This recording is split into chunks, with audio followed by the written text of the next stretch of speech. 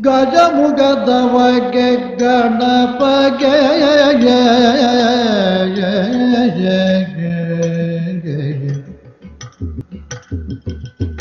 ಚೌವ ತ್ರಿಜಗ ವಂದಿತಗ ಚೌವ ತ್ರಿಜಗ ವಂದಿತಗ ಆರದಿ ಜತ್ತಿ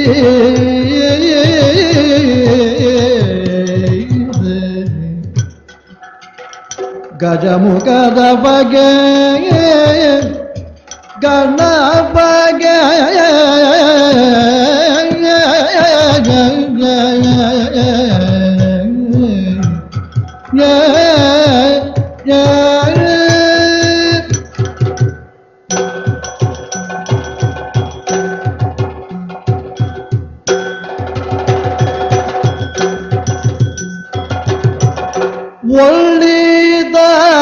ಒಳ್ಳಿದವಲು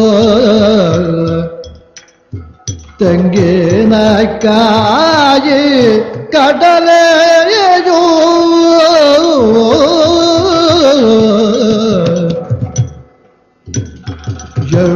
ಜರುಡೋಳಿಗೆ ಕಪ್ಪ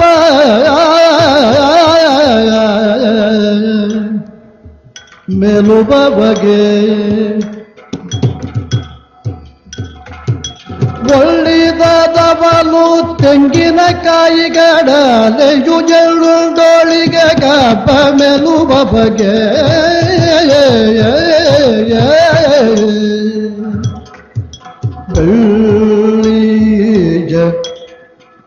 ಹುಲಿ ಗೆಜ್ಜೆಗಳ ಕಟ್ಟಿ ಉಣಿಬಂತ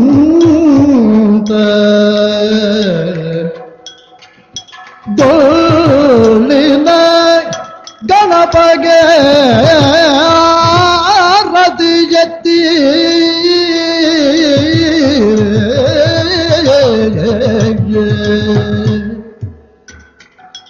ಬೆಳ್ಳಿ ಜಬುಲಿ ಗೆಜ್ಜೆಗಳ ಗಟ್ಟಿ ಕುಣಿ ಬಂತ ಡೊಳ್ಳಿನ ಗಣಪಗೆ ಆರದಿ ಎತ್ತೀರೆ ಆರದಿ ಬೆಳಗೀರೆ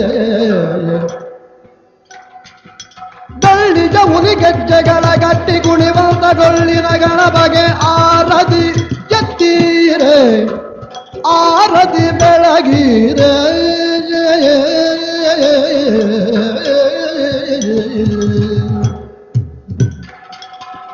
ಗಜಮುಖದ ಬಗೆ ಗಣಪಗೆ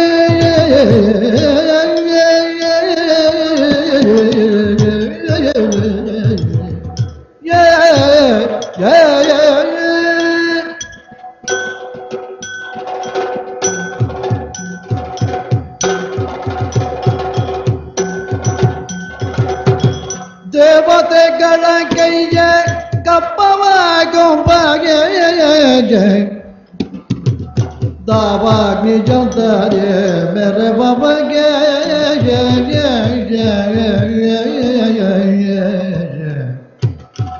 ಆವಾಗ ಮನದಲ್ಲೇ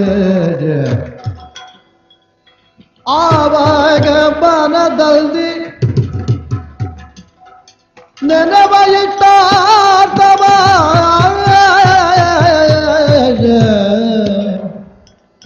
ಆವಾಗ ಮನದಲ್ಲಿ ನೆನವಾಗಿಟ್ಟಾತವ ನೀವ ಗಣೇಶಗೆ ಆರದಿ ಜತ್ತೀರೆ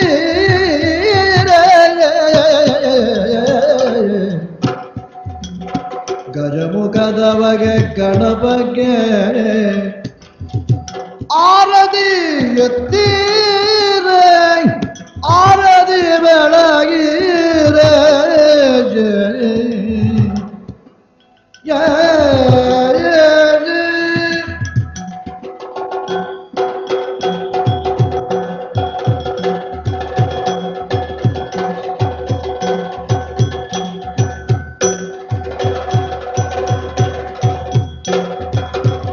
ಕರದೊಳು ಪರಜು ಪಾಶ ಕುಜದ್ದಾರಿಗೆ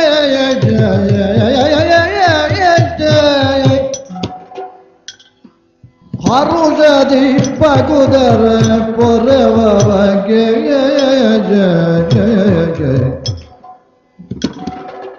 ಉರಗಭೂಷಣರ ಸುಕುಮಾರ ಗಜಪದ ಉರಗಭೂಷಣರ ಸುಕುಮಾರ ಗಜಪದ ಚರಣ ಕಮಲಗೆ ಆರದಿ ಎತ್ತಿ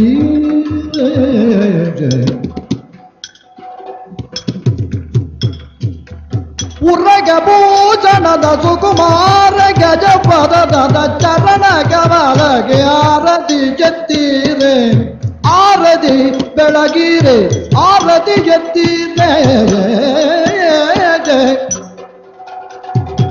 ಗಜಮುಖದ ಬಗೆ ಗಣಪಗೆ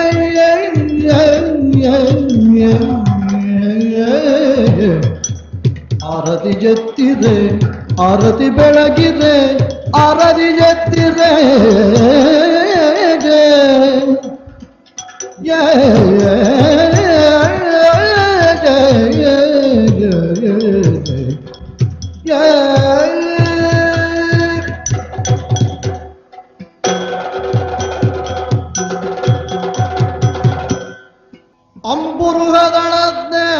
ಅಂಬುರುಹದಳದ್ನೇತ್ರೆ ಶ್ರೀ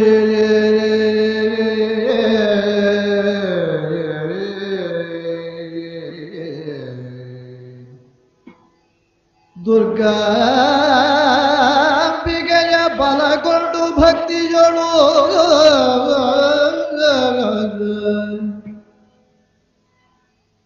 ಭಕ್ತಿಯೊಳು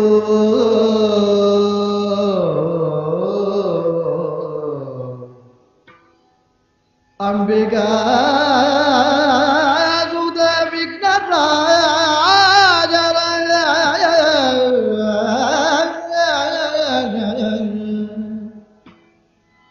ಪಿರಿದು ಸಂಸ್ತುತಿಸಿ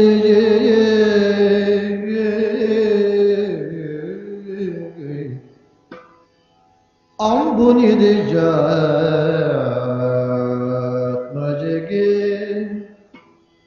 ಕೈ ಮುಗಿದು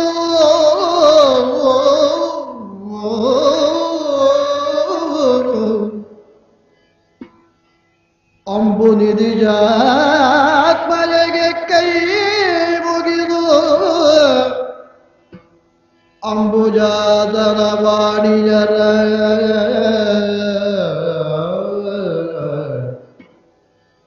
ಅಂಬುಜಾದರ ವಾಣಿಜರ ಪಾರಾಂಬುಜಗೆ ಪಡ ಮಾಡುದ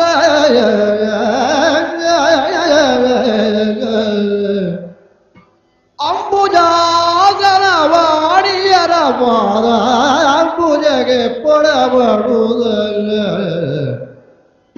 ವಣ್ಣಿ ಬೆರುಯಿ ಕದಾಂಬುದವ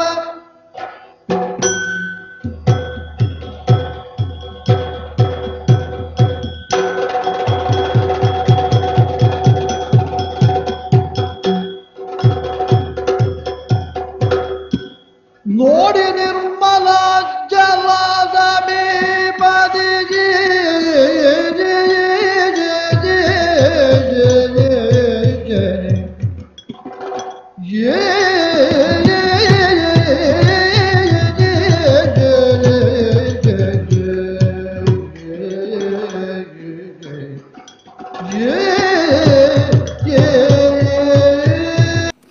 ಸರ್ ನಮಸ್ತೆ. ನಮಸ್ತೆ ಸರ್, ನೀವು ಕಳೆದ ಒಂದು 25-30 ವರ್ಷಗಳಿಂದ ಈ ಯಕ್ಷಗಾನ ತಾಳಮದ್ದಲೆ ಕ್ಷೇತ್ರದಲ್ಲಿ ಬಹಳ ಪ್ರಸಿದ್ಧಿಯನ್ನು ಪಡೆದವರು. ಅಂದ್ರೆ ನೀವು ನಿಮ್ಮ ಎಳವೆಯಿಂದನೇ ಏನು ಬಂದವರಲ್ಲ. ನಿಮ್ಮ ಒಂದು 28-30ನೇ ವಯಸ್ಸಿಗೆ ನೀವು ಪ್ರಾಯಶಃ ತಾಳಮದ್ದಲೆ ಕ್ಷೇತ್ರಕ್ಕೆ ಬಂದದ್ದು. ಆ ನಂತರ ಇಷ್ಟು ಸಣ್ಣ ಒಂದು ಸಮಯದಲ್ಲಿ ನೀವು ಇದೀಗ ಬಹಳ ದೊಡ್ಡ ಒಂದು ಅಂದ್ರೆ ದೊಡ್ಡ ತಾಳಮದ್ದಲೆ ಸೆಟ್ ಅಂತ ನಾವು ಹೇಳ್ತೇವೆ. ಅದರಲ್ಲಿ ನೀವು ನಿಮ್ಮ ಹೆಸರು ಗುರುತಿಸಲ್ಪಟ್ಟಿದೆ.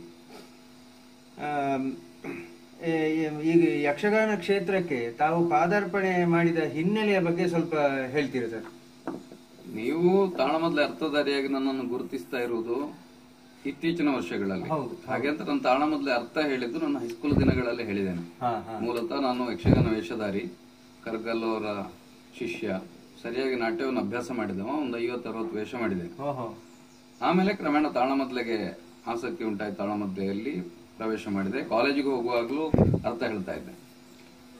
ಸಾಮಾನ್ಯವಾಗಿ ದೊಡ್ಡ ವೇದಿಕೆ ಅಂತ ನನಗೆ ಕಲ್ಪಿಸಲ್ಪಟ್ಟದ್ದು ಬಹುಶಃ ಸುಳ್ಯದಲ್ಲಿ ತುರ್ದಿಯಡ್ಕ ವಿಷ್ಣಯ್ಯನವರು ಚನ್ನಕೇಶ್ವರ ದೇವಸ್ಥಾನದಲ್ಲಿ ಮಾಡಿಸಿದ ತಾಳಮದ್ಲೆಯಲ್ಲಿ, ಶೇಣಿಯವರು, ಪರ್ಲದವರು, ಜೋಶಿಯವರೆಲ್ಲ ಇದ್ದ ತಾಳಮದ್ಲೆಯಲ್ಲಿ ಅವ್ರ ಜೊತೆಯಲ್ಲಿ ವೇದಿಕೆಯಲ್ಲಿ ಅರ್ಥ ಹೇಳೋ ಅವಕಾಶ ಬಂತು.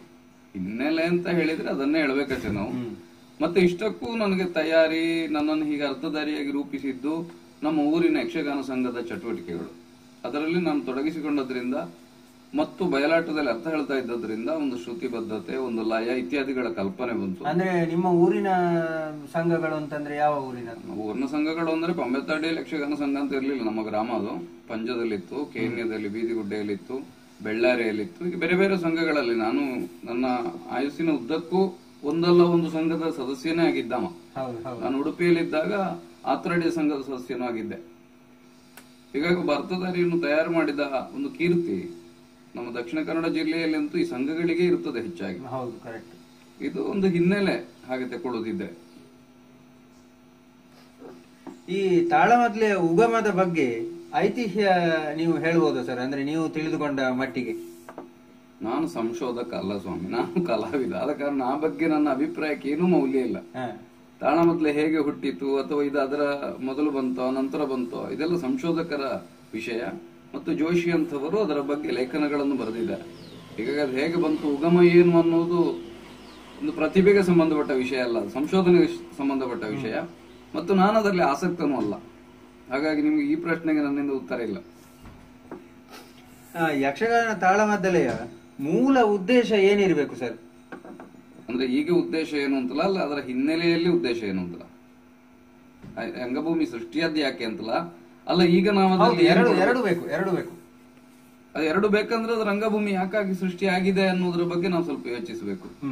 ನಿಮ್ ಕಲಾಸ್ವಾದನೆಯೇ ಪ್ರಧಾನ ಅಂತ ನೀವು ತಗೊಳ್ತೀರಾದ್ರೆ ಆ ದೃಷ್ಟಿಕೋನಕ್ಕೆ ಸಂಬಂಧಪಟ್ಟು ನೀವು ಅದರಿಂದ ನಿರೀಕ್ಷಿಸಬೇಕು. ಅಥವಾ ಆರಾಧನೆಯ ದೃಷ್ಟಿಯಿಂದ ನೋಡ್ತೀರಿ ಅಂತಾದ್ರೆ ಆ ದೃಷ್ಟಿಯಿಂದ ಅದನ್ನ ನಿರೀಕ್ಷಿಸಬೇಕು.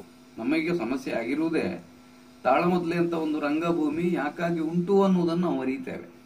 ಮಾತ್ರ ಅಲ್ಲ, ಅದಕ್ಕೆ ಮೀರಿದ್ದನ್ನು ಅದರಿಂದ ನಿರೀಕ್ಷೆ ಮಾಡ್ತಾರೆ. ಈಗ ಒಂದು ಗಾನ ಇರಬಹುದು, ಒಂದು ಅರ್ಥಗಾರಿಕೆ ಇರಬಹುದು, ಅಥವಾ ಯಕ್ಷಗಾನ ಬಯಲಾಟಕ್ಕೆ ತಕೊಂಡ್ರೆ ನೀವು ನಾಟ್ಯ ಅಭಿನಯಗಳಿರಬಹುದು. ಅದಕ್ಕೊಂದು ಮಿತಿ ಇದೆ. ಅದರಿಂದ ಆಚೆಗೆ ಇನ್ನು ಹೆಚ್ಚಿನದನ್ನು ನಾವು ನಿರೀಕ್ಷಿಸಬಾರದು. ನಿರೀಕ್ಷಿಸಿದ್ರೆ ಏನಾಗ್ತದೆ ಅಂದ್ರೆ ಅದನ್ನು ಕೊಡುವುದಕ್ಕೆ ಇದನ್ನು ಸಿದ್ಧಪಡಿಸಬೇಕಾಗ್ತದೆ.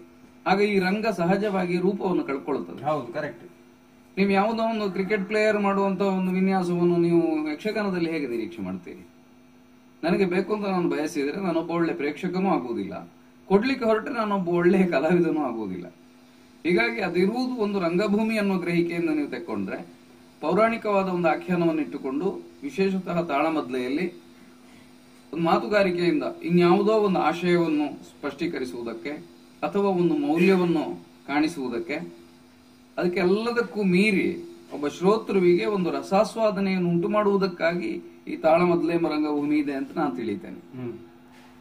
ಅಂದ್ರೆ ತಾಳಮದ್ಲೆ ಉದ್ದೇಶ ಇಷ್ಟೇ, ಆ ಒಂದು ಕಲೆಯನ್ನು ಅನುಭವಿಸುವುದು ಇಷ್ಟೇ ಅಂತಂದ್ರೆ ಅದು ಬಹಳ ದೊಡ್ಡ ಉದ್ದೇಶ. ಹೌದೌದು, ಕರೆಕ್ಟ್. ಅದು ಭಾವ ವಿರೇಚನ ಅಂತ ಕರೀತಾರ. ಅದು ನೀವು ಏನನ್ನ ರಂಗಸ್ಥಳದಲ್ಲಿ ಆಸ್ವಾದಿಸ್ತೀರೋ ಅದರ ಮೂಲಕ ನಿಮ್ಮ ಒಂದು ಭಾವನೆಗೆ ಒಂದು ಸಂಸ್ಕಾರ ದೊರೆಯುತ್ತದೆ.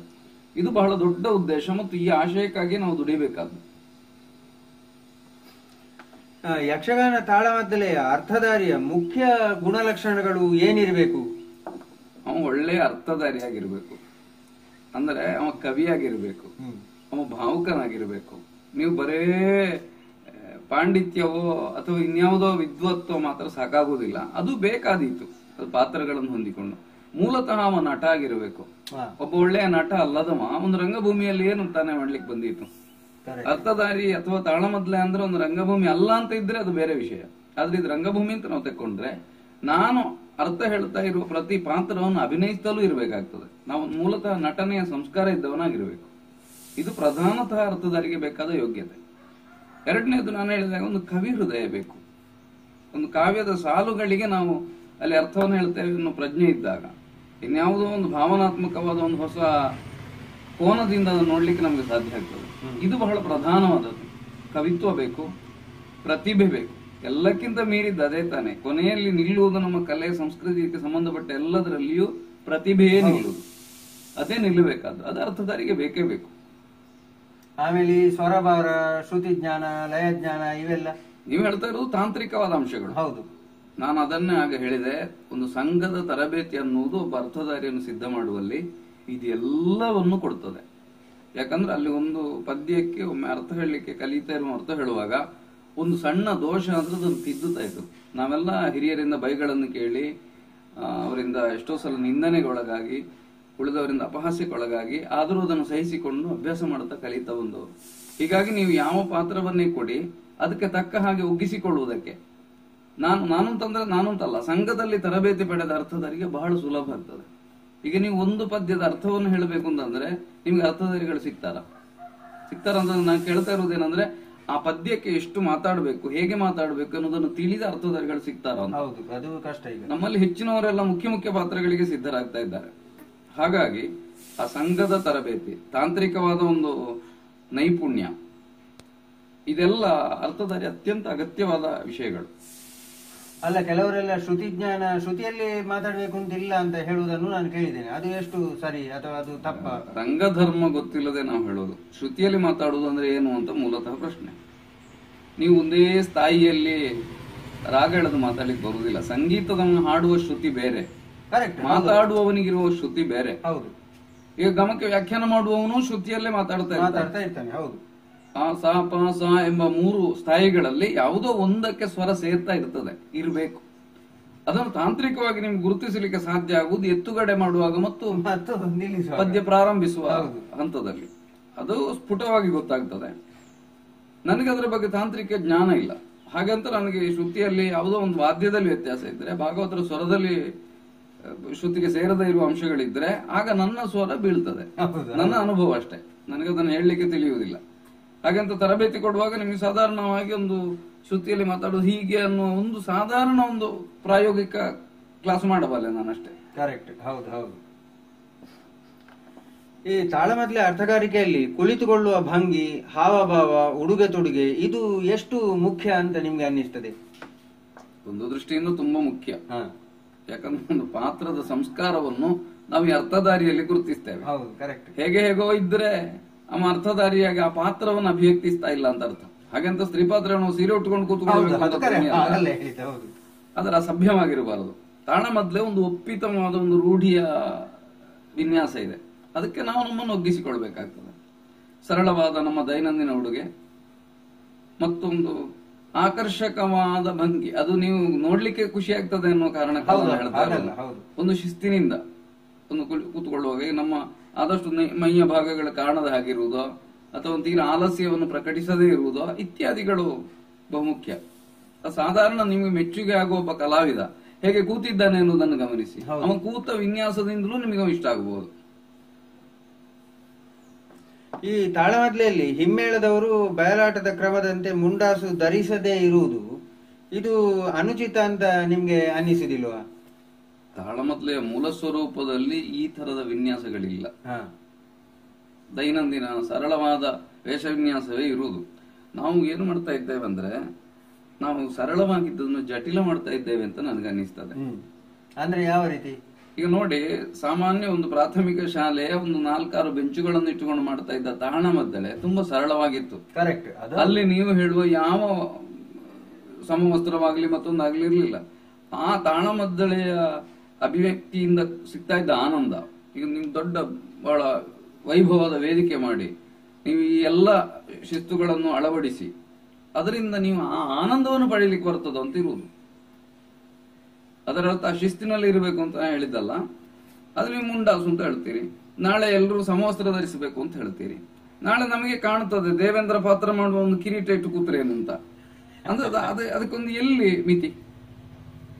ಹಾಗಾಗಿ ಸರಳವಾಗಿರುವುದನ್ನು ನಾವು ಜಟಿಲ ಮಾಡದೇ ಇರುವುದು ಒಳ್ಳೆಯದು ಅಂತ ನನಗೆ ಅನ್ನಿಸ್ತದೆ. ರಂಗಭೂಮಿಗೆ ನೀವು ಆಟಕ್ಕೆ ಬಯಲಾಟದ ಪ್ರದರ್ಶನಕ್ಕಾಗುವಾಗ ಸಮವಸ್ತ್ರವನ್ನು ನಾವು ಒಪ್ಪಿರಬಹುದು. ಆದ್ರೆ ತಾಳಮದ್ದಲೆಗೆ ಇದು ಅಗತ್ಯ ಇಲ್ಲ ಅಂತ ಕಾಣ್ತದೆ. ಹಾಕುವವರಿಗೆ ನನ್ನ ಅಭ್ಯಂತರ ಇಲ್ಲ. ಈ ಯಕ್ಷಗಾನ ತಾಳಮದ್ದಲೆಯಲ್ಲಿ ಪಾತ್ರ ಚಿತ್ರಣ ಅದು ಯಾವ ರೀತಿಯಲ್ಲಿ ಇರಬೇಕು, ಅಂದ್ರೆ ಹೇಗಿರ್ಬೇಕು? ಯಾವುದೇ ಒಂದು ಉದಾಹರಣೆ ತಗೊಂಡು ನೀವು ಅದನ್ನು ವಿಶ್ಲೇಷಣೆ ಮಾಡುದಿದ್ರೆ. ಅಲ್ಲ, ಪಾತ್ರ ಚಿತ್ರಣ ಅನ್ನುವುದಕ್ಕೆ ನೀವೊಂದು ಹೇಗೆ ಅಂತ ನನಗೆ ಹೇಳಬೇಕು. ಅಂದ್ರೆ ಈಗ ಭೀಷ್ಮನ ಪಾತ್ರ, ಅದರ ಚಿತ್ರಣ ಯಾವ ರೀತಿಯಲ್ಲಿ ಇರಬೇಕು? ಯಾವುದೇ ಒಂದು ಪಾತ್ರ ನೋಡಿ, ಒಂದು ಪುರಾಣ ಪಾತ್ರದ ಬಗ್ಗೆ ಒಂದು ಸಿದ್ಧ ಕಲ್ಪನೆಗಳಿರ್ತವೆ. ಹೌದು, ಕರೆಕ್ಟ್. ಆ ಕಲ್ಪನೆಯನ್ನು ಭಂಗಿಸದೇ ಇರುವುದು ಒಳ್ಳೆಯದು. ಸಿದ್ಧ ಕಲ್ಪನೆ ಅಂತಂದ್ರೆ ನಾವು ತಾಳಮದ್ಲೆಯಲ್ಲಿ ಮಾಡಿದ ಪಾತ್ರ ಚಿತ್ರಣದ ಸಿದ್ಧತೆಯನ್ನೆಲ್ಲ ಹೇಳುವುದು ನಾನು. ಅದು ಸಿದ್ಧ ಮಾದರಿ, ಅದಲ್ಲ. ನಾವು ಪುರಾಣದ ಆವರಣದ ಒಳಗೆ ಪುರಾಣದ ಅಭ್ಯಾಸ ಮಾಡಿದವರಿಗೆ ಒಂದು ಪಾತ್ರದ ಎತ್ತರ ಏನು, ಅದರ ತಿಳುವಳಿಕೆಯ ವಿಸ್ತಾರ ಏನು, ಅದು ವ್ಯವಹರಿಸಬಹುದಾದ ಸಂಸ್ಕಾರದ ಮಟ್ಟ ಯಾವುದು, ಇದು ಗೊತ್ತಿರ್ತದೆ. ಅದಕ್ಕೆ ಧಕ್ಕೆ ಬಾರದ ಹಾಗೆ ಇರಬೇಕು. ನಾವು ಎಷ್ಟೋ ಸಲ ತುಂಬಾ ತಾಳಮದ್ಲೆಯನ್ನು ಕೇಳಿದ ಒಬ್ಬ ಶ್ರೋತೃವನ್ನು ನೀವು ಗಮನಿಸಿ, ಅವರು ಅದರ ಮೌಲ್ಯಮಾಪನ ಮಾಡಲಿಕ್ಕೆ ಸಮರ್ಥರು.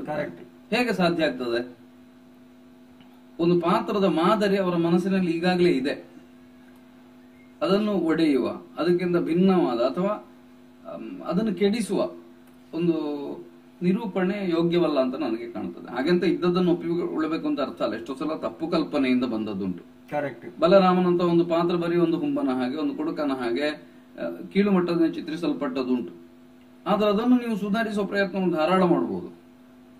ಆದ್ರೆ ಪೌರಾಣಿಕವಾಗಿ ಪಾತ್ರಕ್ಕಿರುವ ಘನತೆಯನ್ನು ನಾವು ಕೆಡಿಸಬಾರದು. ಹಾಗೆ ನೋಡಿದರೆ ಪುರಾಣದ ಎಲ್ಲ ಪಾತ್ರಗಳಿಗೂ ಘನತೆ ಇದೆ. ಅದು ದುಷ್ಟ ಪಾತ್ರ ಇರಬಹುದು, ಹೌದು, ಕರೆಕ್ಟ್. ಅದು ಸ್ತ್ರೀ ಪಾತ್ರ ಇರಬಹುದು, ಅದು ರಾಕ್ಷಸ ಇರಬಹುದು, ದೇವತೆ ಇರಬಹುದು, ಮನುಷ್ಯ ಇರಬಹುದು, ರಾಜ ಇರಬಹುದು. ಅವರಿಗೆ ಒಂದು ಘನತೆ ಇದೆ. ಅದು ಪೌರಾಣಿಕ ಆವರಣದ ಘನತೆ. ನಾವು ಅದನ್ನು ಕೆಡಿಸಬಾರದು. ಸರ್, ಸಾಮಾನ್ಯವಾಗಿ ಪಾತ್ರಧಾರಿಗಳು ಪಾತ್ರವನ್ನು ನಿರ್ವಹಿಸುವಾಗ ಅವರು ಪ್ರಸಂಗಕ್ಕೆ ನಿಷ್ಠರಾಗಿರಬೇಕು ಅಥವಾ ಮೂಲ ಕಾವ್ಯಕ್ಕೆ ನಿಷ್ಠರಾಗಿರಬೇಕು? ಮೂಲ ಕಾವ್ಯಕ್ಕೆ ನಿಷ್ಠನಾಗಿದ್ದ ಒಬ್ಬ ಅರ್ಥಧಾರಿ ಹೇಗೆ ಪಾತ್ರ ನಿರ್ವಹಣೆ ಮಾಡಲಿಕ್ಕೆ ಸಾಧ್ಯ?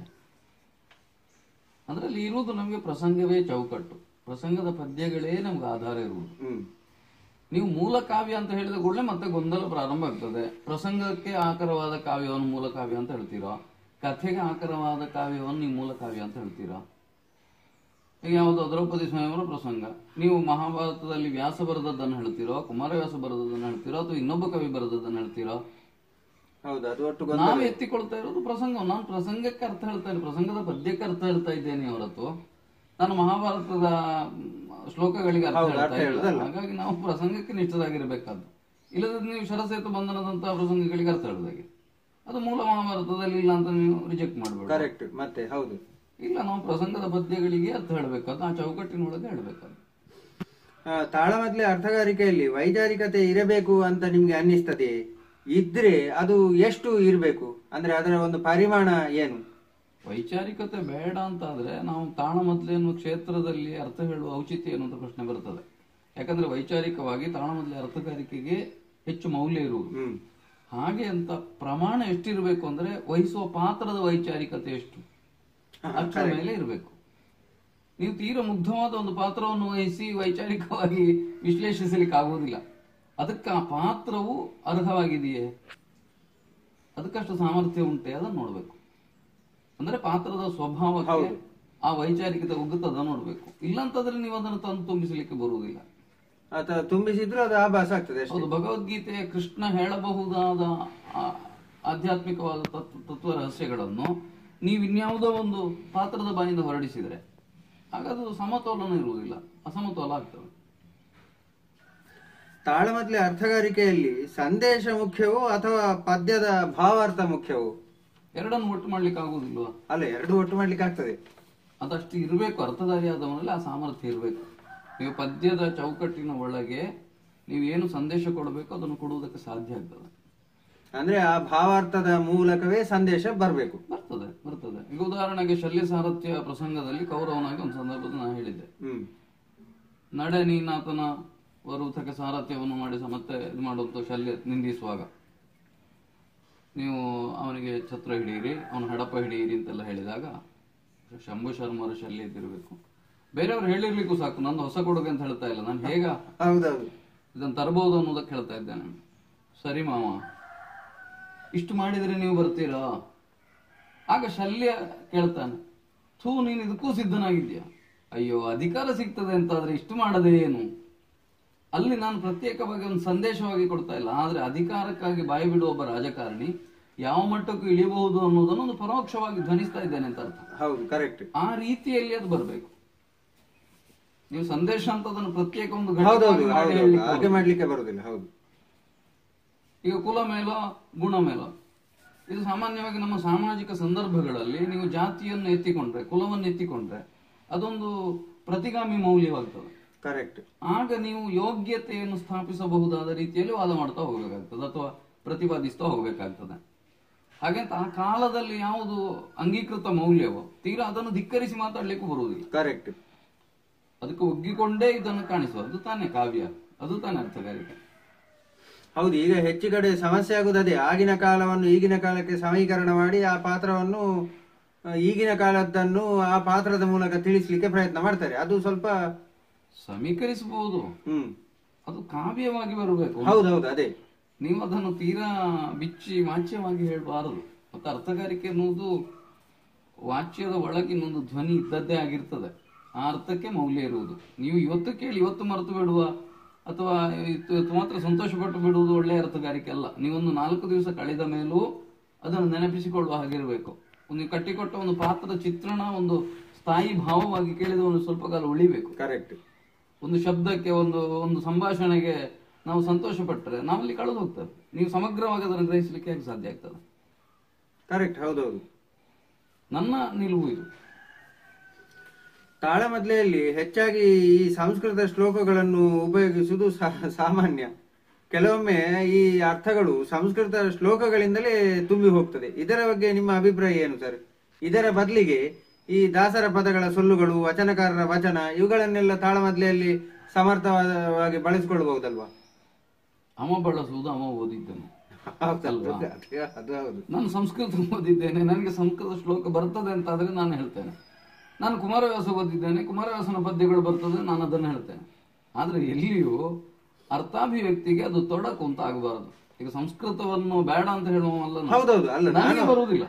ಹಾಗೆ ಅಂತ ಹೇಳುವವರು ಹೇಳಬಾರದು ಅಂತ ಹೇಳುವುದಕ್ಕೆ ನನಗೇನು ಅಧಿಕಾರ ಉಂಟು? ಆದ್ರೆ ತುಂಬಾ ಶ್ಲೋಕವೇ ತುಂಬಿ ಹೋದ್ರೆ ಅಲ್ಲಿ ಮತ್ತೆ ಎಂತ ಉಳಿಯಿತು? ಅಲ್ಲ, ಆಗ ಅರ್ಥಗಾರಿಕೆ ಆಗುವುದಿಲ್ಲ. ಅಥವಾ ನೀವು ಯಾವುದೋ ಒಂದು ಗ್ರಂಥವನ್ನು ಇಟ್ಟುಕೊಂಡು ಅದನ್ನು ಓದಿ ಹೇಳ್ಬೋದಲ್ಲ.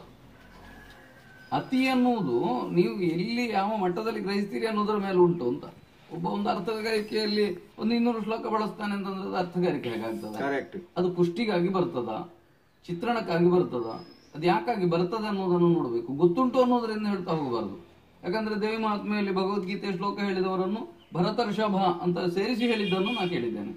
ಹಾಗಾಗಿ ಗೊತ್ತುಂಟು ಅನ್ನೋದ್ರಿಂದ ಎಲ್ಲ ಕಡೆಯಲ್ಲಿ ಉಪಯೋಗಿಸಲಿಕ್ಕೆ ಬರುವುದಿಲ್ಲ. ತಾಳಮದ್ಲೆ ಅಂತ ಹೇಳಿದ ಕೂಡಲೇ ಅದು ವಿದ್ವತ್ ಪ್ರದರ್ಶನಕ್ಕೆ ಅವಕಾಶ ಅಂತ ಹೆಚ್ಚಿನವರು ತಿಳ್ಕೊಳ್ತಾರೆ. ಅದು ಕೆಲವೊಂದು ಪ್ರಸಂಗಗಳಲ್ಲಿ ಗಂಭೀರವಾದ ಚರ್ಚೆ ಬೇಕಾಗಿಯೂ ಇರ್ತದೆ ಅಂತ ಇಟ್ಟುಕೊಳ್ಳುವ. ಹಾಗೆ ಅಂತ ಹೇಳಿ ವಿದ್ವತ್ ಪ್ರದರ್ಶನವೇ ಮುಖ್ಯ ಆದ್ರೆ ಅದು ಸರಿಯಾ? ಅಂದ್ರೆ ವಿದ್ವತ್ ಪ್ರದರ್ಶನ ಅನ್ನುವಂಥದ್ದು ಅದು ಎಷ್ಟಿರ್ಬೇಕು? ಮತ್ತೊಂದು ಅಂತಂದ್ರೆ ಎದುರು ಪಾತ್ರಧಾರಿ ನಮ್ಮ ಮಟ್ಟಕ್ಕೆ ಇಲ್ಲ ಅಂತ ಹೇಳುವಾಗ ಅದನ್ನು ಪ್ರದರ್ಶನ ಮಾಡುವುದು ಸರಿಯಾ? ತುಂಬಾ ತೊಡಕಿನ ಗೊಂದಲದ ಪ್ರಶ್ನೆ. ವಿದ್ವತ್ ಯಾವುದು ನಿಮ್ಮ ದೃಷ್ಟಿಯಲ್ಲಿ? ಅರ್ಥಗಾರಿಕೆಯ ವಿದ್ವತ್ ಯಾವುದು? ನೀವು ಪ್ರದರ್ಶಿಸುವುದು ಸರಿ ಅಂತ ಕೇಳುವಾಗ ನೀವು ಉದ್ದೇಶಿಸಿರುವ ವಿದ್ವತ್ ಯಾವುದು? ಪಾತ್ರ ಚಿತ್ರಣದಲ್ಲಿ ಇರ್ಬೋದು ಅಥವಾ ಮಾತು, ಈಗ ಸಂವಾದದಲ್ಲಿ ಎದುರು ಪಾತ್ರಧಾರಿ ಪ್ರಶ್ನೆ ಅದಲ್ಲ. ನಾವು ವಿದ್ವತ್ ಅಂತ ಹೇಳುವಾಗ ಸಾಮಾನ್ಯವಾಗಿ ತಾಳಮದ್ಲೆಯ ವಲಯದ ಗ್ರಹಿಕೆ ಏನು ಅಂತಂದ್ರೆ ಸಂಸ್ಕೃತ ಪಾಂಡಿತ್ಯ. ಅರವಿಂದ್ ಚೊಕ್ಕಾಡಿ ಅವರು ಬರಹಗಾರ ಒಂದು ಕಾಲ ಹೇಳ್ತಾ ಇದ್ರು ಒಂದ್ ಕಡೆ, ನಮ್ಮಲ್ಲಿ ಒಂದು ಸಾಮಾನ್ಯ ಕ್ರಮ ಏನು ಅಂತಂದ್ರೆ ಸಂಸ್ಕೃತ ಗೊತ್ತುಂಟು ಅಂತ ಹೇಳಿದವನ ಕಾಲಿಗೆ ಅಡ್ಡ ಬೀಳ್ತೇವೆ ಅಂತ. ವಿದ್ವತ್ ಅನ್ನೋದು ನಿಮ್ಗೆ ಆಯಾ ಕ್ಷೇತ್ರದ ಪರಿಣತಿ. ಕರೆಕ್ಟ್. ಸಂಸ್ಕೃತ ವಿದ್ವತ್ತು ಅರ್ಥಗಾರಿಕೆ ವಿದ್ವತ್ತಲ್ಲ, ಅರ್ಥಧಾರಿಯ ವಿದ್ವತ್ತಲ್ಲ. ಇರಬಹುದು ಸಂಸ್ಕೃತ ಗೊತ್ತಿರುವುದು ಅರ್ಥಧಾರಿಗೆ ಒಂದು ಏನು ಗುಣಾತ್ಮಕ ಅಂಶ. ಹಾಗೆ ಅಂತ ಅದು ಒಂದು ಆರಾಧನೆಯ ವಿಷಯ ಅಲ್ಲ. ಹಾಗಿದ್ರೆ ಸಂಸ್ಕೃತ ವಿದ್ವತ್ ಇದ್ದವರೆಲ್ಲ ಅದ್ಭುತ ಅರ್ಥಧಾರಿಗಳಾಗಬೇಕು ಇಲ್ಲ. ಹಾಗಾದ್ರೆ ಇಲ್ಲಿ ವಿದ್ವತ್ ಅಂದ್ರೆ ಯಾವುದು? ನೀವು ಪಾತ್ರದ ಸ್ವಭಾವಕ್ಕೆ ಸರಿಯಾಗಿ ನಿಮ್ಮ ಅರ್ಥಗಾರಿಕೆ ಉಂಟಾ? ನಿಮ್ಮ ಪಾತ್ರದ ಒಳಗನ್ನು ತಿಳಿದು ಮಾತಾಡ್ತಾ ಇದ್ದೀರಾ? ಒಂದು ಸೊಗಸಾದ ಸಂಭಾಷಣೆಯನ್ನು ನೀವು ಕಟ್ಟಬಲ್ಲಿರಾ? ಸಂವಾದ ಚಾತುರ್ಯ ಉಂಟಾ? ನೀವು ಆಗ ಹೇಳಿದ ಹಾಗೆ ಶ್ರುತಿಯನ್ನು ವಿರೋಧಿಸದೆ, ಶ್ರುತಿ ಕಷ್ಟವಾಗದ ಹಾಗೆ ಅರ್ಥ ಹೇಳ್ತೀರಿ, ನಿಮ್ಮ ಸ್ವರವನ್ನು ಉಪಯೋಗಿಸ್ತೀರಾ? ನಿಮ್ಮ ಭಾಷೆ ಯಾವ ಮಟ್ಟದ್ದು? ನೀವು ಉಪಯೋಗಿಸುವಂತಹ ಪದಗಳು ಆ ಯಕ್ಷಗಾನ ಅರ್ಥಗಾರಿಕೆ ವ್ಯಾಪ್ತಿಯ ಒಳಗಿನ ಪದಗಳು ಅಲ್ಲ. ಎಲ್ಲಿದ್ದನೋ ಏನನ್ನು ತರ್ತೀರೋ ನೀವು? ಸಾಮಾನ್ಯವಾಗಿ ನಾವು ಬಳಸುವ ನಿತ್ಯದ ಪದಗಳನ್ನು ಬಳಸಿಬಿಟ್ರೆ ಆ ಪಾತ್ರಗಳಿಗೆ ಒಗ್ಗುವುದಿಲ್ಲ. ಇಂಗ್ಲಿಷ್ ಅನ್ನು ನಾನು ಹೇಳ್ತಾ ಇಲ್ಲ, ಇಂಗ್ಲಿಷ್ ಅನ್ನು ಬಳಸುವುದೇ ಇಲ್ಲ ಯಾರು, ಅದಲ್ಲ. ಎಷ್ಟೋ ಬಹಳ ಅನ್ಯ ದೇಶೀಯ ಮದ ಈಗ ಆವಿಷ್ಕಾರಗೊಂಡ, ನಿಮ್ಗೆ ಗೊತ್ತಿರ್ಬೋದು, ಋಣಾತ್ಮಕ ಧನಾತ್ಮಕ ಅಂತ ಬಳಸ್ತಾರೆ. ಈ ಋಣಾತ್ಮಕ ಧನಾತ್ಮಕ ಅನ್ನೋದು ವಿದ್ಯುತ್ತಿನ ಕರೆಂಟಿಗೆ ಸಂಬಂಧಪಟ್ಟ ವಿಷಯ ಅಂತ ನಾನು ತಿಳಿದಿದ್ದೇನೆ. ಈಗ ನಾವು ಅದನ್ನು ಹೇಗಪ್ಪ ಇಲ್ಲಿಗೆ ಬಳಸ್ತೇವೆ? ನೇತ್ಯಾತ್ಮಕ ಧೋರಣೆ ಇದೆಲ್ಲ ಇತ್ತೀಚೆಗೆ ಬಂದು. ಕರೆಕ್ಟ್. ನೀವು ಹಾಗೆ ಬಳಸುವಾಗ ನಿಮ್ಮ ವಿದ್ವತ್ ಅನ್ನೋದು ಯಾವುದು? ನೀವು ತಾಳಮದ್ದಲೆಯಲ್ಲಿ ಅರ್ಥಧಾರಿಯಾಗಿ ಏನು ಹೇಳಬೇಕು, ಎಷ್ಟು ಹೇಳಬೇಕು, ಹೇಗೆ ಹೇಳಬೇಕು, ಯಾವುದನ್ನು ಹೇಳಬೇಕು, ಇದಿಷ್ಟು ಗೊತ್ತಿರುವುದು ನಿಜವಾದ ವಿದ್ವತ್ತು. ಕರೆಕ್ಟ್. ನೀವು ವಿದ್ವತ್ತಿಗೆ ಒಂದು ಹೊಸ ನೀವು ಪ್ರಸಂಗದ ಪದ್ಯಗಳನ್ನು ತಿಳಿದಿರುವುದು ನಿಮ್ಮ ವಿದ್ವತ್ತು, ಅದಕ್ಕೆ ಆಕರ ಗ್ರಂಥಗಳನ್ನು ಓದಿರುವುದು ನಿಮ್ಮ ವಿದ್ವತ್ತು, ಆ ಪಾತ್ರದ ಸಂಸ್ಕಾರವನ್ನು ಮೀರದೆ ಅಭಿವ್ಯಕ್ತಿಸುವುದು ನಿಮ್ಮ ವಿದ್ವತ್ತು. ಕರೆಕ್ಟ್. ಆದ್ರೆ ಇದೆಲ್ಲ ವಿದ್ವತ್ತಲ್ಲ, ಬರೀ ಸಂಸ್ಕೃತ ಶ್ಲೋಕ ಅಂತ ನೀವು ಹೇಳೋದಿದ್ರೆ ನಾನು ಅದಕ್ಕೆ ಏನು ಹೇಳಿ ಅಲ್ಲ. ಸಂಸ್ಕೃತ ಶ್ಲೋಕ ಅಂತ ಮಾತ್ರ ಅಲ್ಲ, ಇನ್ನು ಕೆಲವೊಮ್ಮೆ ಎದುರು ಪಾತ್ರಧಾರಿ ಇವತ್ತು ಸಿಕ್ಕಿದ್ರೆ ಏನು ಆಗುದಿಲ್ಲ. ಸಂಸ್ಕೃತ ಗೊತ್ತಿದ್ದ ಮಾತ್ರಕ್ಕೆ ಒಬ್ಬ ಎದುರು ಪಾತ್ರಧಾರಿಯನ್ನು ಏನು ಮಾಡಿಬಿಡ್ತೇನೆ ಅಂತ ಹೇಳೋದು ಹುಂಬತನ, ಸಾಧ್ಯವೂ ಇಲ್ಲ. ಯಾಕಂದ್ರೆ ನಾನು ಈ ಸಂಸ್ಕೃತವನ್ನು ಏನೇನು ಕಲಿತವಲ್ಲ, ನಾನು ಶ್ಲೋಕ ಹೇಳಲಿಕ್ಕೆ ಎದುರ್ತೇನೆ. ಯಾಕಂದ್ರೆ ಒಂದು ಬಿಂದುವ ವಿಸರ್ಗ ವ್ಯತ್ಯಾಸ ಆದ್ರೆ ಅದು ಆ ಪಾತ್ರಕ್ಕೆ ಕೊರತೆ ಆಗ್ತದೆ. ಸಂಸ್ಕೃತ ಶ್ಲೋಕ ಹೇಳಲಿಕ್ಕೆ ಪ್ರಯತ್ನಿಸುವವರು ಅದನ್ನು ಗಮನಿಸಬೇಕು. ಅದನ್ನು ತಪ್ಪು ಹೇಳಿದ್ರೆ ನಮಗಲ್ಲ, ವೈಯಕ್ತಿಕವಾಗಿ ಆ ಪಾತ್ರಕ್ಕೂ ಕೂಡ ಒಂದು ಅಪಚಾರ ಆಗ್ತದೆ ಅಂತ ನಾನು ಸಂಸ್ಕೃತ ಶ್ಲೋಕ ಹೇಳಲಿಕ್ಕೆ ಹೋಗುದಿಲ್ಲ.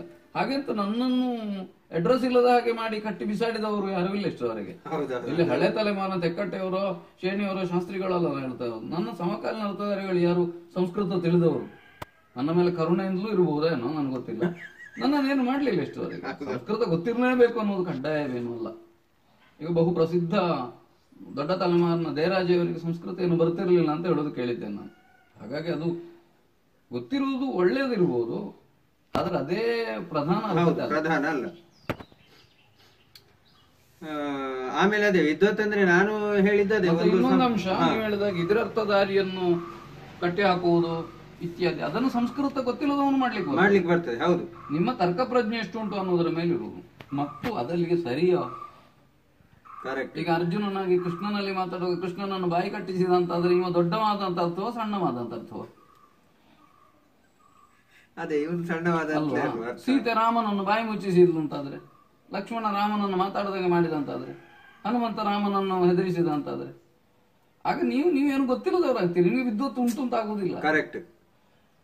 ನಾನು ಹೇಳ್ತಾ ಭೀಷ್ಮ ಪರಶುರಾಮ ಮಾತಾಡುವಾಗ ಭೀಷ್ಮ ಮಾತಾಡಿದವ ತುಂಬಾ ತಿಳಿದಿರುವ ಇರ್ಬೋದು, ಪರಶುರಾಮ ಅಷ್ಟಾಗಿ ತಿಳಿದಿದ್ದವ ಅಲ್ಲದಿರ್ಬೋದು, ತಿಳಿಯದವ ಇರ್ಬೋದು. ಭೀಷ್ಮ ಪರಶುರಾಮನನ್ನು ತೀರಾ ಏನೇನು ಅಲ್ಲ ಅಂತ ಲೇವಡಿ ಮಾಡಿಬಿಟ್ರೆ ಪರಶುರಾಮನಿಗೆ ಏನಾಗ್ತದೆ, ಪರಶುರಾಮನ ಅರ್ಥಧಾರಿಗೆ ಏನಾಗ್ತದೆ ಅಂತ ನಾ ಹೇಳುವುದಲ್ಲ. ಭೀಷ್ಮನ ವ್ಯಕ್ತಿತ್ವ ಏನಾಯ್ತು ಅಲ್ಲಿ, ಅದು ಭೀಷ್ಮನ ವಹಿಸಿದ ಅರ್ಥಧಾರಿಯ ವ್ಯಕ್ತಿತ್ವ ಏನಾಯ್ತು, ನಾವು ಅದನ್ನು ನೋಡ್ಬೇಕು.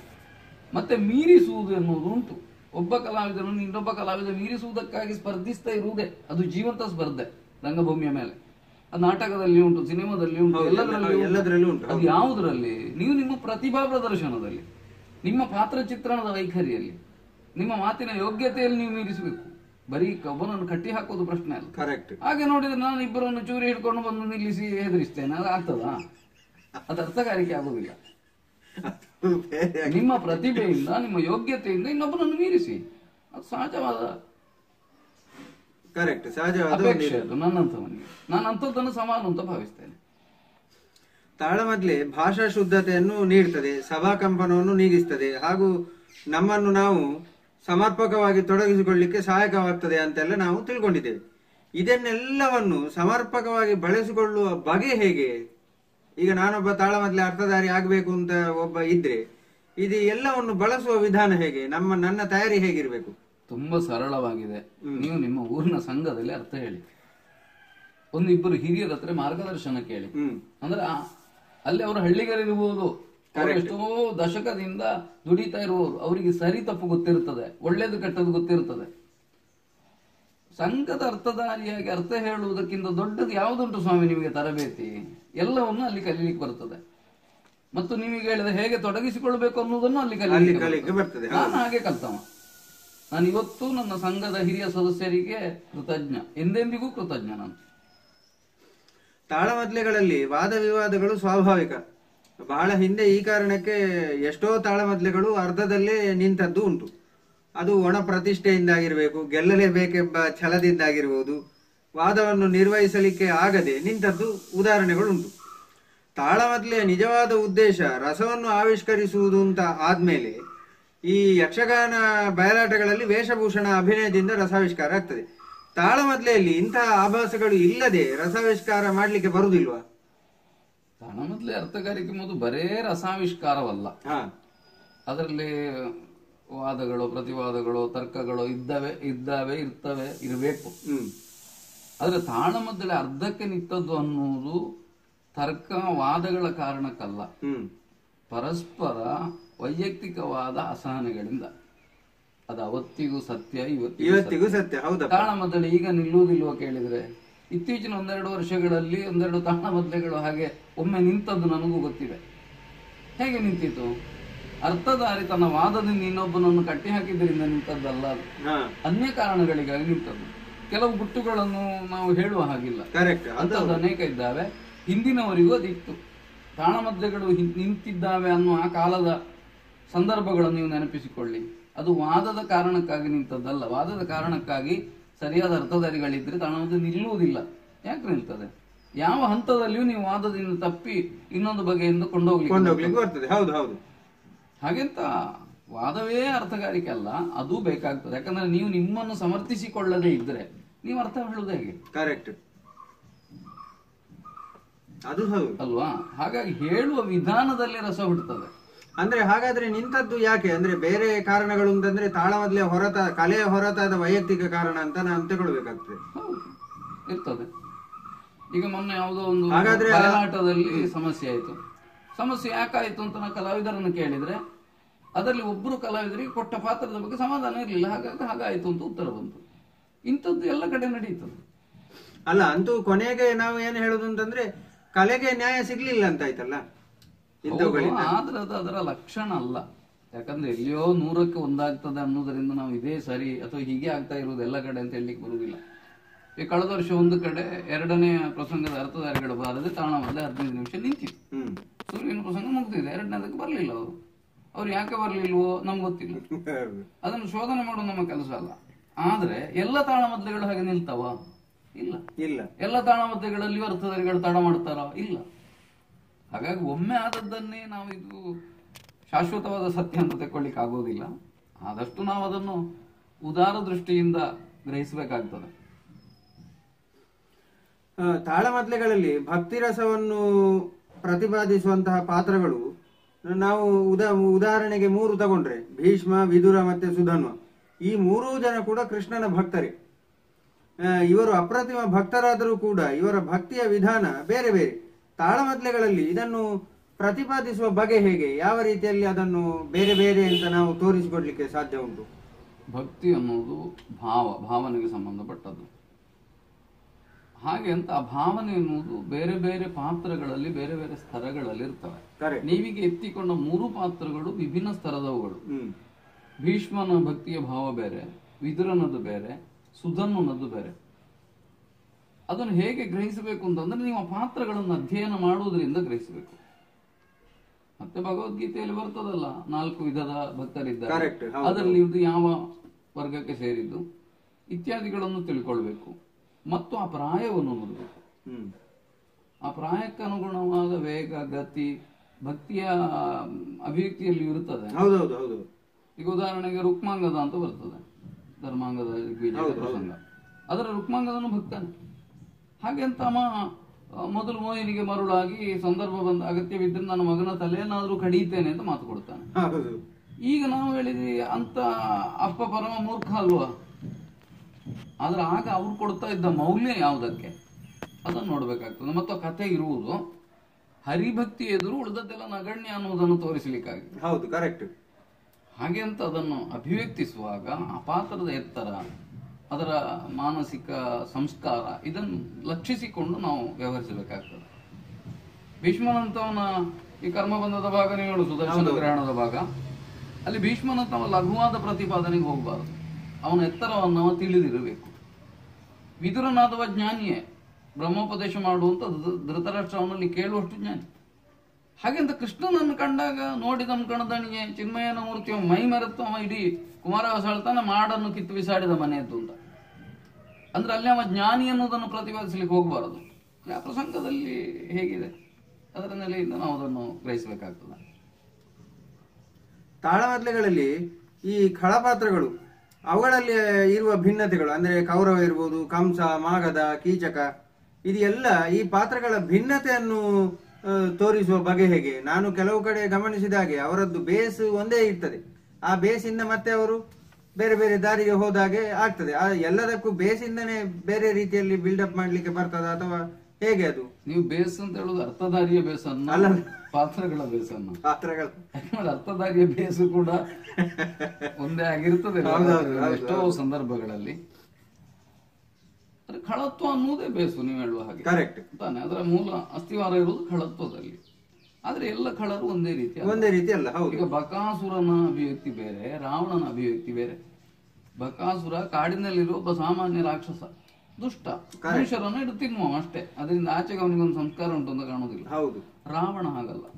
ಅವನು ತುಂಬಾ ಓದಿದವ, ವಿದ್ವಾಂಸ, ಸಾಧನೆ ಮಾಡಿದವ. ಅವನ ಜೀವನದಲ್ಲಿ ಒಂದು ಲಕ್ಷ್ಯವನ್ನು ಇಟ್ಟುಕೊಂಡು ಅಷ್ಟರವರೆಗೆ ಬದುಕಿದವ. ಅಂತಹ ಸಂಸ್ಕಾರವಂತನಾದ್ರೂ ದುಷ್ಟ ಹೌದು. ಅವನ ದುಷ್ಟತನದ ಅಭಿವ್ಯಕ್ತಿಯಲ್ಲಿ ವ್ಯತ್ಯಾಸ ಉಂಟು. ಬಕಾಸುರನದ್ರಲ್ಲಿ ವ್ಯತ್ಯಾಸ ಉಂಟು. ಬಕಾಸುರ ಒಂದು ಪ್ರಾಣಿಯ ಹಾಗೆ, ರಾವಣ ತುಂಬಾ ವಿಕಾಸಗೊಂಡ ದುಷ್ಟ. ಆ ದೌಷ್ಟ್ಯದಲ್ಲಿರುವ ವ್ಯತ್ಯಾಸ ಅದು ಅಂತ. ಆದ್ರೆ ನೀವು ಹೇಳಿದ ಒಂದು ತೊಡಕು ಪ್ರಾಯೋಗಿಕವಾಗಿ ಬರ್ತದೆ. ನಾವು ಅದನ್ನು ಕಂಡಿದ್ದೇವೆ. ತುಂಬಾ ತಿಳ್ಕೊಂಡವನಿಗೆ ಬಕಾಸುರನ ಪಾತ್ರ ಕೊಟ್ಟರೆ ಏನಾಗ್ತದೆ? ನೀವು ಆಗ ಹೇಳಿದ ಹಾಗೆ ಅವ ತನ್ನ ವಿದ್ವತ್ತನ್ನು ಬಕಾಸುರನ ಮೂಲಕ ತೋರಿಸ್ತಾನೆ. ಆಗ ಬಕಾಸುರ ಕಾಡಿನ ರಾಕ್ಷಸನಾಗಿರುವುದಿಲ್ಲ. ಅಥವಾ ಸಂಸ್ಕಾರವನ್ನು ತಿಳಿದು ಅರ್ಥ ಹೇಳುವ ಯೋಗ್ಯತೆ ಇಲ್ಲದ ಅರ್ಥಧಾರಿಗೆ ರಾವಣನನ್ನು ಕೊಟ್ಟರೆ ಏನಾಗ್ತದೆ? ಅದು ರಾವಣ ಬಕಾಸುರನ ಮಟ್ಟ ಕೀಳಿತದ. ಅವನ ಭಾಷೆಯೋ ಅವನ ಅಭಿವ್ಯಕ್ತಿಯೋ ಅವ ಎತ್ತಿಕೊಳ್ಳುವ ಉದಾಹರಣೆಗಳು ತುಂಬಾ ಕಳಪೆಯಾಗಿ ತೀರಾ ಕೆಟ್ಟದಾಗ್ತದೆ. ಒಂದು ಉದಾಹರಣೆ ಕೊಡ್ತೇನೆ.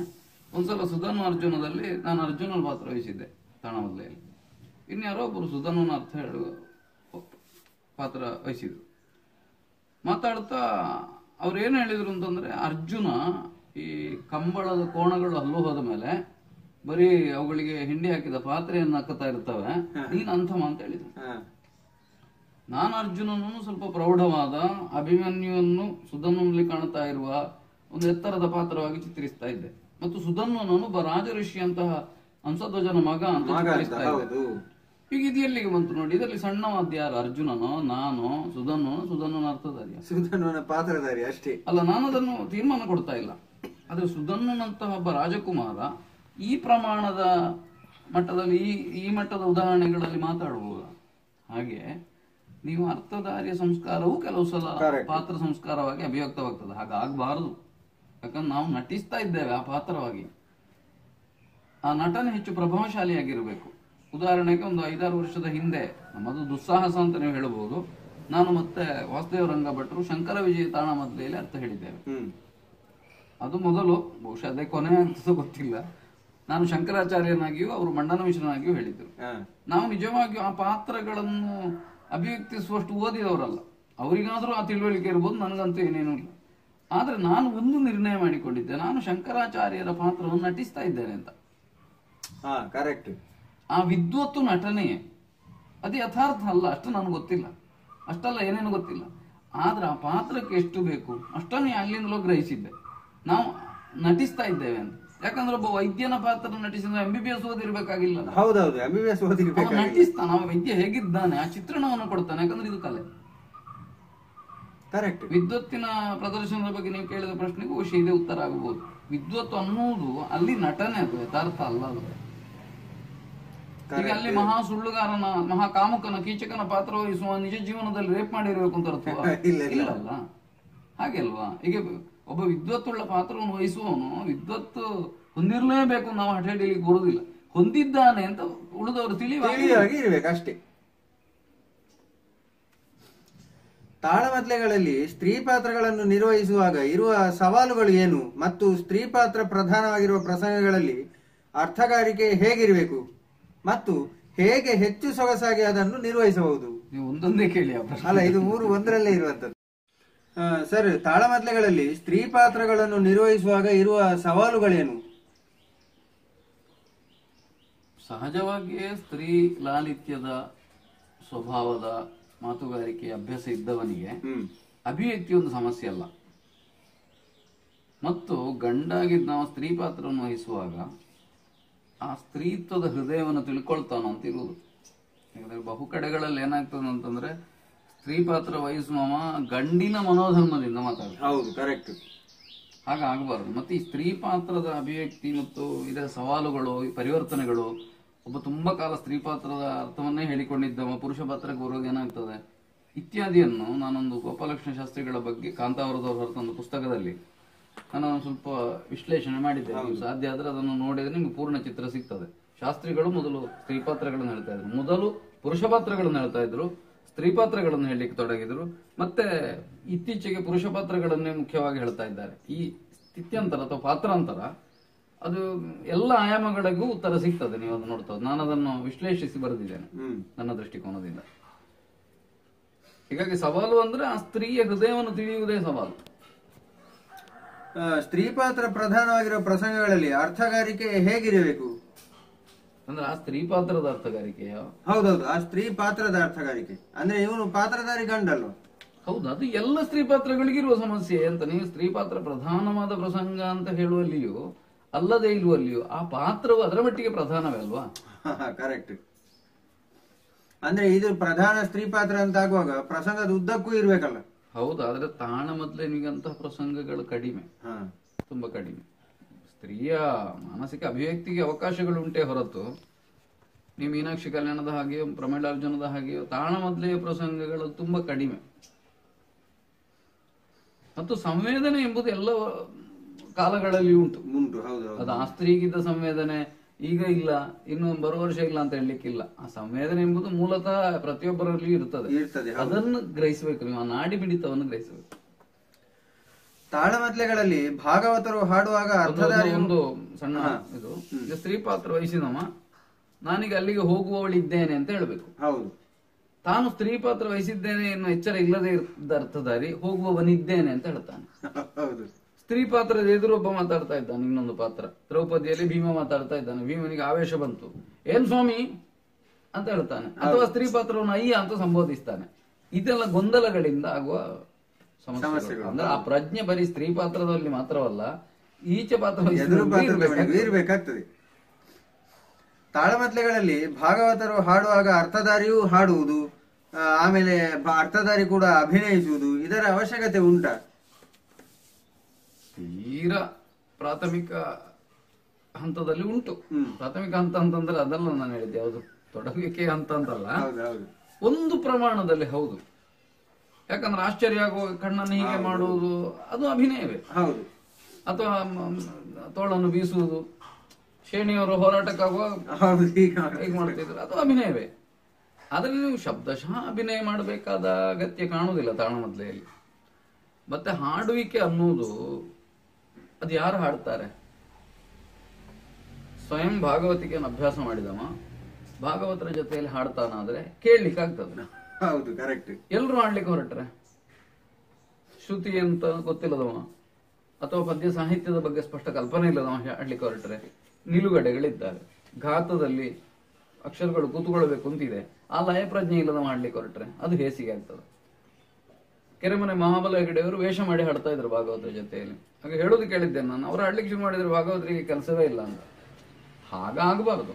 ಅದೆಲ್ಲಿ ಕೂಡ ತಾಳಮದ್ಲೆಯಲ್ಲಿಯೂ ಇಡೀ ಸೊಲ್ಲುಗಳನ್ನು ಹಾಡುವುದು ಚಂದವಾಗಿ ನನಗೆ ಕಾಣುವುದಿಲ್ಲ. ಹಾಡುವವರು ಇರ್ಬೋದು, ನೀವು ಒಂದು ಶಬ್ದವನ್ನು ಒಂದು ಒಂದು ಉದ್ಗಾರವನ್ನು ಮಾಡಬಹುದೇ ಹೊರತು ಭಾಗವತರ ಜೊತೆಯಲ್ಲಿಯೋ ದ್ವಂದ್ವ ಗಾಯನದ ಹಾಗೆ ಮಾಡದಿರುವುದು ಚಂದ. ಅದು ಆ ರಂಗಧರ್ಮ ಅಲ್ಲ. ಮಾಡಬಹುದು, ಯಾಕಂದ್ರೆ ನಾವು ಕೆಲವೆಲ್ಲ ಮಾಡ್ತಾ ಬಂದಿದ್ದೇವೆ, ಕೆಲವೆಲ್ಲ ಈಗ ಒಳ್ಳೇದಂತ ಆಗ್ಲಿಕ್ಕೆ ತೊಡಗಿದೆ, ಹೇಳಲಿಕ್ಕೆ ಬರುವುದಿಲ್ಲ. ತಾಳಮದ್ಲೆಯಲ್ಲಿ ಒಂದು ಹಾಡಿನ ಸಂಭಾಷಣೆಗೆ ಸಮಯದ ಚೌಕಟ್ಟಿನ ಅವಶ್ಯಕತೆ ಇದೆ ಅಂತ ನಿಮ್ಗೆ ಅನ್ನಿಸ್ತದ? ಈ ಪ್ರಶ್ನೆ ಯಾಕೆ ಅಂತಂದ್ರೆ, ಒಂದು ಕಡೆ ಒಬ್ರು ಭಾಗವತರು ಹೇಳುವುದನ್ನು ಕೇಳಿದ್ದೇನೆ.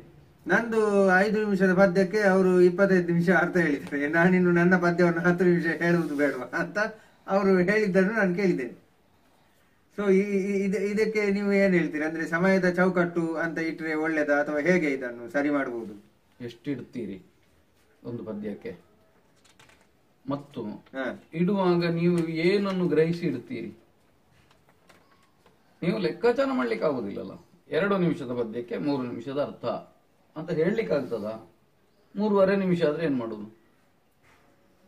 ಮತ್ತು ಆ ಪದ್ಯಕ್ಕೆ ಇರುವ ಅರ್ಥ ವಿಸ್ತಾರ ಎಷ್ಟು ಎಲ್ಲ ನೋಡಬೇಕಾಗ್ತದೆ. ಹಾಗೆಂತ ಈಗ ನೀವು ತಮಾಷೆಗೆ ಹೇಳಿದ ಹಾಗೆ 20 ನಿಮಿಷ ಅರ್ಥ ಹೇಳುವ ಅರ್ಥಧಾರಿಗಳಿರುವಲ್ಲಿ 20 ನಿಮಿಷ ಪದ್ಯ ಹೇಳುವ ಭಾಗವತರುಗಳು ಇದ್ದಾರಲ್ಲ ಈಗ. ಹೌದು, ಈಗ ಇದ್ದಾರಪ್ಪ. ನನ್ನ ಹತ್ರ ಒಂದು ವಿಡಿಯೋ ಉಂಟು, ಅದರಲ್ಲಿ ಒಂದು ಪದ್ಯ 45 ನಿಮಿಷ ಹಾಡಿದ್ದಾರೆ. ಹೌದು, ಈಗ ಅದು ಪದ್ಯದ ವಿಸ್ತಾರದ ಇವ್ರು ಮಾಡುವುದೇ ಹೊರತು ಪದ್ಯದ ವಿಸ್ತಾರ ಅಲ್ಲ ಅದು. ಆ ಪದ್ಯಕ್ಕೆ ಎಷ್ಟು ವಿಸ್ತಾರ ಇದೆ, 2 ಸಾಲಿನ ಪದ್ಯಕ್ಕೆ. ನಾವು ಅದಕ್ಕೆ ಎಷ್ಟು 3 ವಾಕ್ಯದ ಅರ್ಥ ಹೇಳಿದ್ರೆ ಸಾಕಾದೀತಾ? ಹಾಗಾದ್ರೆ ತಾಳಮದ್ಲೆ ಅಗತ್ಯ ಉಂಟಾ? ಕರೆಕ್ಟ್. ತಾಳಮದ್ಲೆ ಅನ್ನೋದು ಮಾತನಾಧರಿಸಿಯೇ ಬೆಳೆದು ಬಂದ ರಂಗಭೂಮಿ. ಆ ಮಾತಿನ ಅಭಿವ್ಯಕ್ತಿಯಲ್ಲಿ ಕಲಾತ್ಮಕತೆ ಬೇಕು ಅನ್ನೋದನ್ನು ನಾವು ಒಪ್ತೇವೆ. ವಿಸ್ತಾರ ಅನ್ನೋದು ಕೆಲವು ಕಡೆಯಲ್ಲಿ ಅನಿವಾರ್ಯ ಅಗತ್ಯವೇ. ವಿಸ್ತಾರ ಹೇಗೆ ಅಂತ ಇರುವುದು, ಏನನ್ನು ಹೇಳಲಿಕ್ಕಾಗಿ ವಿಸ್ತಾರ ಅಂತ. ನನ್ನ ಮಾತಾಡುವ ಚಟಕ್ಕಾಗಿ ನಾನು ವಿಸ್ತಾರ ಮಾಡಬಾರದು. ಅಲ್ಲಿ ಅಭಿವ್ಯಕ್ತಿಗತ ಅಗತ್ಯ ಉಂಟಾ, ಆಗ ನೀವು ವಿಸ್ತರಿಸಲೇಬೇಕು. ಆಮೇಲೆ ತಾಳಮದ್ಲೆಯಲ್ಲಿ ಹಾಡುಗಾರಿಕೆ ತುಂಬಾ ಉದ್ದಾಗುದು ಎಷ್ಟು ಸರಿ? ಭಾಗವತಿಕೆ ಉದ್ದಾದ್ರೆ ಈಗ ಅರ್ಥಗಾರಿಕೆ ನನಗೆ ಅರ್ಥ ಆಗ್ತದೆ. ಹೌದು, ಕೆಲವೊಂದು ಪದ್ಯಗಳಿಗೆ ಈಗ ತಾಳಮದ್ಲೆ ಅನ್ನುವಂತ ಒಂದು ರಂಗಕ್ರಮದಲ್ಲಿ ನಾವು ಮಾತಾಡ್ಲೇಬೇಕು. ಹಾಗೆ ಅಂತ ಹೇಳಿ ಪದ್ಯದವರು ಒಂದೊಂದು ಪದ್ಯವನ್ನು 20 ನಿಮಿಷ ಹೇಳಿಕೊಂಡು ಕೂತ್ರೆ ಆಗ ಅದರ ತಾಳಮದ್ಲೆ ಅರ್ಥವೇ ಹೋಯ್ತಲ್ಲ. ಅದು ರಂಗಧರ್ಮಕ್ಕೆ ವಿರೋಧಿಲ್ಲ, ಸಮತೋಲನ ಬರುವುದಿಲ್ಲ. ಆದ್ರೆ ಒಂದು ಬೆಳವಣಿಗೆ ಏನು ಅಂತಂದ್ರೆ, ಈಗ ಪ್ರತ್ಯೇಕವಾಗಿ ಗಾನವೈಭವ ಅಂತ ನಡೀತಾ ಇದೆ. ಈ ಪದ್ಯಗಳ ವಿಸ್ತಾರಕ್ಕೆ ಅವರ ಏನು ಸಂಗೀತ ಸಾಮರ್ಥ್ಯವನ್ನು ತೋರಿಸುವುದಕ್ಕೆ ಪ್ರತ್ಯೇಕ ವೇದಿಕೆಯೇ ಉಂಟು. ಕರೆಕ್ಟ್. ಹಾಗಾಗಿ ತಾಳಮದ್ಲೆಯಲ್ಲಿಯೇ ವಿಸ್ತರಿಸಿ ಅಥವಾ 1-2 ಹಾಡುಗಳನ್ನು ಹಾಡುಗಾರ ವಿಸ್ತರಿಸಿದ್ರೆ ತೀರಾ ಆಕ್ಷೇಪ ಮಾಡಬೇಕಾಗಿಲ್ಲ. ಯಾಕಂದ್ರೆ ಅವನಿಗೂ ಅವನ ಅಭಿವ್ಯಕ್ತಿಯನ್ನು ತೋರಿಸಲಿಕ್ಕೆ ಅನುಕೂಲ ಬೇಕಾಗ್ತದೆ. ಹಾಗಂತ ಎಲ್ಲ ಪದ್ಯಗಳನ್ನು ತುಂಬಾ ದೀರ್ಘವಾಗಿ ಹೇಳಿದ್ರೆ ರಂಗಕ್ಕೆ ಒಗ್ಗುವುದಿಲ್ಲ ಅದು. ಕರೆಕ್ಟ್. ಮತ್ತೆ ಅರ್ಥಧಾರಿಗೂ ಕೂಡ ತಾನು ಎಲ್ಲಿ ನಿಲ್ಲಿಸಿದ್ದೇನೆ ಅನ್ನೋದು ಮರ್ತೋಗ್ತದೆ. ಆಗ ಮಾತುಗಾರಿಕೆಯ ಪರಿಣಾಮ ಶೂನ್ಯ ಆಗ್ತಾ ಹೋಗ್ತದೆ. ಮತ್ತೆ ಇನ್ನೂ ಹೇಳುವುದಂದ್ರೆ, ತಾಳಮದ್ಲೆ ಹಾಡುಗಾರಿಕೆಗೆ ತುಂಬಾ ತಿಳಿದವರೇ ಆಗಬೇಕು ಅಂತಿಲ್ಲ, ಸಾಹಿತ್ಯ ಜ್ಞಾನ ಇರುವವರು ಆಗಬೇಕು. ತಾನು ಏನನ್ನು ಹಾಡ್ತಾ ಇದ್ದೇನೆ ಅನ್ನೋದು ಅವ್ರಿಗೆ ಗೊತ್ತಿದ್ರೆ. ಅರ್ಥಧಾರಿ ಏನನ್ನು ಹೇಳ್ತಾ ಇದ್ದಾನೆ, ಪದ್ಯದ ಅರ್ಥ ಹೇಳಿದ್ದಾನೋ, ಪದ್ಯವನ್ನು ಬಿಟ್ಟು ಮುಂದೆ ಹೋಗಿದ್ದಾನೋ ಇತ್ಯಾದಿಗಳು ಅವ್ರಿಗೆ ಗೊತ್ತಿರಬೇಕಾಗ್ತದೆ. ಎಲ್ಲಿ ಪದ್ಯ ತೆಗಿಬೇಕು, ಎಲ್ಲಿ ಅಗತ್ಯ ಇಲ್ಲ ಇತ್ಯಾದಿಗಳು ಗೊತ್ತಿರಬೇಕಾಗ್ತದೆ. ಹೀಗಾಗಿ ಅದು ತಿಳಿದವರಾದ್ರೆ ಸಾಕಾಗ್ತದೆ ಹೊರತು ನಿಮಗೆ ಈ ಹಾಡುವ ಸಾಮರ್ಥ್ಯವೇ ತುಂಬಾ ಬೇಕು ಅಂತಿಲ್ಲ. ಕರೆಕ್ಟ್. ಮತ್ತು ಹಾಡಿನ ಮಿತಿ ಒಂದು ಸ್ವಲ್ಪ ಸೀಮಿತ ಆದ್ರೆ ಒಳ್ಳೇದು ಕಾಣ್ತದೆ. ಈ ಸಂಗೀತದ ಆಲಾಪನೆ ಅತಿ ಉದ್ದ ಪದ ಇದು ಬಂತಲ್ಲ, ಸೀಮಿತ ಇದ್ರೆ ಸಾಕು ಅಂತ. ಖಳ ಪಾತ್ರಗಳನ್ನು ನಾಯಕ ಪಾತ್ರಗಳಿಗಿಂತ ವಿಜೃಂಭಿಸುವಂತೆ ಮಾಡಿರುವುದು ಅದು ಪ್ರಸಂಗಕರ್ತರ ಅಥವಾ ಪಾತ್ರಧಾರಿಗಳ? ಇದನ್ನು ಸರಿ ಮಾಡಬೇಕು ಅಂತ ನಿಮ್ಗೆ ಅನ್ನಿಸ್ತದೆ ಸರ್? ನೋಡಿ, ಪಂಪನಲ್ಲಿ ಕರ್ಣನ ಬಗ್ಗೆ ಬರ್ತದೆ. ಕರ್ಣ ಏನು ಪಂಪನಲ್ಲಿ ಖಳನಾಯಕ. ಹೌದು ಹೌದು. ಅವನನ್ನು ಪಂಪ ಎಷ್ಟು ವಿಸ್ತರಿಸಿದ, ಎಷ್ಟು ದೊಡ್ಡವನ್ನಾಗಿ ಮಾಡಿದ. ನನ್ನಿಯೋಳಿ ಇನತನೇ ಅವ ಖಳಪಾತ್ರವೇ, ಅವನನ್ನು ದೊಡ್ಡದು ಮಾಡಿದ. ನಾಗಚಂದ್ರ ರಾವಣನನ್ನು ದೊಡ್ಡದು ಮಾಡಿದ. ಅವ ಎಷ್ಟಂದ್ರೆ ತುಂಬಾ ಉದಾತ್ತನಾಗಿ ಕೊನೆಗೆ ಸೀತೆಯನ್ನು ಹಿಂದೆ ಕೊಡ್ತೇನೆ ಅನ್ನುವಷ್ಟಕ್ಕೆ ಬಂದುಬಿಟ್ಟಿದ ರಾವಣ. ಕುವೆಂಪುರವರ ರಾಮಾಯಣ ದರ್ಶನದಲ್ಲಿ ವಾಲಿಯನ್ನು ಅವರು ತುಂಬಾ ಉದಾತ್ತವಾಗಿ ಚಿತ್ರಿಸಿದರು.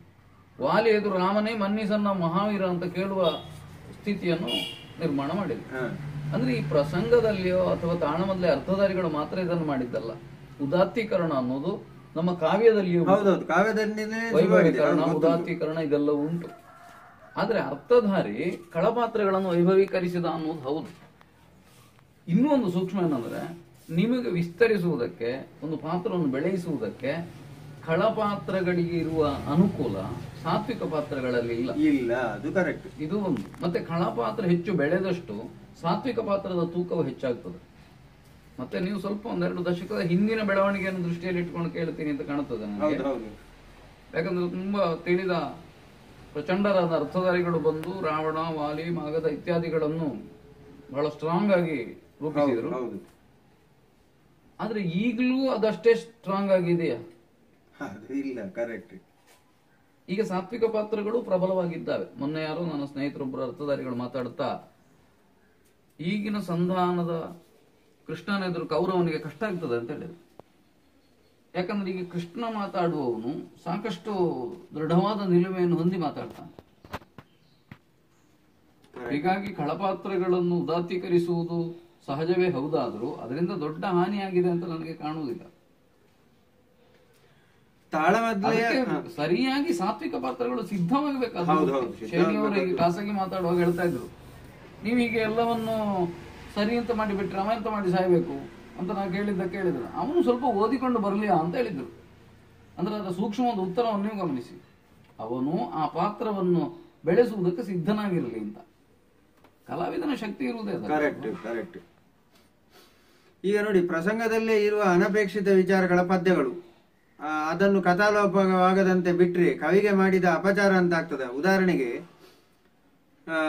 ಶಶಿವಂಶವಲ್ಲರಿ ಅಂತ ಒಂದು ಪ್ರಸಂಗದಲ್ಲಿ, ಅದು ಪುರಾಣದ್ದೇ ಕಥೆ, ಅದು ಗುರುಪತ್ನಿಯನ್ನೇ ಮೋಹಿಸುವಂತ ಒಬ್ಬ ಶಿಷ್ಯನ ಕಥೆ ಉಂಟು. ಆಮೇಲೆ ಈ ಸುಧನ್ವಾರ್ಜುನದಲ್ಲಿ ಪ್ರಭಾವತಿ ಸನ್ನಿವೇಶ, ಕೆಲವರೆಲ್ಲ ಟೆಕ್ನಿಕಲ್ ಆಸ್ಪೆಕ್ಟ್ಸ್ ಎಲ್ಲ ಮಾತಾಡಿ ಅದನ್ನು ಕೇಳಲಿಕ್ಕೆ ಆಗದ ಹಾಗೆ ಮಾಡಿದ್ದನ್ನು ನಾನೇ ನೋಡಿದ್ದೇನೆ. ಇಂಥ ಸಮಯದಲ್ಲೆಲ್ಲ ಆ ಪದ್ಯಗಳನ್ನೇ ಬಿಟ್ರೆ ಆಯ್ತಲ್ಲ, ಅಂತವರು ಇದ್ದಾರೆ ಅಂತಂದ್ರೆ ಆ ಪದ್ಯವನ್ನೇ ಬಿಟ್ರೆ ಕವಿಗೆ ಮಾಡುವ ಅಪಚಾರ ಅಂತ ಆಗ್ತದೆ. ಪದ್ಯವನ್ನು ಬಿಟ್ಟ ಕೂಡಲೇ ಅರ್ಥಧಾರಿ ಅದನ್ನು ಮಾತಾಡುವುದಿಲ್ಲ ಅಂತ ಹೇಳಿ ಅದು ಕರೆಕ್ಟ್, ಅದು ಹೇಳಲಿಕ್ಕೆ ಬರುವುದಿಲ್ಲ. ಮಾತಾಡಬೇಕು ಅಂತ ಇದ್ದವನಿಗೆ ಎಲ್ಲಿಯೂ ಸಂದರ್ಭ ಬರ್ತದೆ. ಒಂದು. ಎರಡನೇದ್ದು, ಪ್ರಸಂಗದ ಪದ್ಯಗಳನ್ನು ಬಿಡುವುದು, ಕೆಲವು ಸಲ ಬಿಟ್ಟದ ಪದ್ಯಗಳನ್ನು ಇನ್ನೊಂದು ಸಂದರ್ಭ ತೆಕ್ಕೊಳ್ಳುವುದು, ಈ ಎಡಿಟಿಂಗ್ ಅನ್ನೋದು ಪ್ರತಿ ಪ್ರದರ್ಶನದಲ್ಲಿಯೂ ಆಗ್ತಾ ಇರ್ತದೆ. ಹೌದೌದೌದು. ಯಾಕಂದ್ರೆ ಪ್ರದರ್ಶನ ಪೂರ್ವದಲ್ಲಿ ಒಂದು ಸಿದ್ಧತೆ ಇರ್ತದೆ. ಕೃಷ್ಣಸಂಧಾನ ಅಂದ್ರೆ ಇಂಥ ಪದ್ಯಗಳನ್ನು ತೆಕ್ಕೊಳ್ತೇವೆ, ಮಾಮೂಲು ನಡೆ ಇದು ಹೀಗೆ ಅಂತ ನಾವು ಅದನ್ನು ಗ್ರಹಿಸಿಕೊಂಡು ಅಲ್ಲಿಗೆ ಹೋಗ್ತೇವೆ. ಅಲ್ಲಿಗೆ ಹೋಗುವಾಗ ಕಲಾವಿದರು, ಭಾಗವತರು ಇವರ ಮನೋಧರ್ಮವನ್ನು ಹೊಂದಿಕೊಂಡು ಅಲ್ಲಿ ಇನ್ನೊಮ್ಮೆ ಪ್ರತ್ಯೇಕ ಎಡಿಟಿಂಗ್ ಮಾಡ್ತೇವೆ. ಈ ಭಾಗವನ್ನು ಬಿಡುವ, ಈ ಪದ್ಯವನ್ನು ತೆಕ್ಕೊಳ್ಳುವ ಅಂತ ಮಾಡ್ತೇವೆ. ಇಷ್ಟಾದ ಮೇಲೆ ವೇದಿಕೆಯಲ್ಲಿಯೇ ಎಡಿಟಿಂಗ್ ಆಗ್ತದೆ. ಯಾಕಂದ್ರೆ ಅರ್ಥಧಾರಿ ಒಂದನ್ನು ಬಿಟ್ಟು ಮುಂದೆ ಹೋಗುವುದು, ಅಥವಾ ಇನ್ನೊಂದು ಅಗತ್ಯ ಇದ್ದ ಪದ್ಯಗಳನ್ನು ತೆಕ್ಕೊಳ್ಳಬಹುದು. ಭಾಗವತರು ಕೊಡದಿರಬಹುದು ಅಥವಾ ಹೆಚ್ಚಿಗೆ ಕೊಡಬಹುದು. ಈ ಎಡಿಟಿಂಗ್ ಎನ್ನುವುದು 3 ಹಂತದಲ್ಲಿ ತಾಳಮದ್ದಳೆಗೆ ನಡೀತದೆ ಮತ್ತು ಪ್ರತಿ ದಿನವೂ ನಡೀತಾ ಇರ್ತದೆ. ಪ್ರತಿ ಪ್ರದರ್ಶನಕ್ಕೂ ಒಂದು ಎಡಿಟಿಂಗ್ ಇರ್ತದೆ. ಇದು ಒಂದು. ಹಾಗಾಗಿ ಬಿಟ್ಟ ಕೂಡಲೇ ಬರೆದವನಿಗೆ ಅವಮರ್ಯಾದೆ ಆಯ್ತು ಅಂತ ನಾವು ಎಣಿಸಬೇಕಾಗಿಲ್ಲ. ಯಾಕಂದ್ರೆ ನಾವು ಅಷ್ಟು ಪದ್ಯ ಬರೆದದ್ದು ಆ ಕಾಲಘಟ್ಟದಲ್ಲಿ ಒಂದು 300 ಪದ್ಯ ಬೇಕಿತ್ತು. ಆದ್ರೆ ಈಗ ಅಷ್ಟು ಪದ್ಯಗಳು ಬೇಡ, ತೆಕ್ಕೊಂಡ್ರೆ ತಾಳಮದ್ದಳೆ ಮುಗಿಲಿಕ್ಕೂ ಇಲ್ಲ. ಇನ್ನೊಂದು ನೀವು ಕೇಳಿದ ಅಂಶ, ಅಗತ್ಯ ಇಲ್ಲದ ವಿವರಗಳನ್ನು ಕೊಡುವಂತ ಪದ್ಯಗಳು ಬೇಕಾ? ಅದನ್ನು ನಾವು ಈಗಾಗಲೇ ಮಾಡ್ತಾ ಇದ್ದೇವೆ. ನಾವು ಯಾವ್ದು ಹೆಚ್ಚಿಗೆ ಅಂತ ಅನ್ನಿಸ್ತದೋ ಅದನ್ನ ಬಿಟ್ಟು ಮುಂದೆ ಹೋಗುವ. ಕೆಲವು ಸಲ ಈಗ ಮುಖ್ಯವಲ್ಲದ ಭಾಗವನ್ನು ತೆಕ್ಕೊಂಡು ಅದಕ್ಕೊಂದು ಮುಖ್ಯ ಅಂತ ತೋರಿಸುವ ಪ್ರಯತ್ನವನ್ನು ನಾವು ಮಾಡ್ತೇವೆ. ಇಂಥ ಪ್ರಸಂಗಗಳಲ್ಲಿ ಈಗ ಮುಖ್ಯವಲ್ಲದ ಪ್ರಸಂಗವನ್ನು ಮುಖ್ಯ ಅಂತ ತೋರಿಸುವ ಪ್ರಯತ್ನ, ಅದಕ್ಕೆ ಅದರ ಹಿಂದಿನ ಉದ್ದೇಶ ಅಂತ ಎಡಿಟಿಂಗ್. ಅದು ಈಗ ನನ್ನ ಮನೋಧರ್ಮದಲ್ಲಿ ಅದು ಮುಖ್ಯ ಅಂತ ಕಾಣ್ತದೆ. ಹಾಗೆ ಕರೆಕ್ಟ್ ಕರೆಕ್ಟ್. ನನ್ನ ಪಾತ್ರಾಭಿವ್ಯಕ್ತಿಗೆ ಅದು ನನಗೆ ಬೇಕು ಅಂತ ಅನ್ನಿಸ್ತದೆ, ನಾನಾಗ ಅದನ್ನೇ ಎತ್ತಿಕೊಳ್ಳಬಹುದು. ಅಥವಾ ಇವತ್ತಿನ ಪ್ರದರ್ಶನದಲ್ಲಿ ಹೈಲೈಟ್ ಆಗಬೇಕಾದ ಭಾಗ ಅದು ಅಂತ ಕಾಣಬಹುದು, ನಾವು ಅದನ್ನು ತಗೊಳ್ತೇವೆ. ಕರೆಕ್ಟ್, ಗೊತ್ತಾಯ್ತು. ಅದರದ ಅಷ್ಟಾಗಿ ಏನು ಪ್ರಯೋಗಾತ್ಮಕವಾಗಿ ನಾವು ಇನ್ನೂ ಪೂರ್ಣ ಮಾಡಲಿಲ್ಲ. ಇನ್ನು ಮಾಡಬಹುದು, ಧಾರಾಳ ಮಾಡಬಹುದು. ಮುಖ್ಯವಲ್ಲದ ಭಾಗಗಳನ್ನು ಎತ್ತಿಕೊಂಡು ಧಾರಾಳ ಮಾಡಬಹುದು. ತಾಳಮದ್ದಳೆ ಅಥವಾ ಯಾವುದೇ ಒಂದು ಪ್ರದರ್ಶನಗಳಿಗೆ ಕಲಾ ವಿಮರ್ಶೆ ಅಂತ ಹೇಳುವಂತದ್ದು ಬೇಕಾ ಅಥವಾ ಬೇಡವಾ? ಮೂಲತಃ ವಿಮರ್ಶೆ ಅನ್ನೋದು ಬೇಕಾ? ಕಲೆಗೆ ಅಂತಲ್ಲ, ಯಾವ್ದಕ್ಕಾದ್ರೂ ಬೇಕಾ? ಯಾಕಂದ್ರೆ ವಿಮರ್ಶೆ ಅನ್ನೋದು ಇಲ್ಲದೆ ಇದ್ರೆ ಸರಿ ತಪ್ಪುಗಳನ್ನು ತಿಳ್ಕೊಳ್ಳೋದು ಹೇಗೆ? ಈಗ ನಮ್ಮೊಳಗೆ ವಿಮರ್ಶೆ ಇರ್ತದೆ. ಹೊರಗಿನವರು ಯಾರೋ ಪತ್ರಿಕೆಯಲ್ಲಿ ಮೊನ್ನೆ ನಡೆದ ಪ್ರದರ್ಶನದ ಬಗ್ಗೆ ಬರೀ ವಿಮರ್ಶೆ ಅಂತ ನಾ ಹೇಳಿದ್ದಲ್ಲ. ನಾನು ಇವತ್ತೊಂದು ಅರ್ಥ ಹೇಳಿ ಮನೆಗೆ ಬರುವಾಗ ನನ್ನೊಳಗೆ ಒಂದು ವಿಮರ್ಶೆ ಇರ್ತದೆ ಅದರ ಕುರಿತು. ಆ ವಿಮರ್ಶೆ ಬೇಡ ಅಂತ ಹೇಳಲಿಕ್ಕೆ ಬರ್ತದ? ಬೇಕು. ಮತ್ತೆ ವಿಮರ್ಶೆ ಮಾಡುವವ ಎಷ್ಟು ತಿಳ್ಕೊಂಡಿದ್ದಾನೆ ಅನ್ನೋದು ಮುಖ್ಯ. ಏನೂ ಗೊತ್ತಿಲ್ಲದವನು ವಿಮರ್ಶೆ ಮಾಡುವ ಕಾಲ ಇದು. ಹೌದೌದು, ಈಗ ಹಾಗೆ ಆಗಿದೆ. ಏನು ತಾಳಮದ್ದಳೆ ಬಗ್ಗೆ ಏನೂ ಗೊತ್ತಿಲ್ಲ, ಅರ್ಥಧಾರಿಗಳ ಬಗ್ಗೆ ಏನೂ ಗೊತ್ತಿಲ್ಲ, ಅವರು ವಿಮರ್ಶೆ ಮಾಡ್ತಾರೆ. ಏನು ವಿಮರ್ಶೆ ಅಂತಂದ್ರೆ, ನನಗೆ ಖುಷಿ ಆಯ್ತೋ ಇಲ್ವೋ ಅನ್ನೋದು ವಿಮರ್ಶೆ ಅಲ್ಲ. ನನಗೆ ಖುಷಿ ಆಗಬಹುದು, ಆಗದೇ ಇರ್ಬೋದು, ನನ್ನ ಅನಿಸಿಕೆ, ನನ್ನ ಅಭಿಪ್ರಾಯ. ಒಂದು ಒಟ್ಟು ಪ್ರದರ್ಶನದಲ್ಲಿ ಹೇಗಿರ್ಬೇಕಿತ್ತು, ಹೇಗಾಗಿದೆ, ಇದರ ಪರಿಣಾಮ ಏನು ಇತ್ಯಾದಿಗಳನ್ನು ನೋಡಿ ಮಾಡುವುದು ಅದು ವಿಮರ್ಶೆ. ಅದು ಮಾಡಬೇಕಾದ್ರೆ ಆ ಕ್ಷೇತ್ರದ ಬಗ್ಗೆ ಗೊತ್ತಿರಬೇಕು. ನಾನಾಗ್ಲೇ ಹೇಳಿದಾಗ ಒಂದು ರಂಗಭೂಮಿ ಯಾಕಾಗಿ ಸಿದ್ಧವಾಗಿದೆ ಅದು ಗೊತ್ತಿರಬೇಕು. ಆ ರಂಗಭೂಮಿಯಲ್ಲಿ ಸರಿ ಅಂತ ಹೇಳಬೇಕು ಅಂತಾದ್ರೆ ಸರಿ ಯಾವುದು ಅಂತ ನನಗೆ ಗೊತ್ತಿರಬೇಕು, ತಪ್ಪು ಅಂತ ಹೇಳ್ಬೇಕಾದ್ರೆ ತಪ್ಪು ಯಾವುದು ಅಂತ ನನಗೆ ಗೊತ್ತಿರಬೇಕು. ಗೊತ್ತಿಲ್ಲದವರು ವಿಮರ್ಶೆ ಮಾಡ್ಲಿಕ್ಕೆ ಹೊರಟ್ರೆ ಆಗ ಅರ್ಹತೆ ಇಲ್ಲದವರಿಗೆ ಅರ್ಹತೆ ಬರ್ತದೆ, ಅರ್ಹತೆ ಇದ್ದವರಿಗೆ ಅರ್ಹತೆ ಇರುವುದಿಲ್ಲ. ಒಳ್ಳೇದು ಕೆಟ್ಟದಾಗ್ತದೆ, ಕೆಟ್ಟದ್ದು ಒಳ್ಳೇದಾಗ್ತದೆ. ವಿಮರ್ಶೆ ಬೇಕೇ. ಮತ್ತೆ ಇನ್ನೊಂದೇನು ಅಂತಂದ್ರೆ, ನಮ್ಮಲ್ಲಿ ಒಂದು ರಚನಾತ್ಮಕವಾದ ರಚನೆಗೆ ಸಂಬಂಧಪಟ್ಟ ವಿಮರ್ಶೆ ಇಲ್ಲ. ಒಂದು ಪ್ರದರ್ಶನಕ್ಕೆ ವಿಮರ್ಶೆ ಉಂಟಾ? ಇಲ್ಲ. ಸುಧರ್ಮ ಅರ್ಜುನ ಪ್ರಸಂಗ ನಡೆಯಿತು. ಸುಧರ್ಮನ ಪಾತ್ರಧಾರಿ ಮಿಂಚಿದರು, ಅರ್ಜುನನ ಪಾತ್ರಧಾರಿ ತಮ್ಮ ತೂಕದಿಂದ ಕಂಡರು, ಭಾಗವತರು ಸುಶ್ರಾವ್ಯವಾಗಿ ಆಡಿದರು. ಇದು ವಿಮರ್ಶೆ ಹೇಗಾಗ್ತದೆ? ಸಮೀಕ್ಷೆ ಆಗ್ತದೆ. ಕರೆಕ್ಟ್, ಸಮೀಕ್ಷೆ. ಹೌದೌದು. ಅವರ ಅಭಿವ್ಯಕ್ತಿ ಪರಿಣಾಮಕಾರಿಯಾಗಿ ಎಷ್ಟು ಕಂಡಿದೆ, ಹೌದು, ಮತ್ತು ಅವರ ದೋಷಗಳುಂಟು, ಸರಿಯಾದ್ದುಂಟು, ಇದನ್ನು ಮಾಡಬೇಕಾಗ್ತದೆ. ದುರಂತ ಅಂದ್ರೆ ಅಂತ ವಿಮರ್ಶೆ ಮಾಡುವವರಿಲ್ಲ, ಮಾಡಿದ್ರು ಅದನ್ನು ಸಹಿಸುವವರಿಲ್ಲ. Correct correct. ಒಳ್ಳೇದು ಅಂತ ನನ್ನ ಹೇಳುವಲ್ಲಿವರೆಗೆ ನನಗೆ ಅವರು ಇಷ್ಟವೇ. ನೀವು ನನ್ನ ಅರ್ಥವನ್ನು ಮೆಚ್ಚುವಲ್ಲಿವರೆಗೆ ನಾನು ನಿಮ್ಗೆ ಒಳ್ಳೆ ಗೌರವ ಕೊಡ್ತೇನೆ. ಒಂದು ದಿವಸ ಕಲ್ಚರ್ ಅರ್ಥ ಸುಖ ಇಲ್ಲ ಅಂತ ಹೇಳಿದ್ರೆ ಮರುದಿವಸ ನಿಮ್ಮ ಮುಖ ನೋಡುದಿಲ್ಲ. ಹೌದು ಹೌದು. ಹೀಗಾದ್ರೆ ವಿಮರ್ಶೆ ಹೇಗೆ ಬೆಳೀತದೆ? ವಿಮರ್ಶೆ ಬೆಳೆಯುವುದಿಲ್ಲ, ಕಲಾವಿದನು ಬೆಳೆಯುವುದಿಲ್ಲ, ಯಾರು ಬೆಳೆಯುವುದಿಲ್ಲ. ಪುರಾಣ ಕಥೆಗಳಿಗೆ ಮತ್ತು ಯಕ್ಷಗಾನ ಪ್ರಸಂಗದ ಕಥೆಗಳಿಗೆ ಇರುವ ಭಿನ್ನತೆ ಅದು ಹೇಗೆ ಸಮರ್ಥನೀಯ? ಅಂದ್ರೆ ಪ್ರಹ್ಲಾದ ಚರಿತ್ರೆ ಇದು ಮೂಲ ಕಥೆಗೆ ಭಿನ್ನವಾಗಿದೆ, ಮತ್ತೆ ಅದನ್ನು ಏನು ಎಂತ ಹೇಳುದು, ಹರಿಹರ ಎನ್ನುವಂತಹ ಭೇದಕ್ಕೆ ಬಳಸಿಕೊಳ್ಳುವ ಹಾಗೆ ಇಲ್ಲಿ ಗೋಚರ ಆಗ್ತದೆ. ಇದು ಹೇಗೆ, ಇದು ಸರಿ? ಇದನ್ನು ಹೇಗೆ ನೀವು ಸಮರ್ಥಿಸ್ತೀರಿ? ಅಂದ್ರೆ ಪ್ರಸಂಗ ಅನ್ನೋದು ಸ್ವತಂತ್ರವಾಗಿ ಒಂದು ಕಾವ್ಯ, ಹೌದಾ? ಹಾ ಹೌದು, ಅದು ಹೌದು. ನಾವು ಅದನ್ನು ಮಾಡುವಾಗ ಕಾಳಿದಾಸನ ಶಕುಂತಲ ನಾಟಕ ಇದೆ, ಅದರಲ್ಲಿ ಏನು ನಿಮ್ಮ ಪುರಾಣದಲ್ಲಿ ಬರುವ ಕಥೆಯನ್ನೆಲ್ಲ ಬರೆದು ಹೌದೌದು ಪ್ರತ್ಯೇಕವಾಗಿ ಬರೆದಿದ್ದಾನೆ. ಆ ರಚನೆಯಿಂದ ಅವ ಏನ್ ಕೊಟ್ಟ ಅದು ಪ್ರಧಾನ. ಕರೆಕ್ಟ್. ಅವಿಜ್ಞಾನವನ್ನು ಶಕುಂತಲೆ ಮತ್ತೆ ಧರಿಸಿದ್ಲ ಇಲ್ವೋ? ಧರಿಸದೇ ಇದ್ರೆ ಕಾರಣ ಏನು? ಧರಿಸುವುದಿದ್ರೆ ಅದಕ್ಕೆ ಕಾರಣವೇನು? ಕರೆಕ್ಟ್. ಅವಳ ನೋವನ್ನು ಹೇಗೆ ಕಾಣಿಸಿದ ಇತ್ಯಾದಿ ಎಲ್ಲವೂ ಒಂದು ಪ್ರತ್ಯೇಕ ರಚನೆಯಾಗಿ ಬಂದಾಗ, ಒಂದು ಆಶಯ ಬೇರೆ ಇದ್ದಾಗ ಅದಕ್ಕೊಂದು ಗೌರವ ಉಂಟು ತಾನೆ. ಕರೆಕ್ಟ್. ಹೌದೌದು ಹೌದು. ಇಲ್ಲದಿದ್ರೆ ನಾವು ಹಳೆಗನ್ನಡ ಕಾವ್ಯಗಳನ್ನೆಲ್ಲ ಬಿಸಾಡಬೇಡ್ವಾ? ಇದ್ಯಾಕೆ ಬಂತು ಅಂತ. ಪ್ರಸಂಗಗಳಿಗೂ ಹಾಗೆ ಪ್ರತ್ಯೇಕವಾದ ಒಂದು ವ್ಯಕ್ತಿತ್ವ ಅಥವಾ ಒಂದು ಅಸ್ತಿತ್ವ ಉಂಟು. ವ್ಯಕ್ತಿತ್ವ ಅಂತ ಯಾಕೆ ಹೇಳಿದೆ ಅಂದ್ರೆ ಅದು ಒಂದು ಒಂದು ಕೃತಿಯಾಗಿ ಅದಕ್ಕೊಂದು ಅದರದ್ದೇ ಗುಣ ಉಂಟು ಅನ್ನೋ ಕಾರಣಕ್ಕೆ, ಒಂದು ಸ್ವಭಾವ ಉಂಟು ಅನ್ನೋ ಕಾರಣಕ್ಕೆ. ನೀವು ಮೂಲ ಕಥೆಯಿಂದ ಭಿನ್ನವಾಗಿದೆ ಬೇಕು ಅಂದ್ರೆ ರಚನಾಕಾರನಲ್ಲಿ ಕೇಳಬೇಕು ಯಾಕೆ ಮಾಡಿದ ಅಂತ.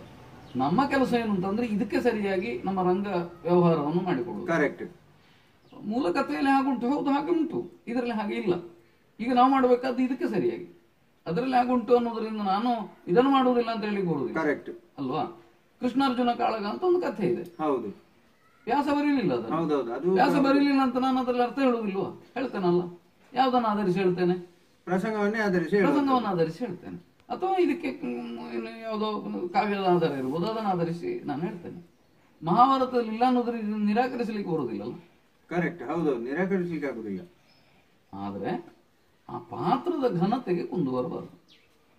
ಪೌರಾಣಿಕವಾದಂತಹ ಆ ಪಾತ್ರದ ಘನತೆಗೆ ಕುಂದಾಗದ ಹಾಗೆ ನಾವಿರ್ಬೇಕು. ನಾನು ಆಗ ಹೇಳಿದ ಹಾಗೆ ಕೆಟ್ಟ ದುಷ್ಟ ಪಾತ್ರಗಳಿಗೂ ಘನತೆ ಉಂಟು, ಅದು ಪೌರಾಣಿಕ ಘನತೆ. ಅರ್ಥಗಾರಿಕೆಯಲ್ಲಿ ಯಾವುದು ಮುಖ್ಯ? ಭಾಷೆಯ, ವಿಷಯವ, ಶ್ರುತಿ, ಲಯ, ಯಾವುದು ಮುಖ್ಯ ಸರ್? ಎಲ್ಲವೂ ಮುಖ್ಯವೇ, ಎಲ್ಲವೂ ಮುಖ್ಯವೇ. ಮತ್ತು ಒಬ್ಬೊಬ್ಬನಲ್ಲಿ ಒಂದೊಂದು ಮುಖ್ಯ ಇರುವುದು.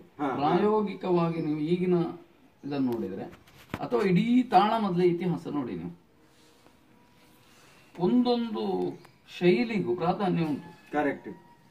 ಒಂದು ಪ್ರವಾಹದಲ್ಲಿ ಅನೇಕ ವಿಧವಾಗಿ ಏನು ಸುಳಿಗಳಿದ್ದಾಗೆ ಅಥವಾ ಶಾಖೆಗಳಿದ್ದಾಗೆ, ಅಥವಾ ಒಂದು ಸಮುದ್ರಕ್ಕೆ ಬಂದು ಸೇರುವ ಅನೇಕ ನದಿಗಳಿದ್ದ ಹಾಗೆ ಈ ತಾಳಮದ್ದಳೆ ಇತಿಹಾಸವನ್ನು ನೋಡ್ತಾ ಬಂದ್ರೆ ಈ ಅರ್ಥ ಪ್ರವಾಹದಲ್ಲಿ ಅನೇಕ ಶೈಲಿಗಳಿದ್ದಾವೆ.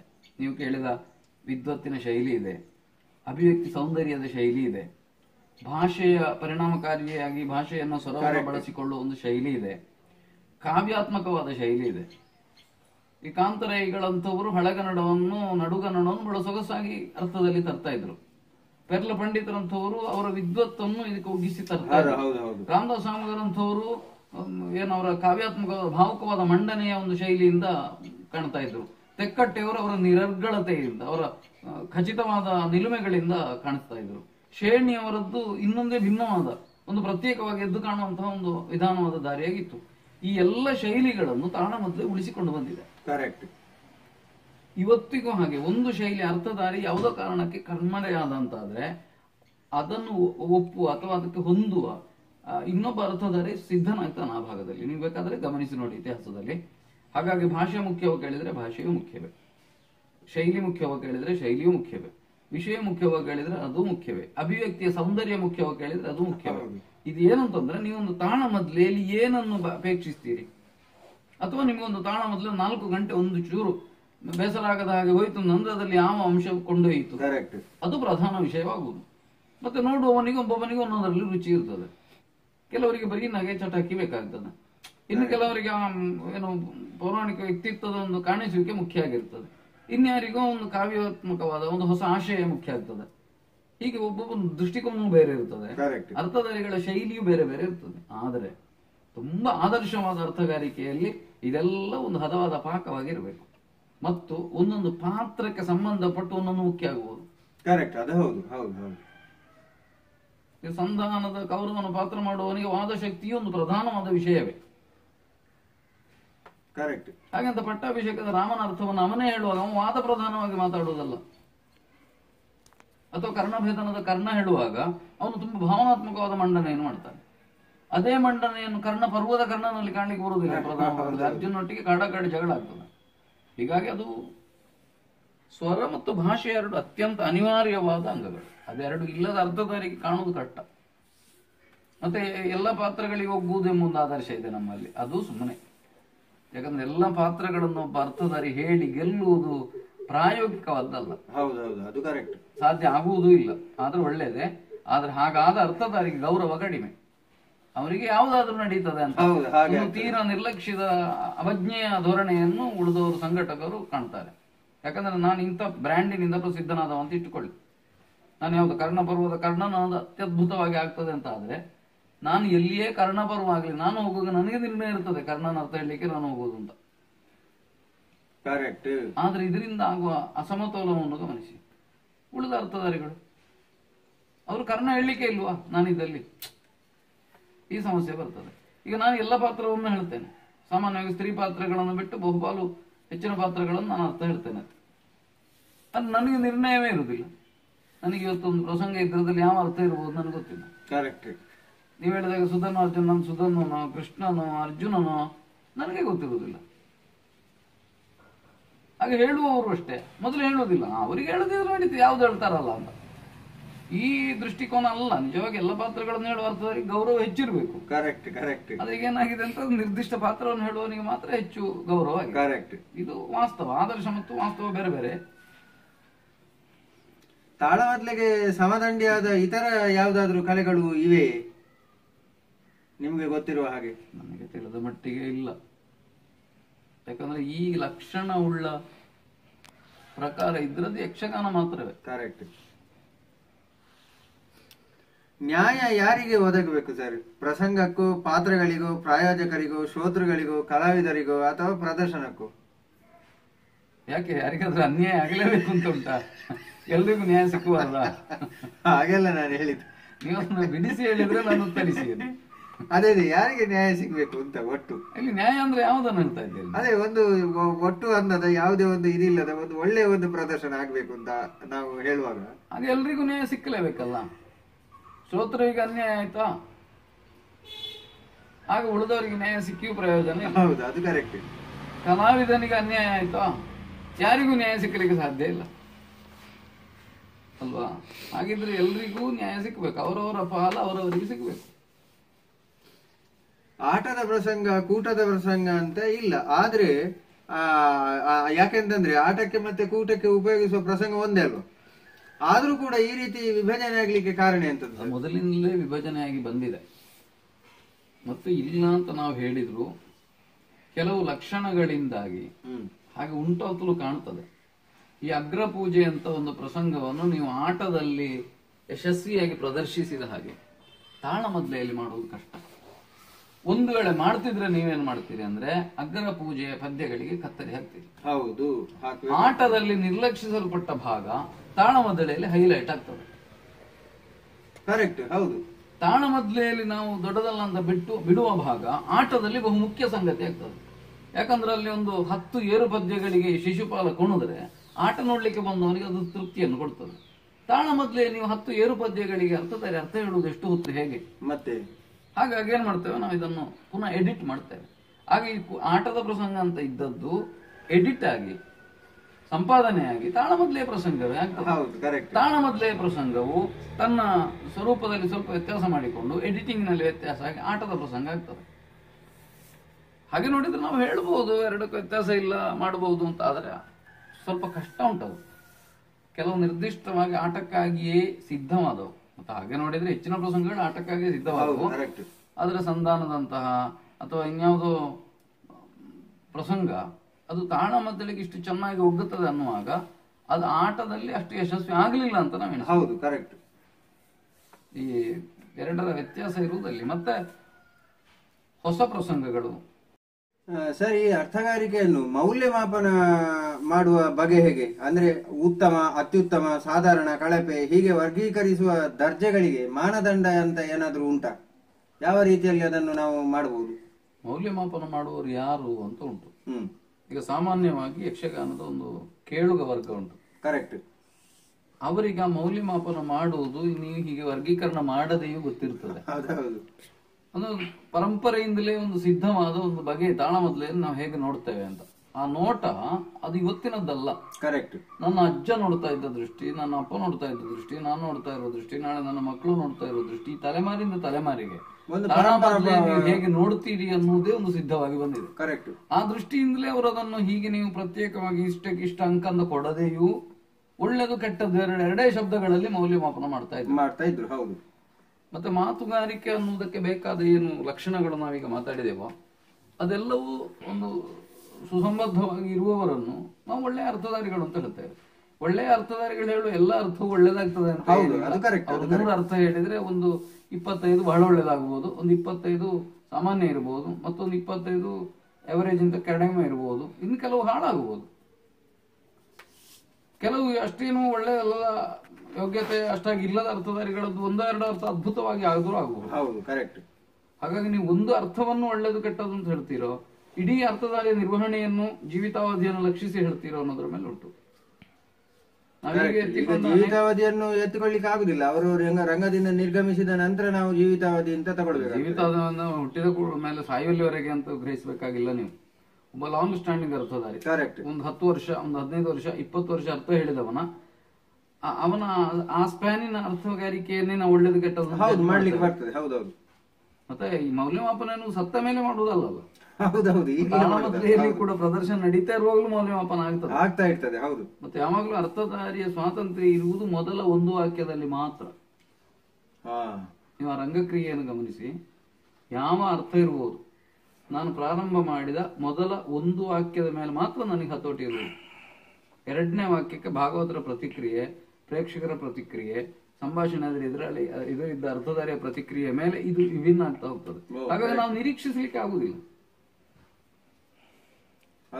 ಹಾಗಾಗಿ ಮೌಲ್ಯಮಾಪನ ಮಾಡುವಾಗ ನೀವು ಅದನ್ನು ಗಮನಿಸಬೇಕು ಅಂತ. ಉದಾಹರಣೆಗೆ ಪಡುಬಿದ್ರಿ ಹತ್ರ ಕೆಲವು ವರ್ಷದ ಹಿಂದೆ ಒಂದು ತಾಳಮದ್ದಲೆ ನಡೆಯಿತು. ನನಗದರಲ್ಲಿ ವಾಮನ ಚರಿತ್ರೆ, ವಾಮನನ ಅರ್ಥ, ಆ ವಾಮನ ಪಾತ್ರ ಹೇಗೆ ನನಗೊಂದು ಚಿತ್ರಣ ಉಂಟು ಮನಸ್ಸಿನಲ್ಲಿ.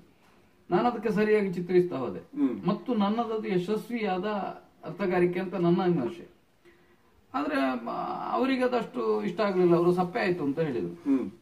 ಈ ಸಪ್ಪೆಗೆ ಪ್ರತಿಯಾಗಿ ನಾನು ಮಸಾಲೆ ಹಾಕಲಿಕ್ಕೆ ಮನಸ್ಸು ಮಾಡದೇ ಇದ್ದ ಕಾರಣ ಅವ್ರು ನನ್ನ ಮತ್ತೆ ಕರೀಲಿಲ್ಲ. ನೀವು ಮೌಲ್ಯಮಾಪನ ಮಾಡುವಾಗ ಯಾವುದನ್ನು ಒಳ್ಳೇದು ಕೆಟ್ಟದ್ದು ಅಂತ ಹೇಳಿದಿರಿ. ಕರೆಕ್ಟ್. ಅಂದ್ರೆ ನಾ ಹೇಳುದದು, ನಿಮಗೆ ನೀವು ಏನನ್ನು ನಿರೀಕ್ಷಿಸ್ತೀರಿ ಅನ್ನೋದೇ ಪ್ರಧಾನ ಅಂತ ಒಂದು ವಿಷಯದ ಮೇಲೆ. ಕರೆಕ್ಟ್. ಹೌದು. ಮನೋರಂಜನೆಯೇ ಮುಖ್ಯ ಅಂತ ಆದಾಗ ಮೌಲ್ಯಮಾಪನದ ಇದೇ ಬೇರೆ. ಮೌಲ್ಯಮಾಪನ ಮಾಡಬೇಕಾದ್ರೆ, ಆಗ ಹೇಳಿದ ವಿಮರ್ಶೆ ಮಾಡಬೇಕಾದ್ರೆ ಅದು ಗೊತ್ತಿರಬೇಕು. ಕ್ರಿಕೆಟ್ ಆಟ ನೋಡ್ತೀರಿ ನೀವು.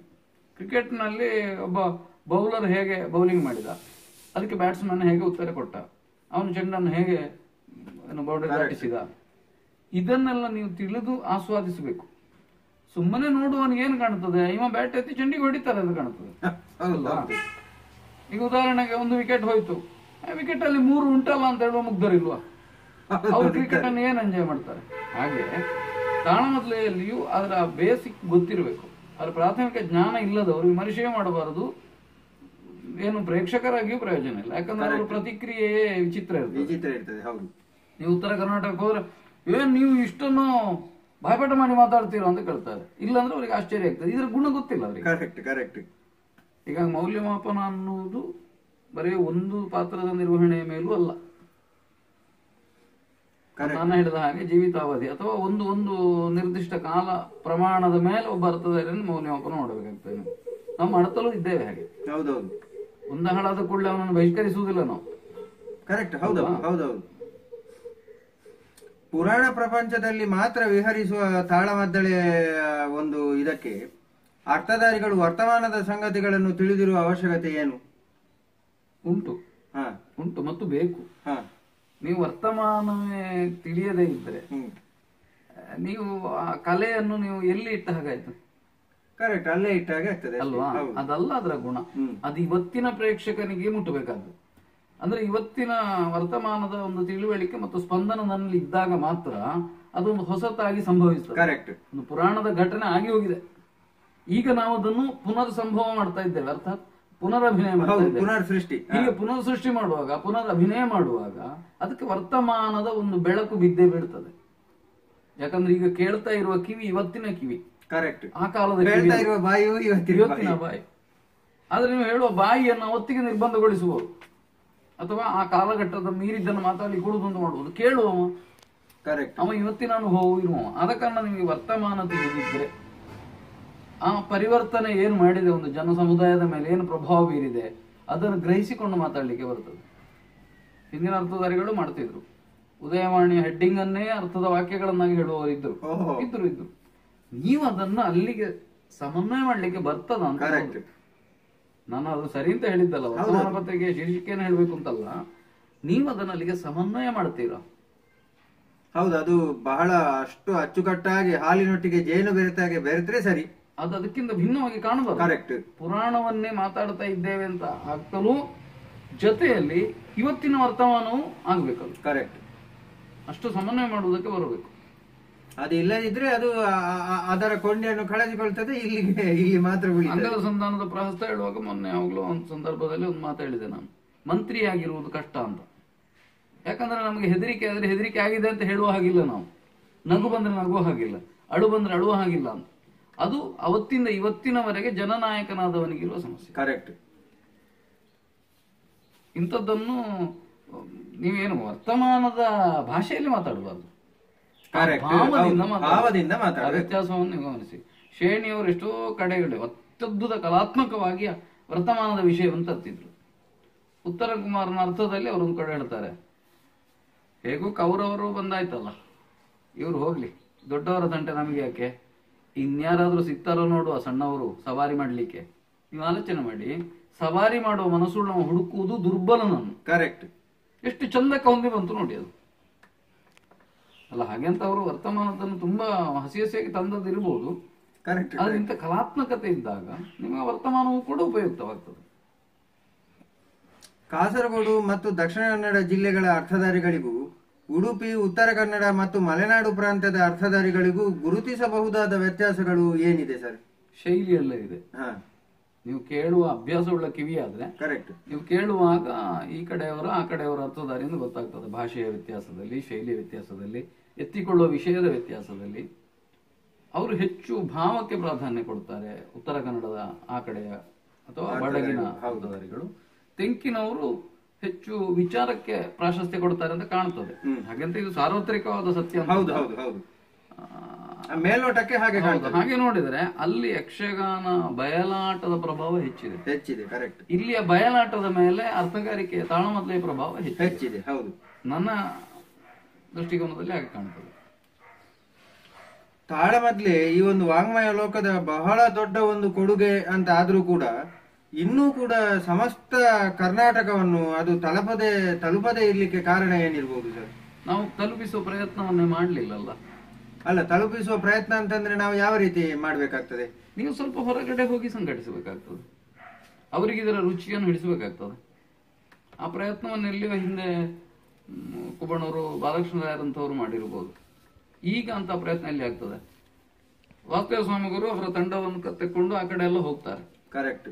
ಹಾಗೆಂತ ಅದು ಜನರನ್ನು ಮುಟ್ಟಿ ಅವರಲ್ಲಿ ಮತ್ತೆ ಮತ್ತೆ ಪ್ರದರ್ಶನದ ಅಪೇಕ್ಷೆಯನ್ನು ಹುಟ್ಟಿಸುವಷ್ಟು ಸಶಕ್ತವಾಗಿದೆಯೋ ಅಂತ ನನ್ಗೆ ಗೊತ್ತಿಲ್ಲ. ಕರೆಕ್ಟ್. ಹೌದು, ಹೌದು. ಆದ್ರೆ ಮಾಡಿದ್ರೆ ಇವತ್ತು ಕರ್ನಾಟಕದ ಎಲ್ಲೆಡೆ ಕನ್ನಡ ಬಲ್ಲ ಎಲ್ಲರಿಗೂ ಪ್ರಿಯವಾಗಬಹುದಾದ ಯೋಗ್ಯತೆ ಇದೆ. 2-3 ವರ್ಷದ ಹಿಂದೆ ಒಂದು ಖಾಸಗಿ ಮನೆಯ ಕಾರ್ಯಕ್ರಮದಲ್ಲಿ ನಮ್ಮ ಸಿನಿಮಾ ನಿರ್ದೇಶಕ ಕಾಸರವಳ್ಳಿ ಅವರು ಬಂದಿದ್ರು. ಗಿರೀಶ್ ಕಾಸರವಳ್ಳಿ. ಹೌದು. ಅವ್ರು ಹೇಳ್ತಾರೆ, ನಿಮ್ಮ ಮಾತು ಕೇಳಿದ್ರೆ ಕೇಳ್ತಾ ಇರ್ಬೇಕು ಅಂತ ಅನ್ನಿಸ್ತದೆ ಅಂತ. ನೀವು ಇಡೀ ರಾತ್ರಿ ಮಾತಾಡಿದ್ರು ನಿಮ್ಗೆ ಬೇಸರ ಆಗ್ಲಿಲ್ಲ, ಅಷ್ಟು ಚೆನ್ನಾಗಿ ಮಾತಾಡ್ತೀರಿ ಅಂತಂದ್ರು. ಈ ಮನೋಧರ್ಮ ಹೆಚ್ಚಿನವರಲ್ಲಿ ಬರ್ತದೆ ಕೇಳಿದ್ರೆ. ನಾವು ಕೇಳಿಸುವ ಪ್ರಯತ್ನವನ್ನು ಮಾಡ್ತಾ ಇಲ್ಲ. ಮತ್ತೆ ಇನ್ನೊಂದು ಏನು ಅಂತಂದ್ರೆ ಇದನ್ನು ಸಾಹಿತ್ಯ ವಲಯ ಯಾಕೆ ಗುರುತಿಸಲಿಲ್ಲ? ಈಗ ಪ್ರಸಂಗವೇ ಆಗ್ಲಿ, ಒಂದು ಪ್ರಸಂಗಗಳನ್ನು ಕೂಡ ಸಾಹಿತ್ಯ ವಲಯ ಗುರುತಿಸಲಿಲ್ಲ. ಇನ್ನೊಂದು ಈ ಒಂದು ಅರ್ಥಗಾರಿಕೆಯನ್ನು ಕೂಡ ನಾವು ಅರ್ಥಗಾರಿಕೆ ಕೂಡ ಸಾಹಿತ್ಯವೇ ಅಲ್ವಾ? ಅದನ್ನು ನಾವು ಬರ್ದಿಟ್ಟು ಅಥವಾ ಯಾವುದೇ ರೀತಿಯಲ್ಲಿ ಕಾಪಿಟ್ಟು ಅದನ್ನು ಸಾಹಿತ್ಯಿಕವಾಗಿ ಅದನ್ನು ಇದು ಮಾಡ್ಬೋದಲ್ವಾ? ಆ ಪ್ರಯತ್ನವೂ ಕೂಡ ನಡೆದಿಲ್ಲ ಅನ್ನೋದು ಸತ್ಯ. ಮಾಡಬಹುದು, ಮಾಡ್ಬೇಕಾದವರು ಯಾರು ಅನ್ನೋದು ಮತ್ತೆ ಪ್ರಶ್ನೆ. ಹೌದೌದು, ಆ ಪ್ರಶ್ನೆ. ಹಾಗಂತ ಯಕ್ಷಗಾನಕ್ಕೆ ಸಾಹಿತ್ಯಿಕ ವಲಯದಲ್ಲಿ ಮನ್ನಣೆ ಸಿಕ್ಲಿಲ್ಲ ಅನ್ನುವ ಕೂಗು ಈಗ ಕೇಳ್ತಾ ಇರುವುದು ಒಳ್ಳೆಯ ಬೆಳವಣಿಗೆ. ಕರೆಕ್ಟ್, ಕ್ರಮೇಣ ಸಾಧ್ಯ ಆಗಬಹುದು. ಅಂದ್ರೆ 3-4 ಸಾವಿರದವರೆಗೆ ಪ್ರಸಂಗ ಪುಸ್ತಕಗಳಿವೆ, ಅಷ್ಟು ಒಳ್ಳೆಯ ಛಂದಬದ್ಧವಾದಂತಹ ರಚನೆಗಳಿವೆ. ಬಟ್ ಅದು ಇನ್ನು ಸಾಹಿತ್ಯದಲ್ಲಿ ಗುರುತಿಸಲ್ಪಟ್ಟಿಲ್ಲ ಅಂದ್ರೆ ಅದೊಂದು ರೀತಿಯ ದುರಂತವೇ ಅಲ್ವಾ ಸರ್? ಹೌದು. ಮತ್ತೆ ಸಾಹಿತ್ಯ ಲೋಕವು ಕೂಡ ಈ ಯಕ್ಷಗಾನ ಸಾಹಿತ್ಯವನ್ನು ಸಾಹಿತ್ಯ ಅಂತ ಅಂಗೀಕರಿಸುವುದಿಲ್ಲ. ಯಾಕೆ ಅಂಗೀಕರಿಸುವುದಿಲ್ಲ? ಯಾಕೆ ಅಂತ ಆ ಕಾರಣ ನನಗೆ ಬೇಕಾಗಿದ್ದಷ್ಟೇ. ಕಾರಣ ನಾವು ಹೇಗೆ ಹುಡುಕೋಣ? ಅಥವಾ ನಾವು ಹೇಳಿದ್ರೆ ಕೆಲವು ಕಹಿ ಸತ್ಯಗಳು ಎಲ್ರಿಗೂ ಇಷ್ಟವಾಗದೆಯೂ ಹೋಗಬಹುದು. ದಕ್ಷಿಣ ಕನ್ನಡ ಜಿಲ್ಲೆಯ ಈ ತಾಳಮದ್ದಲೆಯ ವಾತಾವರಣದಲ್ಲಿಯೇ ಬೆಳೆದ ಸಾಹಿತಿಗಳು ಕೂಡ ಇದನ್ನೊಂದು ತಮ್ಮ ಜೀವನದ ಭಾಗ ಅಂತ ಎಣಿಸುವುದಿಲ್ಲ. ಒಬ್ಬರು ಪ್ರಸಿದ್ಧ ಕವಿಗಳು ನನ್ನನ್ನು ಈಗಲೂ ಕೇಳುವುದುಂಟು, ನೀ ಮಾತಾಡಿದೆಲ್ಲ ಗಾಳಿಯಲ್ಲೇ ಹೋಗ್ತದೆ, ನೀನು ಬರೀ ಅಂತ. ಅವರ ದೃಷ್ಟಿಕೋನ ನನ್ನ ಬಗ್ಗೆ ಪ್ರೀತಿಯಿಂದ ಇದ್ದದ್ದು, ಯಕ್ಷಗಾನದ ಬಗ್ಗೆ ಇರಬಹುದಾದ ಅವಜ್ಞೆಯನ್ನು ಅಡಿಗರಂತವರಿಗೆ ಕೂಡ ತಾಳಮದ್ದಲೆ ಎನ್ನುವುದು ಬಹಳ ಯಕ್ಷಗಾನ ಎನ್ನುವುದು ಬಹಳ ಪ್ರಿಯವಾದ ವಿಷಯವಾಗಿರಲಿಲ್ಲ. ಆದರೆ ಪರೋಕ್ಷವಾಗಿ ಅವರ ಭಾಷೆಯ ಮೇಲೆ ಯಕ್ಷಗಾನ ಅದ್ಭುತ ಪ್ರಭಾವ ಬೀರಿದೆ. ಆದ್ರೆ ಅವರು ಅದನ್ನು ಸ್ವೀಕರಿಸಲಿಲ್ಲ. ಅದು ಕರೆಕ್ಟ್. ಹೆಚ್ಚಿನ ಸಾಹಿತಿಗಳಿಗೆ ಇಲ್ಲಿನ ನೆಲದ ಸಾಹಿತಿಗಳ ಅಲ್ಲ, ಇಲ್ಲಿ ಇದರವರೆಗೂ ಕೂಡ ಇದರ ಬಗ್ಗೆ ಅಂತ ಒಲವಿಲ್ಲ. ಹಾಗಿರುವಾಗ ನೀವು ಸಾಹಿತ್ಯಿಕ ಲೆಕ್ಕದಲ್ಲಿ ಮನ್ನಣೆ ಸಿಕ್ಕಲಿಲ್ಲ ಯಾಕೆ ಅಂತ ಕೇಳಿದ್ರೆ, ಮತ್ತೆ ಯಕ್ಷಗಾನದ ಕವಿಗಳೆಲ್ಲ ಅಜ್ಞಾತರು. ಯಾರು ನಾವು ಮುಂದೆ ಬಂದ ನಮ್ಮದು ಅಂತ ಹೇಳಲಿಲ್ಲ. ಅಥವಾ ಅವರ ಪ್ರಸಂಗ ಬರೆದವರು ಯಾರಂತ ಹುಡುಕಲಿಕ್ಕೆ ನೀವು ಆ ಸ್ತುತಿ ಪದ್ಯಗಳಿಂದ ತೊಡಗಿ ಮಂಗಳದವರೆಗೆ ಶಬ್ದ ಇಂಗಡಿಸಿ ಅರ್ಥ ಮಾಡಿಕೊಳ್ಬೇಕಾಗ್ತದೆ. ಅಷ್ಟು ಪನಸಪುರ ದುರಗೇಂದ್ರ ಶಾಸ್ತ್ರಿ ಅಂತ ಬರ್ತದೆ, ಹಲಸಿನಹಳ್ಳಿ ನರಸಿಂಹ ಶಾಸ್ತ್ರಿಗಳು, ಉರಗೇಂದ್ರ ಶಾಸ್ತ್ರಿಯ ಮಗ ಅಂತ ಈಗ ಬರ್ತದೆ. ನೀವು ಅದು ಹೌದಾ ಅಂತ ಹುಡುಕಬೇಕು ಅಂತ ಆದ್ರೆ ಎಷ್ಟು ಕಷ್ಟಪಡಬೇಕು ನೋಡಿ. ಅಂದ್ರೆ ಹಿಂದೆ ನಿಲ್ಲುವ ಸ್ವಭಾವವೇ ಇದ್ದದ್ದು ಪ್ರಸಂಗ ಕರ್ತೃಗಳಲ್ಲಿ. ಈಗೇನೋ ಇತ್ತೀಚಿನ ಕೆಲವು ಕವಿಗಳದ್ದು ಸಂಪುಟಗಳಾಗಿ ಬರ್ತವೆ, ಕ್ರಮೇಣ ಬೆಳವಣಿಗೆ ಆಗಬಹುದು ಕಾಣುತ್ತದೆ. ಮತ್ತೆ ಈ ವಾಚಿಕವಾದ್ದು ನೀವು ಏನು ಅಭಿವ್ಯಕ್ತಿ ಮಾಡ್ತಾ ಇರೋದು ಮಾತಿನ ಮೂಲಕ. ಈ ಮಾತು ನೀವು ಹೇಳಿದ ಹಾಗೆ ಅದನ್ನು ಕೃತಿಯಾಗಿ ನಾವು ಬರೆದ್ರು ನೀವು ಆಡುವಾಗ ಕೇಳ್ತಾ ಇದ್ದ ಧ್ವನಿ ಕಂಪನದಿಂದ, ಕೇಳುವಿಕೆಯ ಗುಂಗಿನಿಂದ ಉಂಟು ಮಾಡುವ ಪರಿಣಾಮವನ್ನು ಬರಹದಲ್ಲಿ ಉಂಟು ಮಾಡುವುದು ಕಷ್ಟ. ಹೌದು. ಇದರ ಪ್ರತ್ಯೇಕತೆ ಇರುವುದೇ ಆ ಕ್ಷಣದಲ್ಲಿ ಅಲ್ಲಿ ಸೃಷ್ಟಿಯಾಗ್ತದೆ ಅನ್ನುವ ಕಾರಣಕ್ಕೆ. ಅದಕ್ಕೆ ನಾನು ಹೇಳುದು, ಈ ಸಾಹಿತ್ಯ ಅನ್ನೋದಕ್ಕಿಂತಲೂ ಇದು ರಂಗಭೂಮಿ, ನಾಟಕ, ನಾವು ನಟಿಸ್ತಾ ಇದ್ದೇವೆ. ಕರೆಕ್ಟ್. ನೀವು ಆ ವ್ಯತ್ಯಾಸವನ್ನು ಗಮನಿಸಿ. ನಾನು ಮೌಖಿಕವಾದ್ದು ಲಿಖಿತವಾಗಿ ಬರುವಾಗ ಪರಿಣಾಮ ಕಡಿಮೆ ಆಗ್ತದೆ. ನಾನು ಅದನ್ನು ಕೇಳಿದ್ಯಾಕೆ ಅಂತಂದ್ರೆ, ಶೇಣಿಯವರದ್ದು 2 ಸಂಪುಟ ಬಂದಿತ್ತು ಅವರ ಅರ್ಥಗಾರಿಕೆಯದ್ದೇ. ಅದೇ ರೀತಿ ಬೇರೆಯವರದ್ದು ಮಾಡಬಹುದೋ ಏನೋ ಅನ್ನೋ ಒಂದು ಕಲ್ಪನೆಯಲ್ಲಿ ನಾನು ಕೇಳಿದ್ದು. ನೀವು ಆ ಶೇಣಿಯವರ ಅರ್ಥಗಾರಿಕೆಯದ್ದು ಬಂದಿದೆ, ಸಾಮಗಾರರು ಕಾರಂತರೆಲ್ಲ ಸ್ವಲ್ಪ ಪ್ರಯತ್ನ ಮಾಡಿ, ನಾಕಾರಂತರೆಲ್ಲ ಮಾಡಿದ್ದಾರೆ.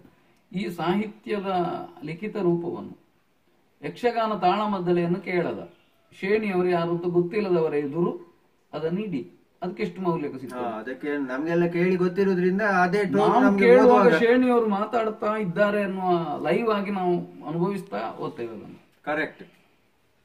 ಹಾಗಾಗಿ ಮಾತಿನ ಪ್ರಭಾವ ಮತ್ತು ಶೇಣಿಯವರ ಏನು ಧ್ವನಿ ಏನುಂಟು, ಶಬ್ದಗಳೇನುಂಟು, ಭಾಷೆಯ ಪ್ರಭಾವ ಈ ಓದುವಾಗ ನಮಗೆ ಪರೋಕ್ಷವಾಗಿ ಆಟೋಮೆಟಿಕ್ ಬರ್ತದೆ. ಹೌದು. ಮತ್ತು ಅದನ್ನು ಅವರೇ ಬರೆದ್ರೆ, ಅವರೇ ಸ್ವತಃ ಕೂತು ಬರೆದ್ರೆ ಹೆಚ್ಚು ಪರಿಣಾಮಕಾರಿಯಾಗಿ ಲಿಖಿತವಾಗಿ ಬಂದಿತ್ತದು. ಹೌದು, ಇನ್ನೊಬ್ರು ಯಾರೋ ಕೇಳಿದ್ದಾರೆ. ಯಾಕಂದ್ರೆ ನೀವು ಮಾತಾಡುವಾಗ ಬಳಸುವ ಭಾಷೆ, ಶಬ್ದಗಳ ಆಯ್ಕೆ, ನಿಲ್ಲಿಸುವ ಏನು ಹಂತ, ಕೊಡುವ ಪಾಸ್, ಇದೆಲ್ಲ ಪರಿಣಾಮ ಬೀರ್ತದೆ. ಅದನ್ನು ನೀವು ಲಿಖಿತವಾಗಿ ಹೇಗೆ ಮಾಡುವುದು? ಕರೆಕ್ಟ್. ಒಂದು ಹುಂಕಾರವನ್ನು ನೀವು ಲಿಖಿತ ರೂಪದಲ್ಲಿ ಹೇಗೆ ತರ್ತೀರಿ? ಒಂದು ನಗುವನ್ನು ನೀವು ಲಿಖಿತ ರೂಪದಲ್ಲಿ ಹೇಗೆ ತರ್ತೀರಿ? ಅಲ್ವಾ? ಆಗುದಿಲ್ಲ. ಹೌದು, ಬ್ರಾಕೆಟ್ ಅಲ್ಲಿ ಬರಿಬೇಕಷ್ಟೇ, ನಗ್ತಾ ಇದ್ರು. ಅದು ಮತ್ತೆ ನಾನು ಹೇಳಿದಲ್ಲಿ ನಾಟಕವಾಗಬಹುದು ಅದು. ಕರೆಕ್ಟ್. 2 ಪಾತ್ರಗಳ ಸಂಭಾಷಣೆ ನೀವು ಪೋಣಿಸಿ ಬರೆದ್ರೆ ನಾಟಕ ಆಗಬಹುದು. ತಾಳಮದ್ದಳೆಗಳಿಗೆ ಬರೀ ಈ ಬಯಲಾಟಗಳನ್ನು ನೋಡುವವರನ್ನು ಆಕರ್ಷಿಸುವ ಬಗೆ ಹೇಗೆ? ಅವರನ್ನು ಆಕರ್ಷಿಸಲಿಕ್ಕೆ ಬರ್ತದ? ಬೇಕಾ? ಅಲ್ಲ, ಯಾಕಂದ್ರೆ ನೀವು ಇನ್ನೊಂದು ಪ್ರಶ್ನೆ ಕೇಳ್ತೀರಿ, ಸಿನಿಮಾಕ್ಕೆ ಹೋಗುವವರನ್ನು ತಾಳ ಮೊದಲಿಗೆ ಆಕರ್ಷಿಸುವುದು ಹೇಗೆ, ಅಥವಾ ಇನ್ಯಾವುದೋ ಅಲ್ಲ. ಪ್ರಶ್ನೆ ಮುಂದಿನ ಭಾಗ ಅದೇ ಅಲ್ವಾ. ಅಂದ್ರೆ ಮೂಲತಃ ತಾಳ ಮೊದಲಿಗೆ ನಾವು ಪ್ರೇಕ್ಷಕರನ್ನು ಅಥವಾ ಶ್ರೋತೃಗಳನ್ನು ಅಗತ್ಯದಿಂದ ಹೆಚ್ಚು ನಿರೀಕ್ಷಿಸ್ತೇವೆ, ಅದು ನಮ್ಮ ತಪ್ಪು. ನಾನು ಆಗ ಹೇಳಿದ ಹಾಗೆ ತಾಳಮದ್ದಳೆಯನ್ನು ಕೇಳಿದ, ತಿಳಿದ, ಪುರಾಣವನ್ನು ಪರಿಚಯಿಸಿಕೊಂಡ, ಸ್ವಲ್ಪ ಬೌದ್ಧಿಕವಾಗಿ ಬೆಳೆದ ವರ್ಗವೇ ತಾಳಮದ್ದಳೆ ಶ್ರೋತೃಗಳಾಗಬೇಕು. ಅದು ಏನು ಎತ್ತ ಅಂತ ಗೊತ್ತಿರಬೇಕು. ಅರ್ಥಧಾರಿಗೆ ವಿದ್ವತ್ತು ಅಂತ ಹೇಳಿದ ಹಾಗೆ ನೀವು ಅದು ಯಾವುದು ಅಂತ ನಾವು ಹೇಳ್ತೇವೋ ಹಾಗೆ ತಾಳಮದ್ದಳೆ ಶ್ರೋತೃವಿಗೂ ಸ್ವಲ್ಪ ತಿಳುವಳಿಕೆ ಬೇಕು. ಅದು ಯಾವ ತಿಳುವಳಿಕೆ? ಪುರಾಣದ ತಿಳುವಳಿಕೆ, ಕಥೆಯ ತಿಳುವಳಿಕೆ, ಈ ರಂಗಭೂಮಿಯ ತಿಳುವಳಿಕೆ, ತಾಳಮದ್ದಳೆ ಎಂಬ ರಂಗಭೂಮಿಯ ತಿಳುವಳಿಕೆ. ಅದಿಲ್ಲದವ ಬಂದು ಏನು ತಾನೇ ಪಡೀತಾನೆ? ಹಾಗಾಗಿ ನೀವು ಎಲ್ಲರೂ ತಾಳಮದ್ದಳೆ ಶ್ರೋತೃಗಳೆಲ್ಲ ಆಗುದು ಬೇಡ. ಅದು ಅತಿ ಆದ್ರೆ ಅದಕ್ಕೆ ಗುಣಮಟ್ಟವೇ ಇಲ್ಲ ಅಂತ. ಕರೆಕ್ಟ್. ಈಗ ತಾಳಮದ್ದಳೆ ಇತಿಹಾಸವನ್ನು ನೋಡಿ ನೀವು, ಒಂದು 90ರ ಕಾಲದಲ್ಲಿ ತಾಳಮದ್ದಳೆಗೆ ಏನೇನು ಪ್ರೇಕ್ಷಕರಿರಲಿಲ್ಲ. ಶೇಣಿ ಅಂತವರು ಒಂದು ಅರ್ಥ ಹೇಳ್ತಾರೆ ಅನ್ನೋ ಕೂಟದಲ್ಲಿ 20 ಜನ. ನಾನು ನೋಡಿದ್ದೇನೆ ಬಪ್ಪನಾಡಲ್ಲಿ ಒಂದು ಶೇಣಿ ಅವರು, ಆಗ ಅವರಿಗೆ ತುಂಬಾ ಪ್ರಾಯ ಆಗಿದೆ, ಆದ್ರೂ ಕೂಡ ಅಲ್ಲಿ ಇದ್ದದ್ದು 18 ಜನ. ನಾನು ತಲೆ ಲೆಕ್ಕ ಮಾಡಿದ್ದೆ. ಹೌದು, 89, 90ರಲ್ಲಿ ಅವರು ಉಚ್ಛ್ರಾಯದ ಕಾಲದಲ್ಲಿ ಕೂಡ ಅವರಿಗೆ ಅಂತ ಸ್ಥಿತಿ ಇತ್ತು, ಪ್ರೇಕ್ಷಕರ ಕೊರತೆಯ ಸ್ಥಿತಿ ಇತ್ತು. ಯಾರು ಶೇಣಿಯವರು ಮಾತ್ರ ಅಲ್ಲ, ದಿಗ್ಗಜರು ಅಂತ ನಾವು ಯಾರು ಕರಿತೇವೆ, ದೊಡ್ಡ ಸೆಟ್ಟಿನ ತಾಳಮದ್ದಳೆ ಏನು ಕರಿತೇವೆ, ಅದಕ್ಕೆ ಜನವೇ ಇರಲಿಲ್ಲ. ಕರೆಕ್ಟ್. ಇದರ ಬಗ್ಗೆ ಪತ್ರಿಕೆಗಳಲ್ಲೆಲ್ಲ ಚರ್ಚೆ ಎಲ್ಲ ಆಯ್ತು. ನೋಡಿ, 2000 ಹತ್ತಿರ ಬಂದಾಗ ಸ್ವಲ್ಪ ಸ್ವಲ್ಪ ಚಿತ್ರ ಬದಲಾಗ್ತಾ ಬಂತು. ಇವತ್ತು ತಾಳಮದ್ದಳೆಗೆ ಶ್ರೋತೃಗಳ ಕೊರತೆ ಇಲ್ಲ. ಬೇಕಾದಷ್ಟು ಜನ ಬರ್ತಾರೆ, ಹುಡುಗರು ಬರ್ತಾರೆ, ಸಂತೋಷ ಪಡ್ತಾರೆ, ಎಲ್ಲ ಹೌದು. ಆದ್ರೆ ಬರುವ ಪ್ರೇಕ್ಷಕರಲ್ಲಿ ಗುಣಮಟ್ಟದ ತಿಳುವಳಿಕೆಯುಳ್ಳ ಪ್ರೇಕ್ಷಕರು ಎಷ್ಟು ಜನ? ಇದು ಒಳ್ಳೇದು ಕೆಟ್ಟದ್ದು ಪ್ರೇಕ್ಷಕರು 20 ಜನ ಪುನಃ ಅಷ್ಟೇ ಸಂಖ್ಯೆ. ಹಾಗಾಗಿ ನಾವು ಎಲ್ಲರೂ ಇದಕ್ಕೆ ಬರಬೇಕು ಅಂತ ಬಯಸುವುದು ಕೂಡ ಒಳ್ಳೇದಲ್ಲ ಅಂತ ಕಾಣ್ತದೆ ನನಗೆ. 100-200 ಜನ ಒಳ್ಳೆ ತಿಳಿದ ಇರುವ ಪ್ರೇಕ್ಷಕರಾದ್ರೆ ಆ ತಾಳಮದ್ದಳೆ ಯಶಸ್ವಿ ಆದಷ್ಟು. ನೀವು 1000 ಜನ ತಿಳುವಳಿಕೆ ಇಲ್ಲದವರು ಇದ್ರಾಗುದಿಲ್ಲ. ಹಾಗಂತ ಕಾರ್ಯಕ್ರಮಗಳ ಸಂಖ್ಯೆ ದಿನೇ ದಿನೇ ಹೆಚ್ಚಾಗ್ತಾ ಇದೆ, ತಾಳಮದ್ದಳೆಯ ವೆಚ್ಚ ಹೆಚ್ಚಾಗ್ತಾ ಇದೆ, ವೇದಿಕೆಯ ವೈಭವ ಹೆಚ್ಚಾಗ್ತಾ ಇದೆ. ಕರೆಕ್ಟ್, ಅದು ದೊಡ್ಡ ಸಮಸ್ಯೆ. ಅದು ಸಮಸ್ಯೆ ಹೌದಾ ಅಲ್ವಾ ಪ್ರಶ್ನೆ ಅಲ್ಲ. ನಾನು ಹೇಳ್ತಾ ಇರೋದು ಬೆಳವಣಿಗೆ ಏನಾಗ್ತಾ ಇದೆ ಅಂತ. ಸಂಖ್ಯೆ ಹೆಚ್ಚಾಗ್ತಾ ಇದೆ, ಎಲ್ಲ ದೃಷ್ಟಿಯಿಂದಲೂ ಹೆಚ್ಚಾಗ್ತಾ ಇದೆ, ಖರ್ಚು ಹೆಚ್ಚಾಗ್ತಾ ಇದೆ, ಪ್ರಚಾರ ಹೆಚ್ಚಾಗ್ತಾ ಇದೆ.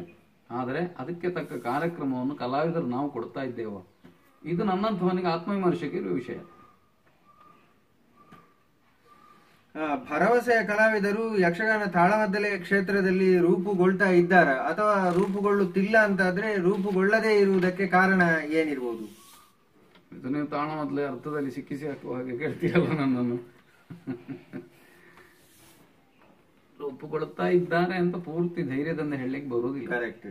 ಯಾಕಂದ್ರೆ ನೋಡಿ, ಒಂದು ತಲೆಮಾರಿನ ಕಲಾವಿದರು ತಾಳಮದ್ದಳೆಯಲ್ಲಿ ಒಂದು ಅಗ್ರಪಂಕ್ತಿಯ ಒಂದು 7-8-10 ಹೆಸರುಗಳು ಅದು ಸರಿದಾಗ ಪುನಃ ಒಂದು 10 ಹೆಸರುಗಳು ಆ ಸ್ಥಾನದಲ್ಲಿ ಸಿದ್ಧ ಆಗಬೇಕು. ನಾನು ಹೇಳಿದ ಹಾಗೆ ಬೇರೆ ಬೇರೆ ಶೈಲಿಯ ಪ್ರವಾಹಗಳು ಒಟ್ಟಾಗಿರ್ಬೇಕು. ಶಾಖೆಗಳು, ಸಾಮಗರಂಥವರು, ದೇವರಾಜ ಅಂತವರು, ಶೇಣಿ ಅಂತವರು, ಬೆಲ್ಲ ಅಂಥವರು ಒಂದು ಸದ್ಯ ನಿವೃತ್ತಿಗೆ ಹೋಗುವಾಗ ಅದರ ಹಿಂದಿನ ತಲೆಮಾರು ಯಶಸ್ವಿಯಾಗಿ ಇತ್ತು. ಈಗ ಅದು ಸರಿಯುವಾಗ ನಂತರದ ತಲೆಮಾರು ಒಂದು ಸಿದ್ಧ ಆಗ್ತದೆ, ಆಗಿದೆ ತಕ್ಕ ಮಟ್ಟಿಗೆ. ಇದರ ನಂತರ ಏನು? ಯಾಕಂದ್ರೆ ನಮಗೊಂದು 25-30 ತರುಣರು, ಒಳ್ಳೆ ಅರ್ಥ ಹೇಳುವವರ ಸಂಖ್ಯೆ ಒಂದು 20 ಆದ್ರೂ ಬೇಕು. ಹಾಗಾದ ಫಿಲ್ಟರ್ ಆಗಿ ಅದರಲ್ಲಿ ಒಂದು 5-6 ಆ ಮಟ್ಟಕ್ಕೆ ಹೋಗಿ ಮುಟ್ತದೆ. ಹೌದು, ಕರೆಕ್ಟ್. ಈಗ ಅಷ್ಟರ ಪ್ರಮಾಣದಲ್ಲಿ ಅರ್ಥಧಾರಿಗಳಿಲ್ಲ. ಕೊರತೆ ಉಂಟು ಅಂತ ಹೇಳಿದ್ರೆ ಯಾಕೆ ಅಂತ ನೀವು ಕೇಳ್ತೀರಿ. ನಿಮ್ಮ ಊರಿನಲ್ಲಿ ಯಕ್ಷಗಾನ ಸಂಘ ಉಂಟಾ? ಉಂಟು, ಆದ್ರೆ ಅಲ್ಲಿ ಬಯಲಾಟಕ್ಕೆ ನಿಯತವಾಗಿ ತಾಳಮದ್ದಳೆ ನಡೀತದ? ಹೌದು, ಇಲ್ಲ ಇಲ್ಲ. ತಿಂಗಳಿಗೊಂದು 15 ದಿವಸಕ್ಕೊಂದು ಅವರ ಅನುಕೂಲಕ್ಕೆ ತಕ್ಕ ಹಾಗೆ ನಡೆಯುವುದಿದ್ರೆ ಆಗ ಸಹಜವಾಗಿ ಅಲ್ಲಿ ಒಬ್ಬ ಅರ್ಥಧಾರಿ ಇಬ್ಬರು ಸೃಷ್ಟಿಯಾಗ್ತಾರೆ. ಇಂಥದ್ದೊಂದು 10-20 ಊರುಗಳಲ್ಲಿ ಸೃಷ್ಟಿಯಾದ ಒಂದು 40-50 ಅರ್ಥಧಾರಿಗಳಲ್ಲಿ ಶೋಧಿಸಲ್ಪಟ್ಟು ಒಂದು 4-5 ಜನ ಏನು ಮುಂಚೂಣಿಯ ಕಲಾವಿದರಾಗಿ ಸಿದ್ಧರಾಗ್ತಾರೆ. ಈಗ ನೀವು ಹೇಳಿದ ಹಾಗೆ ಯಕ್ಷಗಾನ ಬಯಲಾಟದಲ್ಲಿ ಆಸಕ್ತಿ ಹೆಚ್ಚಾಗ್ತದೆ, ಆಗ ತಾಳಮದ್ದಳೆ ಹಿಂದೆ ಬೀಳ್ತದೆ. ನಾನು ಬೆಳೆದ 2 ಊರುಗಳ ವ್ಯತ್ಯಾಸವನ್ನು ನಿಮ್ಮ ಗಮನಕ್ಕೆ ತರಬೇಕು. ನಂದು ಸುಳ್ಯ ತಾಲೂಕಿನ ಪೊಂಬೆತ್ತಾಡಿ ಅನ್ನೋ ಗ್ರಾಮ. ಅಲ್ಲಿ ಯಕ್ಷಗಾನದ ಚಟುವಟಿಕೆಗಳೇ ಹೆಚ್ಚಿರಲಿಲ್ಲ ಮತ್ತು ಅಲ್ಲಿ ಕಲಾವಿದರು ಇರಲಿಲ್ಲ. ಅದಕ್ಕೆ ಒಂದು ಬದಿಯಲ್ಲಿ ಕಲ್ಮಡ್ಕ, ನಮ್ಮ ಪದ್ಯಾಣ ಗಣಪತಿ ಭಟ್ರ ಊರು, ಅದ್ರ ಇನ್ನೊಂದು ಬದಿಯಲ್ಲಿ ಪಂಜ, ಪುರುಷೋತ್ತಮ ಬೆಳಿಮಲೆ ಅಂತವರ ಊರು. ಕರೆಕ್ಟ್. ಪಂಜದಲ್ಲಿ ಆಟ ಹೆಚ್ಚು, ತಾಳಮದ್ದಲೆ ಸಂಖ್ಯೆ ತುಂಬಾ ಕಡಿಮೆ. ಅಂತೂ ಶೇಣಿ ಅಂತವರೆಲ್ಲ ಪಂಜಕ್ಕೆ ಬಂದಿದ್ದಾರೋ ಅಂತಲೂ ನನಗೆ ಗೊತ್ತಿಲ್ಲ, ನನ್ನ ನೆನಪಿನಲ್ಲಿ ಬರಲಿಲ್ಲ. ಕಲ್ಮಡ್ಕದಲ್ಲಿ ತಾಳಮದ್ದಲೆ ಹೆಚ್ಚು, ಅಲ್ಲಿ ಆಟದ ಸಂಖ್ಯೆ ಕಡಿಮೆ. ಶೇಣಿ ಸಾಮಗರ್ ಅಂತವರನ್ನು, ತೆಕ್ಕಟ್ಟೆಯವರು ಅಂತವರನ್ನು ನಾವು ಮೊದಲು ನೋಡಿದ್ದೆ ಕಲ್ಮಡ್ಕದಲ್ಲಿ. ನೀವು ನೋಡಿ, ಒಂದೇ ಊರಿನಲ್ಲಿ ಅದು 3 ಊರುಗಳಲ್ಲಿರುವ ಮನೋಧರ್ಮದ ವ್ಯತ್ಯಾಸವನ್ನು ನೋಡಿ ನೀವು. ಕರೆಕ್ಟ್. ಯಾಕೆ ಹಾಗಾಗ್ತದೆ ಅಂದ್ರೆ ನಿಮ್ಮನ್ನು ಅರ್ಥಧಾರಿಗಳನ್ನು ಸಿದ್ಧ ಮಾಡುವ ಒಂದು ಕಾರ್ಯಾಗಾರದ ಹಾಗೆ ಸಂಘಗಳು. ಬರೇ ಅರ್ಥಗಾರಿಗಿಂತಲೂ ಒಳ್ಳೆಯ ಮಾತುಗಾರ ಸಿದ್ಧ ಆಗುವುದು ಕೂಡ ಅಂತಲ್ಲಿಯೇ. ಕರೆಕ್ಟ್. ಅದ್ರ ಅಂಥದ್ದನ್ನು ನಾವು ಮಾಡ್ತಾ ಇಲ್ಲ. ಯಾಕಂದ್ರೆ ನಮ್ಗೆ ತಾಳಮದ್ದಲೆಯ ಮೌಲ್ಯ ಗೊತ್ತಿಲ್ಲ. ಅದು ನಮಗೆ ಕೊಡಬಹುದಾದ ಕೊಡುಗೆ ಎಷ್ಟು ದೊಡ್ಡದು ಅಂತ ನಮ್ಗೆ ಗೊತ್ತಿಲ್ಲ. ಈಗ ನಾನು ಆ ಮಟ್ಟಿಗೆ ತುಂಬಾ ಶ್ರೀಮಂತ. ಈಗ ನಾನು ಸಂಘದಲ್ಲಿ ಅರ್ಥ ಹೇಳಿದ್ರಿಂದ ಇವತ್ತು ಸ್ವಲ್ಪ ಮಟ್ಟಿಗೆ ಆದ್ರೂ ಸಮಾಜದಲ್ಲಿ ಗುರುತಿಸಲ್ಪಟ್ಟಿದ್ದೇನೆ, ಮಾತಾಡ್ಲಿಕ್ಕೆ ಬರ್ತದೆ, ನನ್ನ ಭಾಷೆ ಒಳ್ಳೇದುಂಟು. ಅದು ನಮ್ಮ ವ್ಯಕ್ತಿತ್ವವನ್ನು ವಿಸ್ತರಿಸ್ತದೆ. ಒಂದು ಅರ್ಥಗಾರಿಕೆ ಅನ್ನೋದು ಬರೇ ಅದು ರಂಗ ಚಟುವಟಿಕೆ ಮಾತ್ರ ಅಲ್ಲ, ಅದು ಸಾಮಾಜಿಕವಾಗಿ ನಮ್ಮ ವ್ಯಕ್ತಿತ್ವವನ್ನು ವಿಸ್ತರಿಸ್ತದೆ. ಅಂಥದ್ದೊಂದನ್ನು ಬೆಲೆ ಬಾಳುವ ಒಂದು ಕ್ಷೇತ್ರಕ್ಕೆ ತಮ್ಮ ಮಕ್ಕಳನ್ನು ಕೊಡಬೇಕು, ಕಳಿಸಬೇಕು ಅನ್ನೋ ತಂದೆ ತಾಯಿಯಲ್ಲಿ ಹುಟ್ಟಬೇಕು. ತಂದೆ ತಾಯಿಯಲ್ಲಿ ಹುಟ್ಟಬೇಕಾದ್ರೆ ತಂದೆ ತಾಯಿ ಇದನ್ನು ಕೇಳಿರ್ಬೇಕು, ನೋಡಿರ್ಬೇಕು. ಎಲ್ಲ ಒಂದಕ್ಕೆ ಒಂದು ಸಂಬಂಧಗಳಿರುವ ಒಂದು ಸರ್ಕಲ್. ನಾವು ಮನೆಯಲ್ಲಿ ಯಕ್ಷಗಾನದ ಆಡಿಯೋ ಎಷ್ಟು ಬೇಕಾದ್ರೂ ಸಿಗ್ತದೆ. ಈಗ ಹೋದವರೆಲ್ಲ ರೆಕಾರ್ಡ್ ಮಾಡಿ ಬೇಕಾದಷ್ಟು ಗಂಟೆ ಗಟ್ಟಲೆ ಕೇಳಬಹುದು, ನಾವು ಕೇಳಿಸ್ತೇವೆ. ಅದು ಒಂದು ಅಲ್ಲ, ಅದು ರೆಕಾರ್ಡ್ ಮಾಡುದು ಕೂಡ ಸುಮ್ಮನೆ ಅದೊಂದು ತೆವಲಿಗೆ ರೆಕಾರ್ಡ್ ಮಾಡಿದಾಗೆ. ಯಾರು ಅದನ್ನು 2-3 ಗಂಟೆ ಅದನ್ನು ನಾನು ಕೇಳಿದ್ದು ನೋಡ್ಲಿಲ್ಲ. ನಾನು ಇವತ್ತಿಗೂ ನನ್ನ ಅರ್ಥದ ರೆಕಾರ್ಡುಗಳನ್ನು ಪುನಃ ಪುನಃ ಕೇಳ್ತೇನೆ. ಯಾಕಂದ್ರೆ ನನಗದು ಪಾಠ, ನನಗೆ ಅದಕ್ಕಿಂತ ದೊಡ್ಡ ಗುರು ಬೇರೆ ಇಲ್ಲ. ಕರೆಕ್ಟ್. ಇದು ಮನೆಗಳಲ್ಲಿ ಇದ್ರೆ, ಮನೆಗಳಲ್ಲಿ ಆಸಕ್ತಿ ಇದ್ರೆ ಅದನ್ನು ಕೇಳ್ತಾ ಬೆಳೆಯುವವರಿಗೆ ಅದರ ಕುರಿತು ಒಂದು ರುಚಿ ಹುಟ್ಟುತ್ತದೆ. ಅದಿಲ್ಲ ಅಂತಾದ್ರೆ ಅವರು ಇದು ಸಂಬಂಧವೇ ಇಲ್ಲ ಅಂತ ಮುಂದೆ ಹೋಗ್ತಾರೆ. ನಮ್ಮ ಯಕ್ಷಗಾನ ಕಲಾವಿದರೆ ಎಷ್ಟೋ ಜನ ಇದು ನಿನಗೆ ಬೇಡ ಅಂತ ಮಕ್ಕಳಿಗೆ ಹೇಳ್ತಾರೆ. ಕಲಿತಾರ ಬಿಡ್ತಾರ ಗೊತ್ತಿಲ್ಲ. ನನ್ನ 2 ಮಕ್ಕಳಲ್ಲಿ ಒಬ್ಬನನ್ನು ಹಿಮ್ಮೇಳಕ್ಕೂ ಮತ್ತೊಬ್ಬನನ್ನು ನಾಟ್ಯಕ್ಕೂ ಕಳಿಸ್ತೇನೆ ನಾನು. ಅವರು ಎಷ್ಟು ಕಲಾವಿದರಾಗ್ತಾರೆ, ಎಷ್ಟು ಬೆಳೀತಾರೆ ನನಗೆ ಗೊತ್ತಿಲ್ಲ. ನಾನು ಅವ್ರನ್ನ ಒತ್ತಾಯಕ್ಕೆ ಅಥವಾ ನನ್ನ ಮಕ್ಕಳು ಅನ್ನೋ ಕಾರಣಕ್ಕೆ ವೇದಿಕೆಗೆ ಕಳಿಸುವುದಿಲ್ಲ. ಅವರಿಗೆ ಯೋಗ್ಯತೆ ಇದ್ರೆ ಮುಂದೆ ಬರ್ತಾರೆ. ಆ ಆಸಕ್ತಿ ಅನ್ನೋದು ಬೇಕು. ಯಕ್ಷಗಾನವನ್ನು ಉಳಿಸಿ ಬೆಳೆಸಬೇಕಾದ ಹೊಣೆ ಯಾರದ್ದು ಸರ್? ಅಂದ್ರೆ ಕಲಾವಿದರದ್ದ, ಸಂಘಟಕರದ್ದ, ಪ್ರೇಕ್ಷಕರದ್ದ, ಮೇಳದ ಯಜಮಾನರುಗಳದ್ದ, ಯಾರ್ದು? ಮೇಳದ ಯಜಮಾನರುಗಳಿಗೆ ಯಾಕಾಗಿ ಬೇಕು? ಅದು ಉದ್ಯಮವಾಗಿ ಬೇಕು. ಹೌದು ಹೌದು. ಕಲಾವಿದನಿಗೆ ಯಾಕಾಗಿ ಬೇಕು? ಅದು ವೃತ್ತಿಯಾಗಿ, ಜೀವನಕ್ಕೆ, ವೃತ್ತಿ ಸಂಪಾದನೆಗಾಗಿ ಬೇಕು. ಸಂಘಟಕನಿಗೆ ಯಾಕಾಗಿ ಬೇಕು? ಅವನಿಗೆ ವ್ಯವಹಾರಕ್ಕೆ ಬೇಕು. ಹೌದು, ಕರೆಕ್ಟ್.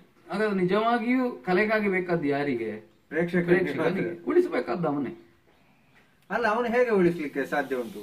ಒಳ್ಳೇದನ್ನು ಒಳ್ಳೇದುಂಟು ಅಂತ ಹೇಳಿ ಸ್ವಾಮಿ, ಕೆಟ್ಟದನ್ನು ಕೆಟ್ಟದ್ದು ಅಂತ ಹೇಳಿ. ಉಳಿಯದಲ್ಲಿ ಹೋಗ್ತದೆ. ಅಲ್ಲ, ನೀವು ಒಳ್ಳೇದಕ್ಕೆ ಹೋಗಿ ಕೆಟ್ಟದಕ್ಕೆ ಹೋಗ್ಬೇಡಿ. ಅದೇ ಹೋಗದೇ ಇರುವುದನ್ನು ಮಾಡಬಹುದು ಅಷ್ಟೇ. ಈಗ ಉಳಿಯುವುದು ಉಳಿಯದಿರುವುದು ಅದರಿಂದಲೋ, ಪ್ರೇಕ್ಷಕರು ಬರುವುದರಿಂದ ಮತ್ತು ಬರದಿರುವುದರಿಂದಲ್ವ. ಕೆಟ್ಟದನ್ನು ಕೆಟ್ಟದ್ದು ಅಂತ ಹೇಳಿದ್ರೆ ನಮ್ಗೆ ಉಳಿಗಾಲ ಇರುವುದಿಲ್ಲ. ಹೇಳಿ ಅಂತಂದ್ರೆ ಹೋಗಿ ಅವರ ಮುಖಕ್ಕೆ ಹೇಳಿ ಅಂತ ಅರ್ಥ ಅಲ್ಲ. ನೀವು ಅದನ್ನು ಹೇಗೆ ಸ್ವೀಕರಿಸ್ತೀರಿ? ಮಗು ತಪ್ಪು ಮಾಡುವಾಗ ತಪ್ಪು ಅಂತ ಹೇಳುವುದು ಬಿಟ್ಟು ಅದನ್ನು ಹೆಗ್ಗಳಿಕೆಯಾಗಿ ಹೇಳಿಕೊಂಡು ಬಂದ ತಂದೆ ತಾಯಿಗಳು ಅದಕ್ಕೆ ಏನ್ ಕೊಡ್ತಾರೆ? ಕರೆಕ್ಟ್. ಅದು ಇನ್ನಷ್ಟು ಅದನ್ನೇ ಮುಂದುವರಿಸ್ತದೆ. ಹಾಗೆ ಅಲ್ವಾ ಇದು ಕೂಡ? ಕಲಾವಿದರ ಅಥವಾ ಸಂಘಟಕರಿಗಿಂತ ಹೆಚ್ಚು ಪ್ರೇಕ್ಷಕರ ಕೈಯಲ್ಲಿದೆ ಒಂದು ಕಲೆ. ಈ ಕಲೆಯನ್ನಂತೂ ಉಳಿಸುವುದು, ಉಳಿಸದಿರುವುದು ಅದು ಅವರಿಗೆ ಬೇಕಾದ ಹಾಗೆ ಪರಿವರ್ತನೆಯನ್ನು ಹೊಂದುತ್ತಾ ಇದೆ. ಅಮೀಬದಾಗ ಆಗಿದೆ ಈಗ. ನಿಮ್ಮ ವೃತ್ತಿ ಜೀವನದಲ್ಲಿ ನಿಮಗೆ ಅತ್ಯಂತ ಖುಷಿ ತಂದು ಕೊಟ್ಟ ಪಾತ್ರ ಯಾವುದು? ಮತ್ತೆ ಯಾವ ಪಾತ್ರವನ್ನು ಮಾಡಬೇಕಾದ್ರೆ ನಿಮ್ಗೆ ಬಹಳಷ್ಟು ಪರಿಶ್ರಮ ಅಂತ ಕಂಡಿತು? ವೃತ್ತಿ ಜೀವನ ಅಂತ ನೀವು ಹೇಳ್ತಾ ಇರೋದು ಅಂದ್ರೆ ಅದೇ ತಾಳಮದ್ದಲೆಯ ಕ್ಷೇತ್ರದಲ್ಲಿ. ಅದು ವೃತ್ತಿಯಾಗಿ ನಾನು ಇನ್ನು ತಗೊಂಡಿಲ್ಲ. ನೀವು ಖುಷಿ ನೀಡಿದ ಪಾತ್ರ ಅಂತ ಒಂದು ಪಾತ್ರವನ್ನು ನಾನು ಹೇಗೆ ಹೇಳಲಿ? ತುಂಬಾ ಪಾತ್ರಗಳು ನನಗಿಷ್ಟ. ಮತ್ತು ಹಾಗೆ ನೋಡಿದ್ರೆ ಒಂದೊಂದು ಸಲ ಒಂದೊಂದು ಪಾತ್ರ ಇಷ್ಟ ಆಗ್ತದೆ. ಕರೆಕ್ಟ್. ನನ್ನ ಅಭಿವ್ಯಕ್ತಿಗೆ ನನಗೆ ಅನುಕೂಲ ಇರುವ ಎಲ್ಲ ಪಾತ್ರಗಳು ಇಷ್ಟವೇ. ಸ್ತ್ರೀ ಪಾತ್ರಗಳನ್ನು ನಾನು ನನ್ನ ವೈಯಕ್ತಿಕ ಕಾರಣಕ್ಕಾಗಿ ನಾನು ಹೇಳುವುದಿಲ್ಲ. ಉಳಿದಂತೆ ಸಾಮಾನ್ಯವಾಗಿ ನಾನು ಎಲ್ಲ ಪಾತ್ರಗಳನ್ನು ಇಷ್ಟಪಡ್ತೇನೆ. ನಿಮ್ಮ ಅನಿಸಿಕೆಯಲ್ಲಿ ಇಂದಿನಿಂದ ಸುಮಾರು ಒಂದು 10-20 ವರ್ಷಗಳಲ್ಲಿ ಯಕ್ಷಗಾನ ಈ ಒಂದು ತಾಳಮದ್ದಲೆ ಕ್ಷೇತ್ರದಲ್ಲಿ ಯಾವ ಎಲ್ಲ ಮಾರ್ಪಾಟುಗಳು ಕಂಡು ಬರಬಹುದು? ಎಲ್ಲ ವಿಚಾರವನ್ನು ನೀವು ತಗೊಳ್ಳಿ. ಅದು ಕಲಾವಿದರ ಶಿಸ್ತು ಇರ್ಬೋದು, ಅಥವಾ ನಮ್ಮ ಏನು ಸಂಭಾವನೆಯ ರೀತಿಯಲ್ಲಿ ಇರ್ಬೋದು, ಟೋಟಲ್ ತಾಳಮದ್ದಲೆಗೆ ಮೊದಲಾಗ್ತಾ ಇದ್ದ ಖರ್ಚಿಗೂ ಈಗ ಆಗ್ತಾ ಇರುವ ಖರ್ಚಿಗೂ ಇರ್ಬೋದು, ಎಲ್ಲ ವಿಚಾರವನ್ನು ಸಮಗ್ರವಾಗಿ ತಗೊಂಡು ಹೇಳಿ ನೀವು. ಅದು ನೀವೀಗ ಕಳೆದು ಹೋದ ದಿನಗಳನ್ನು ಒಮ್ಮೆ ನೆನಪಿಸಿಕೊಡ್ಬೇಕು. ಹೌದು, ಕರೆಕ್ಟ್. ಅದರ ಆಧಾರದ ಮೇಲೆ ಮುಂದೆ ಏನಾಗಬಹುದು ಅಂತ ತರ್ಕಿಸಬೇಕು. ಹೌದು, ಕರೆಕ್ಟ್. ಕಳೆದು ಹೋದದ್ದನ್ನು ಗಮನಿಸಿದ್ರೆ ನಾನು ಆಗ ಹೇಳಿದ ಹಾಗೆ ಒಂದು ಸಂದರ್ಭದಲ್ಲಿ ಪ್ರೇಕ್ಷಕರಿಲ್ಲದ ಸ್ಥಿತಿ ಇತ್ತು. ಕರೆಕ್ಟ್. ಅದಕ್ಕೂ ಹಿಂದೆ ಹೋದ್ರೆ ತಾಳಮದ್ದಳೆ ಎನ್ನುವುದು ಜನರಲ್ಲಿ ಒಂಥರ ಅಮಲು ಹುಟ್ಟಿಸಿದ ಕಾಲವೂ ಇತ್ತು. ಯಾವ ರೀತಿ ಅಮಲು ಹುಟ್ಟಿಸುದು ಅಂತಂದ್ರೆ ಘನಘೋರ ಚರ್ಚೆಗಳು, ಚಪ್ಪಾಳೆಗಳು, ಜನ ಅದಕ್ಕಾಗಿ ಹಪಹಪಿಸುವುದು, ಇಡೀ ರಾತ್ರಿ ಒಂದೇ ಪ್ರಸಂಗ ಮಾತಾಡಿ ಅದು ಕೂಡ ಮುಗಿಯದೇ ಇದ್ದದ್ದು, ಕರೆಕ್ಟ್, ಜಗಳಗಳಾಗಿ ನಿಂತದ್ದು ಒಂದು ಅದ್ಭುತ ಆಕರ್ಷಣೆ ಇತ್ತು ಆ ಕಾಲದಲ್ಲಿ ಕೂಡ. ಆಮೇಲೆ ಕ್ರಮೇಣ ಸಪ್ಪೆ ಆಗ್ತಾ ಬಂತು, ಮತ್ತೆ ಪುನಃ ಚೇತರಿಸಿಕೊಂಡಿತ್ತು. ಈಗಂತೂ ಬೇರೆ ದೃಷ್ಟಿಯಿಂದ ಉಚ್ಛ್ರಾಯ ಸ್ಥಿತಿಯಲ್ಲಿದೆ, ಸಂಖ್ಯೆ ಇತ್ಯಾದಿ ಇತ್ಯಾದಿ. ಆದ್ರೆ ಮುಂದೆ ಏನಾಗಬಹುದು ಅಂತ ಹೇಳಬೇಕಾದ್ರೆ ನೀವು ಹೀಗೆ ಏನಾಗಿದೆ ಅಂತ ನೋಡ್ಬೇಕು. ನೋಡಿ, ಒಂದು ನೀರಿನ ಪ್ರವಾಹ ಇದೆ, ಕಲಕಿದೆ, ಮಣ್ಣು ಕಸ ಕೊಳಕು ಎಲ್ಲ ಇದೆ. ಏನಾಗ್ತದೆ? ಹರಿತಾ ಹರಿತಾ ಹರಿತಾ ಆ ಮಣ್ಣೆಲ್ಲ ತಳಕ್ಕೆ ನಿಲ್ತದೆ, ಕಸ ಬದಿಗೆ ಹೋಗ್ತದೆ ಅಲ್ವಾ? ಒಂದು ಪ್ರವಾಹದಲ್ಲಿ ಮಣ್ಣು ಕೆಳಗೋಗಿ ಕಸ ಕಡ್ಡಿ ಬದಿಗೆ ಬಂದು ನೀರು ಶುಭ್ರವಾಗಿ ಇರ್ತದೆ. ಕರೆಕ್ಟ್. ಕಲಕಿದ ನೀರನ್ನು ಪಾತ್ರೆಯಲ್ಲಿ ಹಾಕಿಟ್ರು ಹಾಗೆ. ಮತ್ತೆ ನೀರಿಗೆ ತನ್ನ ಮಟ್ಟವನ್ನು ಕಂಡುಕೊಳ್ಳೋ ಗುಣ ಇದೆ. ನೀವು ಎಲ್ಲಿಯೇ ಹಾಕಿ ಹೇಗೆ ಹಾಕಿ ಅದು ಅದರ ಮಟ್ಟವನ್ನು ಬಿಟ್ಟು ಕೊಡುವುದಿಲ್ಲ. ನೀವು ಇಡೀ ಇತಿಹಾಸ ನೋಡಿದ್ರೆ ತಾಳಮದ್ದಲೆ ತನ್ನ ಏನು ಮಟ್ಟವನ್ನು ಕಾದುಕೊಂಡದ್ದು ನಮಗೆ ಕಾಣ್ತದೆ. ಏರುಪೇರುಗಳಿಲ್ವ? ಉಂಟು. ಬದಲಾವಣೆ ಆಗ್ಲಿಲ್ವ? ಆಗಿದೆ. ತಾಳಮದ್ದಲೆಯಲ್ಲಿ ಬಹಳ ಬದಲಾವಣೆಗಳಾಗಿದ್ದಾವೆ. ಅವಧಿಯಲ್ಲಿ ಆಗಿದೆ, ವೇಳೆ ಏನು ಪ್ರದರ್ಶನದ ಏನು ಹೊತ್ತುಗಳಲ್ಲಾಗಿದೆ, ಕಲಾವಿದರ ಸಂಖ್ಯೆಯಲ್ಲಿ ಆಗಿದೆ, ಆಯ್ಕೆ ಮಾಡುವ ಪ್ರಸಂಗದಲ್ಲಿ ಆಗಿದೆ, ಎಲ್ಲ ಆಗಿದೆ. ಕರೆಕ್ಟ್. ಆದ್ರೆ ಅದರ ಮೂಲ ಸ್ರೋತ ಏನಿದೆ, ಆ ರಂಗ ಪ್ರಕ್ರಿಯೆ ಅದು ಹಾಗೆ ಉಂಟು. ತನಗೆ ಬೇಡದೇ ಇದ್ದವರನ್ನು ಅದು ನಿಧಾನಕ್ಕೆ ಬದಿಗೆ ಸರಿಸ್ತದೆ. ಈಗ ನಾವು ಹೇಳ್ತೇವಲ್ಲ ಇದು ಕೆಟ್ಟದ್ದು ಒಳ್ಳೇದಲ್ಲ, ಅದು ಉಳಿಯುವುದಿಲ್ಲ. ನೀವು ಇತಿಹಾಸ ನಿರ್ಮಾಣ ಮಾಡಿದ ನಮ್ಮ ತಾಳಮದ್ದಲೆಯ ಯುಗ ಪ್ರವರ್ತಕ ಅರ್ಥಧಾರಿಗಳನ್ನು ನೋಡಿ, ಯಾರಿಗೆ ನಾವು ನೆನಪಿಟ್ಟುಕೊಳ್ಳುವ ಗೌರವ ಸಂದಿದೆ? ಬಹಳ ಕಡಿಮೆ ಮಂದಿಗೆ. ಅಂಥವರು ಮಾತ್ರ ಉಳಿದಿದ್ದಾರೆ. ಇನ್ನೂ ಕೂಡ ಅಷ್ಟೇ. ನೀವು ಇದಕ್ಕೆ ತುಂಬಾ ನಿಷ್ಠೆಯಿಂದ ತೊಡಗಿಕೊಂಡ್ರೆ, ಪ್ರಾಮಾಣಿಕವಾಗಿದ್ದರೆ ಖಂಡಿತ ಗುರುತಿಸಲ್ಪಡುತ್ತಾರೆ, ಅವರು ಉಳಿತಾರೆ. ಪರಿವರ್ತನೆ ಹೇಗಾಗಬಹುದು ಅನ್ನೋದನ್ನು ಹೇಳುವುದು ಸ್ವಲ್ಪ ಕಷ್ಟ. ಯಾಕಂದ್ರೆ ನಮ್ಮ ಜೀವನ ಅನ್ನೋದು ಈಗ ಮೊದಲಿಗಿಂತ ಹೆಚ್ಚು ಸ್ಪೀಡಿ ಆಗಿದೆ. ಕರೆಕ್ಟ್. ಬಹಳ ವೇಗವಾಗಿದೆ ಬದುಕು. ತಂತ್ರಜ್ಞಾನ ನಿತ್ಯ ನಿತ್ಯ ನಮ್ಮ ಬದುಕನ್ನು ಬದಲಾಯಿಸ್ತಾ ಇದೆ. ಹೀಗಾಗಿ ನಾವು ಆ ಮಾನದಂಡವನ್ನು ಇಟ್ಟುಕೊಂಡು ಏನು ಬದಲಾವಣೆ ಆಗಬಹುದು ಅಂತ ಹೇಳೋದು ಕಷ್ಟ. ಆದರೆ ಅಳಿದು ಹೋಗುವುದಿಲ್ಲ ಅಂತ ನನಗೆ ಕಾಣ್ತದೆ. ಯಾಕಂದ್ರೆ ಟಿವಿ ಬಂದಾಗ ಒಂದು ಸಂದರ್ಭದಲ್ಲಿ ಎಲ್ಲ ಟಿವಿಗೆ ಮುಗಿಬಿದ್ದಿದ್ರು. ಪಟ್ಟಣಕ್ಕೆ ಹಳ್ಳಿಗಳಿಂದ ವಲಸೆ ಪ್ರಾರಂಭ ಆಗಿತ್ತು. ಕರೆಕ್ಟ್. ಜೀವನದ ಉತ್ಪಾದನಾ ವಿಧಾನದಲ್ಲಿ ಬದಲಾವಣೆ ಆಗಿತ್ತು. ಆಗೆಲ್ಲ ಪ್ರೇಕ್ಷಕರ ಸಂಖ್ಯೆ ಕಡಿಮೆ ಆಗಿದೆ. ಆದ್ರೆ ನೋಡಿ, ಹೊಸ ತಂತ್ರಜ್ಞಾನ ಬರಲಿ ಅಥವಾ ಟಿವಿ ಬರಲಿ, ಎಂಥದೇ ಬರಲಿ, ಅದು ನಿಮಗೊಂದು ಭಾವ ವಿರೇಚಕವಾಗಿ ಕೆಲಸ ಮಾಡುವುದಿಲ್ಲ, ನಿಮಗೊಂದು ಭಾವ ಸಂಸ್ಕಾರವನ್ನು ಕೊಡುವುದಿಲ್ಲ. ಕರೆಕ್ಟ್. ಹಾಗಾಗಿ ಅದನ್ನು ತೊಡಗಿದ ಯಾಂತ್ರಿಕತೆಗಿರೋ ಗುಣ ಏನು ಅಂತಂದ್ರೆ ನಿಮ್ಗೊಂದು ಸ್ವಲ್ಪ ಸಮಯ ಆಗುವುದು ಬೇಜಾರು ಸಾಕು ಅಂತ ಕಾಣ್ತದೆ. ಆಗ ಮತ್ತೆ ನಾವು ಈ ಕಲೆಗಳತ್ತ ಸಂಸ್ಕೃತಿಯತ್ತ ಹೊರಳಿಕೊಳ್ತೇವೆ. ಬಹುಶಃ ಈಗಲೂ ಆ ಹೊರಳಿಕೊಳ್ಳುವಿಕೆ ನಡೀತಾ ಇದೆ. ಹೌದು. ಆದ್ರೆ ಒಳ್ಳೆಯ ರೀತಿಯಲ್ಲಿ ನಡೀತಾ ಇಲ್ಲ ಅಂತ ನನ್ನ ಒಂದು ಅದಿರಬಹುದು. ಅದನ್ನು ತಾನೇ ಸರಿಪಡಿಸಿಕೊಳ್ಳುವಷ್ಟು ಕಲೆ ಸಮರ್ಥವಾಗಿದೆ. ನಾನು ಹೇಳುವಾಗ ನಿಮಗೆ ಅದಂತದೊಂದು ವಿಚಿತ್ರ ಅಂತ ಅನ್ನಿಸಬಹುದು. ಆದ್ರೆ ನೀವು ನನ್ನ ಜೀವಿತಾವಧಿಯ ಈ 4-5 ದಶಕಗಳನ್ನು ನೋಡಿದ್ರೆ ಅದು ಅದರಷ್ಟಕ್ಕೆ ಅದನ್ನು ಸರಿಪಡಿಸಿಕೊಂಡು ಬಂದದ್ದನ್ನು ನಾವು ಕಾಣ್ತೇವೆ. ಹೀಗಾಗಿ ಇದು ಕೂಡ, ಈ ಪರಿವರ್ತನೆಯು ಕೂಡ ಹೇಗೆ ಹೇಗೆ ಸಂಭವಿಸಿದ್ರು ಮೂಲತಃ ನಮ್ಮಲ್ಲಿರುವ ಭಾವನೆಗಳ ವ್ಯತ್ಯಾಸ ಆಗಲಿಲ್ಲ ಹೇಗೋ ಹಾಗೆ ತಾಳಮದ್ದಲೆ ಆ ಮೂಲ ಸ್ರೋತ ಒಂದು ಬತ್ತಿ ಹೋಗಲಿಕ್ಕಿಲ್ಲ, ಅದು ಹಾಗೆ ಉಳಿತದೆ ಅಂತ ನನಗೆ ಅನ್ನಿಸ್ತದೆ. ಹಾಗೆ ನೋಡಿದ್ರೆ ಯಕ್ಷಗಾನದಲ್ಲಾಗುವ ಮಾರ್ಪಾಡುಗಳು ಉಂಟು ಮಾಡುವ ಕಲ್ಲೋಲದ ಹಾಗೆ ತಾಳಮದ್ದಲೆಯ ಪರಿವರ್ತನೆಗಳು ನಿಮ್ಗಂತ ಕಲಾ ಪ್ರಕ್ರಿಯೆ ಮೇಲೆ ದಾಳಿ ಮಾಡಲಿಲ್ಲ. ಇಲ್ಲದಿದ್ರೆ ಇಷ್ಟೊತ್ತಿಗೆ ನಷ್ಟ ಆಗಬೇಕಿತ್ತಲ್ಲ. ಯಾವ ಪರಿಕರ ಇಲ್ಲ, ತುಂಬಾ ಸರಳವಾದ್ದು, ಖರ್ಚು ಕಡಿಮೆ, ಏನೇನೋ ಆಗ್ಬೇಕಾಗಿತ್ತಲ್ಲ, ಆಗ್ಲಿಲ್ಲ. ಅಂದ್ರೆ ಅದಕ್ಕೊಂದು ಶಕ್ತಿ ಇದೆ ಅಂತ ಅರ್ಥ. ಇನ್ನೊಂದೇನಂದ್ರೆ ಈ ತಾಳಮದ್ದಲೆಯಲ್ಲಿ ಇರುವವರು ಯಾರು ಇದನ್ನು ವೃತ್ತಿಯಾಗಿ ತಗೊಂಡವರಲ್ಲ, ಹೆಚ್ಚಿನವರು. ಹಾಗಾಗಿ ಇದರಲ್ಲಿ ಲಾಭ ಮಾಡುವುದು ಉದ್ದೇಶವಾಗಿ ಇರುವುದಿಲ್ಲ. ಸಿಕ್ಕಿದ್ರೆ ಎಲ್ರಿಗೂ ದುಡ್ಡು ಬೇಕಾದ ಪ್ರಶ್ನೆ ಅಲ್ಲ, ಆದ್ರೆ ಅದೇ ಉದ್ದೇಶವಾಗಿ ಬರುವುದಲ್ಲ. ಹಾಗಾಗಿ ಉಳಿಯುವ ಸಾಧ್ಯತೆಗಳು ಹೆಚ್ಚಿದೆ ಮತ್ತು ಗುಣಮಟ್ಟವನ್ನು ಉಳಿಸಿಕೊಳ್ಳುವ ಸಾಧ್ಯತೆಗಳಿದ್ದಾವೆ. ಹಿಂದೆ ಇದ್ದ ಕಲಾವಿದರಲ್ಲಿನ ಶಿಸ್ತಿಗೂ ಈಗಿನದ್ದಕ್ಕೂ ಬಹಳಷ್ಟು ವ್ಯತ್ಯಾಸಗಳನ್ನು ನಾವು ಗುರುತಿಸ್ತೇವೆ. ಈ ಬದಲಾವಣೆ ಬಗ್ಗೆ ನಿಮ್ಮ ಅಭಿಪ್ರಾಯ ಎಂತದ್ದು? ಹಾಗೆ ನನಗೆ ಕಾಣುವುದಿಲ್ಲ. ಯಾಕಂದ್ರೆ ಹಿಂದಿನ ಕಲಾವಿದರ ಶಿಸ್ತು ಅಂತ ನೀವು ಯಾವುದನ್ನು ಹೇಳ್ತೀರಿ? ವೇದಿಕೆಯ ಮೇಲೆ ವ್ಯವಹಾರದ ಶಿಸ್ತ. ಹಿರಿಯ ಕಲಾವಿದರು ಸಿಗರೇಟು ಬೀಡಿ ಎಲ್ಲಡಿಕೆಯನ್ನಲ್ಲೇ ತಿನ್ನುತ್ತಾ ಇದ್ರು. ಕೂತ್ಕೊಳ್ಳುವ ಭಂಗಿಯಲ್ಲಿ ಕೂಡ ಒಂದು ದೊಡ್ಡ ಕಂಬ ಇದ್ರೆ ಅದರ ಹತ್ತಿರ ಹೊರಗೆ ಕೂತ್ಕೊಳ್ತಾರೆ. ಅಂತ ಒಂದು ಶಿಸ್ತಿನ ನಿರ್ವಹಣೆ ಇರಲಿಲ್ಲ. ಹಾಗೆ ನೋಡಿದ್ರೆ ಈಗ ಕಲಾವಿದರು ವೇದಿಕೆಯ ಮೇಲೆ ತುಂಬಾ ಶಿಸ್ತುಬದ್ಧವಾಗಿ ಇದ್ದಾರೆ. ಆದ್ರೆ ಕಲಾಭಿವ್ಯಕ್ತಿಯ ಶಿಸ್ತಿಗೆ ಸಂಬಂಧಪಟ್ಟ ನೀವು ಕೇಳುವುದಾದ್ರೆ ಮೊದಲಿನವರು ತೆಕ್ಕೊಂಡಷ್ಟು ಗಂಭೀರವಾಗಿ ಕಲಾ ವ್ಯವಹಾರವನ್ನು ಈಗಿನವರು ತೆಕ್ಕೊಳ್ಳೋದಿಲ್ವೋ ಏನೋ. ಎಲ್ಲರೂ ಅಲ್ಲ, ಅದನ್ನು ಸೀರಿಯಸ್ ಆಗಿ ಭಾವಿಸುವವರಿದ್ದಾರೆ ಅಂತ ಕಾಣುತ್ತದೆ. ಯಾಕಂದ್ರೆ ಅಧ್ಯಯನದ ಕೊರತೆ ಕಾಣುತ್ತದೆ ಕಲಾವಿದರಲ್ಲಿ, ತಿಳುವಳಿಕೆಯ ಕೊರತೆ ಕಾಣುತ್ತದೆ. ತಾವು ಏನನ್ನು ಹೇಳಬೇಕು ಅನ್ನೋದನ್ನು ಯೋಚಿಸ್ತಾರೋ ಅದನ್ನು ಸಮರ್ಥವಾಗಿ ಹೇಳಲಿಕ್ಕೆ ಆಗುವುದಿಲ್ಲ ಅವರಿಗೆ ಅಂತ ಕಾಣುತ್ತದೆ. ಭಾಷೆಯ ಬಳಕೆಯಲ್ಲಿ ದೌರ್ಬಲ್ಯ ಕಾಣುತ್ತದೆ. ತುಂಬಾ ಏನು ಬಹಳ ಅದನ್ನು ನೀಚ ಅಂತ ಹೇಳಿದ್ರು ಕಷ್ಟ ಆಗ್ತದೆ. ಇಲ್ಲಿ ಅದಕ್ಕೆ ಹತ್ತಿರ ಇರುವ ಶಬ್ದಗಳನ್ನು ಬಳಸ್ತಾರೆ ಈಗ ನಾನು ನೋಡಿದ ಹಾಗೆ. ಅದು ಯಾಕಂದ್ರೆ ಆ ಭಾಷೆಯ ಮೇಲೆ ಹಿಡಿತ ಇಲ್ಲದೆ ಆಗುವ ಸಮಸ್ಯೆ ಅದು. ಅಂದ್ರೆ ನಾನು ಒಂದು ಕಡೆ ಕೇಳಿದ್ದೇನೆ, ಪಾಗಾರದ ಗೋಡೆ ಹಾರಿ ಅಂತ ಉಪಯೋಗ ಮಾಡ್ತಾರೆ. ಪಾಗಾರದ ಅದಾವುದು ಭಾಷಾ ದೋಷಗಳನ್ನು ಪಟ್ಟಿ ಮಾಡ್ಲಿಕ್ಕೆ ಹೋದ್ರೆ ನೀವು 100 ಸಿಗ್ತದೆ. ಹೌದೌದು. ಅಲ್ಲ ಅದು ಯಾಕಾಗ್ತದೆ ನೀವು ಅದನ್ನು ನೋಡ್ಬೇಕು. ಹೇಳುದು ನಾನು ಯಾಕಾಗ್ತದೆ, ಆ ಭಾಷೆಯ ಮೇಲೆ ಹಿಡಿತ ಇಲ್ಲದೆ ಇದ್ದದ್ರಿಂದ ಆಗ್ತದೆ. ಯಾವುದು ಭಾಷೆಯೇ ಪ್ರಧಾನವಾದ ಒಂದು ಕಲೆಯೋ ಅದರಲ್ಲಿ ಒಬ್ಬ ಭಾಷೆಯ ಮೇಲೆ ಹಿಡಿತ ಇಲ್ಲದ ಕಲಾವಿದ ವಿಜೃಂಭಿಸ್ತಾನೆ ಅಂದ್ರೆ ಅರ್ಥ ಏನು? ಅಂದ್ರೆ ಅವನಿಗೆ ಅದರಲ್ಲಿ ಶಿಸ್ತಿಲ್ಲ ಅಂತ ಅರ್ಥ. ಅಂದ್ರೆ ಅಭಿವ್ಯಕ್ತಿಯಲ್ಲಿ ಶಿಸ್ತಿಲ್ಲ ಅಂತ ಅರ್ಥ. ತುಂಬಾ ಬಿಗುವಾದ ಒಂದು ಶಬ್ದವನ್ನು ಇಟ್ಟರೆ ಅದನ್ನು ಎತ್ತಿ ಆಚೆಗೆ ಏನು ಪದವಿಟ್ಟು ಅಳುಪದೊಂದು ಗಳಿಕೆ ಅಂತ ಕುಮಾರವ್ಯಾಸ ಏನು ಹೇಳ್ತಾನೋ ಆ ತರದ ಒಂದು ಮಂಡನೆಯ ಶಕ್ತಿ ಈಗಿನ ಕಲಾವಿದರಲ್ಲಿ ಬಹುಮಂದಿಯಲ್ಲಿ ಕಾಣಿಸುವುದಿಲ್ಲ. ಯಾಕಂದ್ರೆ ಅವರು ಅದರಲ್ಲಿ ಏನು ಆ ಅಭಿವ್ಯಕ್ತಿಯ ಶಿಸ್ತನ್ನು ಅವರು ಇಟ್ಟುಕೊಳ್ಳಿಲ್ಲ ಅಂತ ಅರ್ಥ. ಮತ್ತೆ ಸ್ವರದಲ್ಲಿಯೂ ಹಾಗೆ ತಾನು ಕಾಣಬಾರದು, ಪಾತ್ರ ಕಾಣಬೇಕು ಅನ್ನೋ ಪ್ರಜ್ಞೆ ಕಲಾವಿದರಲ್ಲಿ ಇರಬೇಕು. ವ್ಯಕ್ತಿಯಾಗಿ ಕಾಣುವುದಲ್ಲ ಮುಖ್ಯ ಅಲ್ಲಿ. ನಾನು ಅರ್ಥ ಹೇಳ್ತೇನೆ ಅಂತ ರಾಧಾಕೃಷ್ಣ ಕಲ್ಚಾರ ಎಲ್ಲ ಕಾಣಬೇಕಾದದ್ದು, ತಾನು ವಹಿಸಿಕೊಂಡ ಪಾತ್ರ ಕಾಣಬೇಕಾದದ್ದು. ಆಗ ನಾವು ನಮ್ಮ ಈಗೋವನ್ನು ಸ್ವಲ್ಪ ತಗ್ಗಿಸಿಕೊಂಡು ವ್ಯವಹರಿಸಬೇಕು. ಇಲ್ಲಂತಾದ್ರೆ ಏನಕ್ಕೇನೋ ಆಗಿಬಿಡ್ತದೆ. ಇದು ಮೊನ್ನೆ ಒಂದು ಅನುಭವ ಆಯ್ತು ನನಗೆ. ಒಂದು ತಾಳಮದ್ಲಿಗೆ ಹೋದಾಗ ಒಂದು ಹಳೆಯ ಕ್ಯಾಸೆಟ್ ಹಾಕಿದ್ರು. ಪುತ್ತಿಗೆ ರಘುರಾಮ ಹೊಳ್ರು, ಪದ್ಯಾಣ ಗಣಪತಿ ಭಟ್ರು, ಶೇಣಿಯವರು, ಮುಡಮರಿ ಶಾಸ್ತ್ರಿಗಳು, ಪ್ರಭಾಕರ ಕುಂಬಳೆಯವರೆಲ್ಲ ಇದ್ದ ಒಂದು ಕ್ಯಾಸೆಟ್ ಹಾಕಿದ್ದಾರೆ.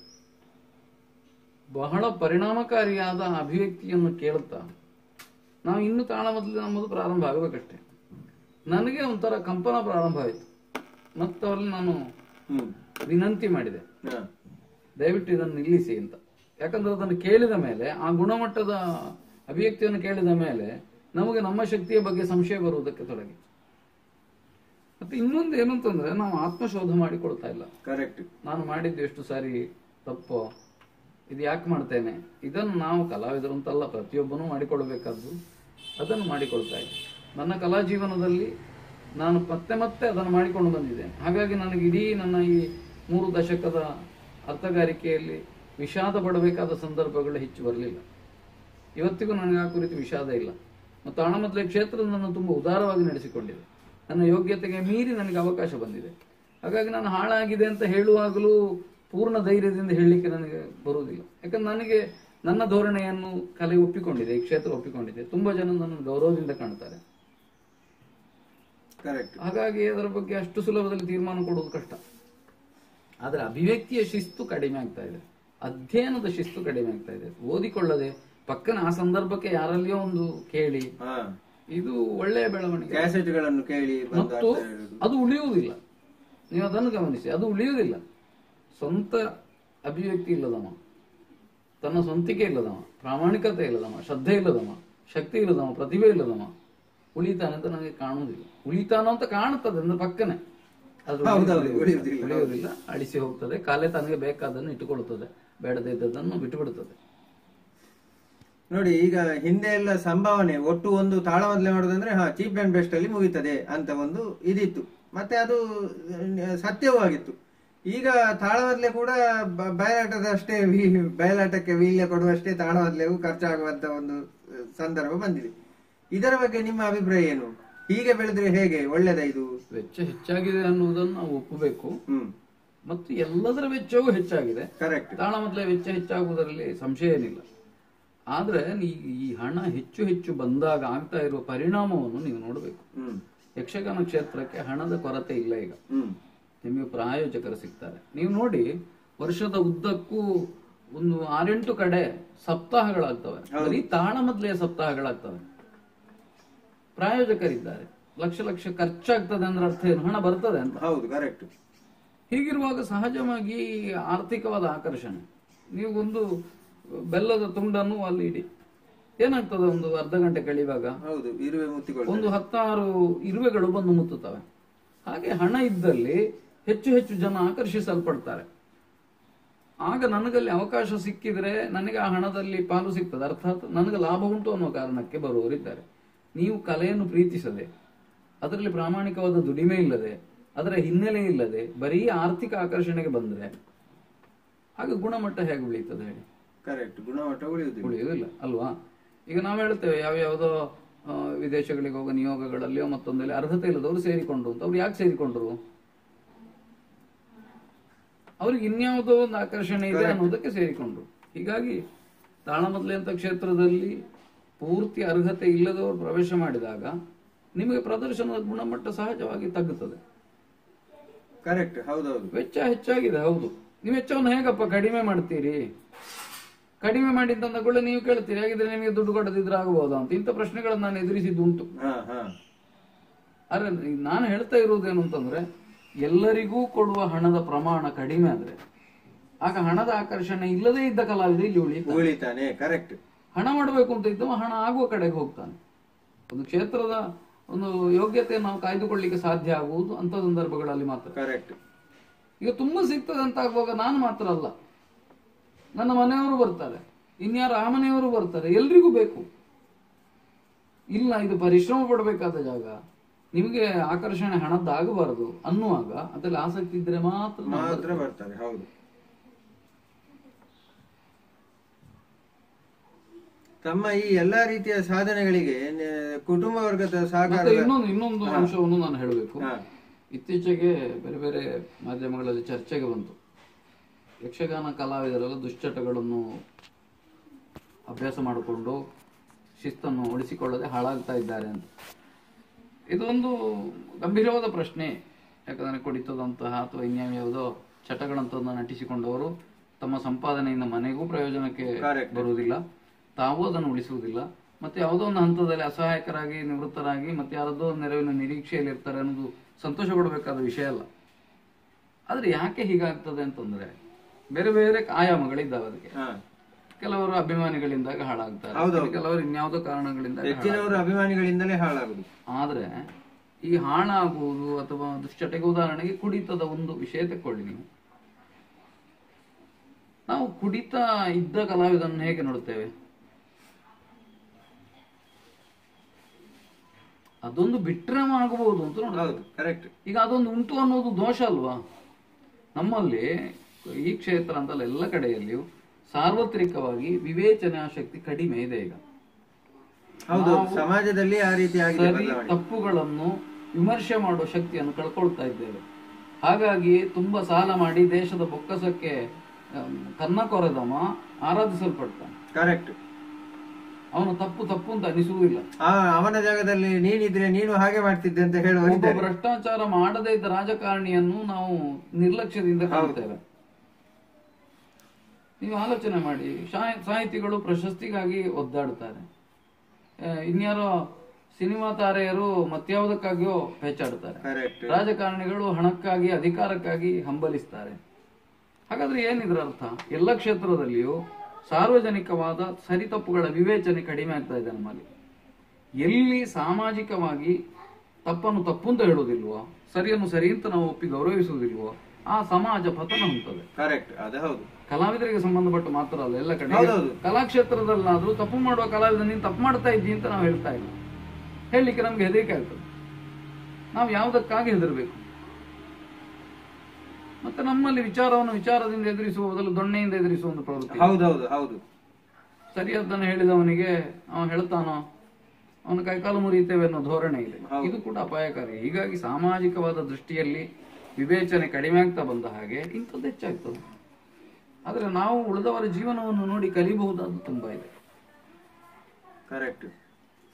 ಅದೇ ಈಗ ಹೆಚ್ಚಿನವರು ಸುಮ್ಮನೆ ಉಳಿಯುವುದೇ ಅದಕ್ಕೆ. ನೀವು ಸರಿ ತಪ್ಪು ತಪ್ಪು ಅಂತ ಹೇಳಿದ್ರೆ ಅವನಿಗೆ ಉಳಿಗಾಲ ಇಲ್ಲ ಅನ್ನುವಂತ ಪರಿಸ್ಥಿತಿ ಉಂಟು. ಅದರಿಂದಾಗಿ ಮತ್ತೆ ಒಂದು ನೀವು ಗಮನಿಸಬೇಕು, ತಪ್ಪನ್ನು ಅವನ ಮುಖಕ್ಕೆ ತಪ್ಪು ಅಂತ ಹೇಳುವುದಕ್ಕಿಂತಲೂ ಇದು ತನಗೆ ಇಷ್ಟ ಆಗ್ಲಿಲ್ಲ ಅಂತ ತೋರಿಸಿಕೊಳ್ಳುವ ಸ್ವಾತಂತ್ರ್ಯ ಹಕ್ಕು ಎಲ್ಲರಿಗೂ ಉಂಟು. ಅಯ್ಯೋ, ಅದನ್ನು ತೋರಿಸಿಕೊಂಡ್ರು ಬಾರಿ ಸಮಸ್ಯೆಗೆ ನನ್ನ ಅನುಭವದಲ್ಲೇ ನಾನು ಒಳಗಾಗಿದ್ದೇನೆ. ಕೇವಲ ತೋರಿಸಿಕೊಟ್ರು, ಇದು ಹೇಳುದು ಬಿಡಿ. ಇಲ್ಲ, ಅಷ್ಟು ಅಪಾಯಕಾರಿಯಾಗಿ ಇಲ್ಲ ಅಂತ ಕಾಣ್ತದೆ. ನಿಮ್ಮ ಅನುಭವವನ್ನು ಸುಳ್ಳು ಅಂತ ಹೇಳಲಿಕ್ಕೆ ಬರುವುದಿಲ್ಲ. ತಮ್ಮ ಈ ಎಲ್ಲಾ ರೀತಿಯ ಸಾಧನೆಗಳಿಗೆ ತಮ್ಮ ಕುಟುಂಬ ವರ್ಗದ ಸಹಕಾರದ ಬಗ್ಗೆ ಸ್ವಲ್ಪ ಹೇಳಿ ಸರ್. ನೋಡಿ, ನಾನು ಹುಟ್ಟಿದ್ದು 50 ವರ್ಷದ ಹಿಂದೆ, 1965 ಸುಳ್ಯ ತಾಲೂಕಿನ ಪಂಬೆತ್ತಾಡಿಯ ಕಲ್ಚಾರು ಅಂತ ಹೇಳುವ ಜಾಗದಲ್ಲಿ ನಾನು ಹುಟ್ಟಿದ್ದು. ನನ್ನ ತಂದೆಯವರು ತೀರಿ ಹೋಗಿದ್ದರು. ನನ್ನ ತಾಯಿ ವಿಧವೆಯಾಗಿ ನನ್ನ ಮಾವಂದಿರ ಆಶ್ರಯದಲ್ಲಿ ಅಜ್ಜನ ಮನೆಯಲ್ಲಿ ನಾ ಬೆಳೆದವ. ಅವರಿಗೆಲ್ಲ ಯಕ್ಷಗಾನದ ಗಂಧ ಅಷ್ಟಾಗಿರ್ಲಿಲ್ಲ. ಇರ್ಲಿಕ್ಕೆ ಹಿನ್ನೆಲೆಯಲ್ಲಿ ಹಿಂದಿನ ತಲೆಮಾರಿನ ಕಲಾವಿದರು ಇದ್ರಾದರೂ ಯಕ್ಷಗಾನಕ್ಕೆ ಹೋಗುವುದು ಎನ್ನುವುದು ಸ್ವೀಕೃತವಾದ ವಿಷಯ ಆಗಿರ್ಲಿಲ್ಲ. ಆದ್ರೆ ನನಗೆ ನನ್ನ ಸೋದರ ಮಾವ ಒಬ್ಬರು, ಅವ್ರಿಗೆ ಆಸಕ್ತಿ ಇದ್ದ ಕಾರಣ ನನ್ನನ್ನು ಅವರು ಕರ್ಕೊಂಡು ಹೋಗ್ತಾ ಇದ್ರು. ಹೀಗಾಗಿ ನನಗೆ ಸಹಜವಾಗಿ ಅದರಲ್ಲಿ ಆಸಕ್ತಿ ಬಂತು. ಪುರಾಣದ ಬಗ್ಗೆ ಕಥೆಗಳನ್ನು ಕೇಳಿ ಮನೆಯಲ್ಲಿದ್ದ ಪುಸ್ತಕಗಳನ್ನೆಲ್ಲ ಓದಿ ಸಹಜವಾಗಿದ್ರೆ ಆಸಕ್ತಿ ಬಂತು. ಮತ್ತೆ ನನ್ನ ತಾಯಿ ಮಾತ್ರ ನನಗೆ ಇದ್ದದ್ದು. ಅವರು ನನ್ನ ಮೇಲಿನ ಪ್ರೀತಿಯಿಂದ ಹೋಗ್ಲಿಕ್ಕೆ ಬಿಟ್ರೆ ಹೊರತು ಅವರದನ್ನು ಸರಿ ಒಪ್ಪಿ ಹೋಗ್ಲಿಕ್ಕೆ ಬಿಟ್ಟದ್ದಲ್ಲ. ಕ್ರಮೇಣ ಸಣ್ಣ ಸಣ್ಣ ಅವಕಾಶಗಳು ಬಂದು ಬೆಳೀತಾ ಬಂದೆ. ಮೇಲಾಗಿ ಈ ಯಕ್ಷಗಾನ ಕಲಾವಿದನಾದವ ತನ್ನ ಕುಟುಂಬದವರನ್ನು ನಿರ್ಲಕ್ಷಿಸಬಾರದು. ಕರೆಕ್ಟ್. ನಾನೆಂದು ನನ್ನ ಮನೆಯವರಿಗೆ ನನ್ನ ಯಕ್ಷಗಾನದ ವ್ಯವಹಾರದಿಂದಾಗಿ ತೊಂದರೆ ಆಗದ ಹಾಗೆ ನೋಡಿಕೊಂಡಿದ್ದೇನೆ. ಅವರಿಗೆ ನನ್ನದಾದ ಹೊತ್ತನ್ನು ನಾನು ಕೊಟ್ಟಿದ್ದೇನೆ. ನಾನು ಎಷ್ಟೋ ಜನ ಕೇಳ್ತಾರೆ, ನೀವು ಇಷ್ಟು ದೂರ ಪ್ರಯಾಣ ಮಾಡಿ ಯಾಕೆ ಮತ್ತೆ ಮನೆಗೆ ಹೋಗ್ತೀರಿ, ನೀವು ಉಳ್ಕೊಂಡು ನಾಳೆ ಹೋಗಿ ಅಂತ. ನಾನು ವಾಹನವನ್ನು ಬಳಸಿಕೊಳ್ಳುವುದೇ ನಾನು ನನ್ನ ಮನೆಗೆ ಹೋಗೋದಕ್ಕೆ ಬೇಕಾಗಿ.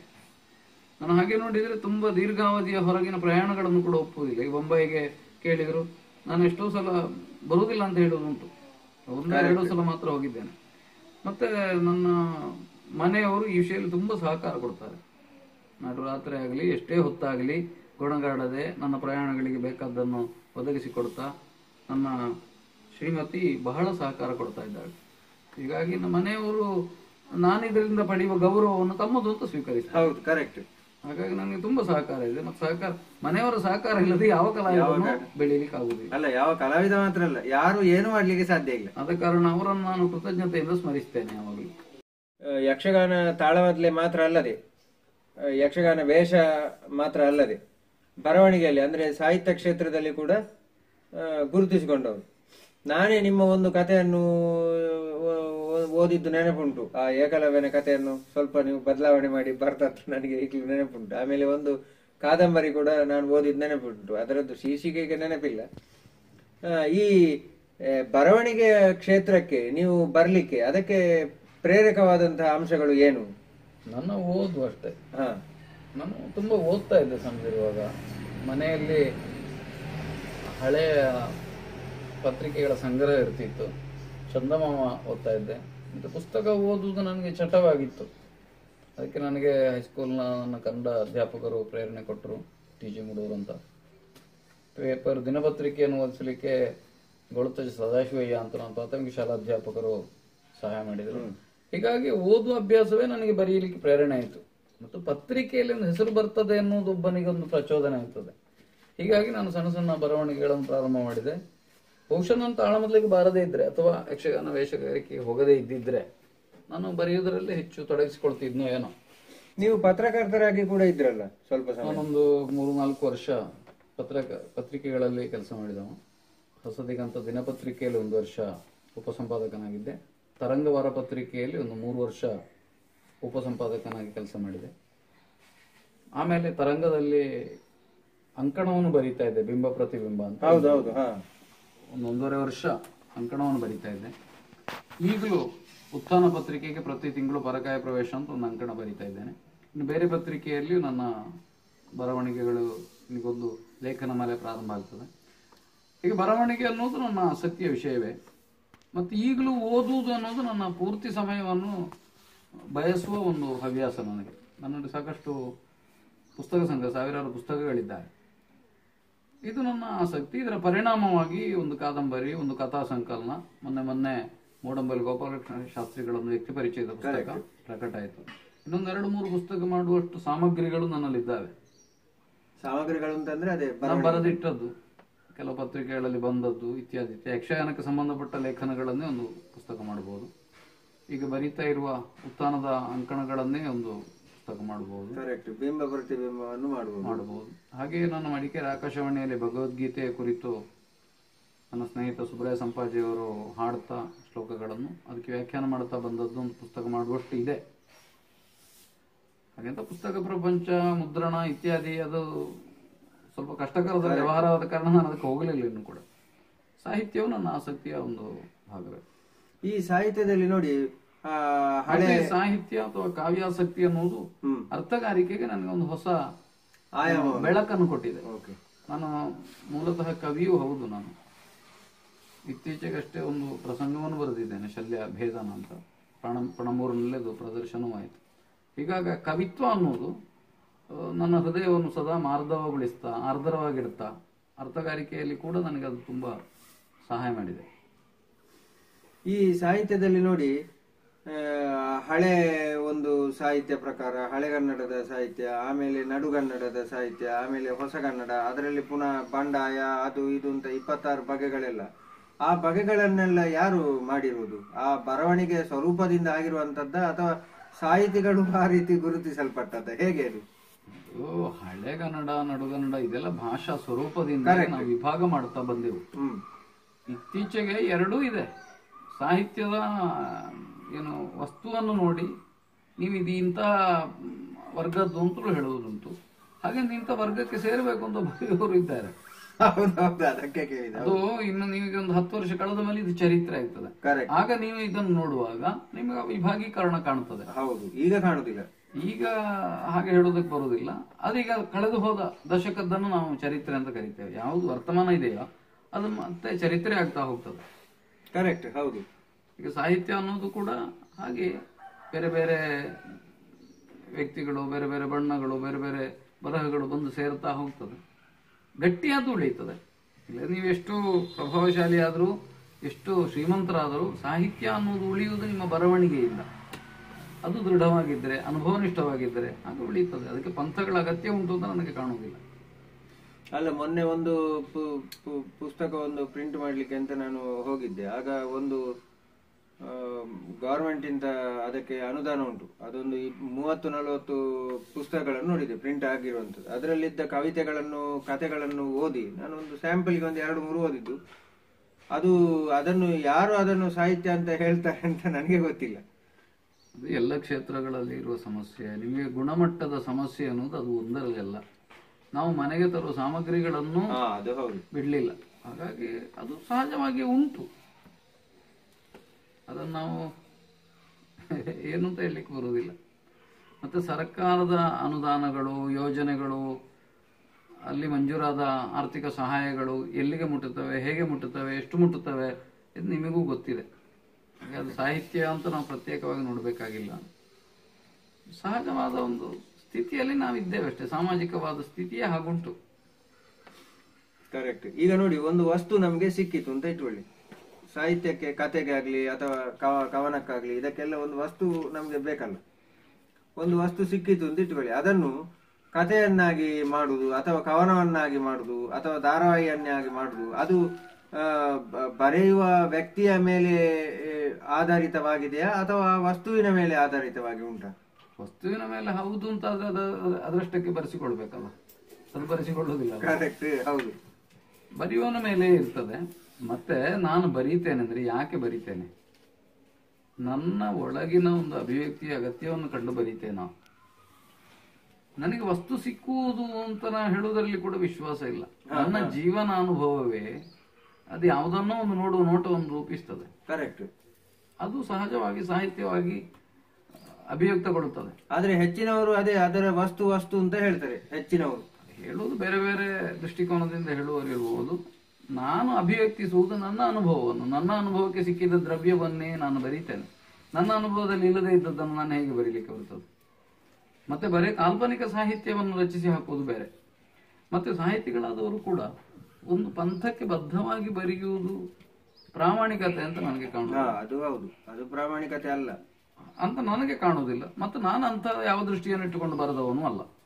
ಹಾಗಾದ್ರೆ ಅಂದ್ರೆ ಸಮಾಜವನ್ನು ತಿದ್ದುವಂತ ಒಂದು ಧೋರಣೆಯನ್ನು ಇಟ್ಟುಕೊಂಡು ಬರಿಬಾರ್ದು ಹಾಗಾದ್ರೆ. ಅಂದ್ರೆ ಸಮಾಜವನ್ನು ತಿದ್ದುವ ಸಾಮರ್ಥ್ಯ ಸಾಹಿತ್ಯಕ್ಕೆ ಉಂಟು ಅಂತ ನಿಮ್ಗೆ ಹೇಳಿದವರು ಯಾರು? ಅಲ್ಲ, ಈಗ ಹೆಚ್ಚಿನ ಒಂದು ವ್ಯಕ್ತಿಯ ಮನಸ್ಸಿನ ಮೇಲೆ ಒಂದು ಸ್ವಲ್ಪ ಮಟ್ಟಿನ ಪರಿಣಾಮ ಬೀರಬಹುದು. ಅದಕ್ಕೆ ಕಲೆಯಾದ್ರೂ ಅಷ್ಟೇ ಸಾಹಿತ್ಯ. ಆದ್ರೆ ಹೆಚ್ಚಿನವರು ಹಾಗೆ ಹೇಳ್ತಾರಲ್ಲ, ಬಂಡಾಯ ಸಾಹಿತ್ಯ ಅಥವಾ ದಲಿತ ಸಾಹಿತ್ಯ ಅದರಿಂದಾಗಿ ಸಮಾಜದಲ್ಲಿ ಬದಲಾವಣೆ ಆಯ್ತು ಅಂತೆಲ್ಲ ಹೇಳಿಕೊಂಡು. ಈಗ ನಮ್ಮ ಕನ್ನಡ ಸಾಹಿತ್ಯಕ್ಕೆ 1000 ಗಟ್ಟಲೆ ವರ್ಷದ ಇತಿಹಾಸ ಇದೆ. ಕರೆಕ್ಟ್, ಹೌದು. ಪರಿಣಾಮ ಬೀರಿ ಸಮಾಜವನ್ನು ಪರಿವರ್ತಿಸಿ ಒಳ್ಳೆಯದು ಮಾಡುವುದಿದ್ರೆ ನಾವು ಇವತ್ತು ಸಮಾಜ ಸರಿ ಇಲ್ಲ ಅಂತ ಯಾಕೆ ಹೇಳ್ಬೇಕು? ಆಗ್ಬೇಕಿತ್ತಲ್ಲ, ಆಗುದಿಲ್ಲ. ಹೌದು. ಸಿನಿಮಾದಿಂದ, ಸಾಹಿತ್ಯದಿಂದ, ಕಲೆಯಿಂದ, ನಾಟಕದಿಂದ ಸಮಾಜವನ್ನು ಪರಿವರ್ತಿಸುವುದಕ್ಕೆ ಬೇಕಾದಲ್ಲಿಗೆ ಒಯ್ಯುವುದಕ್ಕೆ ಸಾಧ್ಯ ಇಲ್ಲ. ಒಂದು ವೇಳೆ ಹಾಗೆ ಆಗುವುದಿದ್ರೂ ಒಬ್ಬೊಬ್ಬ ಸಾಹಿತ್ಯ ದೃಷ್ಟಿಕೋನ ಒಂದೊಂದಿರ್ತದೆ. ಯಾವುದಕ್ಕೆ ಸರಿಯಾಗಿ ಸಮಾಜ ಇರ್ಲಿಕ್ಕೆ ಬರ್ತದೆ? ಹಾಗಾದ್ರೆ ಸಮಾಜ ಹೋದ ಹಾಗೆ ಈ ಕಲೆಗಳು ಸಾಹಿತ್ಯಗಳು ಎಲ್ಲ ಹೋಗ್ತವೆ ಅಂತ ನಾವು ಒಂದು ಮಟ್ಟಿನ ಮಾನಸಿಕವಾದ ಒಂದು ಪರಿಣಾಮವನ್ನು ಬೀರುತ್ತದೆ ಬಿಟ್ರೆ, ಇಲ್ಲದಿದ್ರೆ ಸರಿ ಆಗಬೇಕಿತ್ತಲ್ಲ ಸ್ವಾಮಿ. ಯಾಕೆ ಭ್ರಷ್ಟಾಚಾರ ಹೆಚ್ಚಾಗ್ತದೆ ನಮ್ಮಲ್ಲಿ? ಯಾಕೆ ಮೋಸ ಹೆಚ್ಚಾಗ್ತದೆ? ಯಾಕೆ ಕೊಲೆಗಡುಕರಿದ್ದಾರೆ? ಯಾಕೆ ದರೋಡೆಗಳು ನಡೀತವೆ? ಎಲ್ಲವೂ ಸರಿಯಾಗಬೇಕಿತ್ತಲ್ಲ. ಹಾಗೆ ನೋಡಿದ್ರೆ ಸಾಹಿತಿಗಳು ಕೂಡ ಪೂರ್ತಿ ಶುದ್ಧರಾದವರಿದ್ದಾರೆ. ಎಷ್ಟೋ ಜನ ಭ್ರಷ್ಟರಿಲ್ವಾ? ಪ್ರಶಸ್ತಿಗಾಗಿ ಒದ್ದಾಡುವವರಿಲ್ವಾ? ಪ್ರಚಾರಕ್ಕಾಗಿ ಬೇಚಾಡುವವರಿಲ್ವಾ? ಹಾಗಿದ್ರೆ ಅವರು ಸಾಹಿತ್ಯದಿಂದ ಬದಲಾಯಿಸುವವರು ಅವರು ಬದಲಾಗಬೇಕಲ್ಲ. ಅವರಾಗಿದ್ದಾರೋ? ನಾನು ಬರೆಯುವುದು ನನ್ನ ಆತ್ಮಸಂತೋಷಕ್ಕೆ. ನಿಮ್ಮನ್ನು ಪರಿವರ್ತನೆ ಮಾಡ್ಲಿಕ್ಕೆ ನಾನು ಬರೆಯುವುದಲ್ಲ. ನಿಮ್ಮನ್ನು ಪರಿವರ್ತನೆ ಮಾಡ್ಲಿಕ್ಕೆ ನಾನು ಯಾರು? ಹಾಗಾದ್ರೆ ಒಂದು ಸಮಾಜದ ಸೃಷ್ಟಿಯಾಗುವುದು ಒಂದು ತಲೆಮಾರಿನ ತಂದೆ ತಾಯಿಯಿಂದ. ನೀವು ನಿಮ್ಮ ಮಕ್ಕಳಿಗೆ ಒಳ್ಳೆಯ ಸಂಸ್ಕಾರ ಕೊಡಿ, ಒಳ್ಳೆಯ ಪುಸ್ತಕ ಓದ್ಲಿಕ್ಕೆ ಕೊಡಿ. ಅದು ಪರಿಣಾಮ ಪರೋಕ್ಷದಿಂದ ಆಗ್ತದೆ. ನೀವು ನೇರ ಬದಲಾವಣೆ ಮಾಡ್ಲಿಕ್ಕೆ ಸಾಧ್ಯ ಇಲ್ಲ. ಒಂದು ತಲೆಮಾರಿನ ಯೋಚನೆಯನ್ನು ಪ್ರಭಾವಿಸಬಹುದು. ಓದು ಎಂಬುದು ಅದರಷ್ಟಕ್ಕೆ ಒಂದು ಸಂಸ್ಕಾರ ಅಂತ. ಅದರಿಂದ ಏನಾಗ್ತದೆ? ವಿವೇಚನೆ ಬೆಳೆಯುತ್ತದೆ. ಇದು ಒಳಿತು, ಇದು ಕೆಟ್ಟದ್ದು, ಇಷ್ಟು ಸರಳ ವಿಭಾಗ ಕ್ರಮ ಆದ್ರೂ ಗೊತ್ತಾಗ್ತದೆ. ಅದು ತುಂಬಾ ಪ್ರಯೋಜನ. ಒಂದು ತಲೆಮಾರು ರೂಪಿಸಲ್ಪಡುವುದು ಮತ್ತು ಸಂಸ್ಕಾರಗೊಳ್ಳುವುದು ಆ ಬಗೆಯಿಂದ. ನೀವು ಕಲೆಯನ್ನು, ಸಾಹಿತ್ಯವನ್ನು ಮಕ್ಕಳಿಗೆ ಪ್ರೀತಿ ಹುಟ್ಟುವ ಹಾಗೆ ಮಾಡಿ.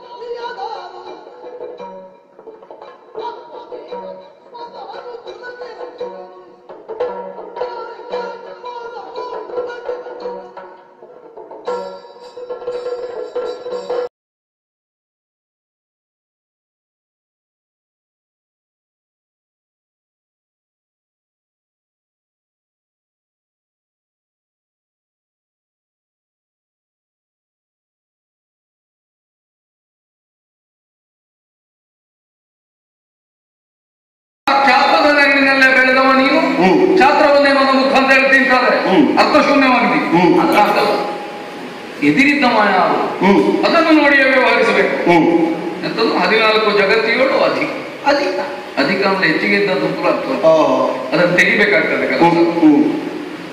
ರಾಮನ ಕುರಿತಾಗಿ ನಿನಗಿರುವ ಭಕ್ತಿಯ ಗೌರವ ಏನೋ ನಮಗೂ ವಿಷಯ, ಅದನ್ನು ಇಟ್ಟುಕೊಂಡು ಅದೇ ಮಾನದಂಡದಿಂದ ಉಳಿದವರು ನಡಿಬೇಕು. ಯಾಕೆ ನೀರನ್ನು ಅಳೆಯುವುದಕ್ಕೆ ಬಳಸುವ ಪಾತ್ರೆ ಇನ್ಯಾವುದನ್ನು ಅಳೆಯುವುದಕ್ಕಾಗುವುದಿಲ್ಲ. ಮಾನದಂಡ ಬೇರೆ ಬೇರೆ ಇರಬೇಕಾಗ್ತದೆ. ನಿನಗೆ ರಾಮ ಏನು ಉಳಿದವರಿಗೂ ಅದೇ ಆಗಬೇಕು ಅಂತ ಏನಿಲ್ಲ.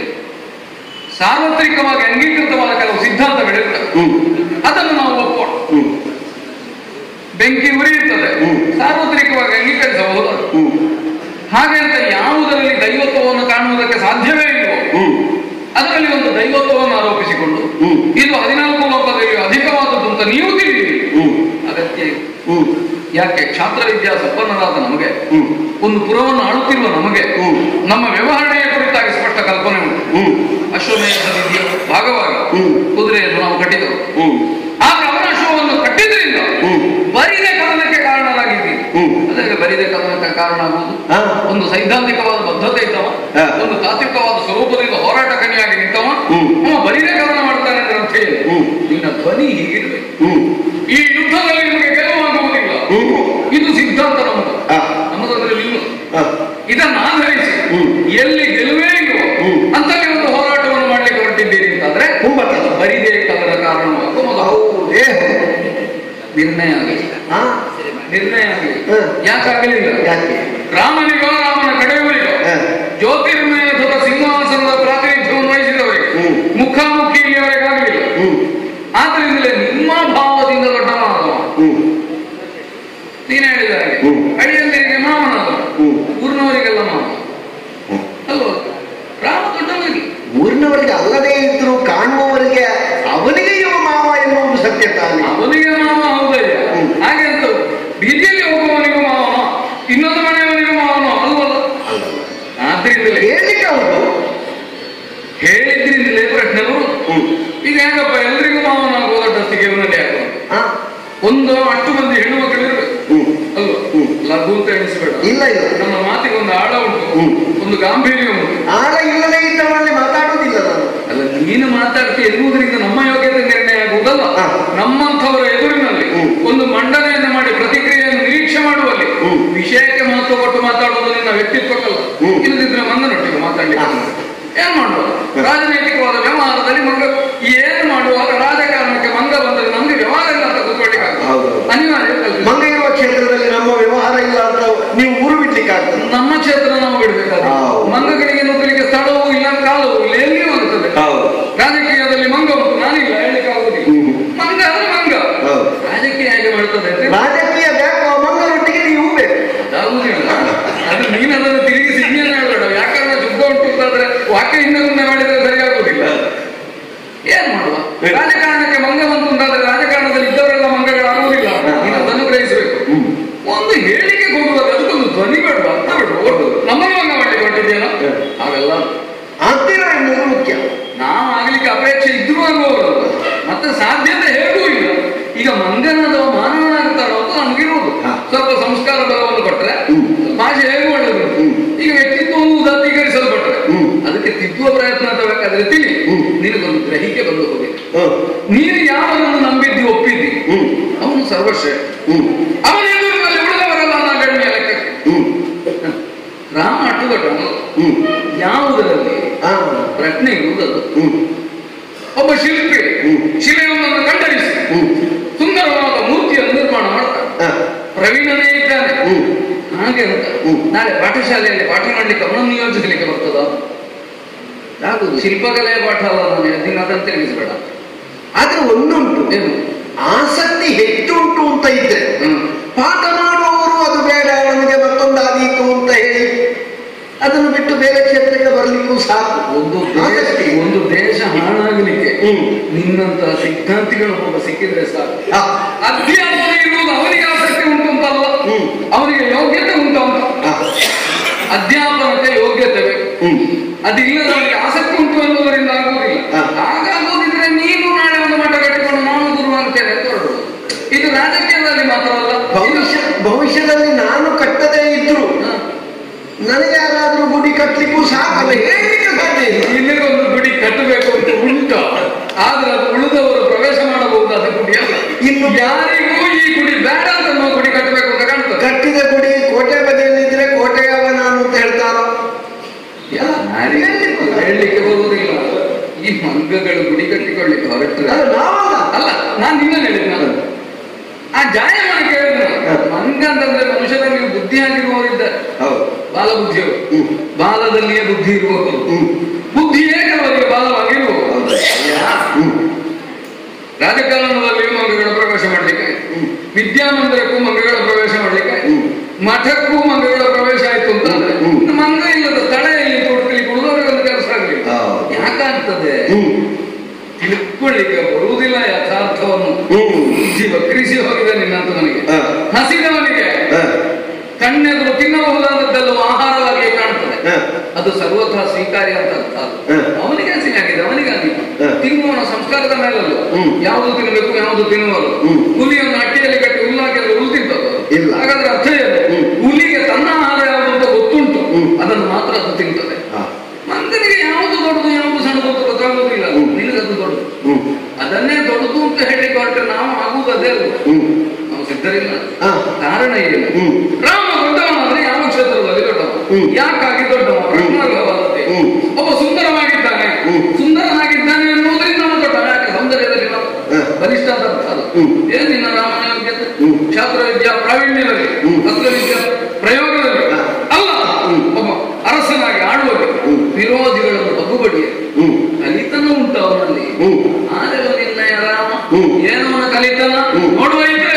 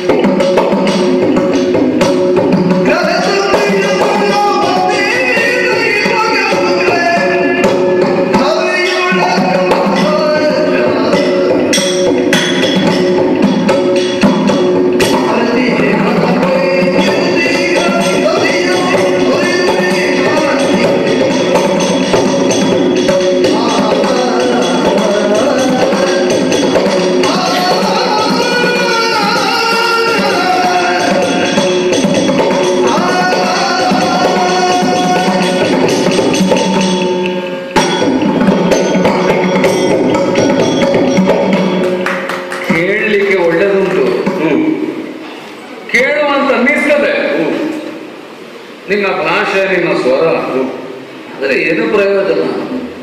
ಯಥಾರ್ಥ ಅಲ್ಲ.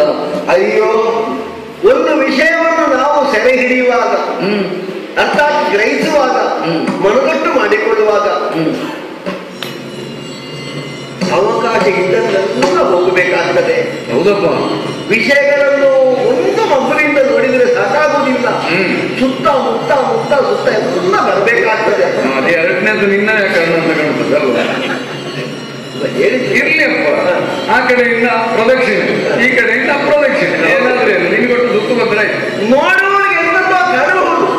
ಆದ್ರೆ ವಿಷಯ ಸಂಗ್ರಹಿಸುವವರಿಗೆ ಪ್ರಾಮುಖ್ಯವೇ ಹೌದಲ್ಲ. ಒಂದು ವಿಗ್ರಹವನ್ನು ಒಂದು ಕಡೆಯಿಂದ ನೋಡ್ತೀವಿ, ಪಾರ್ಶ್ವ ನೋಟ, ಅದಷ್ಟೇ ಸತ್ಯವ ಅಲ್ಲ. ಬಲಭಾಗದಿಂದ ನೋಡ್ತೀವಿ, ವಿಗ್ರಹಕ್ಕೆ ಒಂದೇ ಕೈ, ಒಂದೇ ಕಿವಿ, ಅರ್ಧ ಮೂಗು, ಇದೆಂತದ್ದು ಶಿಲ್ಪ ಹತ್ರ ಗೊತ್ತಿಲ್ಲ ನೋಡ್ತಿದ್ದ. ಆ ಕಡೆಯಿಂದ ನೋಡು, ಪುರಸ್ಥ ನೋಡು, ಪೃಷ್ಠತಃ ನೋಡು, ಆಗ ಮಾತ್ರ ನಿನಗೆ ಗ್ರಹಿಕೆ ಸಮಗ್ರ ಆಗ್ತದೆ. ಇನ್ನು ರಾಮನ ವಿಷಯದಲ್ಲಿ ನೀವು ಒಂದೇ ಕಡೆಯಿಂದ ನೋಡಿ, ಹಾಗಾಗಿ ನಿಮಗೆ ಪೂರ್ಣ ಗ್ರಹಿಕೆ ಇಲ್ಲ, ಯಾಥಾರ್ಥ್ಯವೇ ಇಲ್ಲ, ಅದನ್ನು ತಿಳಿಲಿಕ್ಕೆ ನಿಮಗಾಗಲಿ. ಆದ್ರೆ ನಾವು ಆಗಲ್ಲ. ಈ ಭಾವಾವೇಶ ಒಮ್ಮೆ ಬಂದ್ರೆ ಮತ್ತೆ ಅದೆಲ್ಲವೂ ಚಂದವೇ. ನಮ್ಮ ಮಗು ಮಾಡಿದ್ದೆಲ್ಲ ಚಂದ ಅಂತ ಆ ಮಗುವಿನ ಅಮ್ಮನೇ ಹೇಳ್ಬೇಕಲ್ಲದೆ ಪೂರ್ಣವರು ಹೇಳಲಿಕ್ಕೆ ಬಂದಿದ್ದ. ನಿಮ್ಮ ರಾಮ ಮಾಡಿದ್ರೆ ನಿಮಗೆ ಚಂದ. ಹಾಗಾಗಿ ವಿಮರ್ಶೆ, ಈ ಶ್ರದ್ಧೆ, ನಂಬುಗೆ, ಭಾವಾವೇಶ ಇದೆಲ್ಲ ಇದ್ದಲ್ಲಿ ವಿಮರ್ಶೆ ಬರುತ್ತೆ. ಅದೇ ಒಂದುಂಟು, ಏನುಂಟು, ನಮ್ಮ ಮಗು ಚಂದ ಅಂತ ಇಲ್ಲದನ್ನು ನಾವು ಹೊಗಳಿಕೊಂಡು ಹೋಗುವುದು ಒಂದು. ಇನ್ನೊಂದು, ನಮ್ಮ ಮಗು ಲೋಕಕ್ಕೆ ಚಂದ ಕಾಣಬೇಕು ಎನ್ನುವ ಪ್ರಯತ್ನದಿಂದ ಒಂದೊಂದು ಚಂದ ಮಾಡಿ ತೋರಿಸಿ ಮತ್ತೊಬ್ಬರಿಂದ ಚಂದ ಹೌದು ಅಂತ ಗಿಟ್ಟಿಸಿಕೊಳ್ಳೋದಕ್ಕೆ ಇನ್ನೊಂದು. ಹೌದಯ್ಯ, ಗಿಡ್ಡ ಮುಗಿದ್ದದನ್ನು ಉದ್ದ ಮಾಡಲಿಕ್ಕೆ ಬರ್ತದ ಮಗು ಚಂದ ಆಗಬೇಕು ಅಂತ. ಆದ್ರೆ ಸಿಗುವುದು ಹಾಗೆ ಅಲ್ವ, ಬಹಳ ಸಣ್ಣದಿರುವಾಗಲೇ ಪ್ರಯತ್ನಿಸಿದ್ರೆ, ಪ್ರಯತ್ನಿಸದೆ ಇದ್ದದ್ದು ಮತ್ತೆ ಪ್ರಯತ್ನಿಸಿದ್ದು ಎರಡು ಸಿದ್ಧಾಂತಗಳು. ಒಂದು, ಸಣ್ಣ ಮಗುವನ್ನು ಸ್ನಾನ ಮಾಡಿಸುವಾಗ ಚೆನ್ನಾಗಿ ತಲೆಯನ್ನೆಲ್ಲ ವ್ಯವಸ್ಥೆ ಮಾಡದೇ ಇದ್ರೆ ಕೆಲವರ ತಲೆ ಉದ್ದ, ಕೆಲವರ ತಲೆ ಚಪ್ಪತೆ, ಹೀಗೆಲ್ಲ ಉಂಟು. ಸಣ್ಣದಿದ್ರು ಎರಡು ಸ್ವಲ್ಪ ದೊಡ್ಡ ಮಟ್ಟಿಗೆ ಬರ್ತದೆ. ಎಲ್ಲಿ ಎಳಿಬೇಕು ಅಂತ ಗೊತ್ತಿರ್ಬೇಕು ನಿನಗೆ. ನಾನು ನನ್ನ ವಿಷಯ ಎಲ್ಲ ಹೇಳಿದ್ರೆ, ನಾನು ನಿನ್ನ ವಿಷಯ ಹೇಳಿದ್ರೆ ಏನು ಎಲ್ಲಿ ಎಳಿಬೇಕು ಅಂತ ಗೊತ್ತಿಲ್ಲದೆ ಹೇಳಿದ್ರೆ ತುಂಡಾಗಿ ಕೈಯಲ್ಲೇ ಬಂದಿದೆ. ಮೊದಲು ಕಿವಿ ಉದ್ದಾದಿತ್ತು, ನಿನ್ನದು ಸ್ವಲ್ಪ ಹಾಕಿ ನಿನ್ನ ಕಿವಿಯೇ ಉದ್ದಾದದ್ದು. ಯಾಕಾಯಿತು? ರಾಮನ ವಿಷಯಕವಾಗಿ ಸತ್ಯ ಇದನ್ನು ಗ್ರಹಿಸುವಲ್ಲಿ ನಿನ್ನ ವಿಮರ್ಶನ ಪ್ರಜ್ಞೆ ಕೆಲಸ ಮಾಡಲಿ.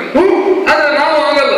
ರಾಮನ ಕುರಿತಾಗಿ ಚೆನ್ನಾಗಿ ಗ್ರಹಿಕೆ ಉಳ್ಳವರಾಗಿದ್ದೇವೆ, ರಾಮನ ಬದುಕಿನ ಸಾಧ್ಯತ್ವವನ್ನು ಅರ್ಥ ಮಾಡಿಕೊಂಡಿದ್ದೇವೆ, ಆ ರೀತಿ ಚೆನ್ನಾಗಿ ಗೊತ್ತು. ಇನ್ನು ನನಗೆ ಹೇಳುವ ಕೆಲಸವೇ ಇದೆ. ಆದ್ರೆ ನೀನು ಗ್ರಹಿಸಿದ್ದನ್ನೆಲ್ಲ ನಾನು ಅರ್ಥ ಮಾಡಿಕೊಂಡದ್ದು, ಮತ್ತೆ ಅರ್ಥ ಮಾಡಿಕೊಂಡದ್ದು ಯಥಾರ್ಥವನ್ನು. ನೀನು ಭ್ರಮೆಯನ್ನು ಹೇಳು, ರಾಮನ ಕುರಿತಾಗ ಹಾಗುಂಟು ಹೀಗುಂಟು ಆ ರೀತಿ. ಯಾಕೆ ಒಬ್ಬ ಮನುಷ್ಯನಾಗಿ ಸಾಮಾನ್ಯ ಮಾನವರಿಗೆ ಅಸಾಧ್ಯವಾದದ್ದು ಸಾಧಿಸುವಲ್ಲಿ ಒಂದು ಯೋಗ್ಯತೆಯನ್ನು ಅಂಗೀಕರಿಸುವ ಒಂದು ಆದರ್ಶ, ಒಂದು ಸತ್ಯಪ್ರಿಯತೆ ಇದೆಲ್ಲ ಉಂಟು ರಾಮನಲ್ಲಿ ಒಪ್ಕೊಂಡು. ಆದ್ರೆ ಒಬ್ಬ ಕಲಿಗಮ ಕಾಲಾಂತಕ ಅಂತ ಹೇಳ್ತೀಯಲ್ಲ, ಮತ್ತೆ ಹಾಗಾಗಬೇಕು ಅಂತಾದ್ರೆ ವ್ಯಕ್ತಿತ್ವದಲ್ಲೇ ಒಂದು ಉಜ್ಜಾಯತೆ ಇರಬೇಕು, ಒಂದು ಉತ್ಕೃಷ್ಟತೆ ಇರಬೇಕು. ಅದು ಕಾಣಲಿಲ್ಲ ನಿನ್ನ ರಾಮನಲ್ಲಿ, ನಿನ್ನ ರಾಮನ ಬದುಕಿನ ಉದ್ದದ್ದು. ಹೌದು, ಯಾವುದು ಸುಮ್ಮನೆ ಹೇಳಿದ್ದಲ್ಲ. ರಾವಣ ಸೀತೆಯನ್ನು ಅಪಹರಿಸಿದ, ನೀನೇ ಹೇಳಿದೆಯಲ್ಲ, ಸೇತುವೆಯನ್ನು ಕಟ್ಟಬೇಕಾಗಿ ಬಂತ. ಹೌದು ಅಂತ ಒಪ್ಪುವ. ಅದಕ್ಕೊಂದು ಮಾಧ್ಯಮ ಯಾವುದು? ಆಣಿಸಿಕೊಳ್ಳುವಲ್ಲಿ ರಾಮನಿಗೂ ನಿರ್ಣಯ ಶಕ್ತಿ ಇರಲಿ, ಸಮುದ್ರರಾಜನನ್ನು ಒಲಿಸಿಕೊಳ್ಳುವಲ್ಲಿಯೇ ಅವನಿಗೆ ಧೈರ್ಯ ಭಾವ ಇದೆ. ಆರಾಧನೆಯಿಂದಲ, ಅಸ್ತ್ರ ಪ್ರಯೋಗದಿಂದಲ. ಯಾವುದನ್ನು ನಾವು ಆರಾಧನೆಯಿಂದ ನೋಡ್ತೇವೋ ಅದರ ಮೇಲೆ ಬಾಣ ಪ್ರಯೋಗ ಮಾಡುವುದರ ಅರ್ಥ ಏನು? ಮೊದಲಿನ ಆರಾಧನಾ ಭಾವವೇ ಸುಳ್ಳು ಅಂತಾಯ್ತು. ಇಲ್ಲ, ಅಸ್ತ್ರ ಪ್ರಯೋಗವೇ ಅಕಾರಣವಾದದ್ದು ಅಂತಾದ್ರೆ ಇವನಿಗೆ ಕ್ಷಾತ್ರ ಪ್ರಜ್ಞೆಯು ಸರಿ ಇಲ್ಲ ಅಂತಾಯ್ತು. ರಾಮನ ವಿಷಯಕವಾಗಿ ನಾವು ತಿಳಿದದ್ದಾಗಿ ಪ್ರಾಯೋಗವೇಶದಿಂದ ಸಮುದ್ರರಾಜನನ್ನು ಅಲಿಸಿಕೊಳ್ತೇನೆ, ಮೊದಲಿನಂತೆ ಸಮುದ್ರ ತಡಿಯಲ್ಲಿ ಮೂರುದಿಲ್ಲ. ಸಮುದ್ರರಾಜ ಪ್ರತ್ಯಕ್ಷನಾಗದೇ ಇದ್ದಾಗ ಎಲ್ಲಿ ಲಕ್ಷ್ಮಣ ನನ್ನ ಕೋದಂಡವನ್ನು ಶರಧ್ಯನ್ನು ಬರ್ತಿರ್ತೇನೆ, ಹಾಗಾದ್ರೆ ಮೊದಲಿದ್ದ ಭಾವ ಯಾವುದು? ನಿರ್ಣಯ ಇಲ್ಲ. ಹೋಗ್ಲಿ, ಅವ ಬಂದ ಆಗ್ನೇಯ ಹತ್ರ ಹುಡಿ ಶೋಷಣೆ ಮಾಡ್ತಾನೆ ಅಂತಂದ್ರೆ ಹೆದರದೇ ಇದ್ದಾನೆ. ಸಮುದ್ರರಾಜನಲ್ಲಿ ನೀರಿರು ಹೆಂಡತಿಯರನ್ನೆಲ್ಲ ಬಿಟ್ಟು ರಾಮ ಸೇತುವೆ ಆಗಬೇಕು. ನಾನು ಕೊಡ್ಲಿಕ್ಕೆ ಆಗುದಿಲ್ಲ. ಈಗ ಕಲಿತವನ್ನೇ ಪ್ರಧಾನ ವ್ಯಕ್ತಿತ್ವ ಮುಖವಾಗಿ ಕಾಣಿಸ್ತಿಂತಾದ್ರೆ ಬದಿಗೆ ಸರಿದು ಬಿಟ್ಟು ಕೊಡ್ಬೇಕಿತ್ತಲ್ಲ ಸಮುದ್ರ, ಕೊಡ್ಲಿಲ್ಲ. ಅದಾಗುವುದಿಲ್ಲ, ನನ್ನ ಸ್ವಭಾವವನ್ನು ನಾನು ಬಿಡುವುದಿಲ್ಲ. ಈಗ ಇವನು ಅಷ್ಟು ವಿಶಿಷ್ಟತೆ ಉಳ್ಳವ ಹೌದು ಅಂತಾದ್ರೆ ಸ್ವಭಾವವನ್ನು ನಾವು ಬಿಡಬೇಕು. ಬಿಡಬೇಕು, ಬಿಡ್ಲಿಕ್ಕೆ ಹೋಗ್ಲಿಕ್ಕೆ. ಮತ್ತೆ ನೀನು ನನ್ನ ಮೇಲೆ ಏನನ್ನಾದರೂ ಆ ಇವನ ಮೂಲಕ ಹಾಕಿಸು. ಯಾರು ವಿಶ್ವಕರ್ಮ ಅವನ ಮೂಲಕ ಮುಳುಗದಾಗಿ ನೋಡ್ಕೊಳ್ತೇನೆ. ನೀರಿನ ಮೇಲೆ ಹಾಕಿದ್ದು ಮುಳುಗುವುದಿಲ್ಲ ಅಂತ ಆದ್ರೆ ಸೇತುವೆ ಕಟ್ಟುವುದಷ್ಟು ಕಟ್ಟ ಇರುವುದಿಲ್ಲ. ಅಂತೂ ಅವನ ದೇಣಿಗೆಯಿಂದ ರಾಮನ ಸೇತುವೆ ಅರ್ಧ ಪೂರ್ಣದಾಗ ಮತ್ತೆ ಉಳಿದದ್ದು ನೀವು ಯಾರ್ಯಾರ ಮನೆಯ ಅಡಿಪಾಯವನ್ನೆಲ್ಲ ಮುಗಿಸಿ ಹಾಕಿ ಕಲ್ಲು ತಂದು ಸಮುದ್ರಕ್ಕೆ ಹಾಕಿ ಸೇತುವೆ. ಈಗ ರಾಮನ ಕರ್ತವ್ಯ ನೀನೇಳ್ತೀವಿ. ರಾಮ ನಮ್ಮನ್ನೆಲ್ಲ ದುಡಿಸಿಕೊಂಡ ಏನಲ್ಲ, ನೀವೆಲ್ಲ ಒಟ್ಟು ಸೇರಿ ನೀನಿದ್ದೀಸಲ್ಲ. ಕಪಿ ಕಟಕರೆಲ್ಲ ಒಟ್ಟು ಸೇರಿದ್ದು ಸುಗ್ರೀವನ ಆಜ್ಞೆಯಿಂದ. ಸುಗ್ರೀವ ಯಾಕೆ ಆಜ್ಞೆ ಮಾಡಿದ? ಹಿಂದಿನ ಒಂದು ಉಪಕಾರದ ಸ್ಮರಣೆಯಿಂದ. ಆ ಮಟ್ಟಿಗೆ ಆಮಂಗನಲ್ಲಿದ್ದ ಸಂಸ್ಕಾರವನ್ನು ಒಪ್ಪೋಣ. ಅದಕ್ಕೆ ಬದ್ಧನಾಗಿ ಕಪಿಗಳೆಲ್ಲ ಬಂದದ್ದು. ಸುಗ್ರೀವನ ಆಜ್ಞೆ ಅಲ್ಲಿವರೆಗೂ ಇತ್ತು, ಸೀತಾ ಪ್ರಾಪ್ತಿಯವರೆಗೆ. ಸೇತುವೆಗಾಗಿ ದುಡಿದು ಸೇತುವೆ ಆಯ್ತಾ, ದಾಟಿ ಹೋದ ರಾಮನನ್ನು ಕೊಂದ, ಕುಂಭಕರ್ಣನನ್ನು ಕೊಂದ. ರಾಮ ಕೊಂದದ್ದೇ ಅಲ್ಲ, ರಾವಣನೇ ಕೊಂದುಕೊಂಡ. ಅವನು ತನ್ನ ಮರಣಕ್ಕೆ ಬೇಕಾದ ಎಲ್ಲ ಸಿದ್ಧತೆಯನ್ನು ಮಾಡಿದ್ದ. ಇವನಿಗಿಟ್ಟು ಮಾತ್ರ ಮಗುವಾದಾಗಿ ಬಂದು ಯಾರೋ ಶಾಪ ಕೊಟ್ಟು, ಯಾರೋ ದಾರಿ ತೋರಿಸಿದ್ರು, ಯಾರೋ ಆಯುಧ ಕೊಟ್ಟು, ಯಾರೋ ಮಂತ್ರೋಪದೇಶ ಮಾಡಿದ್ರು, ಯಾರೋ ರಥ ತಕೊಂಡು ಬಂದ್ರು, ಯಾರೋ ಅಮೃತವನ್ನಿಟ್ಟು, ಇನ್ಯಾರೋ ಬಂದು ಬಿದ್ದಾಗ ಬದುಕಿಸಿದ್ರು. ಅಂತೂ ಯಾರ್ಯಾರ ದೇಣಿಗೆಯಿಂದ ರಾಮ ರಣಾಂಗಣದಲ್ಲಿ ವಿಜಯಿ. ಮಾತ್ರವಲ್ಲ, ನನ್ನ ಅಂತರಂಗದಲ್ಲಿ ತುಂಬಿದ್ದಂತಹ ಕಾತರ ಕಳವಳಗಳನ್ನೆಲ್ಲ ಕಳೆದು ಯಾವುದೋ ಒಂದು ವಿಶಿಷ್ಟವಾದ ಸಮಾಧಾನವನ್ನು ಕೊಡುವ ಹಾಗೆ ಮುಖದಲ್ಲಿ ಹಾಸ್ಯ ಮಾಡುತ್ತಾ ಇರುವಂತಹ ಕಿರುನಗೆ ಬೆರಗಾಗಿ ಹೋಗಿದ್ದೇನೆ ನಿನ್ನನ್ನು ಕಂಡು. ಆದರೆ ನಾನ್ಯಾರು ಎನ್ನುವ ಪ್ರಜ್ಞೆಯನ್ನು ಮರೆತು ವ್ಯವಹರಿಸುವಲ್ಲ. ದೀರ್ಘಕಾಲದಿಂದ ಇಲ್ಲಿಯ ವಾಸವಿದ್ದವರು, ಈ ಗುಹೆಯನ್ನು ನನ್ನದಾಗಿಸಿಕೊಂಡವರು, ಇಲ್ಲಿ ಯಾಜಮಾನ್ಯ ನನ್ನದು ಅಂತ ತಿಳಿ. ಹೌದೇನಾ? ಯಾರು ಅಪರಿಚಿತನಲ್ಲವ.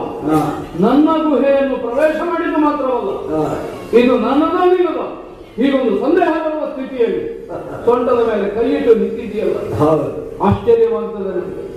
ನನ್ನ ಕುರಿತಾಗಿ ಒಂದಿನಿತಾದರೂ ಅರಿವಿದ್ದ ಯಾವಾಗಲೂ ಈ ಸಾಹಸಕ್ಕೆ ಮುಂದಾಗುವುದಕ್ಕಿಲ್ಲ. ಆದರೆ ನೀನಾ ತಾನೇ ಪ್ರಭು ಎನ್ನುವ ಶೈಲಿ ಕಾಣಿಸ್ತದೆ. ನಿನ್ನ ಎಡಗೈಯಲ್ಲಿರುವಂತಹ ಶಂಖ ಬಹುಶಃ ಸ್ವಲ್ಪ ಕಾಲಕ್ಕೆ ಮೊದಲು ಶಂಖನಾದವನ್ನು ಮಾಡಿದವನು ನೀನೇ ಇರಬೇಕು. ಈ ಶಂಕೆಗೆ ಆಧಾರವಾಗಿ ಒದಗಿ ಬರುತ್ತದೆ ಈ ದೃಶ್ಯ. ಗುಹೆಯನ್ನು ಪ್ರವೇಶ ಮಾಡಿದ್ದು ಮಾತ್ರ ಅಲ್ಲ, ಶಂಖವನ್ನು ಮೊಳಗಿಸಿ. ಶಂಖ ಮೊಳಗಿಸುವುದಕ್ಕೆ ಸಂದರ್ಭಗಳು ಭಿನ್ನವಾಗಿರುತ್ತವೆ. ಯುದ್ಧ ಪೂರ್ವದಲ್ಲಿಯೂ ಶಂಖನಾದ ಉಂಟು, ದೇವರ ಪೂಜೆಗೂ ಶಂಖನಾದ ಉಂಟು. ಹೌದೇನೋ? ಯಾವ ಉದ್ದೇಶಕ್ಕಾಗಿ ಶಂಖಧ್ವನವನ್ನು ಮಾಡಿದೆ ಹೋಗಲಿ, ಅದೆಲ್ಲ ಪ್ರಶ್ನೆ. ಯಾಕಾಗಿ ಊದು? ನಿನ್ನ ಶಂಖವನ್ನು ನೀನು ಊದುವುದಕ್ಕೆ ನಾನು ಯಾಕೆ ಅಭ್ಯಂತರವನ್ನು ಹೇಳಿ? ಆದ್ರೆ ಎಲ್ಲಿ ನಿಂತು ಊದುತ್ತಿ ಅನ್ನೋ ಪ್ರಜ್ಞೆ ಬೇಕೋ ಬೇಡವೋ? ಈ ಗುಹೆ ನನ್ನದು, ಇಲ್ಲಿಯ ಯಜಮಾನ ಜಾಂಬವಂತನಿದ್ದೇನೆ ನಾನು. ನಿನ್ನನ್ನು ನೋಡಿದ್ರೆ ಇಲ್ಲಿಯವರೆಗೆ ನೋಡಿದ ಪರಿಚಯವಾಗುವುದಿಲ್ಲ. ಹಾಗೆ ಅಂತ ಸ್ಮೃತಿ ಇಲ್ಲದವಲ್ಲ ನಾನು. ಚೆನ್ನಾಗಿ ನೆನಪುಂಟು, ನಾನು ಹುಟ್ಟಿದಾದ ಬೇಗ ಇಲ್ಲಿಯವರೆಗೆ ನಡೆದದ್ದಲ್ಲ. ನಾನು ಕಂಡವರನ್ನೆಲ್ಲ ಮತ್ತೊಮ್ಮೆ ನೋಡಬೇಕಾಗುವುದಿಲ್ಲ, ಸ್ಮರಿಸಿಕೊಳ್ಳಬಲ್ಲ. ನಿನ್ನ ಮುಖವನ್ನು ಇಲ್ಲಿಯವರೆಗೆ ಕಂಡವಲ್ಲ ನಾನು. ಯಾವುದು ನೀನು ಸ್ವತಂತ್ರ ಭಾವದಿಂದ ನಾನೇ ನಾನು ಎನ್ನುವ ಹಾಗೆ ಹೇಳುವುದಕ್ಕ ಬೇರೆಯವರಿಲ್ಲ ಎಂಬುದರಲ್ಲಿ ಈ ರೀತಿಯ ವ್ಯವಹಾರವನ್ನು ಮಾಡುತ್ತಿದ್ದಂದ್ರೆ ನಿನಗೆ ಇರಬಹುದಾದಂತಹ ಶಕ್ತಿ ಯಾವುದು? ಕಾರಣ ಏನು? ಪ್ರಚೋದನೆ ಎಲ್ಲಿಂದ ಬಂತು? ಯಾರು ನೀನು? ಹೆಸರುಂಟ ನಿನಗೆ ಇದ್ರೆ ಅದನ್ನಾದರೂ ಹೇಳು. ಊರು, ತಂದೆ ತಾಯಿ, ಎಲ್ಲಿಂದ ಬಂದವ, ಏನಾದರೂ ವಿವರ ಇದ್ರೆ ಹೇಳು. ನಾನು ಕ್ರೋಧ ತಪ್ತನಾದೆ ಎಂದಾದರೆ ನಿನಗೆ ಯಾವ ವಿವರಣೆಯನ್ನು ಕೇಳುವುದಕ್ಕಿಲ್ಲ. ನಾನು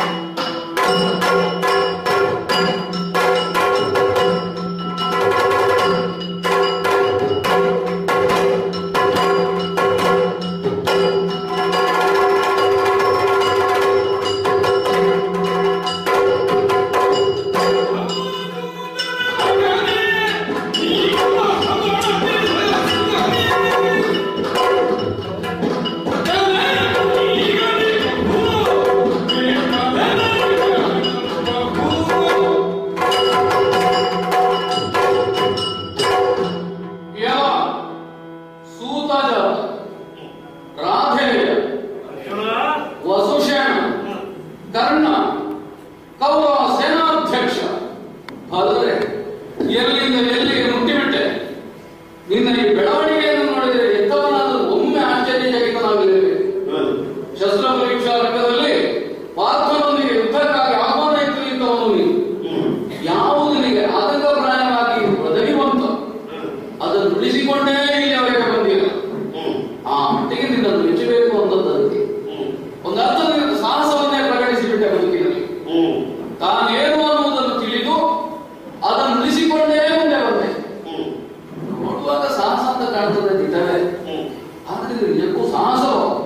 ಒಂದು ಅರ್ಥದಿಂದ ನೋಡಿದರೆ ವ್ಯವಹಾರ ಬುದ್ಧಿಯನ್ನೇ ಕಾಣಿಸಿದವ ನೀನು ಜೀವನದಲ್ಲಿ. ಸೂತ ಜಾತನಿದ್ದೇನೆ, ಶಾಸ್ತ್ರ ವಿದ್ಯಾಭ್ಯಾಸಕ್ಕೆ ಅರ್ಹತೆ ಇಲ್ಲದೆ ಗುರುಗಳಿಂದ ತಿರಸ್ಕೃತನಾಗಿದ್ದೇನೆ. ಈ ನೆಲೆಯಿಂದ ತೊಡಗಿ ಆದರೆ ಅದನ್ನು ನೀವು ಪ್ರಯತ್ನವನ್ನು ಮಾಡಲೇಬೇಕು. ನಿನ್ನ ಜನ್ಮ ರಹಸ್ಯ ಏನು ನಾವು ತಿಳಿಯದೇ ಇದ್ದರು. ಆದರೂ ಸೂತ ಕಾಳಿದ ಪುತ್ರನಾಗಿ ಸೂತ ಜಾತನೆಂದೇ ಕರೆಸಿಕೊಂಡೆ. ನೀಗುವುದಕ್ಕೆ ಆಗ್ತಿರಲಿಲ್ವೋ? ನಿನ್ನ ಹುಟ್ಟಿನ ಹಿನ್ನೆಲೆಯನ್ನು ಕೆದಕುವುದಕ್ಕೋ ನೀನೇ ಮುಂದಾಗ್ತಿದ್ದೆ.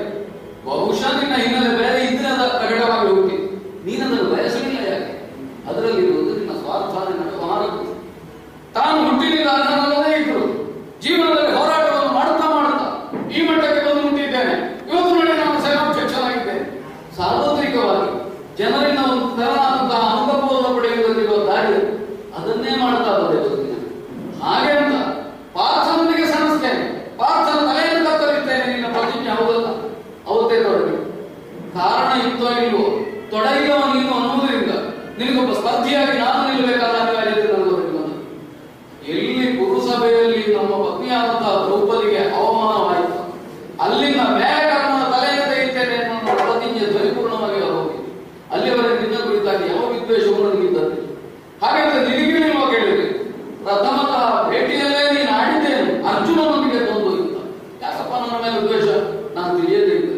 ಆದರೂ ನಿನಗೆ ಅದು ಉಂಟು ಅಂತ ತೋರಿಸಿಕೊಂಡು ಈಡೇರಿಸುವುದಕ್ಕೆ ಹಿಡ್ಕೊಂಡ ಏನಿಗೂ ಅರ್ಜುನನ್ನೇ ತಾನೆ. ಅರ್ಜುನನ ಅವಲಂಬನೆ ಇಲ್ಲದೆ ಕರ್ಣ ಇವತ್ತೊಬ್ಬ ಹೀಗೆ ಬೆರೆಯುವುದಕ್ಕೆ ಸಾಧ್ಯ ಇತ್ತು ಅಂತ ಕೇಳಿದರೆ ಸಂಶಯಾಸ್ಪದವಾದದ್ದು, ಪ್ರಜ್ಞಾನವಾದದ್ದು. ನನ್ನನ್ನೇ ಅವಲಂಬಿಸಿ ನನಗೆ ಎದುರಾಗಿ ನಿಂತು ನನ್ನ ತಲೆ ತೆಗೆಯುತ್ತೇನೆ ಅನ್ನೋ ಪ್ರತಿಜ್ಞೆಯಲ್ಲಿ ಈಡೇರಿಸಿಕೊಳ್ಳುವುದಕ್ಕೆ ಮುಂದಾಗಿ ಬಂದ. ಇದಕ್ಕೆ ನಿಮಗೆ ಪಂಚಾಂಗವಾಗಿ ಒದಗಿದ್ದು ಸೂತ ಜಾತ ಎನ್ನುವಂತಹ ಸಾರ್ವತ್ರಿಕವಾದ ಒಂದು ಅನುಕಂಪ. ಯಾವುದನ್ನೆಲ್ಲ ಎಲ್ಲಿಂದ ಹೇಗೆ ಬೆಳೆಯುವುದಕ್ಕೆ ಸಾಧ್ಯವೋ ಅದರಿಂದ ತನಗೆ ಯಾವುದೆಲ್ಲ ಲಾಭವೋ ಅದಷ್ಟನ್ನೂ ಲಕ್ಷಿಸಿಯೇ ನಿನ್ನ ವ್ಯವಹಾರ ಇದ್ದದ್ದು. ಆದ್ದರಿಂದಲೇ ಯಾವ ಸೂತನ ಮಗ ಎನ್ನುವಲ್ಲಿ ನಿನ್ನ ಬುದ್ಧಿಯನ್ನು, ನಿನ್ನ ಜನ್ಮವನ್ನು, ನಿನ್ನ ವ್ಯಕ್ತಿತ್ವವನ್ನು ಒಟ್ಟಾಗಿ ಕಾಣ್ತೇನೆ ಅಂತ ಗ್ರಹಿಸಲಿ. ಕಲಹಗಳನ್ನು ಅನಿಸಿದೆ. ಅರ್ಜುನನನ್ನು ಬಿಟ್ಟರೆ ಉಳಿದವರನ್ನು ಎದುರಿಸುವಲ್ಲಿ ನಿನಗೆ ಯಾವ ದಾಕ್ಷಿಣ್ಯವೂ ಅಲ್ಲ. ಗೆಲುವನ್ನು ಸಂಪಾದಿಸುವುದಕ್ಕೆ ನಿನಗೆ ಸಾಧ್ಯ. ಆದರೆ ಈ ಹೊತ್ತೆದುರಾಗಿ ಅರ್ಜುನನ ಎದುರಿನಲ್ಲಿ ಅದನ್ನೇ ನಾನು ನಿಲ್ಲಬೇಕಾದ ಜೀವನಲ್ಲ ಯುದ್ಧ ಇದೆ. ಬ್ರಾಹ್ಮಣನಾದವನಿಗೆ ಷಟ್ಕರ್ಮಾಧಿಕಾರ, ಉಳಿದಂತಹ ತ್ರೈವರ್ಣಿಕರಿಗೆ ಕರ್ಮತ್ರಯಾಧಿಕಾರ, ಸೂತ ಜಾತಿಯವರಿಗೆ ಉಪನಯವಿದೆ, ಇವರಿಗೆ ಅಧೀನಾಧಿಕಾರ ಇದೆ. ಈ ದೃಷ್ಟಿಯಿಂದ ಏನು ನೀನು ಕಳ್ಕೊಂಡ ಹಾಗಲ್ಲ, ಯಾವುದೋ ಕುತ್ಸಿತವಾದ ಜಾತಿಗಳನ್ನು ಹಾಗೆ ನೀವೆಲ್ಲ ಮಾತಾಡ್ಕೊಂಡು ಇದ್ದೀರಿ. ಯಾಕೆ? ನಿಮಗೆ ಕ್ಷತ್ರಿಯ ಪುರುಷನಿಂದ ಕ್ಷತ್ರಿಯ ಸ್ತ್ರೀಯರಿಗೆ ತಾವು ಹುಟ್ಟಿದವರು ಎಂಬ ಒಂದು ದುರಭಿಮಾನ ಇರುವುದರಿಂದ ನೀವು ಯಾವ ಸೂಕ್ತನ ಮಗನೆಂದು ನೀವು ಪ್ರಾರಂಭ ಮಾಡಿದರು.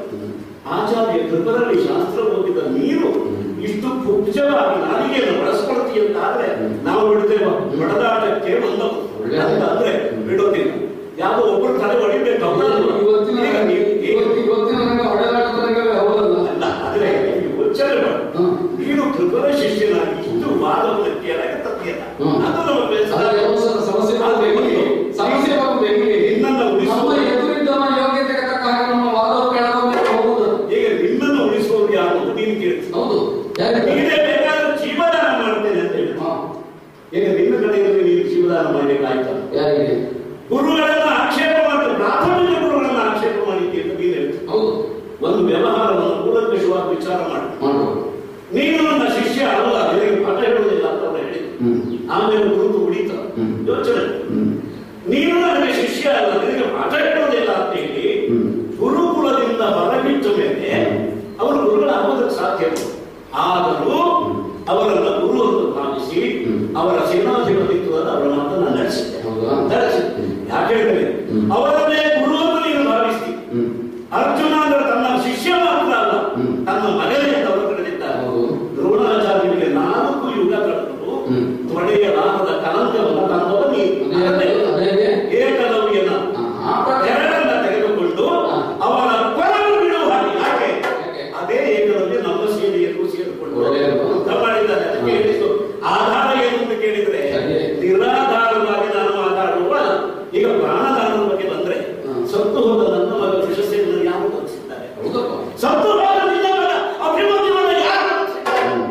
ಆದ್ದರಿಂದ ಯಾರ ಪ್ರಾಣವು ನಮ್ಮ ಕೈಯಲ್ಲಿದೆ ಎಂಬ ಭ್ರಮೆಯನ್ನು ಇಟ್ಕೊಳ್ಬಾರದು. ಅದಕ್ಕಾಗಿ ನೀನು ಹಾರಲಿರುವಂತ ಹೇಳಿತು. ನಮ್ಮ ಪಂಚ ಪ್ರಾಣಗಳೇ ನಮ್ಮದಲ್ಲ. ಮಮ ಪ್ರಾಣಾಹಿ ಪ್ರಾಣವ ಅಂತ ಹೇಳಿದವ ತಲೆ ತಪ್ಪಿಸಿ ರಥ ನಡೆಸ್ತಾ ಇದ್ದಾನೆ, ಅವ ಕೆಳಗಿದ್ದಾನೆ. ಅಂದ್ರೆ ನಿನ್ನ ಪ್ರಾಣ ಅವನ ಕೈಯಲ್ಲಿದೆ ಅಂತ ಹೇಳುವಾಗ ನಿನ್ನ ಪ್ರಾಣದ ಮೇಲೆ ನಿನಗೆ ಪ್ರಭುತ್ವ ಇಲ್ಲ. ಬೇರೆಯವರಿಗೆ ಜೀವದಾನ ಮಾಡಲಿಕ್ಕೆ ನೀನು ಯಾರು ಮಾತಾಡ್ತಾರೆ? ನೀನು ಇಷ್ಟು ಸಮಯ ಬದುಕಿ ಉಳಿದದ್ದು ಹೌದಾ? ಇಷ್ಟು ಸಮಯ ಬದುಕಿ ಉಳಿದದ್ದು ಹೌದಾ? ನೀನು ಬದುಕಿ ಉಳಿದದ್ದು ಹೌದಾ? ನಾನು ಬದುಕಿ ಉಳಿದದ್ರಿಂದ ನಿನ್ನ ಕುರಿತಾದ ಪ್ರಶ್ನೆ ಬಂದದ್ದು. ಆದ್ರಿಂದ ನೀನು ಹೇಳುವುದನ್ನೆಲ್ಲ ಹೇಳಿದ ಮೇಲೆ ಉಳಿದವರ ವಿವರಣೆ ಕೇಳೋದಿಲ್ಲ ಅನ್ನೋದು ಹಠಾಗ್ತದೆ. ಅದಲ್ಲ, ಏಕಲವ್ಯ ಪ್ರಕರಣದಲ್ಲಿ ನಾವು ಅರ್ಜುನ ದೋಷಿ ಅಲ್ಲ, ಅದನ್ನು ಮೊದಲಾಗಿ ತಿಳಿಯಬೇಕು. ಎರಡನೇದು, ದ್ರೋಣರ ಶಿಷ್ಯತ್ವವನ್ನು ಅವರು ತಿರಸ್ಕರಿಸಲಿಲ್ಲ ನಿನ್ನ ಕುರಿತಾಗಿ.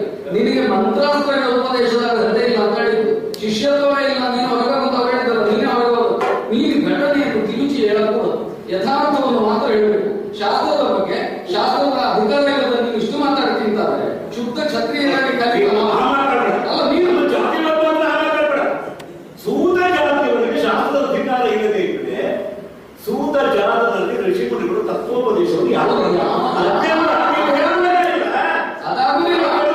ನೀನು ಸ್ಥಾಪಿಸಬೇಕಾಗ್ತದೆ. ನೀನು ಒಟ್ಟು ಗಾಳಿಗೆ ಹೋಗುವ ಮಾತುಗಳನ್ನು ಆಡಬೇಡ. ನಿನಗೆ ಶಾಸ್ತ್ರ ಅಧಿಕಾರ ಉಂಟು. ಯಾರಿಂದ ನೀನು ಶಾಸ್ತ್ರೋಪದೇಶ ಅದೇ ನಿನಗೆ ಹೇಳಿಕ್ಕಿಲ್ಲದನ್ನೆಲ್ಲ ಗುಟ್ಟಾಗಿರ್ತೀವಿ. ನಿನಗೆ ಬಹಿರಂಗದಲ್ಲಿ ಕಂಡದಕ್ಕೆಲ್ಲ ವ್ಯಾಖ್ಯಾನ ಮಾಡ್ತೀವಿ.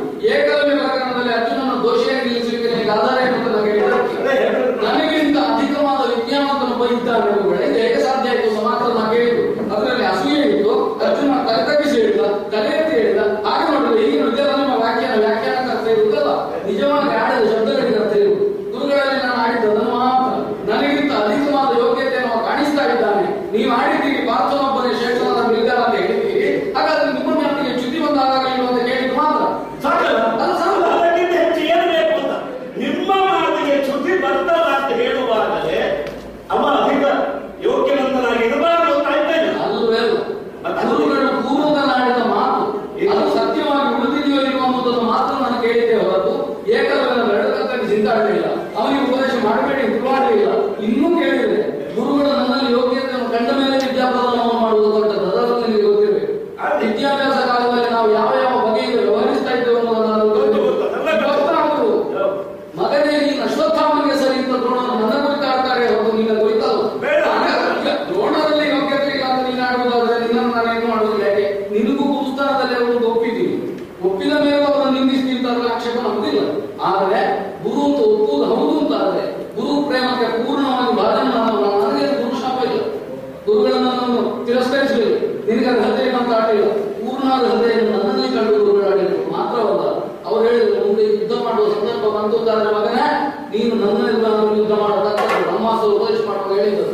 ಹಾಗಾದ್ರೆ ಮುಂಗಾಣಿಕೆ ಇದ್ದೇ ಅನುಭವ ಹೋಗ್ತಾರೆ. ಯುದ್ಧ ಸಂಭವಿಸುವ ಕಾಲದಲ್ಲಿ ನೀನು ನನಗೆ ಎದುರು ನಿಲ್ಲಬೇಕು ಅಂತಲೇ ದ್ರೋಣರಾಡ್ತಾರೆ ಅಂತಾದ್ರೆ ಅದು ನನಗೆ ಧರ್ಮವಾಗಿ ಅಂಗೀಕರಿಸಲ್ಪಟ್ಟಿದೆ ಅಂತ. ಏಕಲವ್ಯ ಪ್ರಕರಣದಲ್ಲಿ ನನ್ನನ್ನು ದೂರಬೇಡ. ಹಾಗೆ ನೋಡಿದ್ರೆ ನಿನ್ನನ್ನು ದೂರುವುದಕ್ಕೆ ಇರಬಹುದಾದ ಸಂದರ್ಭಗಳನ್ನು ನೀನು ತಪ್ಪಿಸಿ. ನೀನು ನಮ್ಮ ವಿರೋಧ ಮಾಡಿ ನಮಗೆ ಪುರುಷಾರ್ಥ ಇದೆ ಯುದ್ಧದಲ್ಲಿ ಸ್ವಾರ್ಥ ಅಂತ ಹೇಳ್ತೀಯಲ್ಲ. ಈಗ ನಿನಗೆ ವೃತ್ತಿಯ ಧರ್ಮ ಮಾತ್ರ ಧರ್ಮ ಹಾಕುತ್ತಾರೆ. ನೀನು ಸ್ವತಂತ್ರನಾಗಿ ಎಲ್ಲಿಯೂ ವ್ಯವಹರಿಸಬಹುದು. ನಿನಗೆ ಪ್ರತಿಜ್ಞೆ ಮಾಡುವ ಅಧಿಕಾರ ಏನಿರಬೇಕು. ಅರ್ಜುನನ ತಲೆ ತೆಗಿದ್ದೇನೆ, ಅದು ವೃತ್ತಿ ಧರ್ಮದಲ್ಲಿ ಬರ್ತದೆ. ನಾನು ವೃತ್ತಿಯನ್ನಾಗಿ ಪ್ರತಿಜ್ಞೆ ಮಾಡಿದ್ದು ಯಾರಿಗೆ? ಸ್ವಾಮಿಗಾಗಿ. ಸ್ವಾಮಿಯ ಗೆಲುವಿಗಾಗಿ, ಸ್ವಾಮಿಯ ಪ್ರಭುತ್ವದ ಸ್ಥಿರತೆಗಾಗಿ ಪ್ರತಿಯೊಬ್ಬ ವೃತ್ತಿಯನ್ನು ಪ್ರತಿಜ್ಞೆ ಮಾಡಬಹುದು. ಪ್ರತಿಜ್ಞೆ ಮಾಡುವ ಅಧಿಕಾರಕ್ಕೆ ಸೀಮೆ ಇಲ್ಲ. ನಾನು ಸೇನಾಧಿಕಾರಿ ಅಂತ ಆದಮೇಲೆ ನನಗೆ ಸೇನಾಧಿಕಾರ ಪಟ್ಟಣದ ಕೊಟ್ಟ ಮೇಲೆ ಚಕ್ರವರ್ತಿಯು ನನ್ನ ಮಾತಿಗೆ ಬದ್ಧನಾಗಿರ್ತಾನೆ. ಈಗ ಪರಮಾಧಿಕಾರ ನನ್ನಲ್ಲಿರುವಾಗ ನಾನು ಯಾವ ಪ್ರತಿಜ್ಞೆಯನ್ನು ಮಾಡುವುದು? ನೀನು ಈಗ ಮಾಡಿದ್ರೆ ನಿಮ್ಮನ್ನೇ ನೀವು ಕಳೆದುಕೊಂಡು ನೀವು ಪ್ರತಿಜ್ಞೆ ಮಾಡಿದ್ದೀರಲ್ಲ, ಅದೇ ಮಾಡಿದ ಸಭೆಯಲ್ಲಿ ನಿನ್ನನ್ನ ಕಳೆದ ವೃತ್ತದಲ್ಲಿ ನಿನ್ನ ತಮ್ಮಂದಿರನ್ನ ಕಳೆದ, ನಿನ್ನ ಅಣ್ಣನನ್ನ ಕಳೆದ, ನಿಮ್ಮನ್ನೇ ನೀವು ಕಳೆದುಕೊಂಡಾಗ ಪ್ರತಿಜ್ಞೆ ಮಾಡಿದ್ರಲ್ಲ, ನಿಮ್ಮ ಅಧಿಕಾರ. ಆ ದಾಸ್ಯ ಎಂಬುದು ಹುಟ್ಟಿನಿಂದ ಬಂದ ದಾಸ್ಯ ಅಲ್ಲ. ಯಾವುದೂ ಆಗಲ್ಲ.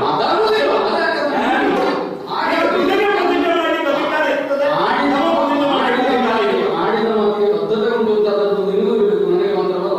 ಶಬ್ದ ಶಬ್ದಕ್ಕೆ ಮೌಲ್ಯವನ್ನು ಕೊಟ್ಟು ಮಾತಾಡ್ತಿದ್ದಾದ್ರೆ ಪ್ರತಿಯೊಂದು ಉತ್ತರದಾಯಿತು ನಿನಗೂ ಉಂಟು, ನನಗುಂಟು. ಹಾಗಿದ್ದ ಮೇಲೆ ನೀನು ನನ್ನ ಬಾಯಿ ಮುಚ್ಚಿಸುವುದಕ್ಕೆ ಅದು ಬೇಡ, ಸಾಧ್ಯವೇ ಇಲ್ಲ. ಎರಡಲ್ಲ ಒಂದೇ ಸಾಕಾಗ್ತದೆ ನಿನ್ನ ಬರಲಿಕ್ಕೆ. ಅದೆಲ್ಲ ಬೇಡ ಅಂದ್ರೆ ಯಾವಾಗ ಬೇಡ. ಇಲ್ಲಿಯವರೆಗೆ ನಾನು ಯಾವುದನ್ನು ಸ್ಥಾಪಿಸಿಕೊಂಡು ಬಂದಿದ್ದೇನೋ ಅದರ ಆಧಾರದ ಮೇಲೆ ನಾನು ನಿಂತಿದ್ದೇನೆ. ನಾನು ಹಾಕ್ತಾ ಇಲ್ಲ ಈ ಕಾಲಕ್ಕೆ. ನೀನು ಆಗಲ್ಲ, ನಿನ್ನ ಅಡಿಪಾಯವೇ ಭದ್ರ ಇಲ್ಲ ಅಂತ ನಾನು ಮಾಡಿದ್ದು. ನನ್ನ ಅಡಿಪಾಯ ಧರ್ಮವನ್ನೇ ಪಾಲಿಸುವ ಸ್ವತಂತ್ರವಾದ ಕ್ರಮ ಹಾಗಲ್ಲ. ಭೃತ್ಯನಾದವನು ಪ್ರತಿನಿಧಿಯಾದಾಗ ನಿಧಿಗಿರುವ ಎಲ್ಲಾ ಯೋಗ್ಯತೆ ವೃತ್ತಿ ಪ್ರತಿನಿಧಿ ಅದೇ ವೃತ್ತಿ ರಾಜಧರ್ಮ ಗೊತ್ತಿಲ್ಲ. ಅಣ್ಣ ಬಂದ್ರೆ ಹೇಳ್ಬೋದು ಅದು ಈಗ ನನಗೆ ರಾಜಧರ್ಮ ಉಂಟು, ಕ್ಷತ್ರಿಯ ಧರ್ಮ ಗೊತ್ತುಂಟು, ಅದು ಪ್ರಶ್ನೆ ಅಲ್ಲ. ಈಗ ನೀನೆತ್ತಿನ ವೃತ್ತಿ ಧರ್ಮಕ್ಕೆ ನೀನು ಬದ್ಧ ಅನ್ನೋದನ್ನು ಹೇಗೆ ಸ್ಥಾಪನೆ ಮಾಡ್ತೀನಿ? ಸ್ವತಂತ್ರವಾದ ವ್ಯವಹಾರವನ್ನು ಮಾಡಲಿರುವ ಹೇಗೆ ಮಾಡಿದೆ? ವೃತ್ತಿ ಧರ್ಮವಾಗಿ ಅವನ ಆಜ್ಞೆಗೊಳಪಟ್ಟ ವ್ಯವಹರಿಸುವ ಹೌದು ಅಂತಾದ್ರೆ ಸ್ವತಂತ್ರವಾದ ವ್ಯವಹಾರವೇ ನಿಮಗೆ ಹೇಳ್ಬೋದು. ವೃತ್ಯ ಮಾತ್ರ ನೀವು ಮಾಡಿದ ಪ್ರತಿಯೊಂದಕ್ಕೂ ಪಾಪುಣ್ಯಗಳ ಹೊರಬರ್ತಾ ಹೋಗ್ತದೆ. ವೃತ್ಯ ಧರ್ಮವೆಂಬುದು ವ್ಯಾಪಕವಾದ ಧರ್ಮ. ಅದರಲ್ಲಿ ಬೇರೆ ಬೇರೆ ಅಧಿಕಾರಗಳುಂಟು, ಬೇರೆ ಬೇರೆ ಸ್ಥಾನ ಉಂಟು, ಬೇರೆ ಬೇರೆ ಅವಕಾಶಗಳುಂಟು. ಒಬ್ಬ ಸಾಧಾರಣ ವೃತ್ಯ ಕಸವನ್ನು ಎತ್ತಿ ಚೆಲ್ಲುವವನಿಗೂ ಅವನ ವ್ಯಕ್ತಿ ಧರ್ಮ ಮನಸ್ಸಿ ಹೋಗುವುದಿಲ್ಲ. ವೃತ್ತಿನಾಗಿರ್ಬೋದು. ವೃತ್ತಿ ಯಾವ ಉದ್ದೇಶಕ್ಕೆ? ಆ ಉದ್ದೇಶಕ್ಕೆ ಸ್ವಾಮಿಗಾಗಿ ಅವರು ಪ್ರತಿಜ್ಞೆ ಮಾಡಬಹುದು. ಇವತ್ತು ಎಲ್ಲಾ ಕಸ ಎತ್ತಿ ಹಾಕ್ತೇನೆ ಅಂತ ಅವರು ಪ್ರತಿಜ್ಞೆ ಮಾಡಿದ್ರೆ ಪ್ರತಿಫಲಿಸುವುದು ಯಾರು? ಯಾಕೆಂದ್ರೆ ಅವರ ಕರ್ತವ್ಯದ ಕಕ್ಷೆಗೆ ಒಳಪಟ್ಟಿರುವ ಪ್ರತಿಜ್ಞೆ. ಪಾಂಡವ ವಿಷಯವೇ ಇವತ್ತು ಸ್ವಾಮಿಗೆ ಅಪೇಕ್ಷೆ. ಪಾಂಡವ ವಿಷಯಕ್ಕಾಗಿ ಯಾವ ಪ್ರತಿಜ್ಞೆಯನ್ನು ಬೇಕಾದರೂ ಮಾಡಬಹುದು.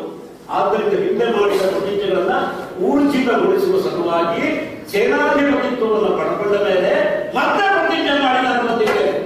ಈಗ ನೀನ್ ಹೇಳ್ತಿಲ್ಲ ತಲೆ ತೆಗೆಯುವುದು, ತಲೆ ಕೂಡಿಸುವುದು, ಅದೆಲ್ಲ ಸುಲಭ. ನನಗೆ ಅದೆಲ್ಲ ಬಡಾಯಿ ಮಾತುಗಳನ್ನ ಆಡಬೇಡ. ಅದು ಗೊತ್ತಿದ್ದರೆ ಪ್ರತಿಜ್ಞೆ ಮಾಡಿದ್ದು ನಿನಗೆ ಅರ್ಜುನನ ತಲೆ ತೆಗೆಯುತ್ತೇನೆ ಅನ್ನೋದು ಹೌದು. ತಲೆ ತೆಗೆಯುವುದು ಸುಲಭವಾದ, ತಲೆಯನ್ನು ಜೋಡಿಸುವುದು ಸುಲಭವಾದ ಪ್ರಜ್ಞೆ ಇದ್ದೇ ತಂದಿದೆ ವ್ಯವಹಾರ. ಅದಕ್ಕಾಗಿಯೇ ನಾನು ಭಾಷೆ ಮಾಡಿ ಇಲ್ಲಿಯವರೆಗೆ ಯಾರು ಜಗತ್ತಿನ ಸ್ಥಿತಿಗತಿಗಳಿಗೆ ಕಾರಣರಾಗ್ತಾರೋ ಅಂತವರ ಪೂರ್ಣ ಬೆಂಬಲದಿಂದ ಇದ್ದೇನೆ ನಾನು.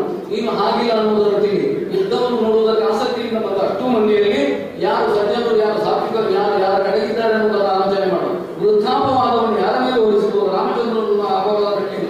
ಹಾಗಾದ್ರೆ ನೀನು ನನ್ನ ಕುರಿತಾಗಿ ಮಾಡುವ ಆಕ್ಷೇಪಗಳೆಲ್ಲ ಕೇವಲ ವ್ಯಕ್ತಿಗತವಾದ ಆಕ್ರೋಶ ಮಾತ್ರ. ದುರ್ಯೋಧನಿಗೆ ಪ್ರೀತಿಯಾಗಿ ಅಂತ ಮಾಡ್ತೇನೆ, ಇಲ್ಲಿ ಬಿಡು ಮತ್ತೆ ಮಾದರಿ. ಅವನಿಗೆ ಪ್ರೀತಿಯಾಗಿ ಅಂತ ಮಾಡ್ತೇನೆ, ಅವನಿಗೆ ಬೇಕಾಗಿ ಮಾಡ್ತೇನೆ ಹೌದು ಅಂತಾದ್ರೆ ನೀನು ಮಾಡಿದ್ದಷ್ಟರ ಹೊಣೆಯನ್ನು ದುರ್ಯೋಧನೆ ಹೊರಬೇಕಾಗ್ತದೆ ಅಂತ ಹೋಗ್ತೀಯಾ? ಆ ಒಪ್ಪಂದಕ್ಕೆ ಒಪ್ಪಿಗೆ ನಾವು ಬಂದದ್ದು ಯಾಕೆ? ಈಗ ಮದುವೆ ಆಗುವಾಗ ಹೆಂಡತಿ ಮತ್ತು ಗಂಡ ಒಂದು ಒಪ್ಪಂದ ಮಾಡಿಕೊಳ್ಳುವುದೇ ಅಲ್ವಾ? ಆದ್ದರಿಂದ ಒಂದು ಸಂಬಂಧ ಏರ್ಪಡಬೇಕಾದರೆ ಅದರ ಸಾಧಕ ಬಾಧಕಗಳೆಲ್ಲ ಬರಲೇಬೇಕು. ಅದನ್ನು ಒಪ್ಪಿಗೆ ಮಾಡಿ ಇಲ್ಲದೆ ಇದು ನನಗೆ ಸೇನಾಧಿಕಾರವನ್ನು ನಾವು ಕೊಡುವುದಕ್ಕೆ ಸಾಧ್ಯ. ಈಗ ಸ್ವತಂತ್ರವಾಗಿ ವರ್ತಿಸಲಿ, ತನ್ನ ಮಾರ್ಗದರ್ಶನದಲ್ಲಿ ಮುಂದುವರಿಯಲಿ, ನನಗೆ ವಿಜಯವನ್ನು ತಂದುಕೊಡಲು ಇಷ್ಟೇ ಇರುವುದು. ಆದ್ದರಿಂದ ಅವರ ಉದ್ದೇಶಕ್ಕನುಗುಣವಾಗಿ ನಾವು ಸಂಬಂಧವನ್ನು ಇಟ್ಟುಕೊಂಡ ಮೇಲೆ ಅವರಿಗೆ ಪಾಪ ಬರ್ತದೋ ಪುಣ್ಯ ಬರ್ತದೋ ನೀನೇ ಅನ್ನು ಚಿಂತೆ ಮಾಡ್ತೇವೆ. ಮತ್ತೆ ನಿಮಗೊಂದು ಅಭಿಮಾನ ಏನಿದೆ, ಲೋಕದ ಪುಣ್ಯಾಪುಣ್ಯಗಳನ್ನು ನಿರ್ಣಯಿಸುವಂತಹ ಕೃಷ್ಣ ಸ್ವಾಮಿ ಪಿಂಡ ರಥವನ್ನು ನಡೆಸ್ತಾನೆ ಎಂಬ ಒಂದೇ ಕಾರಣಕ್ಕೆ ನೀನು ಇಷ್ಟ ಆದಿತ್ಯಲ್ಲ ಆರತಿಯ ರಥ ಅಂತ ಹೇಳಿದ್ದಕ್ಕೆ ಶ್ರೀಕೃಷ್ಣ ದೇವತೆಯಾಗಿ ಯಾರಿಗೆ ಹೇಗೆ ಅನುಗ್ರಹ ಮಾಡ್ತಾನೆ, ದೈವವಾಗಿ ಯಾರಿಗೆ ಯಾವುದನ್ನು ತುತ್ತಾಗಿ ಒದಗಿಸ್ತಾನೆ ಅದೆಲ್ಲ ನಿಮಗೆ ಅರ್ಥ ಆಗುವುದಿಲ್ಲ.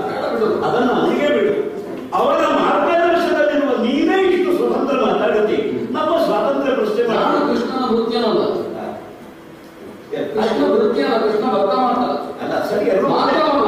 ಅದು ಒಂದೇ ಆಗುದಿಲ್ಲ, ಭಕ್ತ ಬೇಡ ಪದ್ಯ ಬೇಡ. ನೀನು ಹಾಗೆಲ್ಲ ನೀನು ಇಷ್ಟು ಗೊತ್ತುಂಟು ಅಂತ ಹೇಳಿದ್ರೆ ನೀವೇ ಹೇಗೆ ಮಾತಾಡ್ಬೋದು? ಈಗ ಭಕ್ತಿ ದಾಸ್ಯ ಭಕ್ತಿ ಕೇಳುವ ದಾಸ್ಯ ಭಕ್ತಿ ಅಂತ ಪ್ರತ್ಯೇಕ ಉಂಟದು. ದಾಸ್ಯವೇ ಭಕ್ತಿ ಅಲ್ಲ, ದಾಸ್ಯವೇ ಭಕ್ತಿ ದಾಸ್ಯ ಆಗುವುದಿಲ್ಲ. ಭಕ್ತಿಯಲ್ಲಿ ಬರುವ ದಾಸ್ಯ ಬೇರೆ, ಪ್ರತ್ಯೇಕವಾಗಿರುವ ದಾಸ್ಯ ಬೇರೆ. ಭಕ್ತಿಯಿಂದ ದಾಸ್ಯವಲ್ಲ, ಅದು ದೈವದ ಕುರಿತಾಗಿ ಆಡುವ ಮಾತೇ ಹೊರತು ಉಳಿದವರ ಕುರಿತಾಗಿ ನನ್ನ ವೃತ್ತಿಯತ್ವ ಬೇರೆ, ದಾಸ್ಯ ಬೇರೆ, ಭಕ್ತಿ ಬೇರೆ, ಭಕ್ತ ಬೇರೆ. ನನ್ನದು ವೇತನ ತೆಗೆದುಕೊಳ್ಳುವ ವೃತ್ತಿತ್ವ ಅಲ್ಲ. ಬೊಕ್ಕಸಕ್ಕೆ ಕೈ ಹಾಕಲಿಕ್ಕೆ ಅಧಿಕಾರ ಉಂಟು ಹೆಚ್ಚು ಮಾತಾಡುವುದಿಲ್ಲ. ಬೊಕ್ಕಸಕ್ಕೆ ಅವನಿಗೆ ಸಂಬಂಧಪಟ್ಟದಲ್ಲ, ಸುಗತನಿಗೆ ಸಂಬಂಧಪಟ್ಟದಲ್ಲ, ಸಮಗ್ರ ಚಂದ್ರವಂಶೀಯರಿಗೆ ಸಂಬಂಧಪಟ್ಟದ್ದು. ಯಾರು ನಾಳೆ ಸಿಂಹಾಸನ ಅಧಿಕಾರವನ್ನು ಹೊಂದುತ್ತಾರೋ ಅವರಿಗೆ ಸಂಬಂಧಪಟ್ಟದ್ದು. ಹೇಗೆ ಕೈ ಹಾಕಿದ್ರೆ ನೀನು ಇಲ್ಲಿವರೆಗೆ ನಾನು ಕೈ ಹಾಕಿದ್ದೆ ಯಾಕೆ? ಆ ಕೈ ನಮ್ಮದು ಅಂದ್ರೆ ಅರ್ಥ ಇಷ್ಟೇ. ಸರ್ಪಕ್ಕೆ ನಿಧಿಯನ್ನು ವಿನಿಯೋಗಿಸುವ ಬುದ್ಧಿ ಉಂಟು ಎಂದರ್ಥ. ಈಗ ಶುದ್ಧವಾಗಿ ಕಾಯುವ ಅಧಿಕಾರವನ್ನು ಕಳ್ಕೊಂಡಿದ್ದಿ, ಹಾರಬೇಡ ಅಂತ ನನಗೆ ಹೇಳ್ತಿ. ನಾನು ಆಡುವುದಲ್ಲ, ನಿನ್ನ ತಲೆ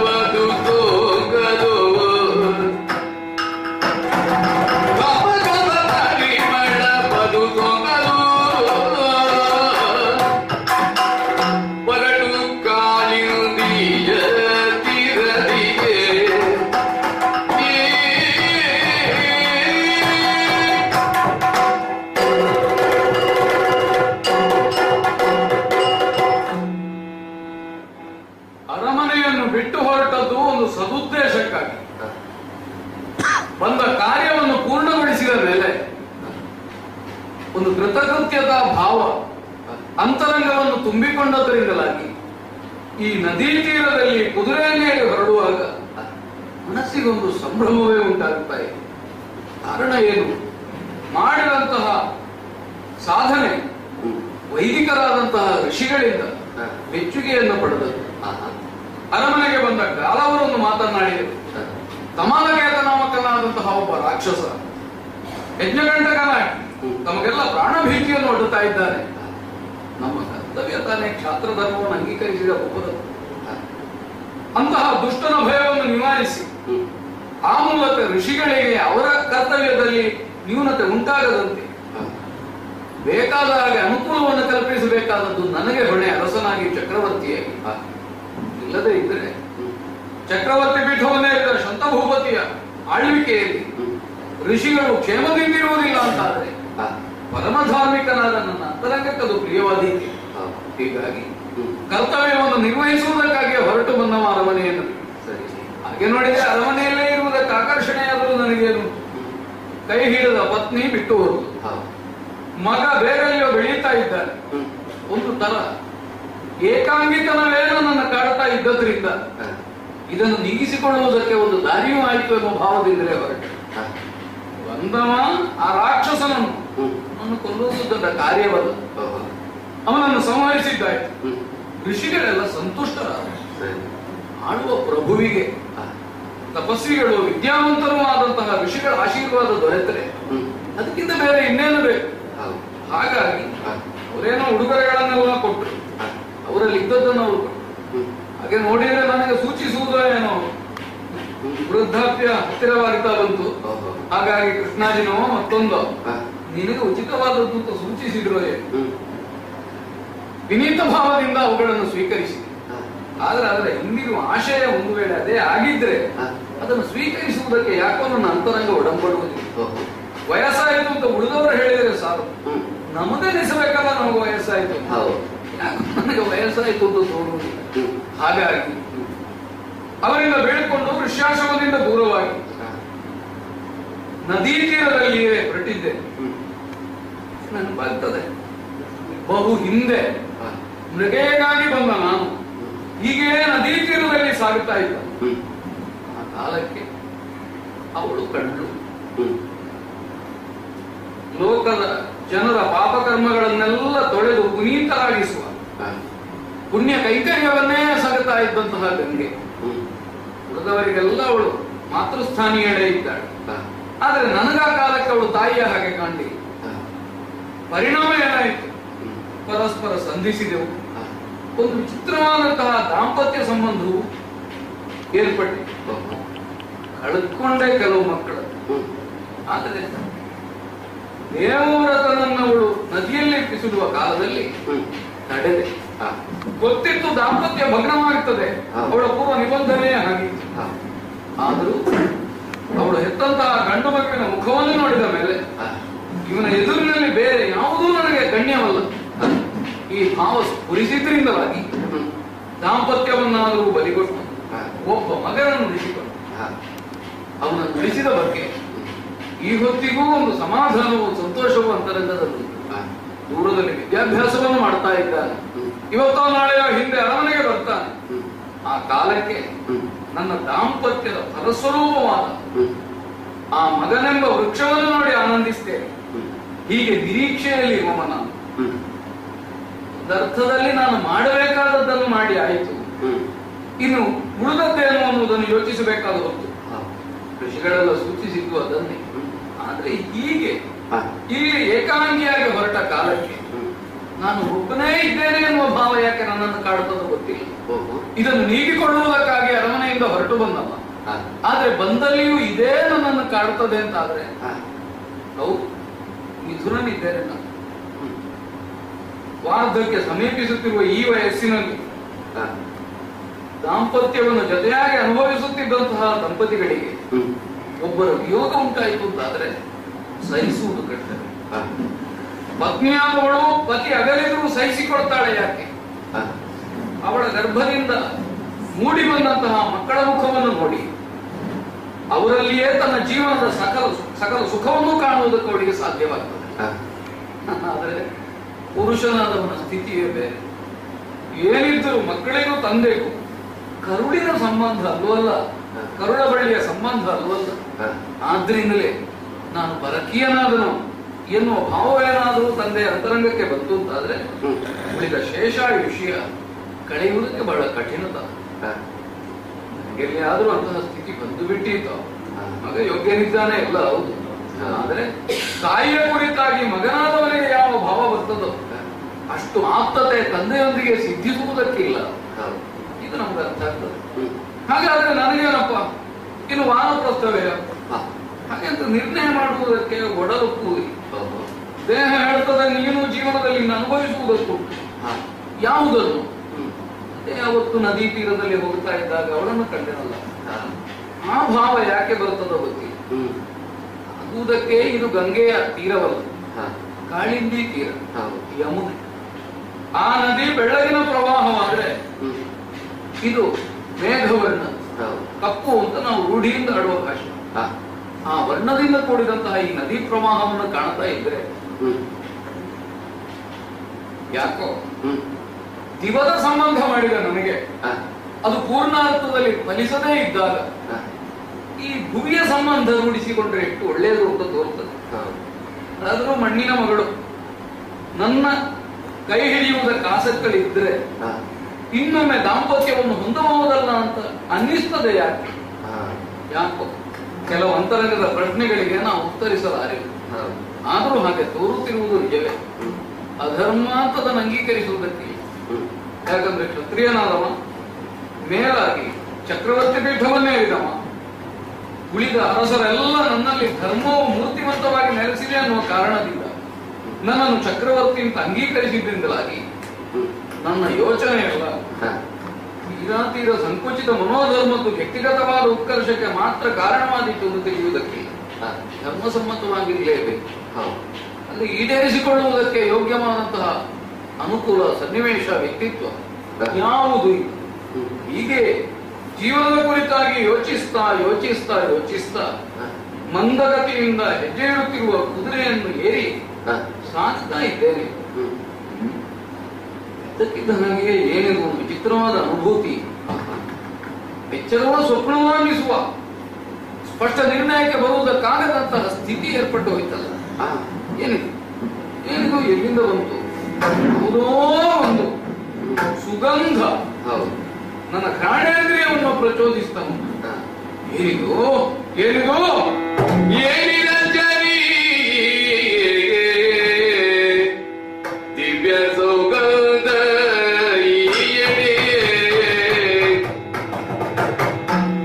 ಕಾಲದ ಸುಮಗಳೆಂದು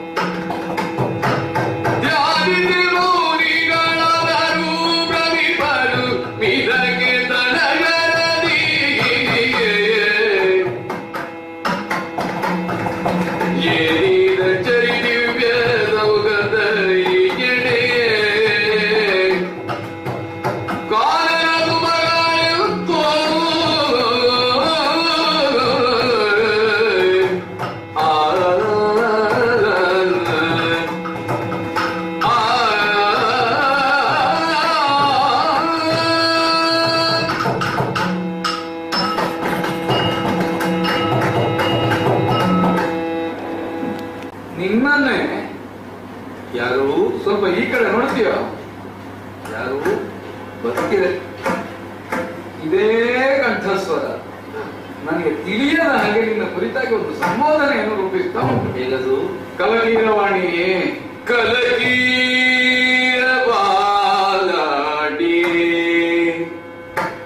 ಕಲಗೀರವಾಣಿ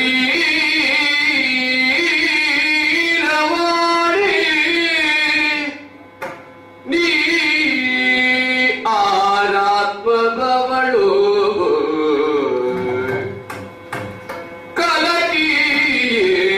ಕಲಗೀರವಾಣಿ ನೀರಾತ್ಮದವಳು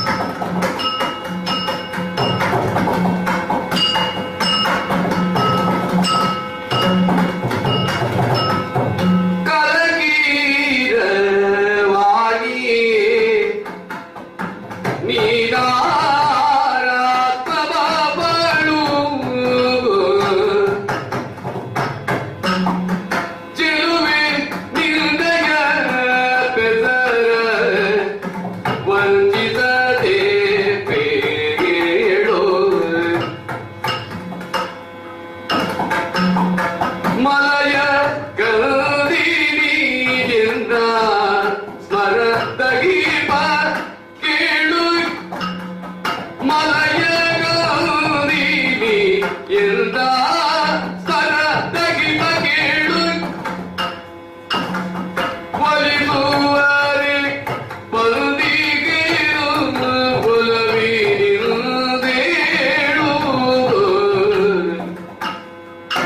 ಮಲಯ ಗಲ್ದಿನಿ ಎಲ್ಲ ಸ್ಮರದಗೀಪ ಕೇಳು ಒಲಿಸುವರೆ ಬಂದಿಗೇನು ಒಲವಿನಿಂದೇಳು ಕಲಕೀರವಾಣಿ ಕಲಕೀರವಾಣಿ ನೀನಾರಾತ್ಮಭವಳೋ ಚೆಲುವೆಯು ನಯ ಬೆದರ ವಂಚಿತದೆ ಬೇಡು ಆ ಆ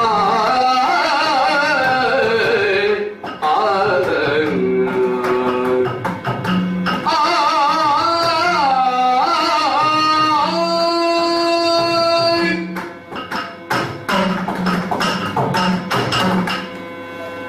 ಸುಂದರಂಗಿ ಆಶ್ಚರ್ಯ ಅದು ಮತ್ತೆ ನನ್ನ ದೋಣಿ ಬರುವುದನ್ನೇ ಕಾಯ್ತಾ ಇದ್ದವರು ಕೆಲವರು, ಕಾಯ್ತಾ ಇರುವವರು ಕೆಲವರು, ಇನ್ನು ಕಾಯಲಿಕ್ಕಿರುವವರು ಕೆಲವು ಇರಬಹುದು. ಒಟ್ಟಾಗಿ ಹಲವರದು. ಈ ಕಡೆಯಿಂದ ಆ ಕಡೆಗೆ ಹೋಗುವುದಕ್ಕೆ ಉದ್ದೇಶ ಇರಬೇಕು ಅಂತಿಲ್ಲ ಕೆಲವರಿಗೆ. ದೋಣಿಯಲ್ಲಿ ಹತ್ತುವುದು, ಆ ಕಡೆಗೆ ಹೋಗುವುದು. ಪ್ರಪಂಚದಲ್ಲಿ ಕಾಯುವವರಿಗೆ ಎಷ್ಟೊಂದು ಉದ್ದೇಶವೇ ಇರುವುದಿಲ್ಲ. ಆದ್ದರಿಂದ ಎಲ್ಲರ ಉದ್ದೇಶದ ಕುರಿತಾಗಿ ನನಗೆ ಆಸ್ಥೆಯೂ ಇಲ್ಲ. ಒಳ್ಳೆಯದು. ಹತ್ತುತ್ತಾರೆ, ಆ ಕಡೆಗೆ ಹೋಗುವುದು, ಆ ಕಡೆಯಿಂದ ಮತ್ತೆ ಈ ಕಡೆಗೆ ಬರುವುದು. ಇಡಿಮಾಲೋಚನೆ ಮಾಡುವುದಿಲ್ಲ. ಕೆಲವರು ಇಳಿಯುತ್ತಾರೆ, ಇನ್ನು ಕೆಲವರು ಇಳಿಬೇಕು ಅಂತ ಯೋಚಿಸುವುದು ಮಾತ್ರ. ನಾನೇ ನೆನಪಿಸುವುದು ಅವರಿಗೆ ಇಳಿಬೇಕು ಇಳಿಬೇಕು. ಕೆಲವು ಸಲ ಏರಿದವರಿಗೆ ಇಳಿಲಿಕ್ಕೆ ಉಳಿದವರು ನೆನಪು ಮಾಡ್ಬೇಕಾಗ್ತದೆ. ಆದ್ರೆ ನೀವು ಹಾಗಲ್ಲ, ಏರುತ್ತಿರುವ ಅಂತ ಕಾಯ್ದು ಏರುವವರಿಗೆ ಹೇಳೋದಿಲ್ಲ. ಇಲ್ಲ. ಹಾಗಾಗಿ ಇಳಿಯುವ ಪ್ರಶ್ನೆಯೂ ಇಲ್ಲ. ಏರುವ ಆಲೋಚನೆ ನಿಮಗಿಲ್ಲೋ? ದಡದಲ್ಲಿ ನಿಂತು ನೀವು ಮಾತಾಡುವುದಕ್ಕೆ ಮುಂದಾಗ್ತೀವಿ. ಆದ್ರಿಂದ ನೀವು ಏರುವವರು ಎಂದು ತಿಳಿದು ನಾನೇ ಏರಿದ್ರೆ ಇಲ್ಲ, ನೀವು ಅಲ್ಲೇ ನಿಂತಿದ್ದೀರಿ. ನನ್ನ ಧ್ವನಿಯ ಕುರಿತಾಗಿ ಕಲಕೀರವಾಣಿ ಅಂತ ಸಂಬೋಧಿಸಿದ್ದೇನೆ. ಯಾರು ಅಂತ ನೀನು ಕೇಳಿದರೆ ಕಾರಣ ಆಶ್ಚರ್ಯ ಯಾಕೆ ಬಂದಿರ? ನನಗೆ ಆ ಭಾಷೆಯೇ ಹೊಸತಿ, ಆದ್ರೂ ಆಶ್ಚರ್ಯ ಆಗುವಷ್ಟು ಅರ್ಥ ಆಗ್ತದೆ. ಅರ್ಥ ಆಗ್ತದೆ, ನನಗೆ ಅರ್ಥ ಆಗಲಿಲ್ಲ ಅಂತ ಹೇಳಿದ್ದಲ್ಲ. ಸಾಕಪ್ಪ, ಅರ್ಥ ಆದ್ರೆ ಸರ್. ಇಲ್ಲಿ ಬರುವವರೆಲ್ಲ ಬಗೆ ಬಗೆಯಾಗಿ ನನ್ನನ್ನು ಕರೆಯುವವರಿದ್ದಾರೆ. ಆದ್ರೆ ನೀವು ಹಾಗಲ್ಲ, ಕರೆದಲ್ಲಿಗೆ ನಿಲ್ಲಿಲ್ಲ, ನೀವು ಮಾತಾಡೋದಕ್ಕೆ ಮುಂದುವರಿಸಿದ್ರಿ. ನನಗೆ ಅದೇ ಅರ್ಥ ಆಗುವುದಿಲ್ಲ. ಗೌರವಪೂರ್ವಕವಾಗಿ ಕರೆಯುವವರೇ ವಿರಳಲ್ಲಿ. ಕೆಲವರು ಕರೆಯುವುದು ಗೌರವಪೂರ್ವಕವಾದರೂ ಕೂಡ ಮಾತು ಮುಂದುವರಿಸುತ್ತಾ ಗೌರವವನ್ನು ಕಳೆದುಕೊಡ್ಬೇಕು. ಹೌದು. ಆದ್ರೆ ನೀವು ಹಾಗಲ್ಲ, ದಡದಲ್ಲೇ ನಿಂತಿದ್ದೀರಿ. ನಿಂತಲ್ಲೇ ನಿಂತಿದ್ದೇನೆ. ನಾವೇ ಏರುವುದಕ್ಕುಂಟು ಉಂಟು ಅಂತ ಆದ್ರೆ ನಾನು ಆ ಕೆಲಸಕ್ಕೆ ಇರುವುದು. ಇಲ್ಲದೆ ಇದ್ರೆ ಅಲ್ಲೇ ನಿಂತು ಮಾತಾಡುವುದಕ್ಕೆ ಕಾರಣ ಇಲ್ಲ. ನನಗೆ ಅರ್ಥ ಆಗಲಿಲ್ಲ. ನಿನ್ನನ್ನು ನಾನು ಕರೆದೆ, ಯಾವುದೋ ಒಂದು ಶಬ್ದ ಮೂಲಕವಾಗಿ ಹೌದು. ಶಬ್ದ ಇಲ್ಲದೆ ಒಬ್ಬರನ್ನು ಕರೆಯುವುದಕ್ಕಾಗ್ತದೆ ಅಂತ ನನಗೆ ಈ ಜೀವನದಲ್ಲಿ ಅನುಭವಕ್ಕೆ ಬಂದದ್ದೇ ಇಲ್ಲ. ಹೌದೇ? ಸ್ವಲ್ಪ ಕಾಲದ ಹಿಂದೆ ಇಲ್ಲಿಂದ ದೂರದಲ್ಲಿದ್ದವನ ಅಲ್ಲಿಂದ ಕರೀತಾ ಇದ್ದೇವಲ್ಲ ನೀವು ನನ್ನನ್ನು. ಅರ್ಥ ಆಗಲಿಲ್ಲ ನನಗೆ. ಕರೆ ಕಿವಿಗೆ ಕೇಳಿಸುವುದು ಬೇರೆ, ಮೂಗಿಗೆ ಕೇಳುವ ಹಾಗೆ ಕರೀತೀಯ. ನನಗೆ ಮತ್ತಷ್ಟು ಗೊಜಲುಗಳೇ ಸೃಷ್ಟಿಯಾಗುತ್ತೆ. ಯಾಕೆ? ನಮ್ಮಲ್ಲೆಲ್ಲ ಆ ಕಡೆಯಲ್ಲಿ ನಾನಿದ್ರೆ ಆ ಕರೆಯಲ್ಲಿ ಉಂಟು, ಆ ಕರೆಯಲ್ಲಿ ಉಂಟು ಅಂತ ಹೇಳುವವರಿದ್ದಾರೆ. ದೋಣಿ ಉಂಟು ಅಂತಲೋ, ದೋಣಿಯಲ್ಲಿರುವಂತಹ ನಾನಿರ್ತೇನೋ ಅಂತೂ ನೋಡುವವರು ಹೇಳುವುದು ಆ ಕರೆಯಲ್ಲಿ ಉಂಟು. ಆದ್ರೆ ನೀವು ಹೇಳುವ ಕರೆಯೇ ಬೇರೆ. ನಾನು ಕರೆದ್ರು ನಿಮ್ಮ, ನೀನೇ ಕರೆದದ್ದು ಉದ್ದೇಶಪಟ್ಟು ಅಂತ ನಾನು ಆಡ್ಲಿಲ್ಲ. ಉದ್ದೇಶವಿಲ್ಲದೆ ಯಾರನ್ನು ಕರೆಯುವಳಲ್ಲ ನಾನು. ನೀನು ಪ್ರಕಟವಾಗಿ ಉಳಿದವರ ಕಿವಿಗೆ ಕೇಳುವಂತಹ ಧ್ವನಿಯಿಂದ ಕರೆದದ್ದದು. ಮತ್ತೆ ಹೇಗೋ ನನ್ನ ಮೂಗಿಗೆ ಅನುಭವಕ್ಕೆ ಬರುವಂತಹ ಒಂದು ಕರೆ. ಆಹಾ, ಯಾಕೆ? ಯಾಕೆ? ಈ ಬೀಸುತ್ತಿರುವ ಈ ಗಾಳಿ ನಿನ್ನ ಮೈಯನ್ನೇ ಒಲಿಸಿ ಆ ಕಡೆಗೆ ಸಾಗಿ ಬರುವ ಕಾಲಕ್ಕೆ ನಿನ್ನ ತನುಗಂಧ ಮೈಗಂಪು ಅಂತ ರೂಢಿಯ ಭಾಷೆ. ಹಬ್ಬ ಏನು ಚಿತ್ರ. ಬೇರೆ ಎಲ್ಲ ಅನುಭವಗಳಾದ್ರೂ ಒಂದು ಹಂತಕ್ಕೆ ನಮ್ಗೆ ಸಾಕು ಅಂತ ನೀವು. ಆದ್ರೆ ನಮ್ಮ ಘ್ರಾಣೇಂದ್ರಿಯ ಉಂಟಲ್ಲ, ಅದಕ್ಕೆ ಸಾಕು ಅಂತ ನೀವು. ಅದು ನಿಮಗೆ ಮಾತ್ರ ಹೊಸತಲ್ಲ. ಇಲ್ಲಿ ಬಲೆ ಹಿಡ್ಕೊಂಡು ಬರುವವರೆಲ್ಲರೂ ಕೂಡ ಒಂದು ಪರಿಮಾಣವನ್ನು ಹಿಡ್ಕೊಂಡೇ ಬರುವುದು. ಅಲ್ಲ, ಅವರ ಮೈಯಲ್ಲಿರುವ ಪರಿಮಳವನ್ನು ಹಿಡ್ಕೊಂಡು ಬರುವವರು ನಾವಲ್ಲ, ನಮ್ಮ ಸಂಸ್ಕಾರವೂ ಅದಲ್ಲ. ಆದ್ರೆ ಅದಕ್ಕಿಂತ ಭಿನ್ನವಾಗಿ ನಿಮಗೆ ಬೇರೆ ಪರಿಮಳ ಬಂತು ಅಂತಾದ್ರೆ ನೀನು ಒಳಗೊಂಡಿರುವುದು ಅದಲ್ಲ. ನಿನಗನುಭವಕ್ಕೆ ಬಂದಿರ್ಲಿಕ್ಕೆ. ಯಾಕಂದ್ರೆ ಮಲ್ಲಿಗೆ ತೋಟದಲ್ಲಿ ಮನೆ ಮಾಡಿದವರಿಗೆ ಮಲ್ಲಿಗೆಯ ಸುವಾಸನೆ ಅದೊಂದು ವಿಶಿಷ್ಟ ಅಂತ ಅನ್ನಿಸುವುದೇ ಇಲ್ಲ. ಒಂದು ಅರ್ಥದಲ್ಲಿ ನಿನ್ನ ಮೈಯೇ ಮಲ್ಲಿಗೆ ಆಗಿ ಹೋಗಿದೆ. ತನುಗಂಧ ಅಂತ ನಾನು ಆಡಿದ್ದದನ್ನು ಯೋಜನದವರೆಗೆ ಆಗ್ರಹಿಸುವುದಕ್ಕೆ ಬರ್ತದೆ. ಅದನ್ನೇ ಹಿಡಿದು ಬಂದು ಈಗ ಹೇಳು, ನೀನು ಕರೆದವಳು ಹೌದು. ಆ ನಿಟ್ಟಿನಲ್ಲಿ ಯೋಚನೆ ಮಾಡುವುದಿದ್ರೆ ನಾನು ಕರೆದವಳು ಹೌದು, ನೀನು ಕರೆದವಳು ಹೌದು. ನನ್ನನ್ನು ಕರೆದವಳನ್ನು ನಾನು ಕರೆಯುವುದರಲ್ಲಿ ಅಪರಾಧವೇ ಅಪರಾಧವೇ ಇಲ್ಲ ಅಲ್ವ? ಒಂದು ಅರ್ಥದಿಂದ ಅಲ್ಲಿಂದ ನನ್ನ ಮೂಗನ್ನು ಇಲ್ಲಿಂದ ಸರ್ವೇಂದ್ರಿಯಗಳನ್ನು ಆಕರ್ಷಿಸ್ತಾ ನಿಂತಿದ್ದೀವಿ. ನಾವೇನು ಉದ್ದೇಶ ನಮಗೆ? ಯಾಕಿಲ್ಲ, ನಾವೇ ಒಬ್ಬರನ್ನು ಇನ್ನೊಂದು ದಡಕ್ಕೆ ಮುಟ್ಟಿಸುವ ದೊಡ್ಡ ಹೊಣೆ ಹೋಗ್ತವೆ. ನಮಗೆ ಇನ್ನೊಬ್ಬರ ಆಲಂಬನೆ ಯಾಕೆ ಬೇಕು? ಒಂದು ವೇಳೆ ಬೇಕಾದರೂ ಅವರನ್ನು ನಮ್ಮ ಋಣಕ್ಕೊಳಪಡಿಸಿ ನಾವು ಹೋಗಬಲ್ಲೆ. ಆದ್ರೆ ಇದಲ್ಲ, ನಾನೇ ಯಾರಿಗಾದ್ರೂ ಆಲಂಬನವಾಗಬೇಕಾದವ. ಹಾಗೆ ನೋಡಿದರೆ ನಿನ್ನನ್ನು ಆಲಂಬನೀಯಳು ಅಂತ ಕಾಣುವುದಿಲ್ಲ. ನನಗೆ ಸ್ವಲ್ಪ ನೀವು ಸರಳವಾಗಿ ಹೇಳಿದ್ರೆ ಒಳ್ಳೆಯದಿತ್ತು. ನಮಗೆ ಕಟ್ಟಾಗುವುದೇ ಇದು. ನಮ್ಗೆ ನಮ್ಮ ಭಾಷೆಯನ್ನು ಬಿಟ್ಟು ಬೇರೆ ರೀತಿ ಮಾತಾಡಲಿಕ್ಕೆ ಬರುವುದಿಲ್ಲ. ಅಲ್ಲ, ಬೇರೆ ನನಗೆ ಅರ್ಥ ಆಗುವುದಿಲ್ಲ. ಅರ್ಥ ಆದಷ್ಟು ಸಾಕು. ಎಷ್ಟೋ ಸಲ ಶಬ್ದಕ್ಕಿಂತ ಹೆಚ್ಚು ಧ್ವನಿಯಲ್ಲಿ ಅರ್ಥ. ನೋಡು, ಆ ಧ್ವನಿಯನ್ನೇ ಗ್ರಹಿಸಿ ಕೇಳುತ್ತೇನೆ. ಬಳ್ಳಿ ಒಂದು ಮರವನ್ನು ಹಬ್ಬಿಕೊಂಡು ಬೆಳೆಯುತ್ತದೆ. ಇಲ್ಲಿ ದೃಢವಾಗಿರ್ಬೇಕಾದದ್ದು ಯಾವುದು? ಮರ.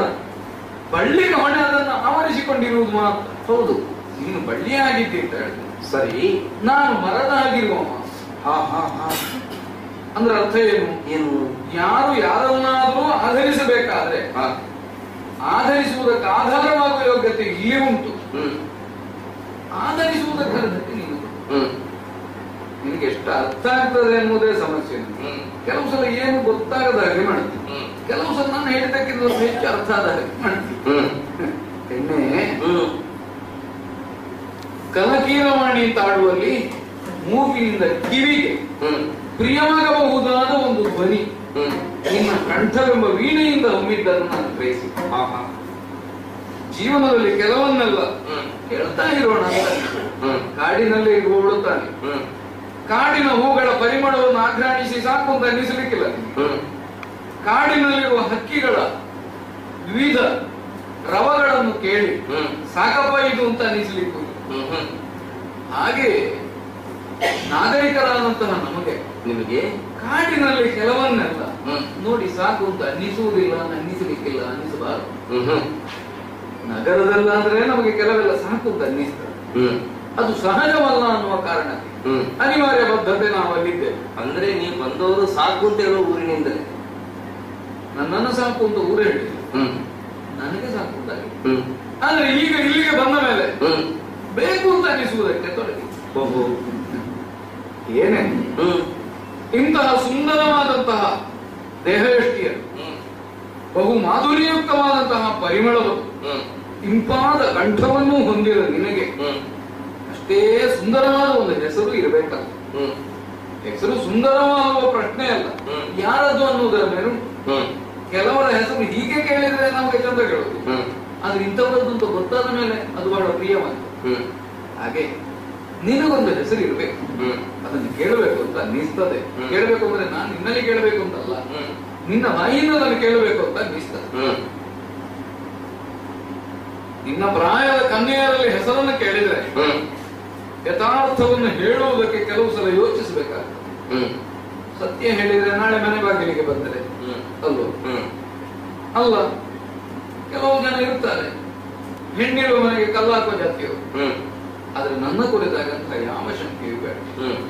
ಇಷ್ಟು ಹೊತ್ತು ನಿನ್ನಲ್ಲಿ ಮಾತಾಡ್ತಾರೆ ಇವರು, ಮಾತನ್ನು ಬಿಟ್ಟು ಇನ್ನೊಂದು ಯಾವುದೋ ಒಂದು ಕ್ರಿಯೆಗೆ ನಾನು ಮುಂದಾನುವ, ಆದ್ರೆ ಮನಸ್ಸು ಸೋತು ಹೋಗಿದೆ. ಓಹೋ, ನೋಡಿದೆಲ್ಲ ಪ್ರಕೃತಿಯಲ್ಲಿ ಎಲ್ಲ ಒಂದೊಂದೇ ಇರುವುದು, ಒಂದು ಗಂಡು ಒಂದು ಹೆಣ್ಣು ಜೊತೆಯಾಗಿ ಇರ್ತದೆ.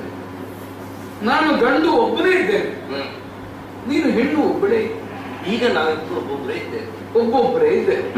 ಪ್ರಕೃತಿಯಲ್ಲಿ ಯಾವುದು ಹೀಗಿರುವುದಿಲ್ಲ, ಆದ್ರೆ ನಾವು ಮಾತ್ರ ಹೀಗೆ ಇರುವುದರಲ್ಲಿ ಸಹಜತೆ ಅಲ್ವಾ? ಪ್ರಕೃತಿಯ ಮಕ್ಕಳಾಗಿ ಒಂದಾಗಿರಬೇಕಾದದ್ದು ದೂರ ದೂರವಾಗಿರುವುದು ಯಾಕೆ ಅಂತ ನನ್ನ ಅಂತರಂಗ ಪ್ರಶ್ನೆ ನಾವು ನಿನ್ನಲ್ಲಿ ಕೇಳಿದ್ದಲ್ಲ, ನನ್ನ ಪ್ರಶ್ನೆ. ಹೆಸರನ್ನು ಹೇಳದೆ ಮರೆ ಮಾಚಿ ಇರುವುದಕ್ಕಿಂತ ಇನ್ನೇನನ್ನೋ ಹೇಳಿ ಎಲ್ಲಿ ಮನೆ ಅಂತ ಆಡಿದ್ದಕ್ಕೆ ಇನ್ನೆಲ್ಲಿಯೋ ಅಂತ ತೋರಿಸಿ ಸದ್ಯಕ್ಕೆ ಒಂದು ಆಪತ್ತಿನಿಂದ ದಾಟಿ ಬಿಡೋಣ ಅನ್ನೋ ಯೋಚನೆ ಮಾಡಬೇಡ. ನನ್ನಿಂದ ಆಪತ್ತಿಲ್ಲ. ಹಾಗೆ ನೋಡಿದ್ರೆ ನಿನಗೆ ಒದಗಬಹುದಾದ ಬಹುದೊಡ್ಡ ಭಾಗ್ಯವೇ ನನ್ನ ರೂಪದಲ್ಲಿ ಬಂದಿದೆ ಅಂತ ನೀನು ತಿಳಿದ್ರೆ ತಪ್ಪಲ್ಲ. ನಿನ್ನ ಹೆಸರ ವಂಚಿಸದೆ ಬೇಡ. ಓ ಮಲಯಗಂಧಿನಿ. ಮಲಯಗಂಧಿನಿ ಅಂದ್ರೆ ಇಲ್ಲಿ ಸಹಜವಾಗಿರುವ ಗಾಳಿಯ ಪರಿಮಳವನ್ನು ಸೇರಿಸಿ ಹೇಳಿ ಅದಕ್ಕಿಂತ ಮೀರಿದ ವಿಶಿಷ್ಟವಾದ ಯೋಗ್ಯತೆ ಉಳ್ಳ ದೇಹಗಂಧ ಉಳ್ಳ ನಿನ್ನಲ್ಲಿ ನನ್ನ ಯಾಚನೆ ಇಷ್ಟೇ. ಏನು, ನೀನು ಒಬ್ಬಳೇ ಇರುವುದು ಬೇಡ, ನನ್ನೊಟ್ಟಿಗೆ ಬಳಿ ಮರವನ್ನು ತಬ್ಬಿದ ಹಾಗೆ ನನ್ನೊಂದಿಗೆ ನನ್ನಲ್ಲಿಗೆ ಬರಬಹುದಲ್ಲ, ಇದು ನನ್ನ ಅಪೇಕ್ಷೆ. ಅಯ್ಯ ಹೇಳ್ತೀಯ? ಶ್ರೀ ಗುರು ಗಣಪತಿಭ್ಯಾಂ ನಮಃ.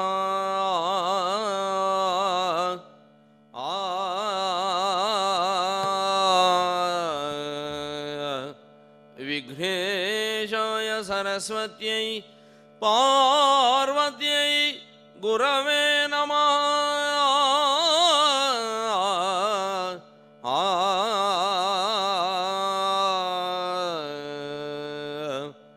ಗಜಮುಖದ ಮಗೆ ಗಣಪಗೆ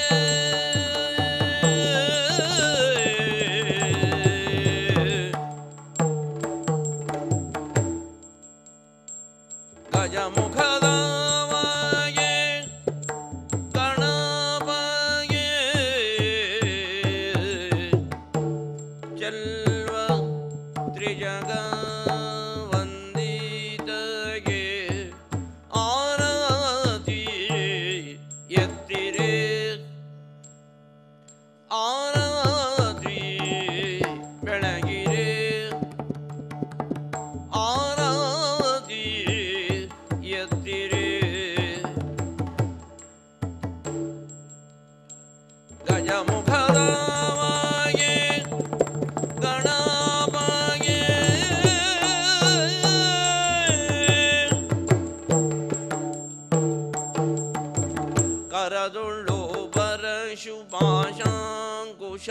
ಹರನಿಗೆ ಹರುಷದಿ ಭಕ್ತರ ಪರಮವಾಗಿ ಪುರಂಗಭೂಷಣನ ಸುಕುಮಾರ ಗಜಮದನನ ಚರಣ ಕಮಲಕ್ಕೆ ಆರತಿ ಎತ್ತೀರೆ ಆರತಿ ಬೆಳಗಿರೆ ಆರತಿ ಎತ್ತೀರೆ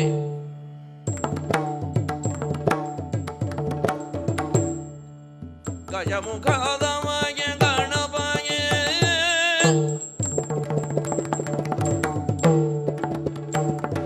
ತೋಳಿನ್ನದಿ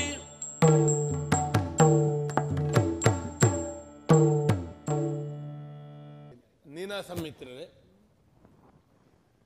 ಶ್ರೀತಾಕ್ಷರು ಹೇಳಿದ್ದಾರೆ, ಇದು ಗೋಷ್ಠಿ ಅಂತಂದರೆ ಗೋಷ್ಠಿ ಪ್ರಾತ್ಯಕ್ಷಿಕೆ ಮತ್ತು ಒಂದು ಅನೌಪಚಾರಿಕವಾದಂಥ ತಾಳಮದ್ದಲೆ ರಚನಾ ವಿಧಾನವನ್ನು ಅರ್ಥ ಮಾಡುವ ತುಂಬ ಅಪೂರ್ಣವಾದ ಮತ್ತು ಪ್ರಾಥಮಿಕವಾದ 2 elementary and rudimentary stage of understanding the process of how a drama is created.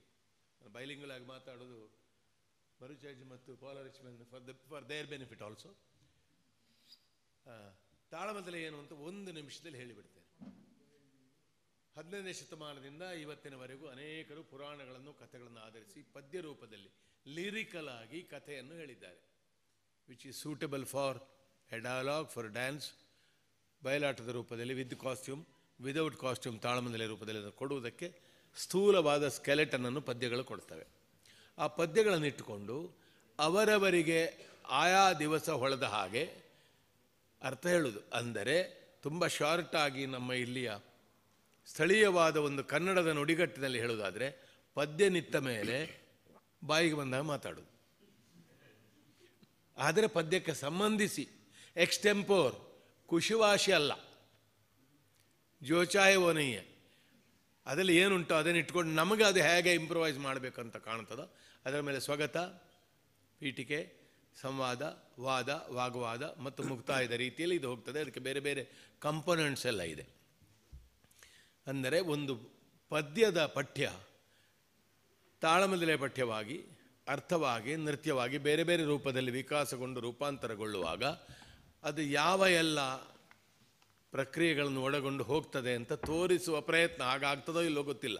ನಿಮ್ಗೆ ಅರ್ಥ ಆಗೋದು ಬೇರೆ ಆಗ್ಬೋದು. ಪದ್ಯದ ಒಂದು ಪಾಠ ಇದೆ, ತಾಳಮದ್ದಲೆ ಪಾಠ ಒಂದಿದೆ. ನಿಮ್ಮ ಮನಸ್ಸಿನಲ್ಲಿ ಗ್ರೋಯಿಂಗ್ ಟೆಕ್ಸ್ಟ್ ಆಗಿ ನಿಮ್ಮಲ್ಲಿ ಅದು ಬೇರೆ ರೀತಿಯಲ್ಲಿ ಬೆಳಿಬೋದು.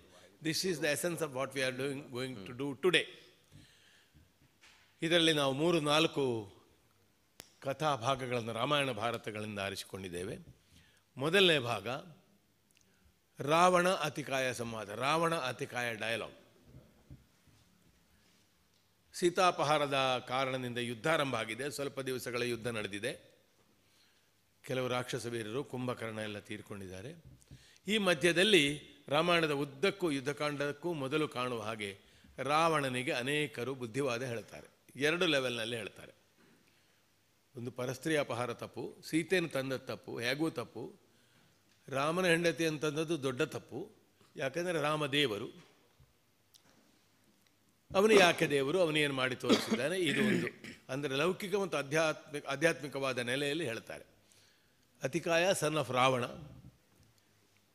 he is a consul in the middle of the war when Ravana is getting ready to face Rama. Today I will kill him, he says, after having heard the death of 2 of his sons.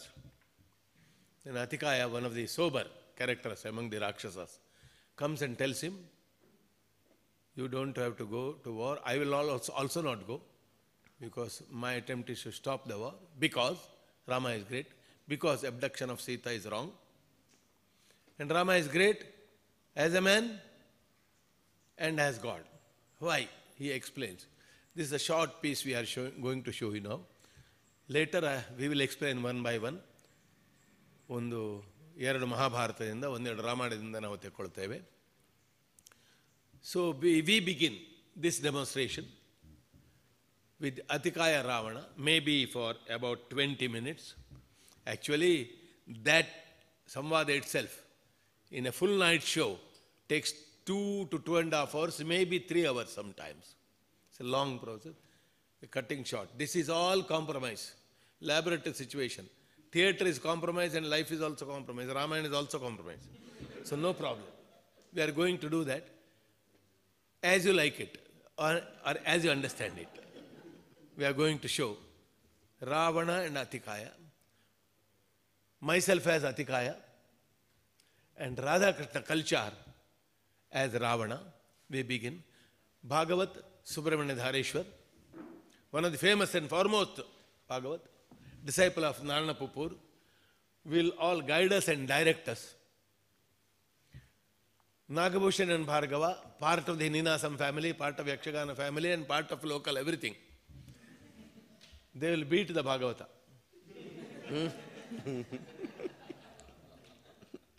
And 3 more artists will participate by rotation. At the end, we are showing an interesting demonstration. Last year, which we experimented, has come out successful. Tumba ಯಶಸ್ವಿ ಆಯ್ತದು. ಒಂದೇ ಪಾತ್ರದ 1-2 ಪದ್ಯಗಳನ್ನು ಇಟ್ಟುಕೊಂಡು ಬೇರೆ ಬೇರೆ ಪಾತ್ರಧಾರಿಗಳು ಒಂದೇ ಪಾತ್ರವನ್ನು ಹೇಳೋದು. ಪ್ರತಿಕ್ರಿಯೆಗೆ ಒಬ್ಬನೇ ಇರ್ತಾನೆ. ಇಲ್ಲಿ ಪಾತ್ರ ಹೇಳುವವ ಒಬ್ಬ ಇರ್ತಾನೆ. ಕಳೆದ ವರ್ಷ ನಾವು Duryodhana, end of Duryodhana's character, when he decides to go to war, that piece we were showing. This time we are going to show Krishna Sandhana, Bhima and Krishna Samvada at the end. That will be a multiple text, if you want to call it in the modern parlance. ನಮಗೆ ಎಷ್ಟೋ ಸಲ ಅಕ್ಷರ ಮಾತಾಡುವಾಗ, ವಿದ್ವಾಂಸರು ಅನೇಕರು ಮಾತಾಡುವಾಗ ಹೊಸ ವಿಷಯಗಳನ್ನು ತಾಳಮದ್ದಲೆ ಮೇಲೆ ಹೊರಿಸಿದ ಹಾಗೂ ಕಾಣುತ್ತದೆ. ಹೆದರಿಕೆಯೂ ಆಗ್ತದೆ, ಒಳಗಿಂದ ಖುಷಿಯೂ ಆಗ್ತದೆ. ಅದೆಲ್ಲ ಶಬ್ದ ನಮಗೂ ಸಂಬಂಧಪಟ್ಟದ್ದು ಹೌದು ಅಂತ. We feel a bit embarrassed and also a bit proud that because modern textual all criticism all over the world, a healthy globalization is coming into Yakshagana also. So we begin Atikaya ಮತ್ತು ರಾವಣ. ನಾನು ಅತಿಕಾಯ, ಪ್ರಾಧ್ಯಾಪಕ ರಾಧಾಕೃಷ್ಣ ಕಲ್ಚಾರ್ ವೇದಿಕೆಗೆ ಬರಬೇಕು. ಇದು ಸುಮಾರು 20 ನಿಮಿಷಗಳ ಕಾಲ ನಡೆಯುತ್ತದೆ. ಅದರ ಮೇಲೆ 10 ನಿಮಿಷ ಸಂವಾದ ನಡೆಯುತ್ತದೆ. ಅದರ ಮೊದಲು ಕಾಫಿ ಕುಡಿತಾರೆ.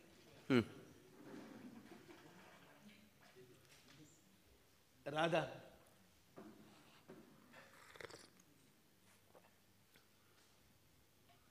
ರಾಧಾ ಎಲ್ಲಿದ್ದಾನೆ? ರಾಧಾ ಅಂದ್ರೆ ರಾಧಾ ಅಲ್ಲ, ರಾಧಾಕೃಷ್ಣ. ಇಲ್ಲ, ವಾಲ್ಮೀಕಿ ರಾಮಾಯಣದಲ್ಲಿ ಒಂದು ಉಕ್ತಿ ಮಾತ್ರ ಇದೆ. ಅತಿಕಾಯ ಉಳಿದ ರಾಕ್ಷಸರ ಹಾಗೆ ಹೆಚ್ಚು ಕಡಿಮೆ, ಸ್ವಲ್ಪ ಒಳ್ಳೆಯ ಎಂಬ ಸೂಚನೆ ಇದೆ. That hint from Ramayana was taken by Torave and built Atikaya into a separate character. So Atikaya is basically the creation of Kannada poetry. ಅದನ್ನು ಹಟ್ಟಿಯಂಗಡಿ ರಾಮಭಟ್ರು ಬರೆದ ಅತಿಕಾಯ ಕಾಳಗದಲ್ಲಿ ಪದ್ಯ ರೂಪದಲ್ಲಿ.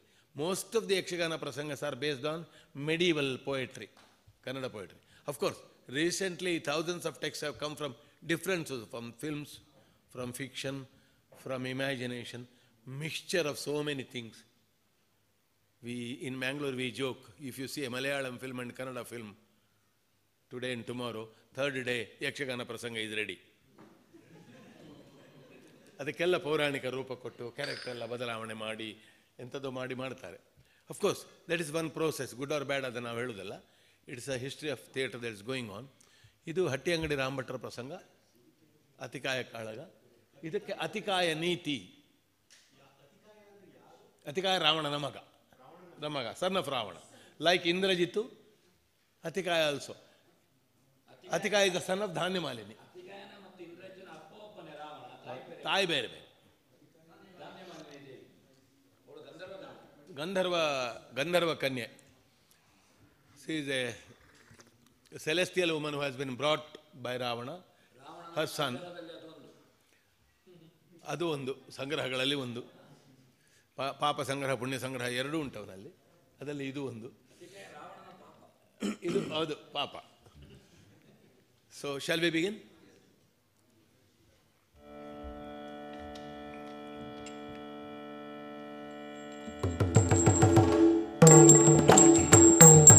ಎನ್ನುತ್ತ ಕೊನ್ನ ಮೀದಗಳದಿರುವೆ,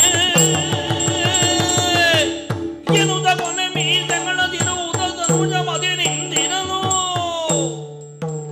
ಕಾಣುತ್ತನಗ ಮದಿ ಅಧಿಗಾಯನವುದೆಂದನು ಬಿದಗೆ. ಅಬಾಬಾಬಾಬಾಬಾ, ನಮ್ಮ ತಂದೆಯವರು ರಾಕ್ಷಸ ಪ್ರಭು ರಾವಣೇಶ್ವರ ಚತುರ್ದಶ ಭುವನದಲ್ಲಣ. ಅದರ ಒಂದು ಸ್ವರೂಪವನ್ನೇ ತೋರಿಸಿಬಿಟ್ರು. ದೇವಾಂತಕ ನರಾಂತಕರ ಮರಣವನ್ನು ಕೇಳಿ ಸಿಡಿದದ್ದ ನಮ್ಮ ಅಪ್ಪಯ್ಯ ಪ್ರತಿಜ್ಞೆ ಮಾಡಿದ್ದಾರೆ. ರಾಕ್ಷಸ ರಕ್ತ ಧಮನಿಗಳಲ್ಲಿ ಉಕ್ಕುವ ಹಾಗೆ ವೀರಭಾಷಣವನ್ನು ಮಾಡಿದ್ದಾರೆ. ಬನ್ನಿ ಹೇಳಿ, ನಾನೇ ಚಂದ್ರಹಾಸವನ್ನು ಹಿಡಿದು ಹೊರಡ್ತಾ ಇದ್ದೇನೆ. ಅಬ್ಬಾ, ಅಂದರೆ ಇವತ್ತೊಂದು ನಿರ್ಣಾಯಕವಾದ ಸ್ಥಿತಿಯಲ್ಲಿ ರಾಮ ಲಕ್ಷ್ಮಣನನ್ನು ಸೋಲಿಸುವುದಲ್ಲ, ಕೊಂದೇ ಬರ್ತೇನೆ. ಇದು ಮಾಡದಿದ್ದರೆ ತಂದೆ ತಾಯಿಗಳಿಂಗೆ ಜನಿಸಿದ ಕಂದನಲ್ಲ. ಈ ವೀರ ಪ್ರತಿಜ್ಞೆಯನ್ನು ಮಾಡಿ ಹೊರಡುವಾಗ ನಾನು ಎದ್ದು ನಿಲ್ಲಬೇಕಾಯ್ತು. ಯಾಕೆ? ರಾವಣೇಶ್ವರನ ಕೊನೆ ಮೀಸೆ 20 ಕೊನೆ ಮೀಸೆ ಕೊನೆಗಳನ್ನು ತಿರುಗಿಸಿದ್ದಾರೆ. ಅದೇ ಕೊನೆ ಮೀಸೆ ಅಲ್ಲ, ರಾವಣನ ಕೊನೆ ಮೀಸೆ ಇಲ್ಲಿ ಉಂಟು. ಅದು ತಾರುಣ್ಯಪೂರ್ಣವಾಗಿಯೂ ಉಂಟು. ಅದು ಯುದ್ಧಕ್ಕಾಗಿಯೇ ಪ್ರವರ್ತಿಸಬೇಕಾದ್ದಿಲ್ಲ ಎನ್ನುವುದನ್ನು ಹೇಳುವ ಸ್ಥಿತಿಯ ಬುದ್ಧಿ ಆ ಮೀಸೆಯ ಮೇಲೆ ಉಂಟು. ಹಾಗಾಗಿ ಅನೇಕರು ಲಂಕೆಯಲ್ಲಿ ಭಾವಿಸಿದ್ದಾರೆ ಯುದ್ಧ ಬೇಡ ಅಂತ. ಹೇಳುವ ಧೈರ್ಯ ಅನೇಕರಿಗೆ ಆಗಲಿಲ್ಲ. ದೊಡ್ಡಮ್ಮ ಹೇಳಿದರು, ನಮ್ಮ ಚಿಕ್ಕಪ್ಪ ಹೇಳಿದರು, ಅವರಿಗೆ ಕೇಳಲಿಲ್ಲ. ಆದರೆ ಲಂಕೆಯ ಅಂತಸ್ಸಾಕ್ಷಿಯ ಪ್ರತಿನಿಧಿಯಾಗಿ ನಾನು ಹೇಳಬೇಕು. ಕೇಳಿಯಾರೇ ಗೊತ್ತಿಲ್ಲ. ಈಗಲೂ ನನಗೆ ಸಂದೇಹ ಉಂಟು. ನಾವೇನನ್ನು ಹೇಳುತ್ತೇವೋ ಅದು ನಮ್ಮ ತಂದೆಯವರಿಗೆ ಮೊದಲೇ ಗೊತ್ತುಂಟು. ಸೀತಾಪಹಾರದ ಬಗ್ಗೆ, ಶ್ರೀರಾಮಚಂದ್ರನ ಬಗ್ಗೆ ತಿಳಿಯದವರೇನೂ ಅಲ್ಲ ಅವರು. ಯಾಕೆ ಹಾಗಾದರೆ ಬೇಕು ಅಂತ ಯುದ್ಧಕ್ಕೆ ಹೊರಡ್ತಾರೆ? ಬೇಕು ಅಂತ ರಾಕ್ಷಸ ಲೋಕವನ್ನು ತಳ್ಳುತ್ತಾ ಇದ್ದಾರೆ ಕಪಿಗಳ ಮುಂದೆ. ಸೋಲಿನಲ್ಲಿಯೂ ಪರಿವರ್ತಿತರಾಗದೆ ಮತ್ತಷ್ಟು ರೋಷಾವಿಷ್ಟರಾಗ್ತಾರೆ. ಯಾಕೆ? ಇದನ್ನು ಅರ್ಥ ಮಾಡುವುದಕ್ಕಾದರೂ ಪ್ರಯತ್ನ ಮಾಡುವ.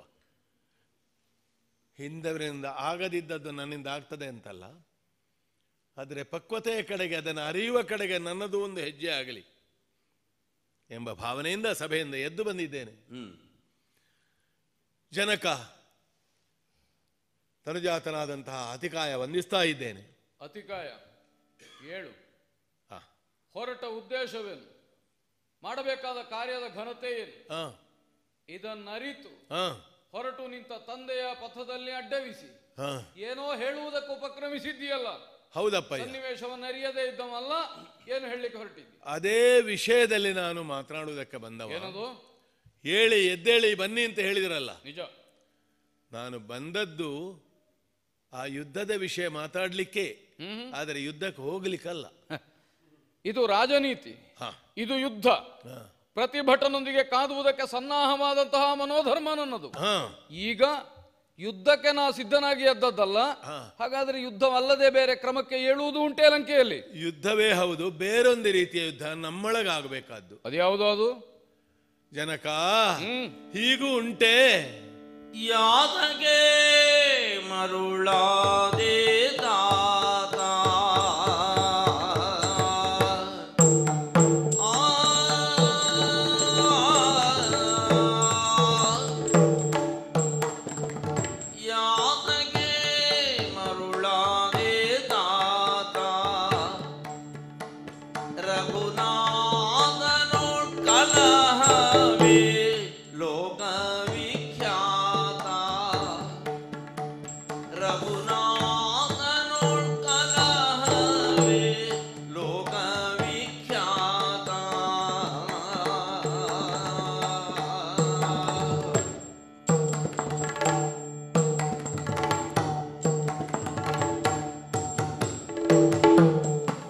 ಯಾಕಂದ್ರೆ ಸಕಲ ಲೋಕೈಕ ನಾಯಕನು, ಎಲ್ಲ ಲೋಕಕ್ಕೆ ನಾಯಕನಾಗಿದ್ದಾನೆ. ಸಕಲ ಲೋಕೈಕ ನಾಯಕನು, ಸರ್ವಾತ್ಮಕನು, ಸರ್ವರ ರಕ್ಷಿಸುವ ದೈವನವನು. ಸರ್ವಾತ್ಮಕನು, ಸರ್ವರ ರಕ್ಷಿಸುವ ದೈವನವನು. ಅಷ್ಟೇ ಅಲ್ಲ, ಅದಕ್ಕಿಂತ ಮೇಲೆ ಇದ್ದಾನೆ. ಮುಕುತಿದಾಯಕನು, ಶಾಶ್ವತನು, ಮುಕುತಿದಾಯಕನು,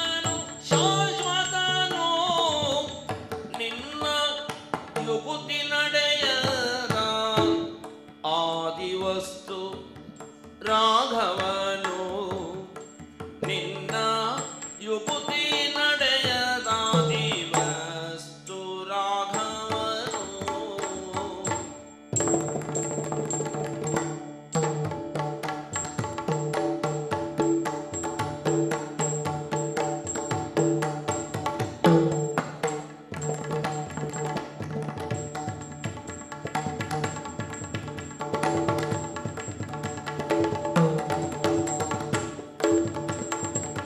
ಯಾದಗೆ ಮರುಳಾದೆ ನಾದ ರಘುನಾಥನು ಕಲಹವೆ ಲೋಕ ವಿಖ್ಯಾತ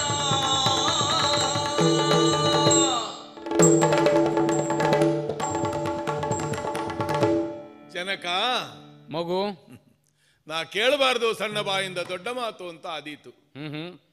ನಿಮಗೂ ಈ ಮರುಳಾಟವೇ?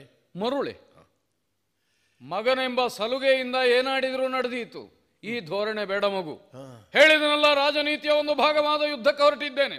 ಹೌದಪ್ಪಯ್ಯ, ಆ ಮರುಳಾಟ ಅಂದ್ರೆ ಹುಚ್ಚು ಎಂಬ ಅರ್ಥ ಅಲ್ಲ. ಮತ್ತಿನ್ನೇನೋ? ನೀವು ಮರುಳಾಗಿದ್ದೀರೋ ಅಲ್ಲ, ನೋಡುವವರನ್ನು ಕೇಳುವವರನ್ನು ಮರಳು ಮಾಡ್ತಾ ಇದ್ದೀರಾ. ಅದ್ಯಾಕೆ? ಹೊರಟಿದ್ದೇನೆ ಇಂದು ರಾಮನ ರಣದಿ ಕೆಡಹದೆ ಹಿಂದು ಮುಂದಾನಾದೆನಾದಡೆ. ಇದು ಮೀಸೆಯ ಮೇಲಿಟ್ಟ ಕೈ. ತಂದೆ ತಾಯಿಗಳಿಗೆ ನಾವು ಹುಟ್ಟಿದ್ದು ವ್ಯರ್ಥ ಅಂತ ಪ್ರತಿಜ್ಞೆ ಮಾಡಿದ್ರಲ್ಲ. ಹೊರಟ ಕಾರ್ಯಕ್ಕೊಂದು ಮಹತ್ವ ಉಂಟು ಅಂತಲ್ಲ, ಸಾಧಕನಾಗುವುದಕ್ಕೆ ಹೊರಟ ನನಗದರಲ್ಲೇ ಗಾಂಭೀರ್ಯ ಎಷ್ಟುಂಟು, ಅದು ಮನದಟ್ಟಾಗುವುದಕ್ಕೆ ಹೇಳಿದ್ದು ಮಗು. ಅಪ್ಪಯ್ಯ, ಸಾಮಾನ್ಯವಾಗಿ ಇದ್ದದ್ದನ್ನು ಇದ್ದಂತೆ ಕಾಣುವುದು, ಪ್ರಮಾಣಗಳ ನೆರವಿನಿಂದ ಅರ್ಥ ಪರೀಕ್ಷಣೆಗಳನ್ನು ಮಾಡುವುದಕ್ಕೆ ನ್ಯಾಯ ನಿರ್ಣಯಿತವಾದಂತಹ ಪ್ರಮೆ ಅಂತ ಹೆಸರು. ಪ್ರಮಾಣಗಳಿಂದ ಸಿದ್ಧವಾದ ಪ್ರಮೆ ಅದು ವಾಸ್ತವ ಜ್ಞಾನ. ಪ್ರಮಾಣಗಳ ಗೊಂದಲದಿಂದ ಒಂದಕ್ಕೊಂದು ತಾಳೆ ನೋಡದೆ ಅಥವಾ ನಮ್ಮ ಮುಂದೆ ಇರುವ ಪ್ರಮಾಣಗಳನ್ನು ಘಟನೆಗಳನ್ನು ಪರಿಶೀಲಿಸದೆ ಉದ್ದೇಶಪೂರ್ವಕವಾಗಿಯೋ ಅಥವಾ ಬುದ್ಧಿಯ ವ್ಯತ್ಯಾಸದಿಂದಲೋ ಬೇರೊಂದು ನಿರ್ಣಯಕ್ಕೆ ಬಂದರೆ ಅದಕ್ಕೆ ಭ್ರಮೆ ಅಂತ ಹೆಸರು. ಅದೇ ಮರುಳು ಅಂತ. ಇನ್ನೊಂದು ಮರುಳುಂಟು, ಕಾವ್ಯ ಸೌಂದರ್ಯಕ್ಕೆ ಮರುಳಾಗುವುದು. ನಾ ಹೂವಿಗೆ ಮರುಳಾದೆ, ಅವನ ರಾಗಕ್ಕೆ ಮರುಳಾದೆ, ಅದು ಒಳ್ಳೆ ಮರುಳು. ಆದರೂ ನಿಮ್ಮ ಈ ಮರುಳು ಯಾವ ಅರ್ಥದಲ್ಲಿ ಇದ್ರೂ ಒಳ್ಳೆದಾಗಲಿಲ್ಲ ಅಪ್ಪಯ್ಯ. ಯಾಕಂದ್ರೆ ಆ ಮರುಳಾಟಕ್ಕೆ ಸಿಕ್ಕಿದವರು ಯಂತ್ರ ಪುರುಷರಾಗಿ ತಮ್ಮನ್ನು ಹಿಂಬಾಲಿಸುವುದಕ್ಕೆ ಹೊರಟಿದ್ದಾರೆ. ಲೋಕದಲ್ಲಿ ಕೆಲವರು ವಿಷಾದ ಪುರುಷರು, ವಿಷಾದ ಪಡ್ತಾರೆ, ಹೀಗಾಗಬಾರದಿತ್ತು, ಆದರೆ ಅದಕ್ಕಿಂತ ಮುಂದೆ ಹೋಗ್ಲಿಕ್ಕೆ ಅವರಿಗೆ ಸಾಮರ್ಥ್ಯ ಇಲ್ಲ. ಕೆಲವರು ಯಂತ್ರ ಪುರುಷರು, ನಾಯಕ ಏನು ಹೇಳ್ತಾನೋ ಅವನ ಹಿಂದೆ ಜಯಕಾರವನ್ನು ಮಾಡಿಕೊಂಡು ಹೋಗ್ತಾರೆ.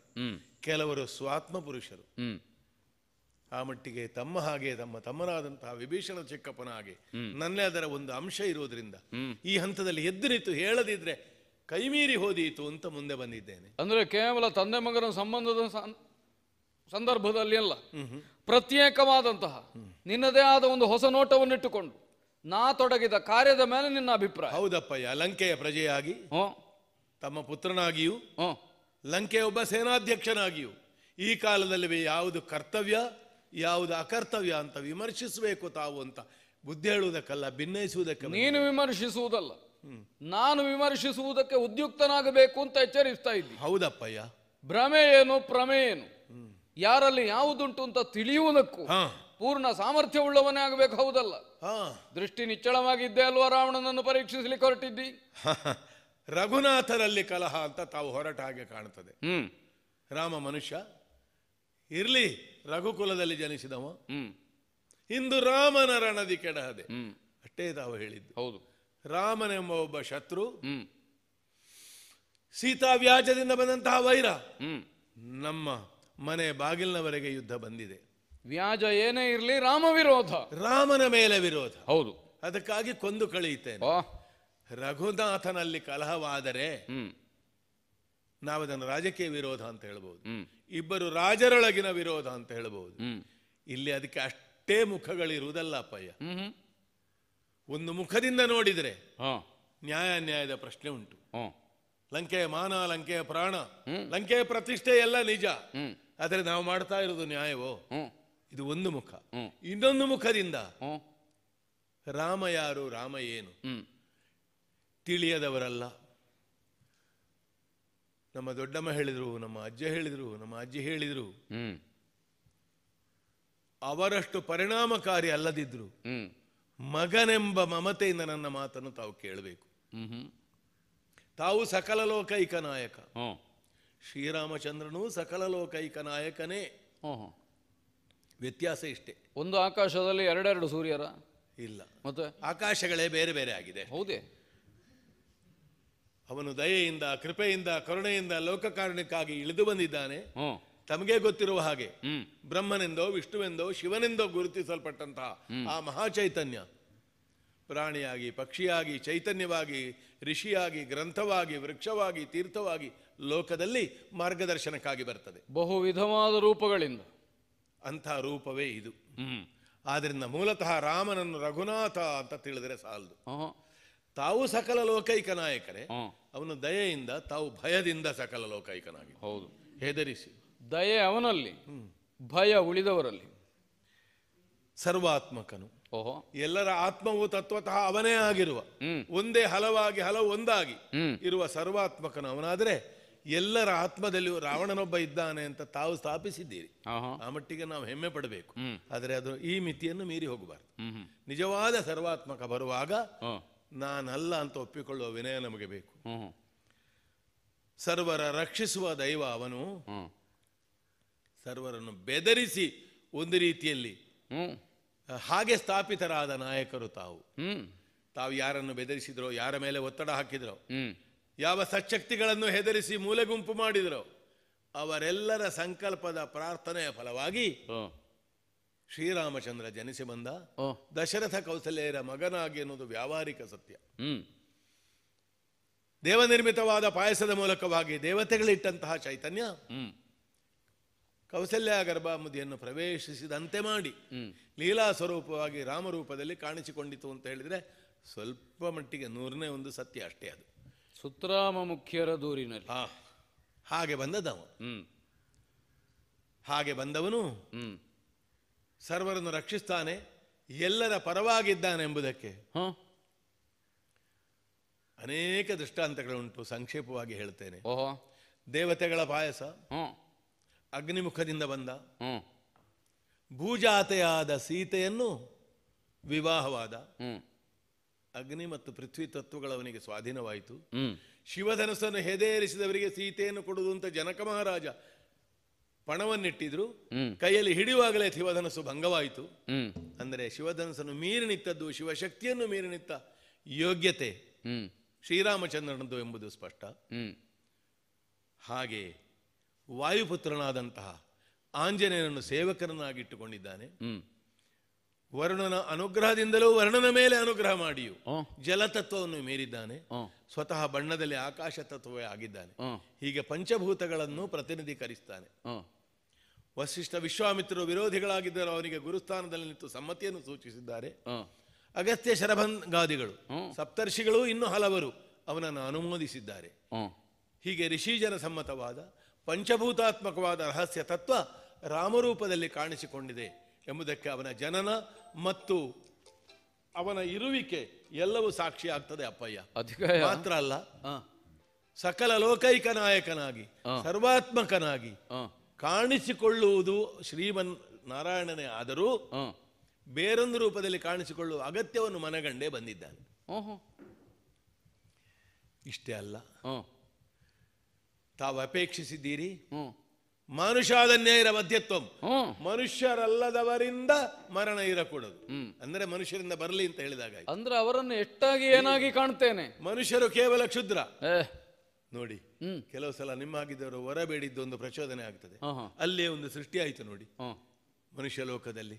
ರಾಮತತ್ವ ಅವನು ಶಾಶ್ವತನೇ. ರಾಮತತ್ವ ಯಾವಾಗಲೂ ಉಂಟು. ಮೂಲ ರಾಮ ಅಂತ ಒಬ್ಬ ಇದ್ದಾನೆ ವೈಕುಂಠದಲ್ಲಿ. ಇವ ಅದರ ಛಾಯಾ ಸ್ವರೂಪ ಅಂತಲೂ ಹೇಳ್ಬೋದು. ಹಾಗಂತ ಪೂರ್ಣ ಅಲ್ಲ ಅಂತಲ್ಲ, ಅಪೂರ್ಣ ಅಂತಲೂ ಅಲ್ಲ. ಅದು ಹೇಳಲಿಕ್ಕೆ ಬಾರದಿದ್ದು, ಅಂತೂ ಏನು ಅಂತ ಅರ್ಥ ಆಗದೆ ವರ್ಣನಾತೀತವಾದದ್ದು, ನಿರ್ವಚನಕ್ಕೆ ಸಿಕ್ಕದಿದ್ದದ್ದು ರಾಮತತ್ವ. ಮುಕ್ತಿದಾಯಕನಾಗಿದ್ದಾನೆ. ಕಬಂಧನಿಗೆ, ಶಬರಿಗೆ, ಜಟಾಯುವಿಗೆ ಮೋಕ್ಷವನ್ನು ಕೊಟ್ಟಿದ್ದಾನೆ. ವಾಲಿಗೆ ಇನ್ನೊಂದು ರೀತಿಯ ಶಿಕ್ಷಾರೂಪವಾದ ಅನುಗ್ರಹವನ್ನು, ಮೋಕ್ಷವನ್ನು ಕೊಟ್ಟಿದ್ದಾನೆ.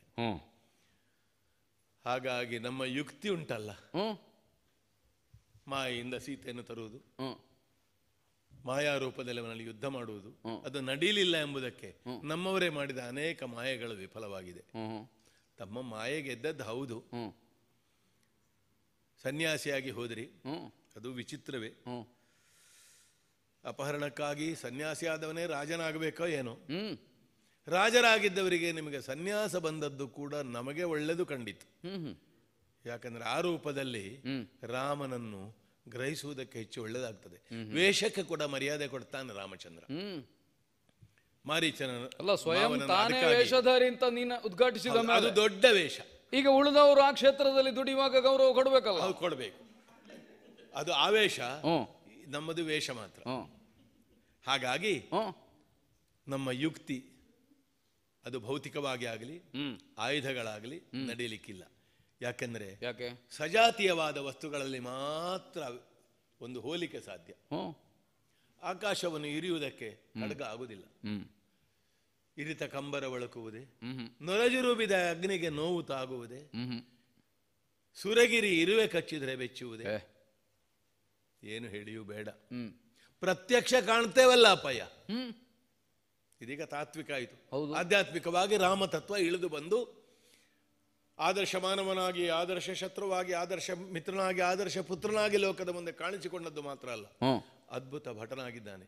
ವರ್ಷ 16 ಆಗಬೇಕಾದ್ರೆ ಊನಷೋಡಶನಾಗಿದ್ದಾಗಲೇ ಸಾವಿರಾನೇ ಬಲವುಳ್ಳ ತಾಟಕ್ಕಿಯ ಸಂಹಾರ, ಸುಬಾಹುವಿನ ವಧೆ, ಮಾರೀಚನನ್ನು ಓಡಿಸಿದ್ದು ಯಾಕೆ ಗೊತ್ತುಂಟಪ್ಪಯ್ಯ? ನಮ್ಮ ಅಂಗಳಕ್ಕೆ ಕಳಿಸಿದ್ದು ಹೇಳಲಿಕ್ಕೆ, ಇನ್ನೂ ನಿಮ್ಮ ಜನ ಬಂದ್ರೆ ಹೀಗೆ ಮಾಡ್ತೇನೆ, ಒಬ್ಬನನ್ನು ಬದುಕಿಸಿದ್ದೇನೆ, ನಿಮಗೆ ಬದುಕಬೇಕು ಅಂತಿದ್ರೆ ವೇಷ ಹಾಕಿ, ಇಲ್ಲದ್ರೆ ಶರಣಾಗಿ. ಹಾಗೆ ಮಾರೀಚ ಮಾವನನ್ನು ಬಿಟ್ಟದ್ದು.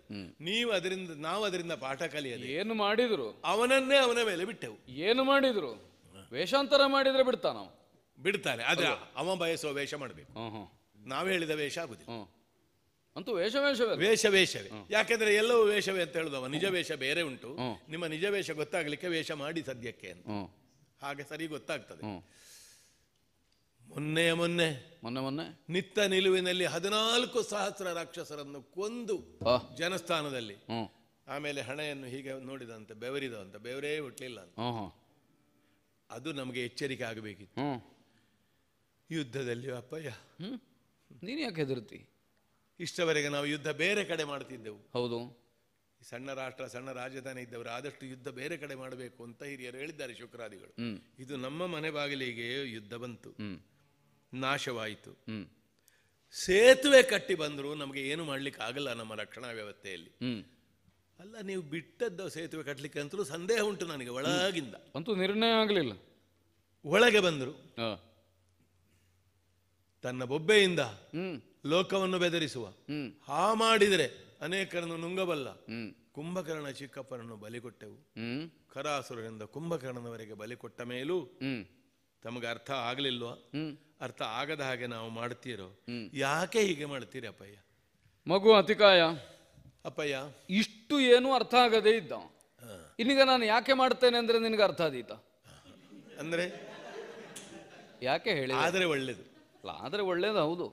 ಹಾಗೆ ಅಂತ ನಾಯಕತ್ವ ಹೊಂದಿದವ ಪ್ರತಿಯೊಬ್ಬರಿಗೂ ಪ್ರತಿಯೊಂದನ್ನು ವಿವರಿಸ್ತಾ ಇರ್ಲಿಕ್ಕೆ ಆಗುವುದಿಲ್ಲ. ಯೋಚನೆ ಮಾಡಿ ನೋಡು, ನಿನ್ನ ನೆಲೆಯಿಂದ ವಾದಿಸುವ ಮಾರೀಚನ, ಮಂಡೋದರಿಯ, ಕುಂಭಕರ್ಣನ ಮತ್ತೊಬ್ಬನ, ಹೌದು, ಅವರ ನೆಲೆಯಲ್ಲಿರಬಹುದಾದ ಭ್ರಮೆ ಏನು ಅನ್ನುವುದನ್ನು ನೀನು ಅರ್ಥ ಮಾಡಿಕೊ. ಪರದಾರಾಪಹಾರ ನನ್ನ ಮೇಲಿರುವ ಆರೋಪ ಈಗ ಸದ್ಯಕ್ಕೆ. ಅದು ಯಾರು? ರಾಮನ ಹೆಂಡತಿಯನ್ನು ತಂದಿದ್ದೀರಿ, ಅಪಾಯ ಉಂಟು. ಈಗ ಅಪಾಯ ಇಲ್ಲದಿದ್ರೆ ತರಬಹುದು ಅಂತ ಒಂದು ಪ್ರಶ್ನೆ ಬರ್ತದೆ. ಅಲ್ಲ, ಬೇರೆ ಯಾಕಂದ್ರೆ ಇಲ್ಲಿಯವರೆಗೆ ಮಾಡಿದವ ನಾನು ಮೊನ್ನೆವರೆಗೆ ದಕ್ಕಿದೆ. ಲೋಕಾಂತರಗಳಿಗೆ ಹೋಗಿದ್ದೇನೆ. ಗಂಧರ್ವರೋ, ಯಕ್ಷರೋ, ಕಿನ್ನರರೋ, ಕಿಂಪುರುಷರೋ, ನರರೋ ಯಾವುದು ನೋಡ್ಲಿಲ್ಲ. ನನಗೆ ಬೇಕಾದ್ದನ್ನು ಹೇಳ್ಕೊಂಡು ಬಂದಿದ್ದೇನೆ. ಆಕ್ಷೇಪ ಬಂತ? ಬಂದಿದೆ, ಅಷ್ಟೇ. ಆಗ್ಲಿ, ಅಪಾಯ ಬಂತ? ಇಲ್ಲ. ಸದ್ಯ ಆಕ್ಷೇಪ ಬಂತು.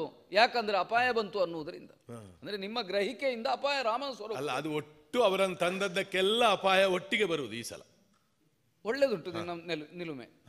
ಈಗ ನಿನ್ನಲ್ಲೇ ಕೇಳುವ, ಈಗ ಸಮಸ್ಯೆಯನ್ನು ಮುಂದಿಟ್ಟರೆ ಸಾಲದಲ್ಲ, ಅದಕ್ಕೊಂದು ಪರಿಹಾರದ ದಾರಿ ಬೇಕೋ ಬೇಡುವ?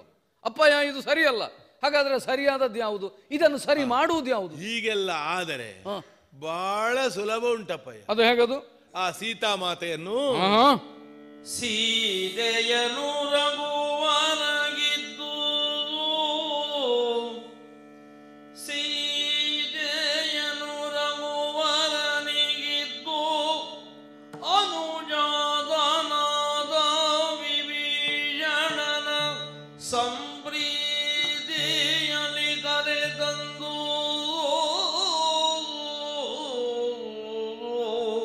ಶಬ್ದ ಬೇರೆ, ಶೈಲಿ ಅದೇ. ಹೌದೌದು, ಸಂಪ್ರೀತಿಯಿಂದ ಮಾಡಬೇಕು, ಸುಮ್ಮನೆ ಮಾಡಿದ ಹಾಗೆ ಆಗಬಾರದು.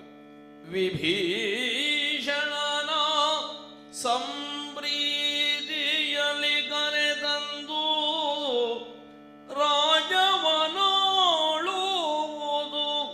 ಸುಖದಿ. ಇದೇ ಸುಖ, ಇದೇ ನೀತಿ. ರಾಜವನಾಳುವುದೆಂದು ಸುಖದಿ ನೀತಿಯಿಂದ ಅಧಿಕಾಯ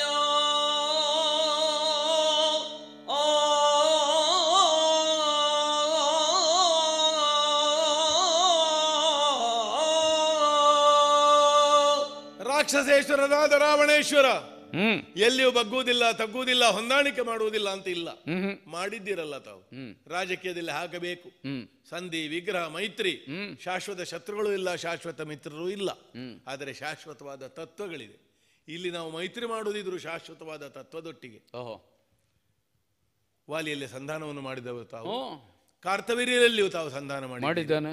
ಬೇರೆ ಬೇರೆ ಹಂತಗಳಲ್ಲಿ ಯಾರಲ್ಲಿ ಹೇಗೆ ಬೇಕೋ, ಎಲ್ಲಿ ನಡೀತದೆ ಅಲ್ಲಿ ಪೆಟ್ಟು,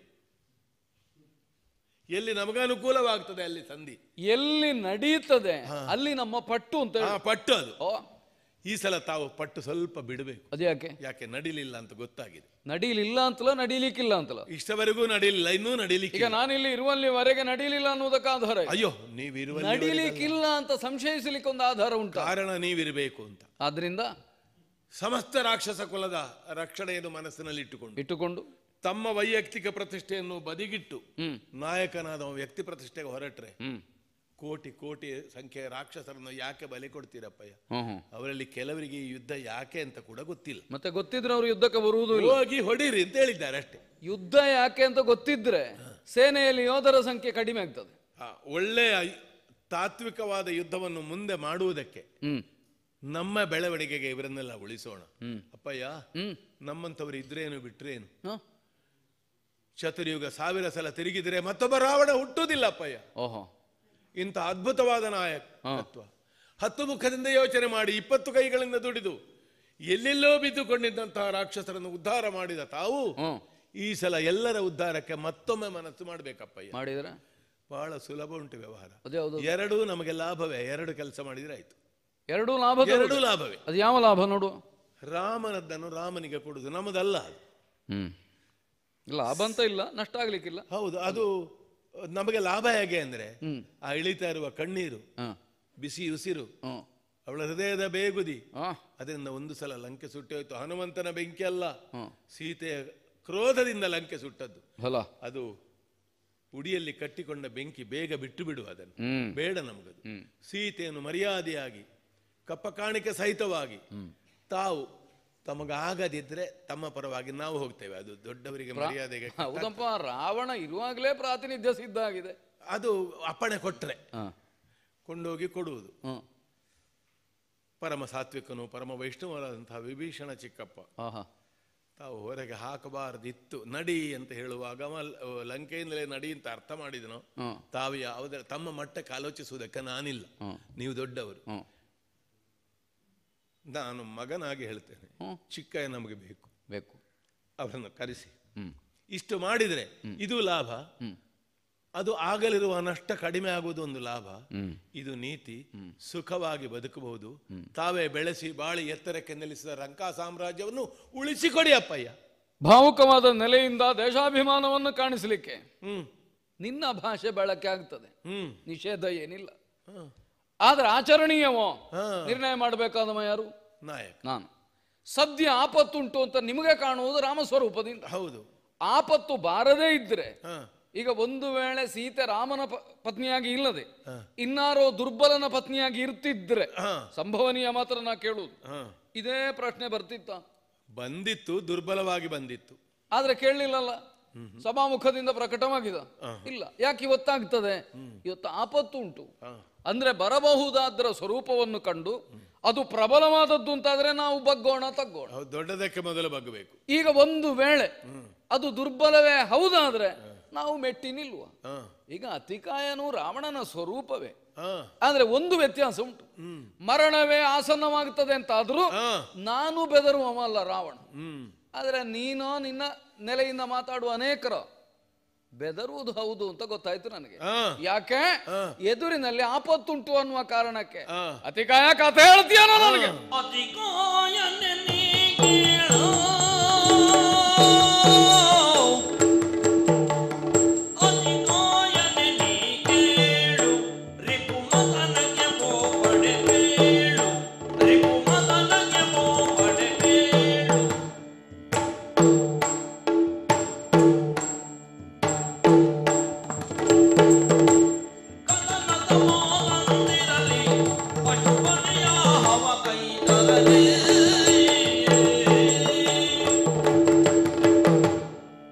ಅತಿಕಾಯ ಜನಕ, ಈ ಲಂಕೆ ಪೂರ್ವದಲ್ಲಿ ನಮ್ಮವರದ್ದೇ ಆಗಿತ್ತು, ನಮ್ಮದೇ ಆಗಿತ್ತು.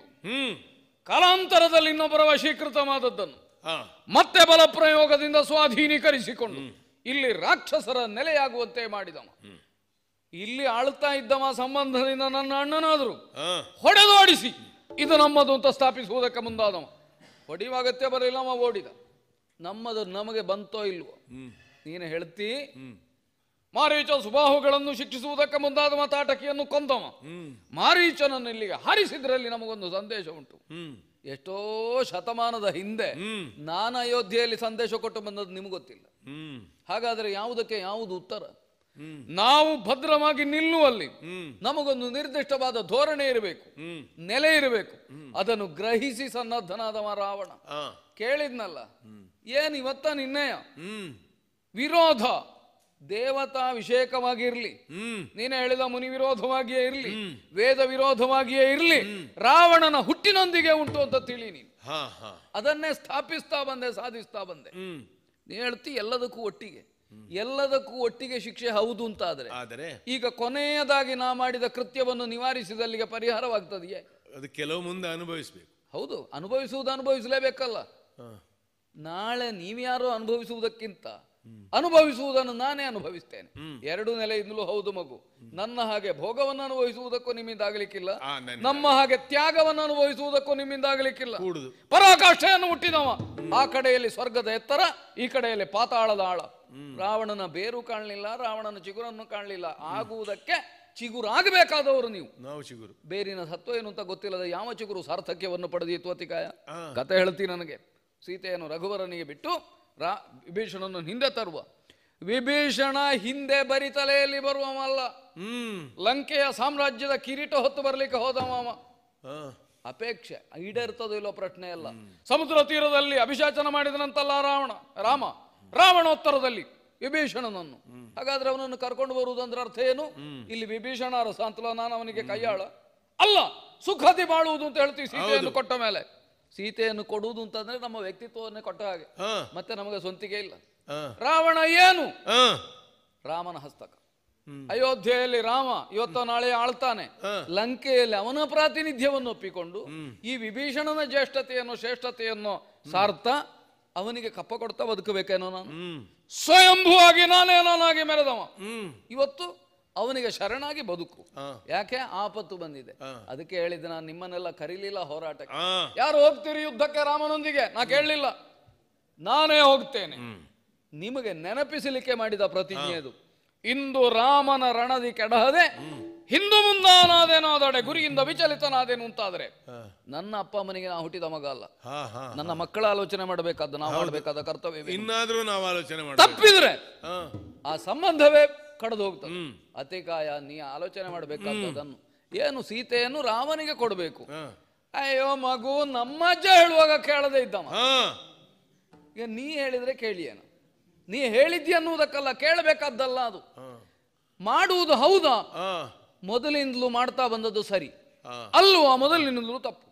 ಇದಕ್ಕೆ ಪ್ರಾಯಶ್ಚಿತ್ತ ಕರ್ಮ ಸೀತೆಯನ್ನು ಕೊಟ್ಟಲ್ಲಿಗೆ ಆಗುವುದಿಲ್ಲ. ಒಂದ ಪೂರ್ಣ ಸ್ಥಾಪಿಸಬೇಕು, ಸಾಧಿಸಬೇಕು ನಾವು.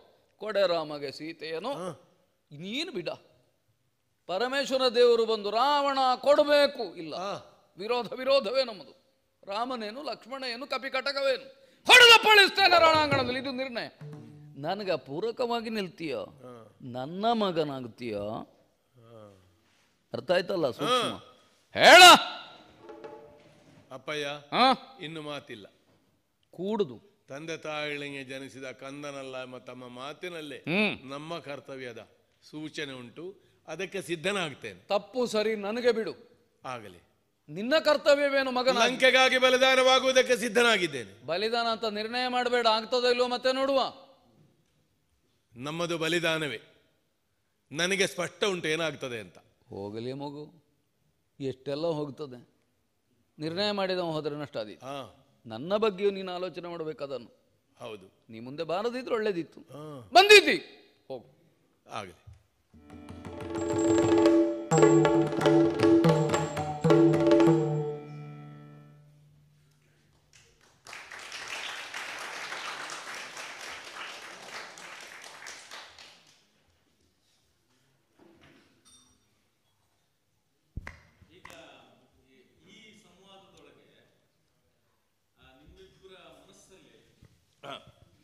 ನಿಮ್ಮಿಬ್ಬರ ಮನಸ್ಸಲ್ಲಿ ಏನು ಮುಂಚೆ ಫಿಕ್ಸ್ ಆಗಿತ್ತು, ಏನು ಅಲ್ಲಿ ಸೃಷ್ಟಿ ಆಯಿತು ಚೂರು ಹಂಚ್ಕೊತಾರೆ ನಮ್ಮ ಜೊತೆಗೆ. ಅಲ್ಲ, ನೀವು ಪ್ರಶ್ನೆ ನೇರ ಕೇಳಿದ್ರೆ ಸುಲಭ ಆಗ್ತದೆ ಅಂತ. ಮೂಲ ಪ್ರೇರಣೆ ಮತ್ತು ನಾವು ಬೆಳೆದ ರೀತಿ. ಅಲ್ಲ ಅಂದ್ರೆ ನಾನು ಸುಮ್ಮನೆ ಈಗಿನ ಬೆಳಗಿನ ಪರ್ಫಾರ್ಮೆನ್ಸ್ ಬಗ್ಗೆ ಅವರು ಸರ್ ಕೇಳ್ತಾ ಇರೋದು ಬಹುಶಃ ನಿನ್ನೆ ಕೇಳಿದ ಒಂದು ಮಾತಿನ ಮುಂದುವರಿಕೆ ಅಂತ ನಾವು ಭಾವಿಸ್ತೇನೆ. ಒಬ್ಬ ಪಾತ್ರ ಪ್ರವೇಶ ಮಾಡಲಿಕ್ಕೆ ಮೊದಲಿನ ಸಿದ್ಧತೆ ಏನು, ಅಲ್ಲಿ ಸಿದ್ಧತೆ ಏನು ಅಲ್ವಾ? ಇದರ ಆಶು ಸ್ವರೂಪವನ್ನು ನೀವು ಗ್ರಹಿಸಿದವರೇ. ನಾವು ಅಲ್ಲಿ ಮಾಡ್ತೇವೆ ಸಿದ್ಧತೆ, ಹೌದು.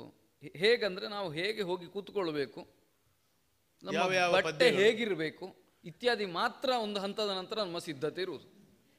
ತಮಾಷೆಗಾಗಿ ನಾನು ಹೇಳ್ತಾ ಇಲ್ಲ, ಬೇರೆ ಏನೇ ಸಿದ್ಧತೆ ಮಾಡಿದರೂ ಇಲ್ಲಿ ಫೇಲ್ ಆಗ್ತದೆ. ಅವರ ಅತಿಕಾಯನ ಪ್ರತಿಪಾದನೆ ಏನು ಅಂತ ನನಗೆ ಗೊತ್ತಿಲ್ಲ, ನನ್ನ ರಾವಣನ ನಿಲುಮೆ ಏನು ಅಂತ ಅವರಿಗೂ ಗೊತ್ತಿಲ್ಲ. ನಾವು ಬರೇ ಟೆಕ್ಸ್ಟನ್ನು ಇಟ್ಟುಕೊಂಡು ಅದರ ಮೇಲೆ ವಿಸ್ತರಿಸ್ತಾ ಇದ್ದೇವೆ. ಹೀಗಾಗಿ ಇಲ್ಲಿ ಬಂದ ಮೇಲೆ ತಯಾರಾಗೋದು ನಾವು, ಅದು ಅವರ ಮಾತಾದ ಮೇಲೆ ತಯಾರಾಗೋದು. ನಿಮಿಷಗಳ ಅವಕಾಶ, ಸೆಕೆಂಡುಗಳ ಅವಕಾಶ ಎಷ್ಟೋ ಸಲ. ಇನ್ನೊಂದು ಮುಖವೂ ಇದೆ. 3 ಥರದ ಇನ್ಸ್ಪಿರೇಷನ್ ನಮಗುಂಟು. ಇನ್ಸ್ಪಿರೇಷನ್ ಅಥವಾ background, to put it in a broad way. Number 1, there is a tradition. We have heard for a lot of years, decades, what others have been saying. We have heard these songs also. So, at least 20 to 25, 30% of the content of what we speak is static because of these songs.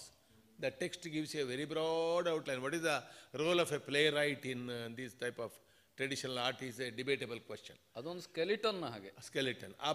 It can be developed in hundreds of ways. There is a tradition, one thing. Each artist has its own adhyayana, abhyasa, studies, inspiration. And here we have an additional element. We have, not that we know a lot, but we have a lot of inputs on this Atikaya, suitable for 2 to 3 hours. We have to condense it. We have to make it acceptable to a slightly different audience also, theatre students. So, this element, you can call it pressure or inspiration, that's also working. ಇದು ಇದೆ ನಮ್ಮ ಮನಸ್ಸಿನಲ್ಲಿ. ಈಗ ಇದು ಕಡಿಮೆ ಮಾಡಬೇಕು, ಎಲ್ಲ ವಿಷಯ ಬರಬೇಕು. ನಾನು ಮಾತಾಡುವಾಗಲೂ ಅವರು ಮಾತಾಡುವಾಗಲೂ ಗೊತ್ತಾಗಿರ್ಬೋದು ನಿಮಗೆ. ತುಂಬ ವಿಷಯವನ್ನು ಕಡಿಮೆ ಮಾಡಿ ಹೇಳುವಾಗ ಭಾವಕ್ಕೆ, ಡೆಲಿವರಿಗೆಲ್ಲ ಸ್ವಲ್ಪ ಎಫೆಕ್ಟ್ ಆಗ್ತದೆ. That effects. ನಾವೊಂದು 2 ಗಂಟೆಯಲ್ಲಿ ಅತಿಕಾಯ ರಾವಣ ವಿರಾಮವಾಗಿ ಆ ಭಾವದಿಂದ ಹೇಗೆ ಹೇಳ್ಬೋದು ಹಾಗೆ ಹೇಳಲಿಲ್ಲ. ಒಂದು ತಾತ್ಪರ್ಯ ಸಂಗ್ರಹ ಮಾಡಿ ಬೇಗ ಬೇಗ ಇನೇ ಹರಿ ಹೇಳುವ ರೀತಿಯಲ್ಲಿ ನಾವು ಹೇಳಲಿಕ್ಕೆ ಹೇಗೆ ಸಾಧ್ಯ ಆಯಿತು ಅಂತಂದರೆ ನಮ್ಮ ಎಕ್ಸ್ಪೀರಿಯನ್ಸ್. ಆದ್ದರಿಂದ ಅದರ ಹಿಂದೆ 3-4 ರೀತಿಯ ಪ್ರೋಸೆಸ್ಗಳು ಕೆಲಸ ಮಾಡ್ತವೆ. ಆ ಪದ್ಯ ಕೇಳಿದಾಗ ನನಗೆ ಇವತ್ತು ಹೊಳೆದ ಒಂದು ವಿಷಯ ನಾನು ಹೇಳಿದ್ದೇನೆ, ಈಗ ನೆನಪಾಗೋದಿಲ್ಲ. ನಾನು ಕೂತ್ಕೊಳ್ಳುವಾಗ I was not ready with that explanation. That explanation gets into me as I listen to the song also sometimes. There are certain things, fixed ideas about Atikaya. ಒಂದು ಮಾತು, ಅವರೊಂದು ಹಾಡನ್ನು ನಮ್ಮ ಸಾಮಾನ್ಯ ಯಕ್ಷಗಾನದ ಒಂದು ಸಾಂಪ್ರದಾಯಿಕ ಬಗೆಯಿಂದ ಹಾಡಿದರು. ಯಾತಕ್ಕೆ ಮರುಳ ಒಂದು ಮಾತು ಹೇಳಿದಾಗ ತಡಿಲಿಕ್ಕಾಗದೆ, ಶಬ್ದ ಅದೇ ಶೈಲಿ ಬೇರೆ ಅಂತ ನಾವು ಹೇಳಿದೆ ನಾನು ಅಲ್ಲ. ಶೈಲಿ ಅದೇ, ಶಬ್ದ ಬೇರೆ ಶೈಲಿ ಅದೇ ಅಂತ. ಅಂದ್ರೆ ಒಂದು ಅತಿಕಾಯ ಹೇಳ್ತಾ ಇರುವುದು ಹಿಂದಿನವರು ಹೇಳಿದ್ದರ ಒಂದು ಮುಂದುವರಿಕೆ ಅಂತ ನೀತಿ ರಾವಣನಿಗೆ. ಇನ್ನೊಂದು, ಇವರು ಹಾಡ್ತಾ ಇರುವ ಹಾಡು ಅದೇ ಶೈಲಿಗಳು ಶಬ್ದದಲ್ಲಿ ಮಾತ್ರ ಬೇರೆ ಅಂತ. ಇವರ ಹಿಂದಿನ ಗುರು ಪರಂಪರೆಯ ಯಕ್ಷಗಾನದ ಪರಂಪರೆಯ ಅಂದರೆ ನಮ್ಮನ್ನು ಯಾವುದು ಎಲ್ಲಿ ಸ್ಫೂರ್ತಿಯಾಗಿ ಆವರಿಸ್ತದೆ ಅಂತ ನೀವು ಅದನ್ನು ಟೆಕ್ಸ್ಟ್ ಅಂಡ್ ಕಾಂಟೆಕ್ಸ್ಟ್, ನಾವು ತಾಳಮದ್ದಲೆ ಕಾಂಟೆಕ್ಸ್ಟ್ ಅನ್ನು ಕೂಡ ಒಂದು ರೀತಿಯಲ್ಲಿ ಸೂಕ್ಷ್ಮವಾಗಿ ವ್ಯಾಖ್ಯಾನ ಮಾಡ್ತೇವೆ. ಅದು ತುಂಬ ಆಗಬಾರ್ದು, should not be too much. It becomes ultimately a commentary on what is going on the stage between artists. It should be just a jhalak of that also. ಬಿಡುವಿದ್ದಾಗ ಸಾಮಾಜಿಕ ಸಮಕಾಲೀನ ವಿಷಯಗಳು ಸ್ಪಂದನಕ್ಕೆ ಕಾರಣ ಆಗ್ತವೆ. ಸುಂಕಸಾಲ ಅಂತ ಒಂದು ಊರಿದೆ, ಅಲ್ಲಿ ಒಬ್ಬರು ಹುಡುಗ ನನ್ನ ಎದುರು ಒಂದು ಅರ್ಥ ಹೇಳ್ತಾ ಇದ್ದಾರೆ. ಅವ್ರ ಜೊತೆ ಮಾತಾಡ್ತಾ ಕುಂತಿ ಕರ್ಣನಲ್ಲಿ ಕೇಳುವ ಸಂದರ್ಭ, ಭಾಳ ಬೇಗ ಮುಗಿಸ್ತೇನೆ ನಾನು ಹೇಳಿದೆ, ತಾಯಿ ನೀ ಕೇಳ್ತಾ ಇರೋದು ಸರಿಯೇ, ಅದಕ್ಕೆ ದೀನತೆ ಯಾಕೆ? ಸುಂಕ ಬೇರೆ ಸಾಲ ಬೇರೆ, ಸುಂಕ ಸಾಲ ಒಂದೇ ಅಲ್ಲ. ಅವರ ಮನೆ ಹೆಸರನ್ನು ಸೇರಿಸಿ ಮಾತಾಡ್ತಾ ಇದ್ದೆ ನಾನು. ನೀ ಸುಂಕ ಕೇಳ್ತಾ ಇರುವವನಿಗೆ ದಾಕ್ಷಿಣ್ಯ ಇಲ್ಲ, ಅವನ ಹಕ್ಕು ಕೇಳ್ತಾನೆ. ಸಾಲ ಕೇಳುವವ ಋಣವನ್ನು ಹೊಂದಲಿಕ್ಕೆ ಕೇಳುವುದು ದೈನ್ಯ ಬೇಕು. ನೀ ತಾಯಿಯಾಗಿ ಮಗನಿಂದ ಸುಂಕ ಕೇಳುವ ಅಧಿಕಾರದಿಂದ ಕೇಳಮ್ಮ, ಸಾಲ ಕೇಳಬೇಡ ಅಂತ ಆಡಿದೆ. ಅಲ್ಲಿಗೂ ಹೊಂದುವ, ಈ ಸಾಮಾಜಿಕ ವಿಷಯಕ್ಕೂ ಹೊಂದುವ, ಅಂದರೆ ವೃತ್ತಿ ಅನ್ನೋದು ಎಲ್ಲಿಂದಲೂ ಬರ್ತದೆ, ಅದಕ್ಕೆ ತಯಾರಿಯೂ ಇರುವುದಿಲ್ಲ ನಮಗೆ. ಅಥವಾ ಇನ್ನೊಂದು ರೀತಿ ನೋಡಿದರೆ ತಲೆಮಾರುಗಳ ತಯಾರಿ ಇದೆ, ಹಂಡ್ರೆಡ್ಸ್ ಆಫ್ ಅದೆಲ್ಲಿಯೋ ನಮ್ಮಲ್ಲಿ ಒಂದು ಬೀಜರೂಪವಾಗಿ ಬೇರಿನ ಹಾಗೆ ಆವರಿಸ್ತಾ ಇರ್ತದೆ.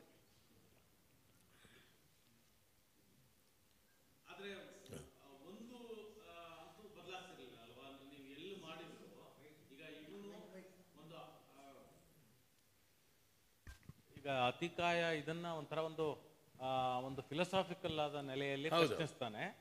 ಅವನು ಒಂದು ಬಲದ ನೆಲೆಯಲ್ಲಿ ರಾಮನ ಶ್ರೇಷ್ಠತೆ ವ್ಯಕ್ತಿಯಾಗಿ, ರಾಮನ ಶ್ರೇಷ್ಠತೆ ತಾತ್ವಿಕವಾಗಿ, ದಾರ್ಶನಿಕವಾಗಿ ರಾಮ ಎಷ್ಟು ದೊಡ್ಡವ, ಇದನ್ನು ಅದು ಪ್ರಮಾಣ proportion it may vary, but both things have to come. Ravana ತನಗಾದ ಅನ್ಯಾಯ, ಪ್ರತಿಷ್ಠೆ, ನಾನು ಮಾಡಿದ್ದು ಸರಿ. ರಾವಣನೊಂದು ಸ್ವಲ್ಪ ಬೇರೆ ರೀತಿಯಲ್ಲಿ ಆಟದಲ್ಲೆಲ್ಲ, ಆದರೆ ಅವ ಸರ್ವಾಧಿಕಾರಿಯಾಗಿ ಮಾತಾಡ್ತಾನೆ, ತನ್ನನ್ನು ಸಮರ್ಥಿಸಿಕೊಂಡು ಹೆಚ್ಚು ಹೋಗುವುದೇ ಇಲ್ಲ. ನೀ ಬಾಯಿ ಮುಚ್ಚು, ಮಾತಾಡಬೇಡ, ಯುದ್ಧಕ್ಕೆ ಹೋಗ್ತೀಯೇ ಇಲ್ವೋ. ಇಲ್ಲಿ ಸ್ವಲ್ಪ ತಾಳಮದ್ದಲೆ ರಾವಣ ನಿಜ ರಾವಣನಿಗಿಂತಲೂ ಬುದ್ಧಿವಂತನೂ ಇರ್ಬೋದು. ಶೇಣಿಯವರು ಸೀತಾರಾಮಯ್ಯನವರು ಒಮ್ಮೆ ಹೇಳ್ತಿದ್ರಂತೆ, ಈ ನಮ್ಮ ಅರ್ಥಗಳನ್ನು ಕೇಳಿದರೆ ರಾವಣ ಕೌರವರಿಗೆ ತುಂಬ ಖುಷಿ ಆದೀತು ಅಂತ. ನಮ್ಮ ಮನಸ್ಸಿನಲ್ಲಿ ಇರಲಿಲ್ಲ ಇದೆಲ್ಲ ವಾದಗಳು. We didn't think as Ravana or Kaurava thought. So one artist was telling us, we are more intelligent and more crooked than the villains of the past. Because both Ravana and Kaurava are inside us.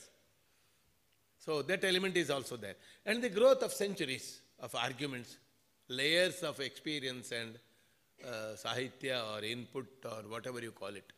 The natural change in language and sensibility. Yes, that's a big question. Between the performance itself, the Bailatha performance, and Talamadale, yes, what's the difference in the improvisation tactics? You know, because you have already indicated that you spend more time on argument, logic, you know, spelling out. Are you trying to say that in the performances themselves, those elements are not that important? No, this is a very good question, very difficult to answer. One thing is the element of logic, the applications we make on Puranic thoughts are ultimately our impositions. We really don't know what Ravana was thinking. But of course, the way we apply logic depends upon 3-4 dynamics. One thing is individual artist, his own way. Equally important is the traditional argument, especially in the past 30, 40 years, or say 30 years before we came to the forefront as important artists. There are great stalwarts. They have put some argument, especially people like Shreni Gopalakrishna Bhatta and Malpai Shankarana Samuga, the greats of this. That influence is haunting, lingering, and we continuously and hopelessly try to come out of it. We can't. So those influences are there. And what we study, and tactics also depends. To take a leaf from Ravana, if it is dangerous to abduct Sita because he is Rama's wife, you are saying it is dangerous. That means I can bring somebody's wife. That also we do in Talamadale. If the opponent is stronger, we use different logics. And depends. Say many artists, I believe in that. Ultimately, logic and vada and dialectics is not the essence of Talmud. This is my belief. It is the picturization, improvisation and exposition of a Purana in different lights. There are artists who give importance and stress to logic. So, individual policy also decides.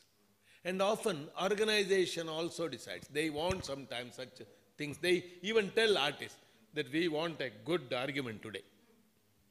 Then we get prepared for that. Of course, knowing our limits and knowing the attacks that would be from the opponent also. So there are various things here.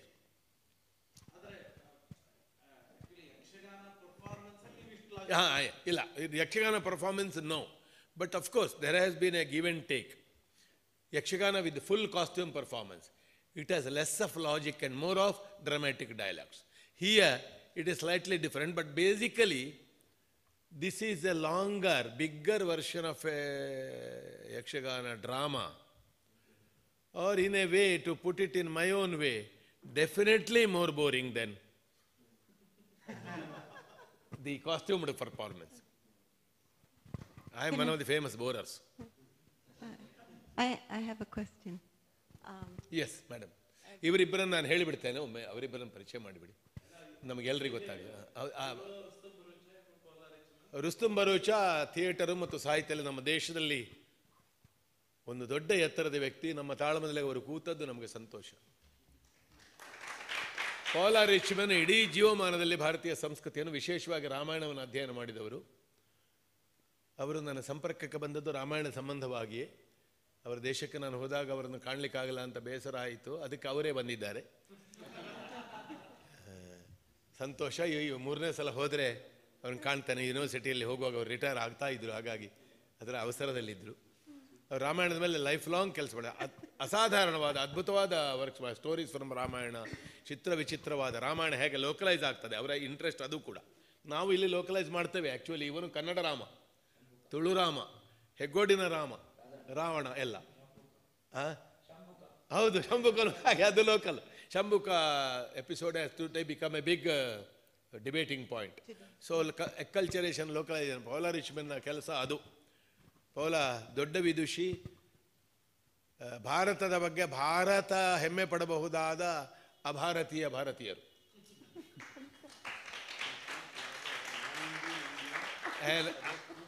An-Indian Indian of whom India can be proud of. Thank you, sir. ಅವರ ಮುಂದೆ ಬಂದಿದ್ದೇವೆ. Yes. I have a question. When you, Adhikaya, and Ravana Yes. were engaging in this prasanga, Yes. each of you is occasionally saying, Yes, yes, yes. And it sounds like you are saying, yes, I see your point, yes, yes. But Ravana is not really listening to you. Yes, exactly. As a son, I should say, a bit unwillingly, but yes, yes, sir, yes, sir, yes, sir, yes, minister, like yes, king, yes, sir. But Ravana can give, what is that? He responds. And in Yakshagana, there is a rule. Even if you scold, you have to say yes. Ela dushta, wicked man. Man, tell me, go on, I will reply you later. So the You villain, you have done this, you have done that, you have attacked my kingdom. Yes. And I am proud of it also, sometimes. So This the who also, convention. it is for Shruti also. The continuation. Without a response, drama doesn't continue.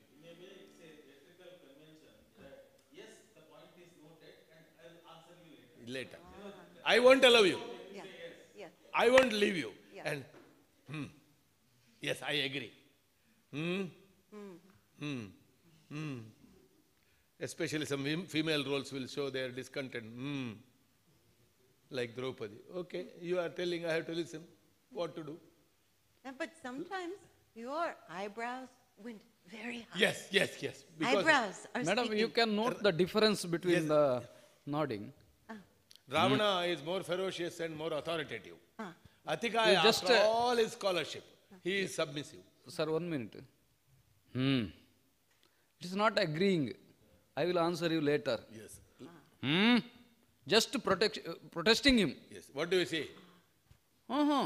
It's a new thing. Is it so? So each intonation is giving a different subtle response. There is a lot of intonation. My next article will be on intonations. Intonation. So shall we wind up this and go to the next? ಮುಂದಿನ ಭಾಗ ಅಶೋಕನ ಯಾವುದು? ಸುಭದ್ರ Arjuna. Yes. Any question? ಕೋರ್ಟಲ್ಲಿ ವಾದ ವಿವಾದ ಮಾಡ್ತಿರ್ತಾರಲ್ಲ, ಹೌದು, ಲಾಯರ್ಸ್ಗಳು ಸುಮಾರು ಅವ್ರದವ್ರ ಪಾಯಿಂಟ್ಗಳು ಹೇಳ್ತಿರ್ತಾರೆ. ತುಂಬಾ ಗಜಿಬಿಜಿ ಆಗತ್ತೆ ಡಿಸ್ಕಷನ್. ಜಡ್ಜ್ ಅಂತ ಒಬ್ರು ಇರ್ತಾರೆ ತಡಿಯಕ್ಕೆ. ಇಲ್ಲಿ ನೀವು ಒಬ್ರು ದೊಡ್ಡವ್ರು ಇರ್ತೀರಾ, ಮಾತಾಡ್ತಿರ್ತೀರಾ, ಒಬ್ರಿಗೆ ತನ್ನ ಮಾತು ನಡಿಬೇಕು ಅಂತ ಇದ್ದಾಗ ಅದನ್ನ ಹೆಂಗೆ ಇನ್ನೊಬ್ರು ಸುಮ್ಮನೆ ಆಗ್ತಿರಲ್ಲ, ಅದು ಹೆಂಗೆ ಅಂತ. ಅದು ಸ್ವಲ್ಪ ವ್ಯತ್ಯಾಸ ಇದೆ. ಕೋರ್ಟಲ್ಲಿ ಜನರ ಪರವಾಗಿ ಮಾತಾಡ್ತಾರೆ, ನಾವು ಅವರೇ ಆಗಿ ಮಾತಾಡ್ತೇವೆ. ಅಲ್ಲ, ಒಬ್ಬ ಜಡ್ಜ್ ಇದ್ದಾನೆ. ಹೌದು, ನನ್ನೊಳಗೆ ಒಬ್ಬ ಜಡ್ಜ್ ಇದ್ದಾನೆ, ಅವರ ಒಳಗೆ ಒಬ್ಬ ಜಡ್ಜ್ ಸಭೆಯಲ್ಲಿದ್ದಾರೆ. ನಿಮ್ಮ ಪ್ರತಿಕ್ರಿಯೆಯು ಜಡ್ಜ್ಮೆಂಟೇ. ನೀವು ನಗಾಡ್ತಿರಲ್ಲ, ಸ್ಫೂರ್ತಿ ಆಗ್ತದೆ, ಪುನಃ ಅದೇ ಬರ್ತದೆ. ಪ್ರದರ್ಶನದ ಗುಣಮಟ್ಟವನ್ನು ನೀವೇ ಡಿಸೈಡ್ ಮಾಡ್ತೀರಿ ಅಂತ. ಕೆಲವು ಸಲ ನೀವು ಮಾತಾಡಿದಕ್ಕೆ ನಗಾಡ್ತೀರಿ, ಅದೇ ಸರ್, ಕೆಲವರು ಮಾತಾಡಿದವನಿಗೆ ನಗಾಡ್ತೀರಿ. ಇಬ್ರು ಘಟಾನುಘಟಿಗಳಿದ್ದು ಜಿದ್ದಿ ಬಿದ್ದು ಮಾತಾಡಕ್ಕೆ ನನ್ನ ಪಾಯಿಂಟ್ ನಾನು ಹೇಳಬೇಕು ಅನ್ನೋ ಟೈಮಲ್ಲಿ ಕ್ಲಾಶ್ ಆಗಲ್ವಾ ಅಂತ. ಇಲ್ಲ, ಕೊಡೆ ಪದ್ಯ ಉಂಟು, ಅಲ್ಲೇ ಬರುವುದು. ರಾವಣ ಕೇಳಿದಲ್ಲ, ನೀ ಹೇಳಿದಿ ದೇವರು ಲೋಕೈಕ ನಾಯಕ, ಆಯ್ತಪ್ಪ ನಾ ವಿಭೀಷಣನ ಬಿಟ್ಟೆ, ನೀನು ಹೀಗೆ ಮಾಡಿದೆ ಅಂತ ಹೇಳಿದಿ, ಏನು ಮಾಡಬೇಕಪ್ಪ ಈಗ?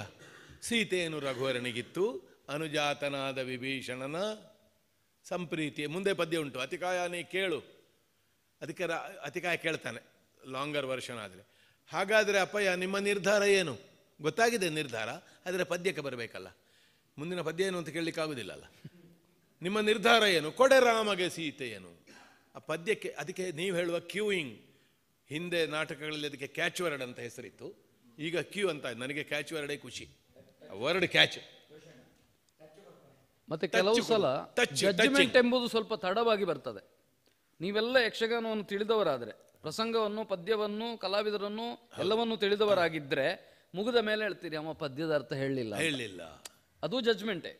ಇಲ್ಲಿ ನಮ್ಮ ಬಡಗುತಿಟ್ಟಿನ ಭಾಗವತರಿವರು, ತೆಂಕುತಿಟ್ಟು ಅಂತ ಬೇರೆ ಇದೆ. ಬಡಗುತಿಟ್ಟಿನಲ್ಲಿ ಇಂಪಾರ್ಟೆನ್ಸು ಈ ಟಚ್ಗೆ ಉಂಟು. ಎಷ್ಟೋ ಸಲ ಅವ ಹೇಳಿದ್ದನ್ನು ನಾನು ಹೇಳಲಿಕ್ಕುಂಟು. ಹಾಗಾದರೆ ರಾಮದೇವರು ಅಂತ ನೀನು ಹೇಳೋದು, ಹಾಗಾದರೆ ಹೀಗೆ ಹೇಳ್ತೀವಿ, ಅದಕ್ಕೆ ನಾನು ಹೇಳುವುದನ್ನು ಕೇಳು.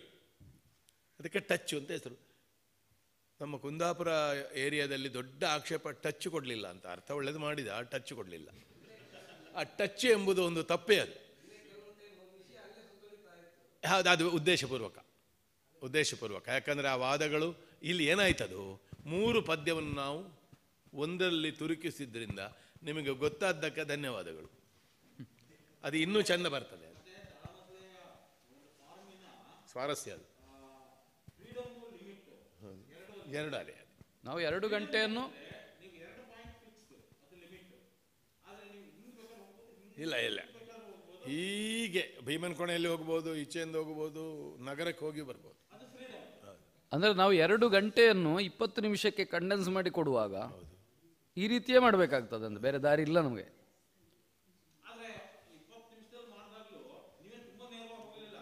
ಇಲ್ಲ ಅಲ್ಲ, ಕಾವ್ಯದ ಸೊಗಸು, ಕರ್ವ ಮೆನಿ ಮಾಡಿದ್ದೇವೆ. ಇದು ಹೇಗೆಂದರೆ, ನೀರಲ್ಲಿ ತೋರಿಸುವ ಪ್ರತಿಮೆಯನ್ನು ಒಂದು ಬಿಂದುವಿನಲ್ಲಿ ತೋರಿಸಿದ ಹಾಗೆ ಪ್ರತಿಮೆ ಕಾಣ್ತದೆ, ಎಲ್ಲ ಸಣ್ಣದು ಮಾಡಿ. ಅದು ಬ್ರೀವಿಟಿ ಈಸ್ ವಿಸ್ಡಮ್ ಹೌದಾದರೆ, ನಾವು ಬ್ರೀವಿಟಿ ಮಾಡಿದ್ದು ಸರಿ ಆಗಿದ್ರೆ we are wise, otherwise we are fools. ಅದು ಜಡ್ಜ್ಮೆಂಟೇ. ಮತ್ತೆ ಇದು ಟ್ರೈಲರ್, ಪೂರ್ಣ ಪಿಕ್ಚರ್ ಅಲ್ಲ ಅಂತ. ಇದು ಟ್ರೈಲರ್, ಬಹಳ ಸಣ್ಣ ಟ್ರೈಲರ್. ಅದು ಕೂಡ ವಿಶೇಷ ನಿಮ್ಮ ಗಮನಕ್ಕೆ ತರ್ತಾ ಇದ್ದೇನೆ. ಅವರು ಯಾವಾಗಲೂ ರಾವಣ ಹೇಳೋರಲ್ಲ, ಅಪರೂಪಕ್ಕೆ ಹೇಳುವವರು. ದುಷ್ಟ ಹೆಚ್ಚಾಗಿ ನಾನೇ. ಇವತ್ತು ನಾನು ಅತಿಕಾಯ ಹೇಳಿದ್ದು, ಅವರು ರಾವಣ. ಇದು ಒಂದು ಎಕ್ಸ್ಪೆರಿಮೆಂಟ್ ಕೂಡ. Shall we wind up and go to the next? ಮುಂದಿನ ಭಾಗ. ಸರ್ ಪದ್ಯ ಹೇಳ್ತಾರಲ್ಲ ಸರ್, ಸರ್ ಪದ್ಯ ಹೇಳುವಾಗ ಮುಂದಿಂದ ಏನು ಹೇಳಬೇಕು ಅಂತ ನಿಮ್ಗೆ ಸೂಚನೆ ಕೊಡ್ತಾರಾ ಸರ್? ಕೆಲವು ಸಲ ಅದು ನಿಜವಾಗಿ ಹಾಗೆ ಸೂಚನೆ ಕೊಡೋದಲ್ಲ. ಅದು ನಾವು 3 ಒಂದು ಪಾತ್ರ, ಎಲ್ಲ ಪಾತ್ರ ಅವರೇ ರಾವಣ, ಅವರೇ ಅತಿಕಾಯ. ಕೆಲವು ಸಲ ಇವ ಬಿಟ್ಟು ಹೋಗ್ತಾನೆ ಅಂತ ಕಂಡ್ರೆ ಅವರು ಪದ್ಯ ಎತ್ತಿಕೊಳ್ಳಬಹುದು ಕೂಡ, ಆ ಫ್ರೀಡಮು ಇದೆ. ಈಗ ಅದನ್ನು ಭಾಗವತರು ಹೆಚ್ಚಾಗಿ ಉಪಯೋಗಿಸಲ್ಲ. ಹೆಚ್ಚಾಗಿ ನಾವು ಪದ್ಯಕ್ಕೆ ಬರುವುದು ಅಂತ ಹೇಳಿ, ಅದಕ್ಕೆ ಅದು ಕ್ಯೂ ಮಾಡೋದು. ಕ್ಯೂ ಆಗದಿದ್ರೆ ಗ್ರಹಿಕೆ ಏನಂದ್ರೆ ಎಲ್ಲರಿಗೂ ಅದು ಗೊತ್ತಿದೆ ಅಂತ. ಗೊತ್ತಿದೆ ಅಲ್ಲ, ಅದು ಬೈ ಹಾರ್ಟ್ ಬೇಸಿಕ್. ಅದು ನಾಟಕದ ಸ್ಕ್ರಿಪ್ಟ್ ಹೇಗೆ ಗೊತ್ತಿರಬೇಕು. ಪದ್ಯ ಬಾಯ್ಪಾಠ ಬಾರದವ ಅರ್ಥಧಾರಿ ಅಲ್ಲ, ಬಣ್ಣ ಹಾಕಿಕೊಳ್ಳಿಕ್ಕೆ ಗೊತ್ತಿಲ್ಲದವ ವೇಷಧಾರಿ ಅಲ್ಲ, ಅವನವನೇ ಹಾಕೊಳ್ಳೋದು. ಹಾಗೆ ಒಂದು ಸಣ್ಣ ಇದು ಕೊಡೋದು. ನೀವು ನಾಟಕದ ಅಭ್ಯಾಸ ಮಾಡ್ತಾ ಇರುವವರಲ್ವಾ, ನೀವು ಯಾವುದೊಂದು ಡಯಲಾಗನ್ನು ಕೊಡಲಿಕ್ಕೆ ನಿಮಗೆ ಡಯಲಾಗ್ಸ್ ಇದ್ದೇ ಇರ್ತದೆ, ಡೈರೆಕ್ಟರ್ ಒಂದು ಮಾರ್ಗದರ್ಶನ ಮಾಡಿರ್ತಾರೆ. ನೀವು ಅಲ್ಲಿ ಸ್ಟೇಜ್ನಲ್ಲಿ ಆ ಡಯಲಾಗಿನ ಟೋನನ್ನು ಸ್ವಲ್ಪ ಬದಲಿಸ್ತೀರಿ ಎಷ್ಟೋ ಸಲ. ಯಾಕೆ? ಅದೇ ವಿಸ್ತಾರವಾದ ರೀತಿಯಿಂದ ಇಲ್ಲಿ ಆಗ್ತಾ ಇರ್ತದೆ ಅಂತ.